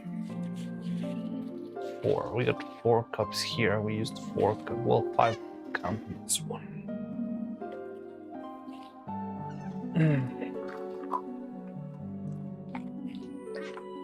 So let's see. Oh no! Almost dropped an eye.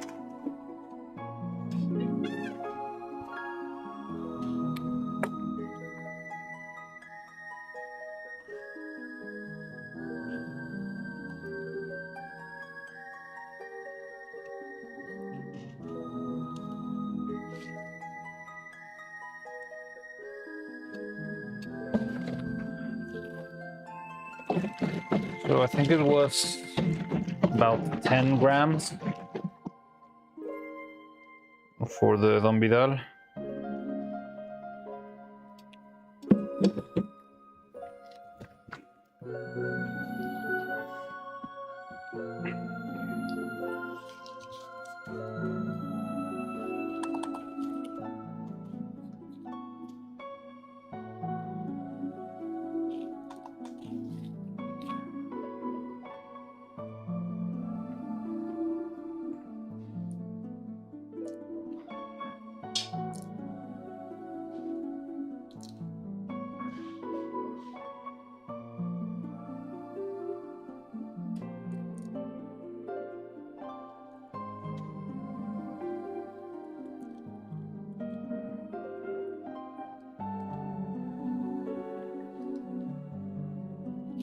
Okay.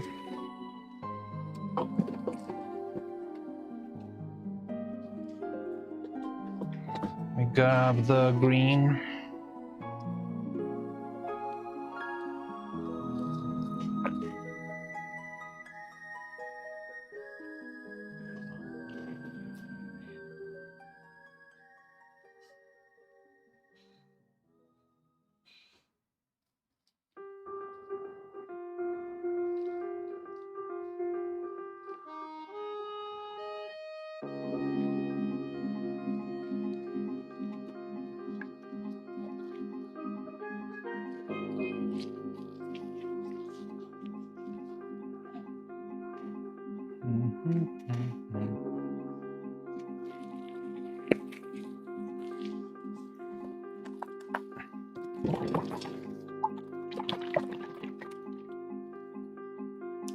I'll take this away so you can only see the Don Vidal.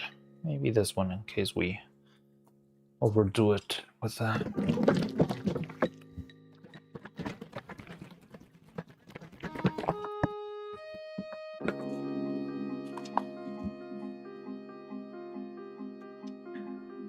Grams of this.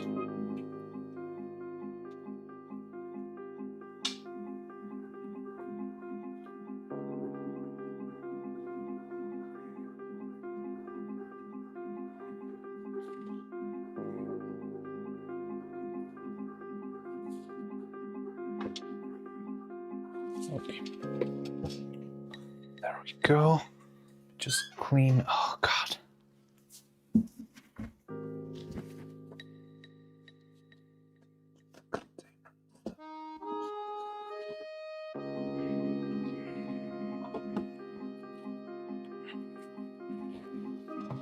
Okay, you ready for your green Don Vidal? Legally distinct green turtle.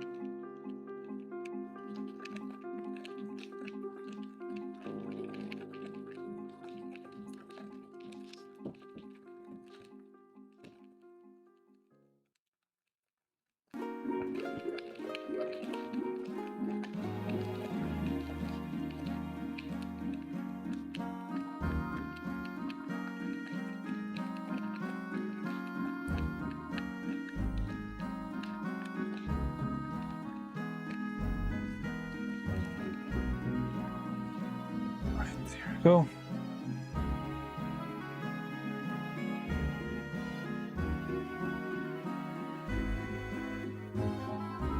It's more than enough. Now let's make a controller, I guess. Green controller. I think we're gonna have enough for another controller. Another small one.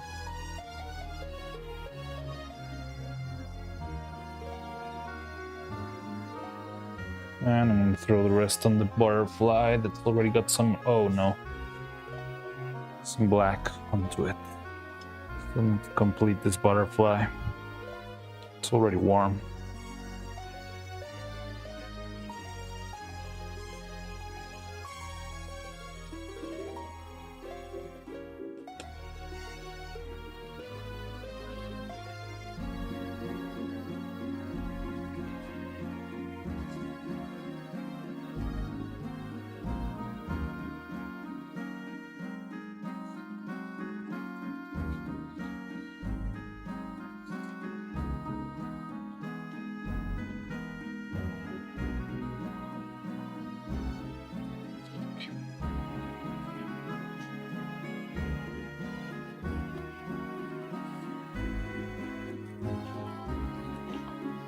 So maybe the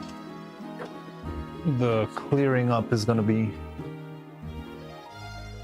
A little bit of color, but it's fine.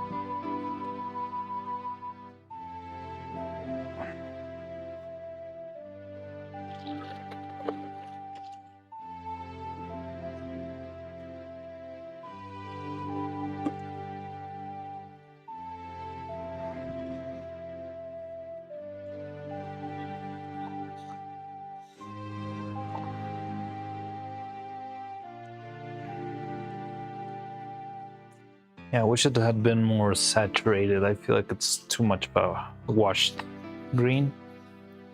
But it's fine. Doo-doo-doo-dum, doo-doo.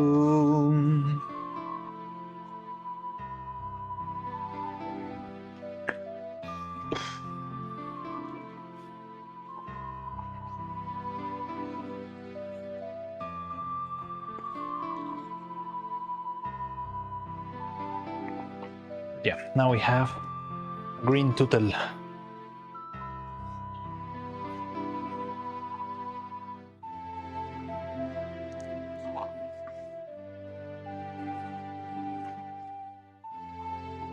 '21 to '27th. I'm doing something, by the way. Oh, okay. So that means you're not gonna be able to join the streams? It's okay, no problem. Or are you just teasing something else? Do-do-do-dum. Do-do-do-dum. Do-do-do-dum.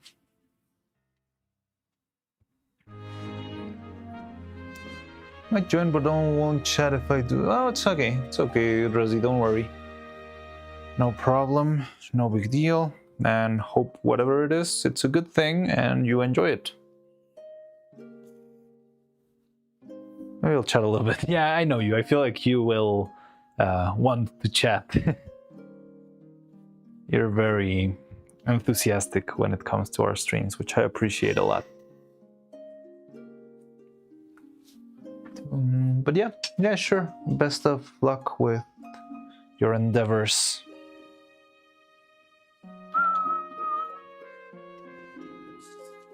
Da-da-da-da-dum.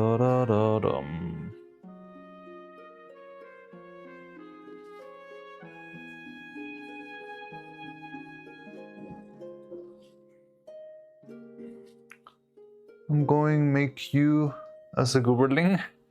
Are you gonna make my avatars a Gooberling, like the glasses and the, oh god, the controller and all that stuff?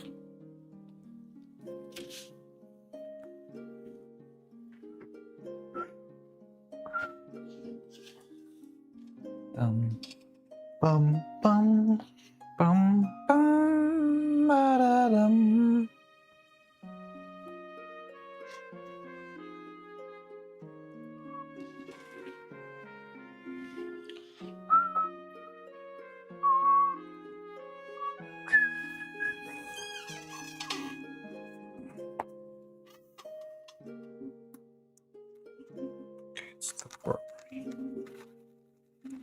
Need some more time. Kind of want to see this game now. We never played it? It's out there. Gooberlingo. Oh yeah, you had the Mac and you couldn't play it. Was it you? Sorry, I get lost with how many.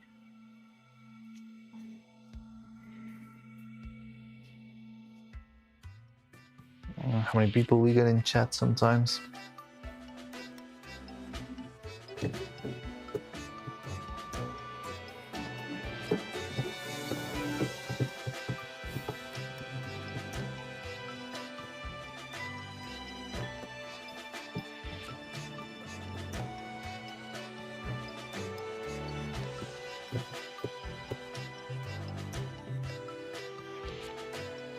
No, it's possible to convert to HTML. There might be some way to port it that's easy enough, but I don't know a lot about Game Maker, so yeah, won't be able to help you with that.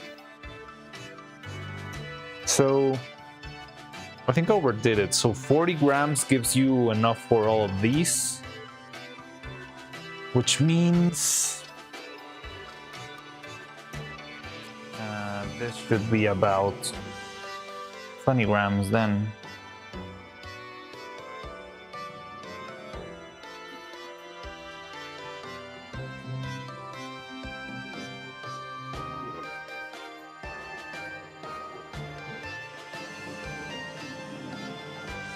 But you export it as HTML files, just breaks the textures. You need to re-import them somehow.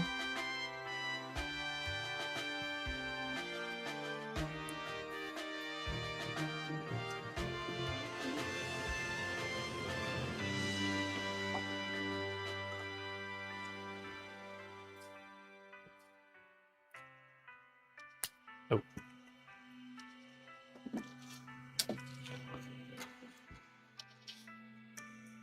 So yeah, I'm gonna leave these 3 molds to rest until tomorrow, and tomorrow we can make the rest.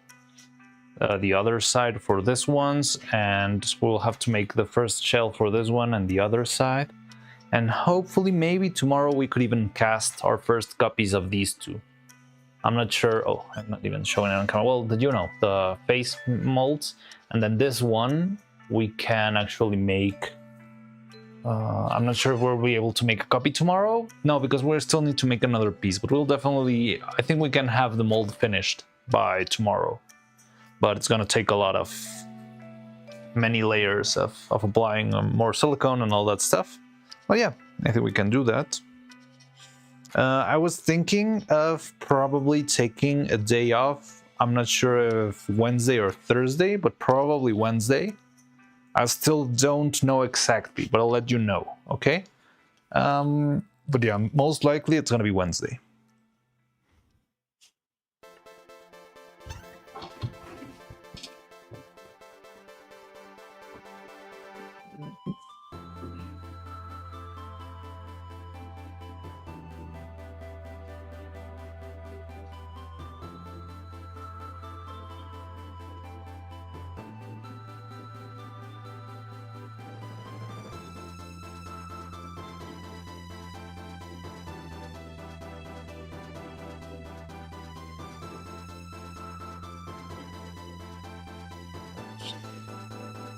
But yeah, we could at the very least open this guy's up by the end of the stream. Well, I'm not gonna open the butterfly because I think it still needs a couple layers of extra resin.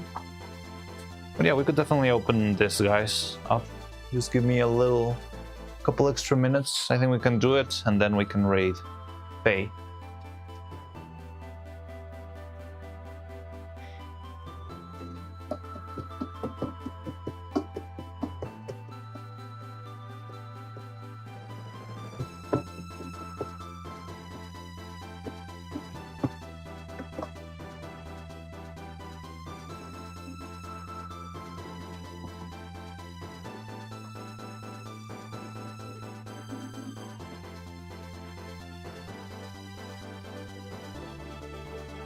Wait a couple extra, 1 extra minute. Let's give it 1 more minute.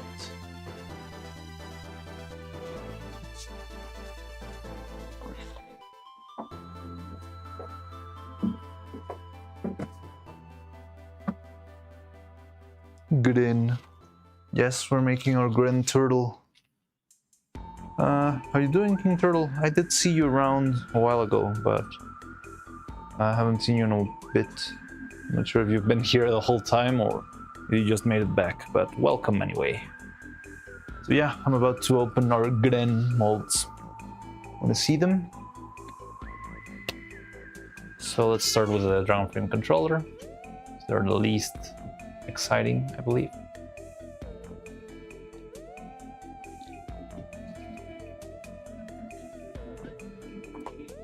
Green Dragon Frame controller, number 1. It's a little bit of bubbles here and there, but it's cool.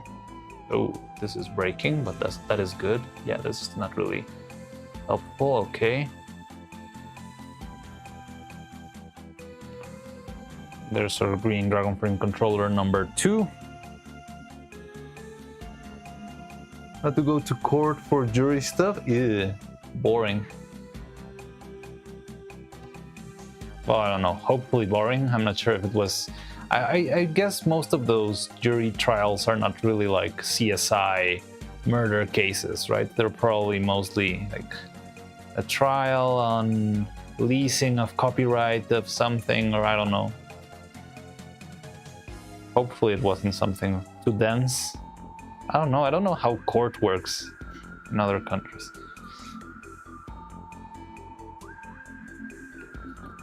But yeah, there's our very first green, legally distinct turtle.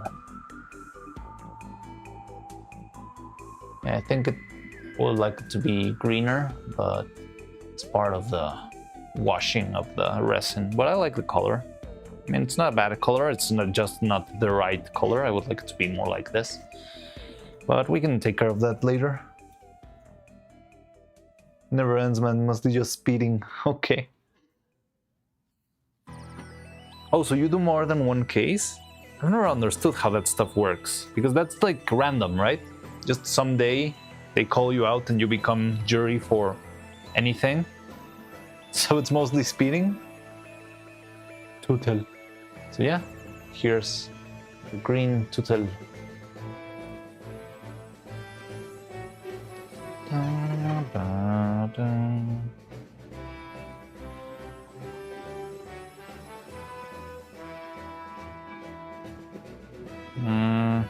I'm just gonna mark them.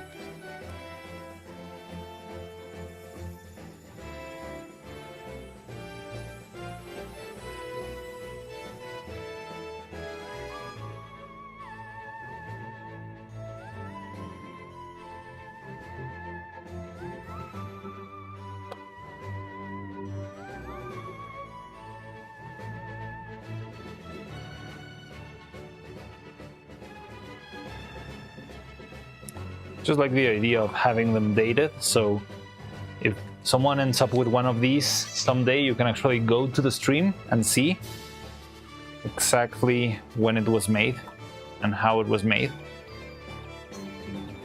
I finished your Googling version. Oh, cool! Can't wait to see it. But I want to wait because I think the next version of Googling is going to be a whole event. I'm going to be playing against the boss fight. Neat idea. Yeah, I like that. So yeah, look at this container. I want you to remember when it was barely empty, all right? Or it was almost empty, all right? Right now it's only got 5 things inside. I want you to remember this moment because I know one day you're gonna see this filled to the brim and you're not gonna believe it. So yeah. There we go. Another one for the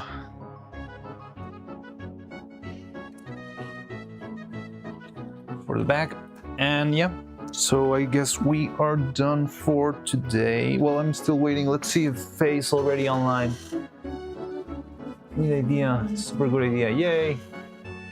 Yeah, I'm glad you like it. I think it's fun. I think it's gonna be cool when you... I mean, if anyone ever ends up with one of these. Yeah, I like it. It's fun. Not that kind of... Wait, what's going on? Dating what? Oh yeah,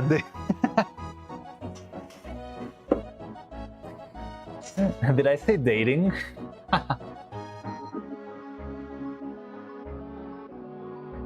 Oh, dating is a super good idea. No, it was... Sure.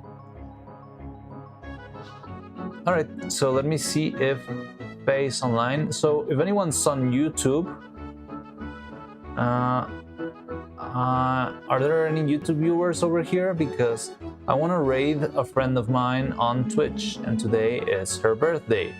So if you have a Twitch account, I would appreciate if you switch to Twitch so we can raid her for her birthday. She's not streaming yet. Ah! All right, forget it. I'll let you know. Let me check if she hasn't canceled her stream. Oh, cool. You sent me the Googling version of myself. Should I take a look? Wait. First, I'm gonna forget what I'm doing. First, let me check if she hasn't canceled her stream or anything. And then we can check my Gooberling.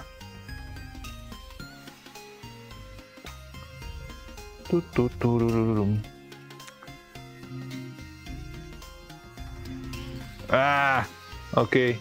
She moved it back to 10 p.m.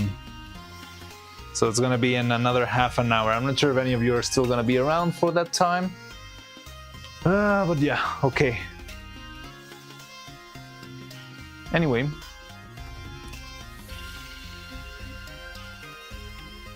I'm not sure what she's planning to stream that late. Can wait. Alright, good. Thank you for that. All that code to become you. Alright, that's fun. Now, let me open the mail you sent me so we can actually see it on the screen.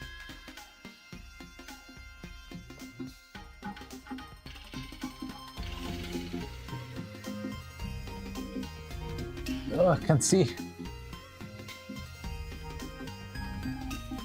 Oh yes, it is me! But wait, it's very tiny.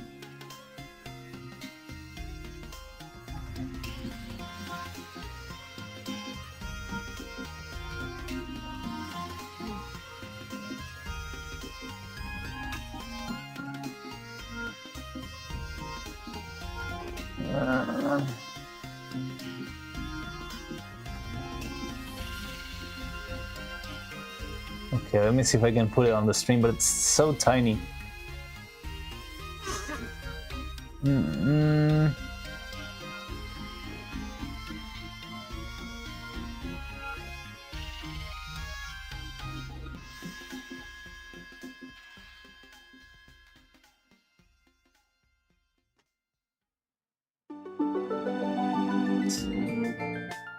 There it is, Goberling me in its glorious minimal resolution. It's very, very tiny. And it's got its Dragon Frame controller, yay!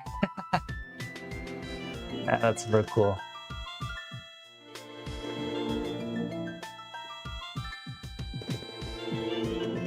Which button will we wait? Yeah, sure, we can do that. I'm a little bit scared because we've been having that sort of problem. The code is... I second this. You wanna have to make it bigger because it's actual pixels. Yeah, it's tiny. It's cute indeed. But yeah, do you wanna watch stuff on YouTube? Yes, we sure could do that. I'm just gonna take a really quick animator meeting. I'll be right back. I'll see you in a bit.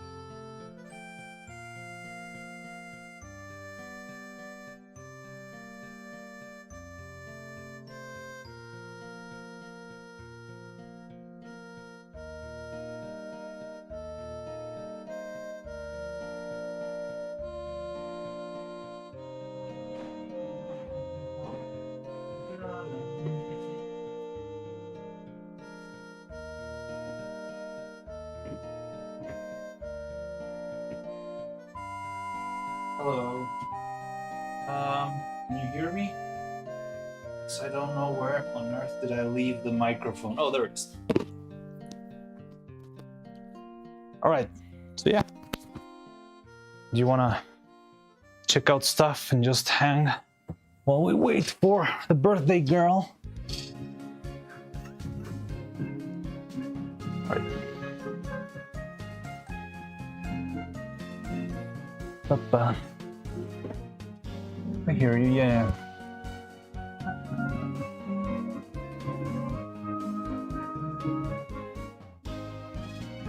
Ba-da-dum-bum.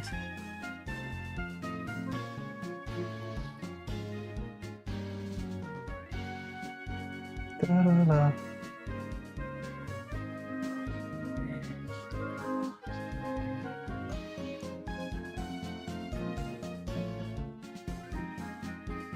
Oh, there's this Victoria ad that you sent us. We could check that out. I haven't seen it. I think I've seen bits of it.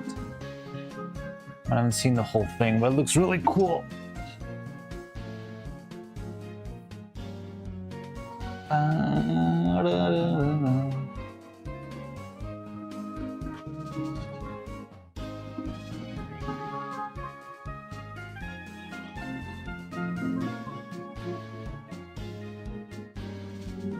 Let's see.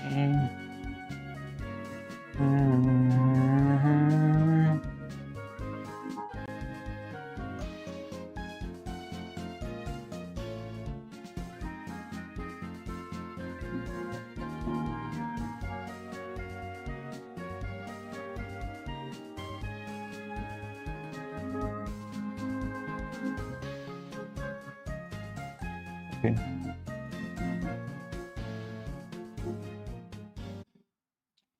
So yeah, there's this ad that Roman sent us a while ago. We could take a look at that.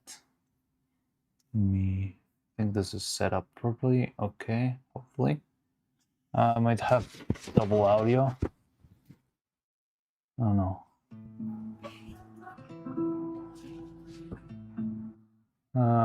So here it says, legend tells that there's a place where cholos, which are the dogs without a hair that are native to Mexico, await the souls to be guided to the far beyond, or to the other world.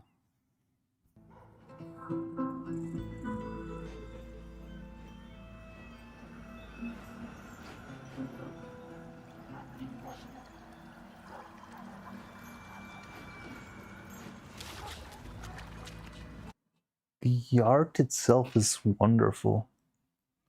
It looks very clean and very pretty. I mean, I'm guessing this is digital, because doing this in actual painting would be too much work. But it's a very nice style, and it gives the vibe of being real paint.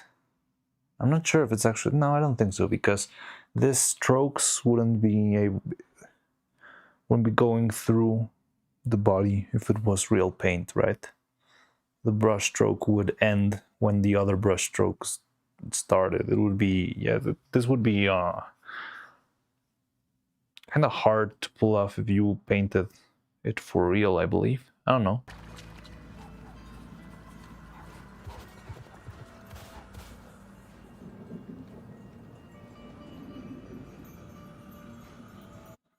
It's got really nice, kind of surreal style. So these are the cholos, or dogs without hair. They have just a little bit of hair on top. They're very cute and very friendly.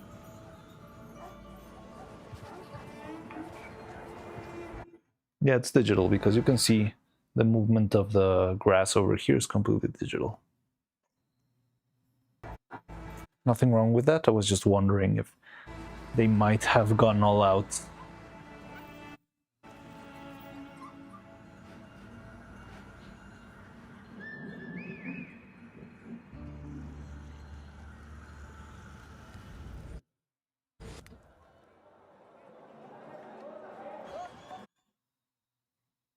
Yeah, the detail is really good. The lighting on the knife, and oh, it looks pretty. Oh, that looked delicious.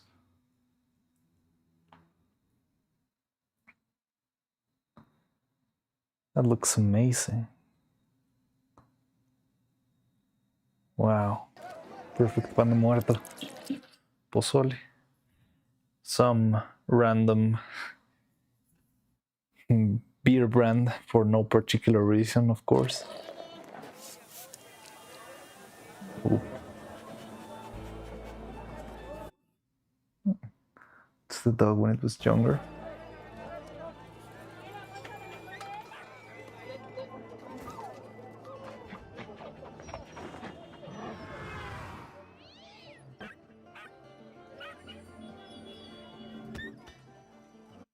Let me tell you something, you will never find a stray Xolo. The Xolos are a very, very expensive breed of dog that's native to Mexico, so you will never really find a stray puppy of a Xolo in the middle of the street in Mexico.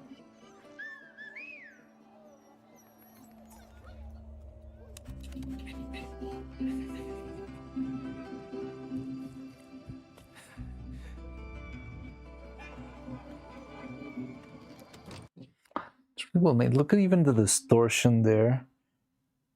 How the character enlarged, but it feels like it's widening. It feels like a camera effect. It's not only like making the image bigger. So kind of hard to explain, but you can see it in his hand mostly, but it's also done in the body. Like it's giving the vibe of it actually being a camera that's placed here in the middle of the scene. It's a very, very nice look.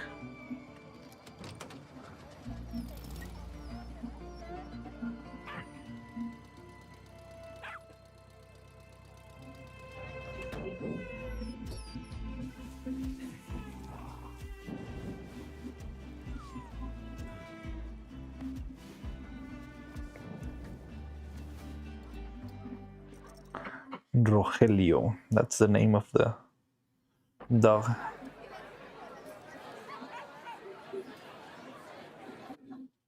Another unusual shot for the beer for some reason.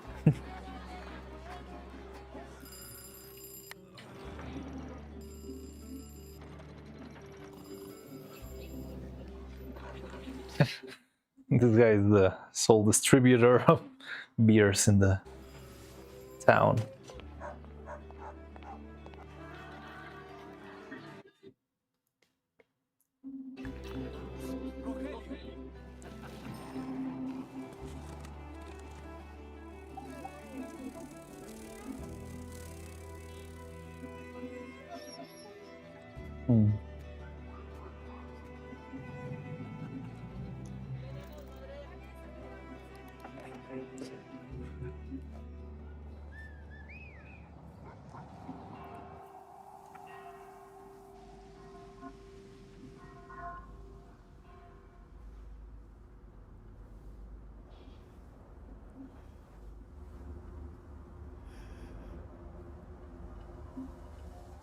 Oh.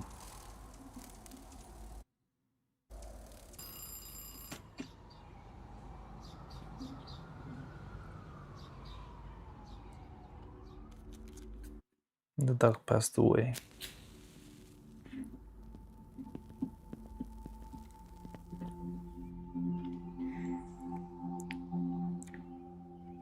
Oh, he's putting them. You know, I've heard recently. I mean, I don't know. Well, you probably know the context. This is an ofrenda for the other muertos and that sort of stuff. I've heard recently, for some reason, I don't remember exactly when or how, that there's like one day to celebrate the pets, and there's another day to celebrate the family. But I honestly don't like that. I feel like it feels like you're alienating them. I mean, I don't know. It's just tradition. It's not really something that's mandate or dictated by law. But I just feel like this is more natural. Just having whichever, whoever you cared about in the offering without Yeah, I just don't like the idea of having two separate ones. It feels weird.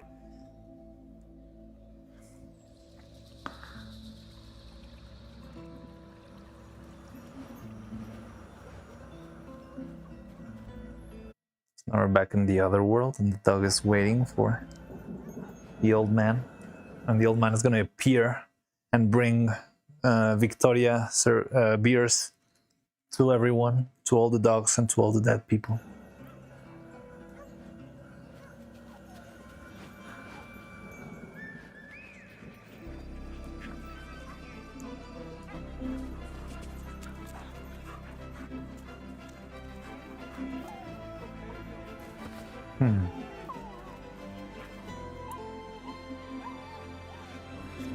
Oh, whoa. Grew a little bit. Yeah, and it's helping it cross through.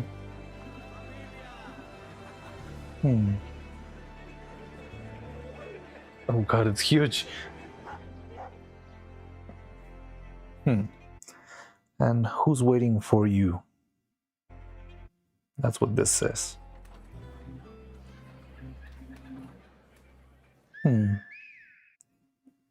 That's a really pretty ad. I like it a lot.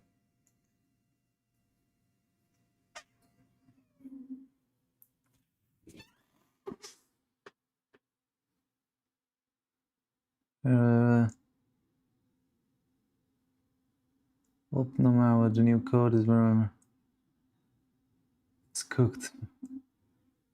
Poco's painted. What's going on? It'll be so funny when you find out. When you see it in his hand. Wait, what? Cinema. Oh, you can see it. Cinema bandage. You know how being blind feels like? Oh, I didn't catch that. Wait, what? You guys come watch the video in the reflection on the drop of the green silicone. Oh, I didn't make the... Oh. Wow, I'm so smart. So yeah, here it is. Silly me. There you have your streamer who doesn't know how to stream. But yeah, scuff is charm, right? Sorry, this is the video. This is what I was talking about. Man, I should have looked at the chat. Hello, Jolliver. How's it going? The first episode, the early screening of Women Wearing Shoulder Pads. Oh, yeah! That brings me back. Someone clip this. Hi, chats. Hello, Jolliver. Classic me. Well, I mean, at least when the Women Wearing Shoulder Pads one, it was actually that the stream wasn't playing. This time it was purely my fuck up. Sorry, guys.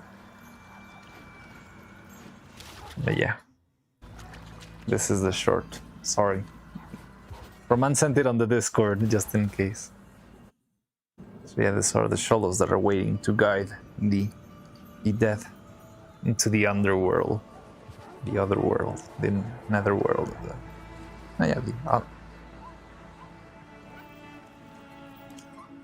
Is it working this time? Just making sure. Now I'm paranoid. Yep, it is working.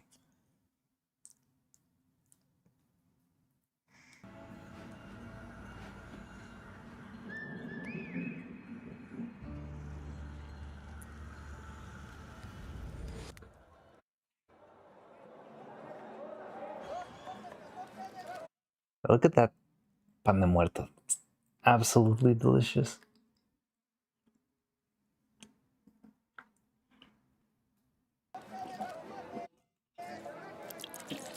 The beers, for no particular reason. The only beer in Mexico.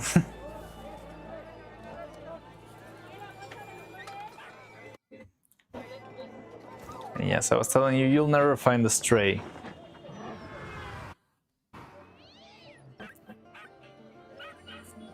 Look at the style, it's really cool. It does feel like a painting you would find, yeah, like on the streets of Mexico. Kind of, I mean, kind of clumsy in its technique, but sort of charming on it. It's very well made. I mean, the style is very well captured.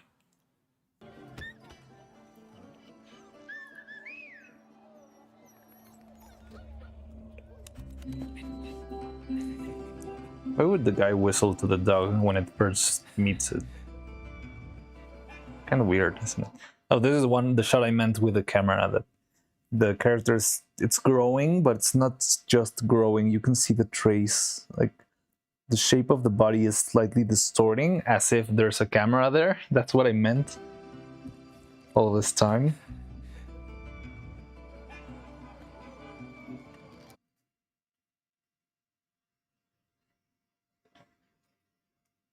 Oh yeah, I'm fine. Dead as usual. Awesome. Oh my.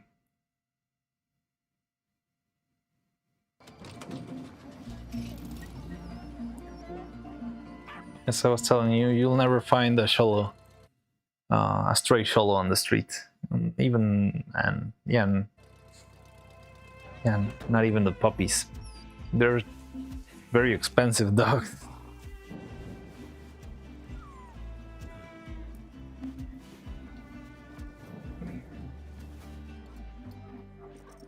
Rogelio, there's the...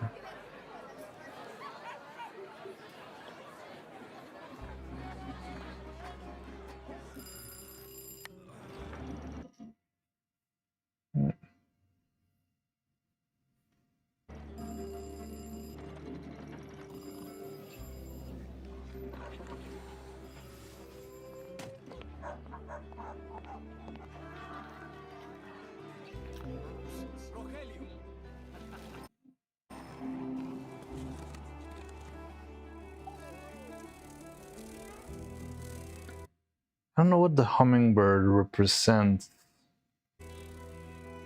I think it's something important. I'm not sure if it's something to do with death or anything like that.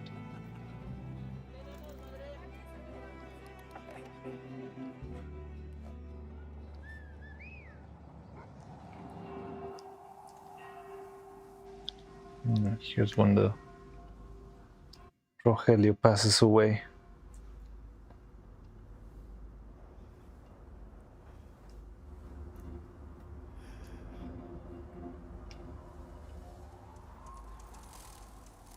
You know, there's a hummingbird again. I'm not sure what the hummingbird means. Probably it's got some cultural meaning, significance that I don't know about.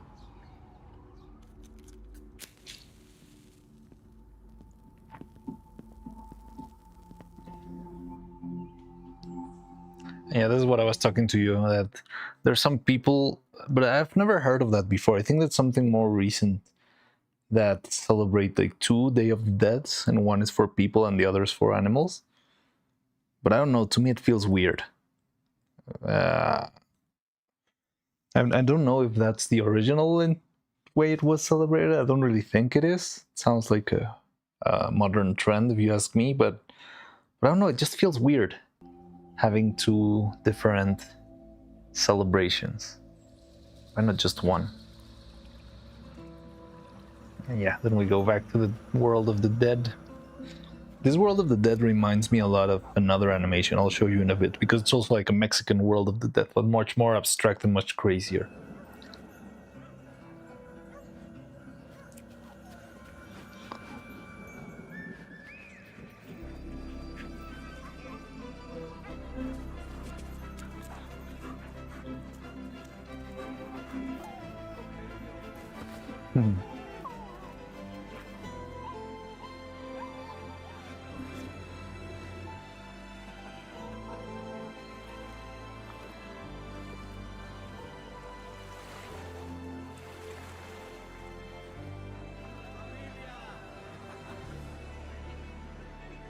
And then Rogelio becomes huge for some reason.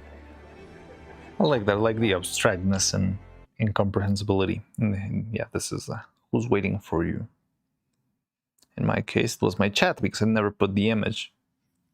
Only symbolism I know with the hummingbird is an Aztec mythology which supposedly would represent sun and war.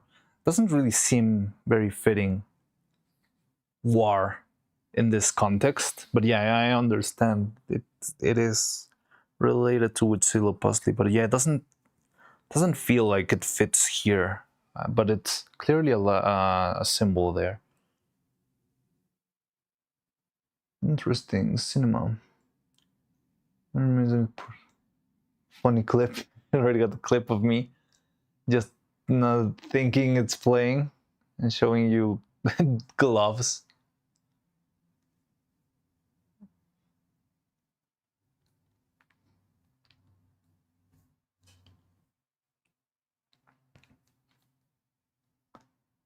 Cinema indeed. Let me look at it. Wait for... Ah. Yeah, there it is. Let me unmute it. Oh god, it's huge. Oh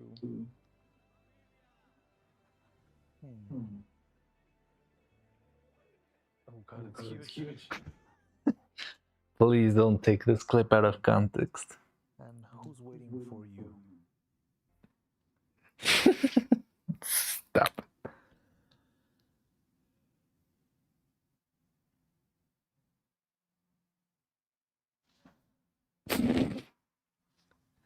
Great clip, especially with the gloves in the back that doesn't show anything. Cinema indeed.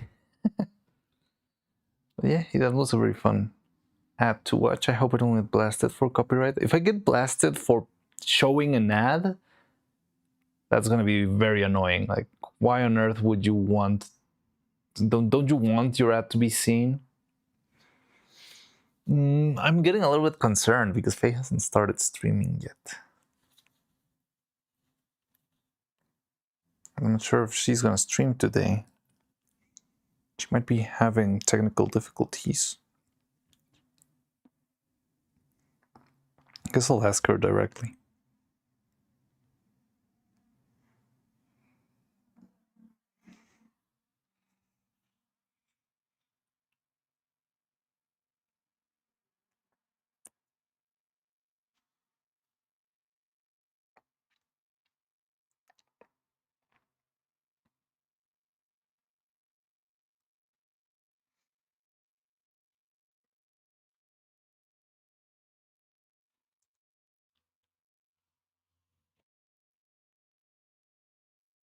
But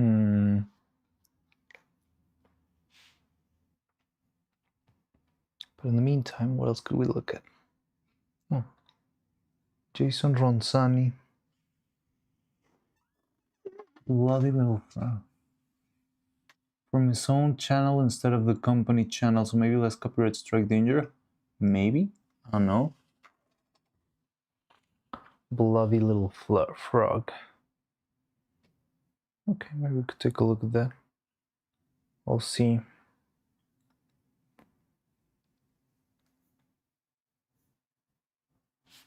The plot deepens. Yeah, about the rain stuff. Jesus, I was trying to elaborate some new projects and this time this came out of nowhere. Wait, what's going on? More of a generalist.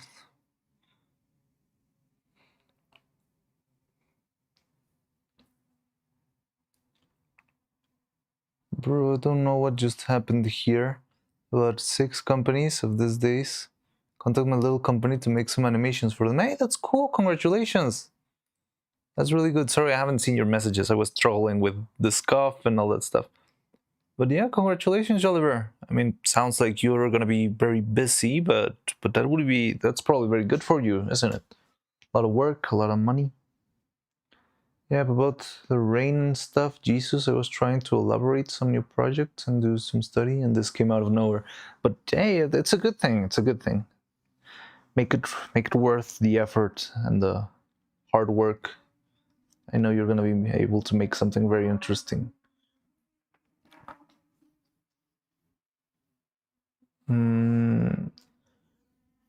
So yeah, I wanted to see. There's the short that Dolphin just sent us. Let's see if we don't get into trouble for this one. I could try and pause more, react more, see if we don't get into trouble, but I don't know.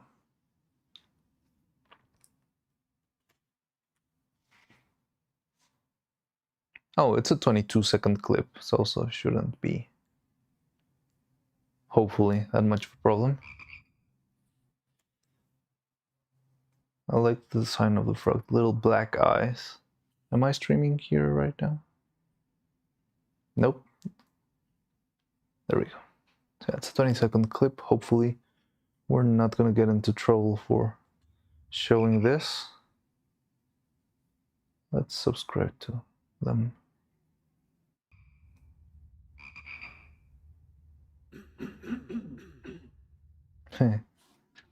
Like the little lip sync there. Just the little detail of how they played with the lip for the cup. You can see there the wire is kind of poking out of the hand. That's what I meant when I was telling you that this can be very, very annoying to keep everything in place when you're making such tiny hands. It's always for some reason they always break and tear, and it's so annoying. Warped. You got it wrong, you bloody little frog. What was that? Where did this guy even come from?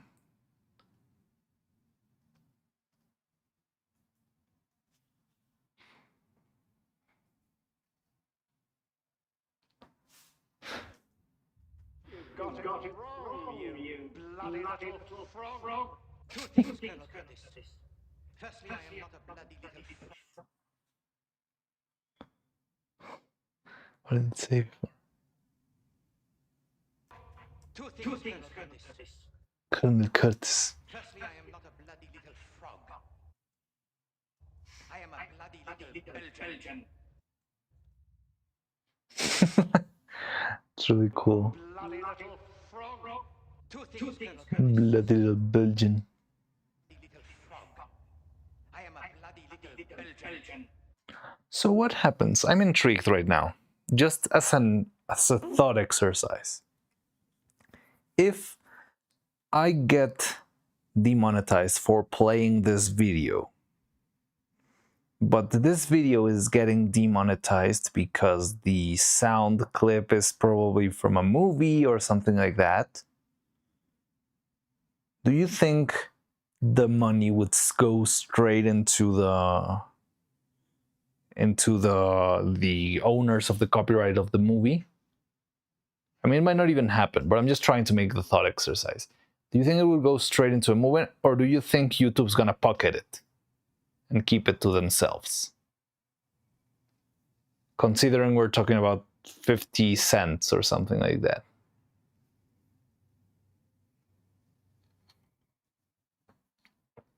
Bloody little frog.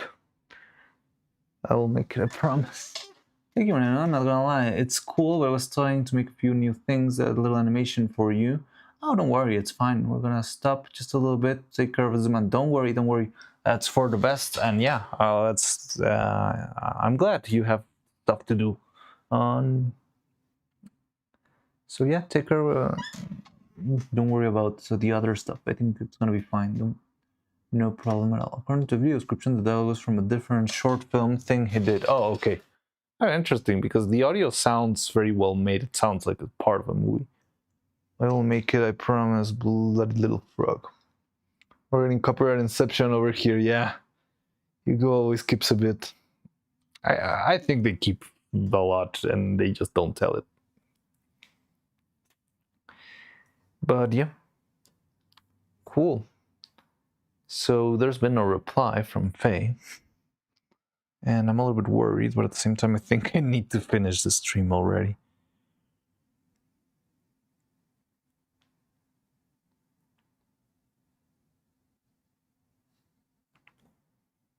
So maybe they're not, she's not gonna stream today. No, she's live now. Yay! Was it? Did I? No, she's live. Yeah, let's go. All right, ready to raid Faye? Is everyone on Twitch now? I need everyone, as many people as possible on Twitch. I want to raid Faye. It's her birthday today, so I want to give her a nice, good raid. Yes, she's live now. Awesome. So What do you say, guys? Are you ready? Feliz cumple. Yeah, feliz cumple works. So Jolliver is in Twitch. Yes, Tony is in Twitch. Anyone on YouTube? I don't see any comments from YouTube. It's Jolliver from a while back, but they're already on Twitch. Okay. I see everyone on Twitch. I'm not sure if King Turtle's here, but by Mariana. Yeah. Thank you. We're gonna keep posting in art or some shorts for. Sure, that sounds fun. Exactly. So let me just make sure everything's set. When was the last time King Turtle said something? I'm not sure if you're around. But yeah, if there's anyone here watching the stream on YouTube, consider going to Twitch so we can raid Faye with as many people as we can, alright? I'm gonna say happy birthday. Yeah. Happy birthday, feliz cumple, feliz cumpleaños, happy birthday, anything works. Yeah, just be very joyful and let's celebrate. So, okay, let me set everything. Que me deposite la cumpleaños. No. Maybe the other way around. Okay. So, let me see. And I'm gonna set everything up. I think because of the same thing, we're not gonna be rating anyone from YouTube. Just so we can go straight into that. But yeah, so we're not rating anyone from YouTube. We're gonna be rating from Twitch. So yeah, you could go, if anyone wants to go to Twitch, now's your chance. We're starting to wrap up. Let me move this over here. So yeah, let's wrap up. Tomorrow we'll keep on making the molds. I think we can finish them tomorrow if there's no interruptions. I'm not sure if I'm gonna be taking Wednesday off. I'll let you know, but most likely I will. And other than that, yeah, see you later. Thanks for stopping by and see you later, peoples. Let's have some fun and everyone please cheer Faye on her birthday. Let's see. All right, take care, everyone. Bye-bye. I'm gonna go to the ending screen while I set up everything else. All right, take care.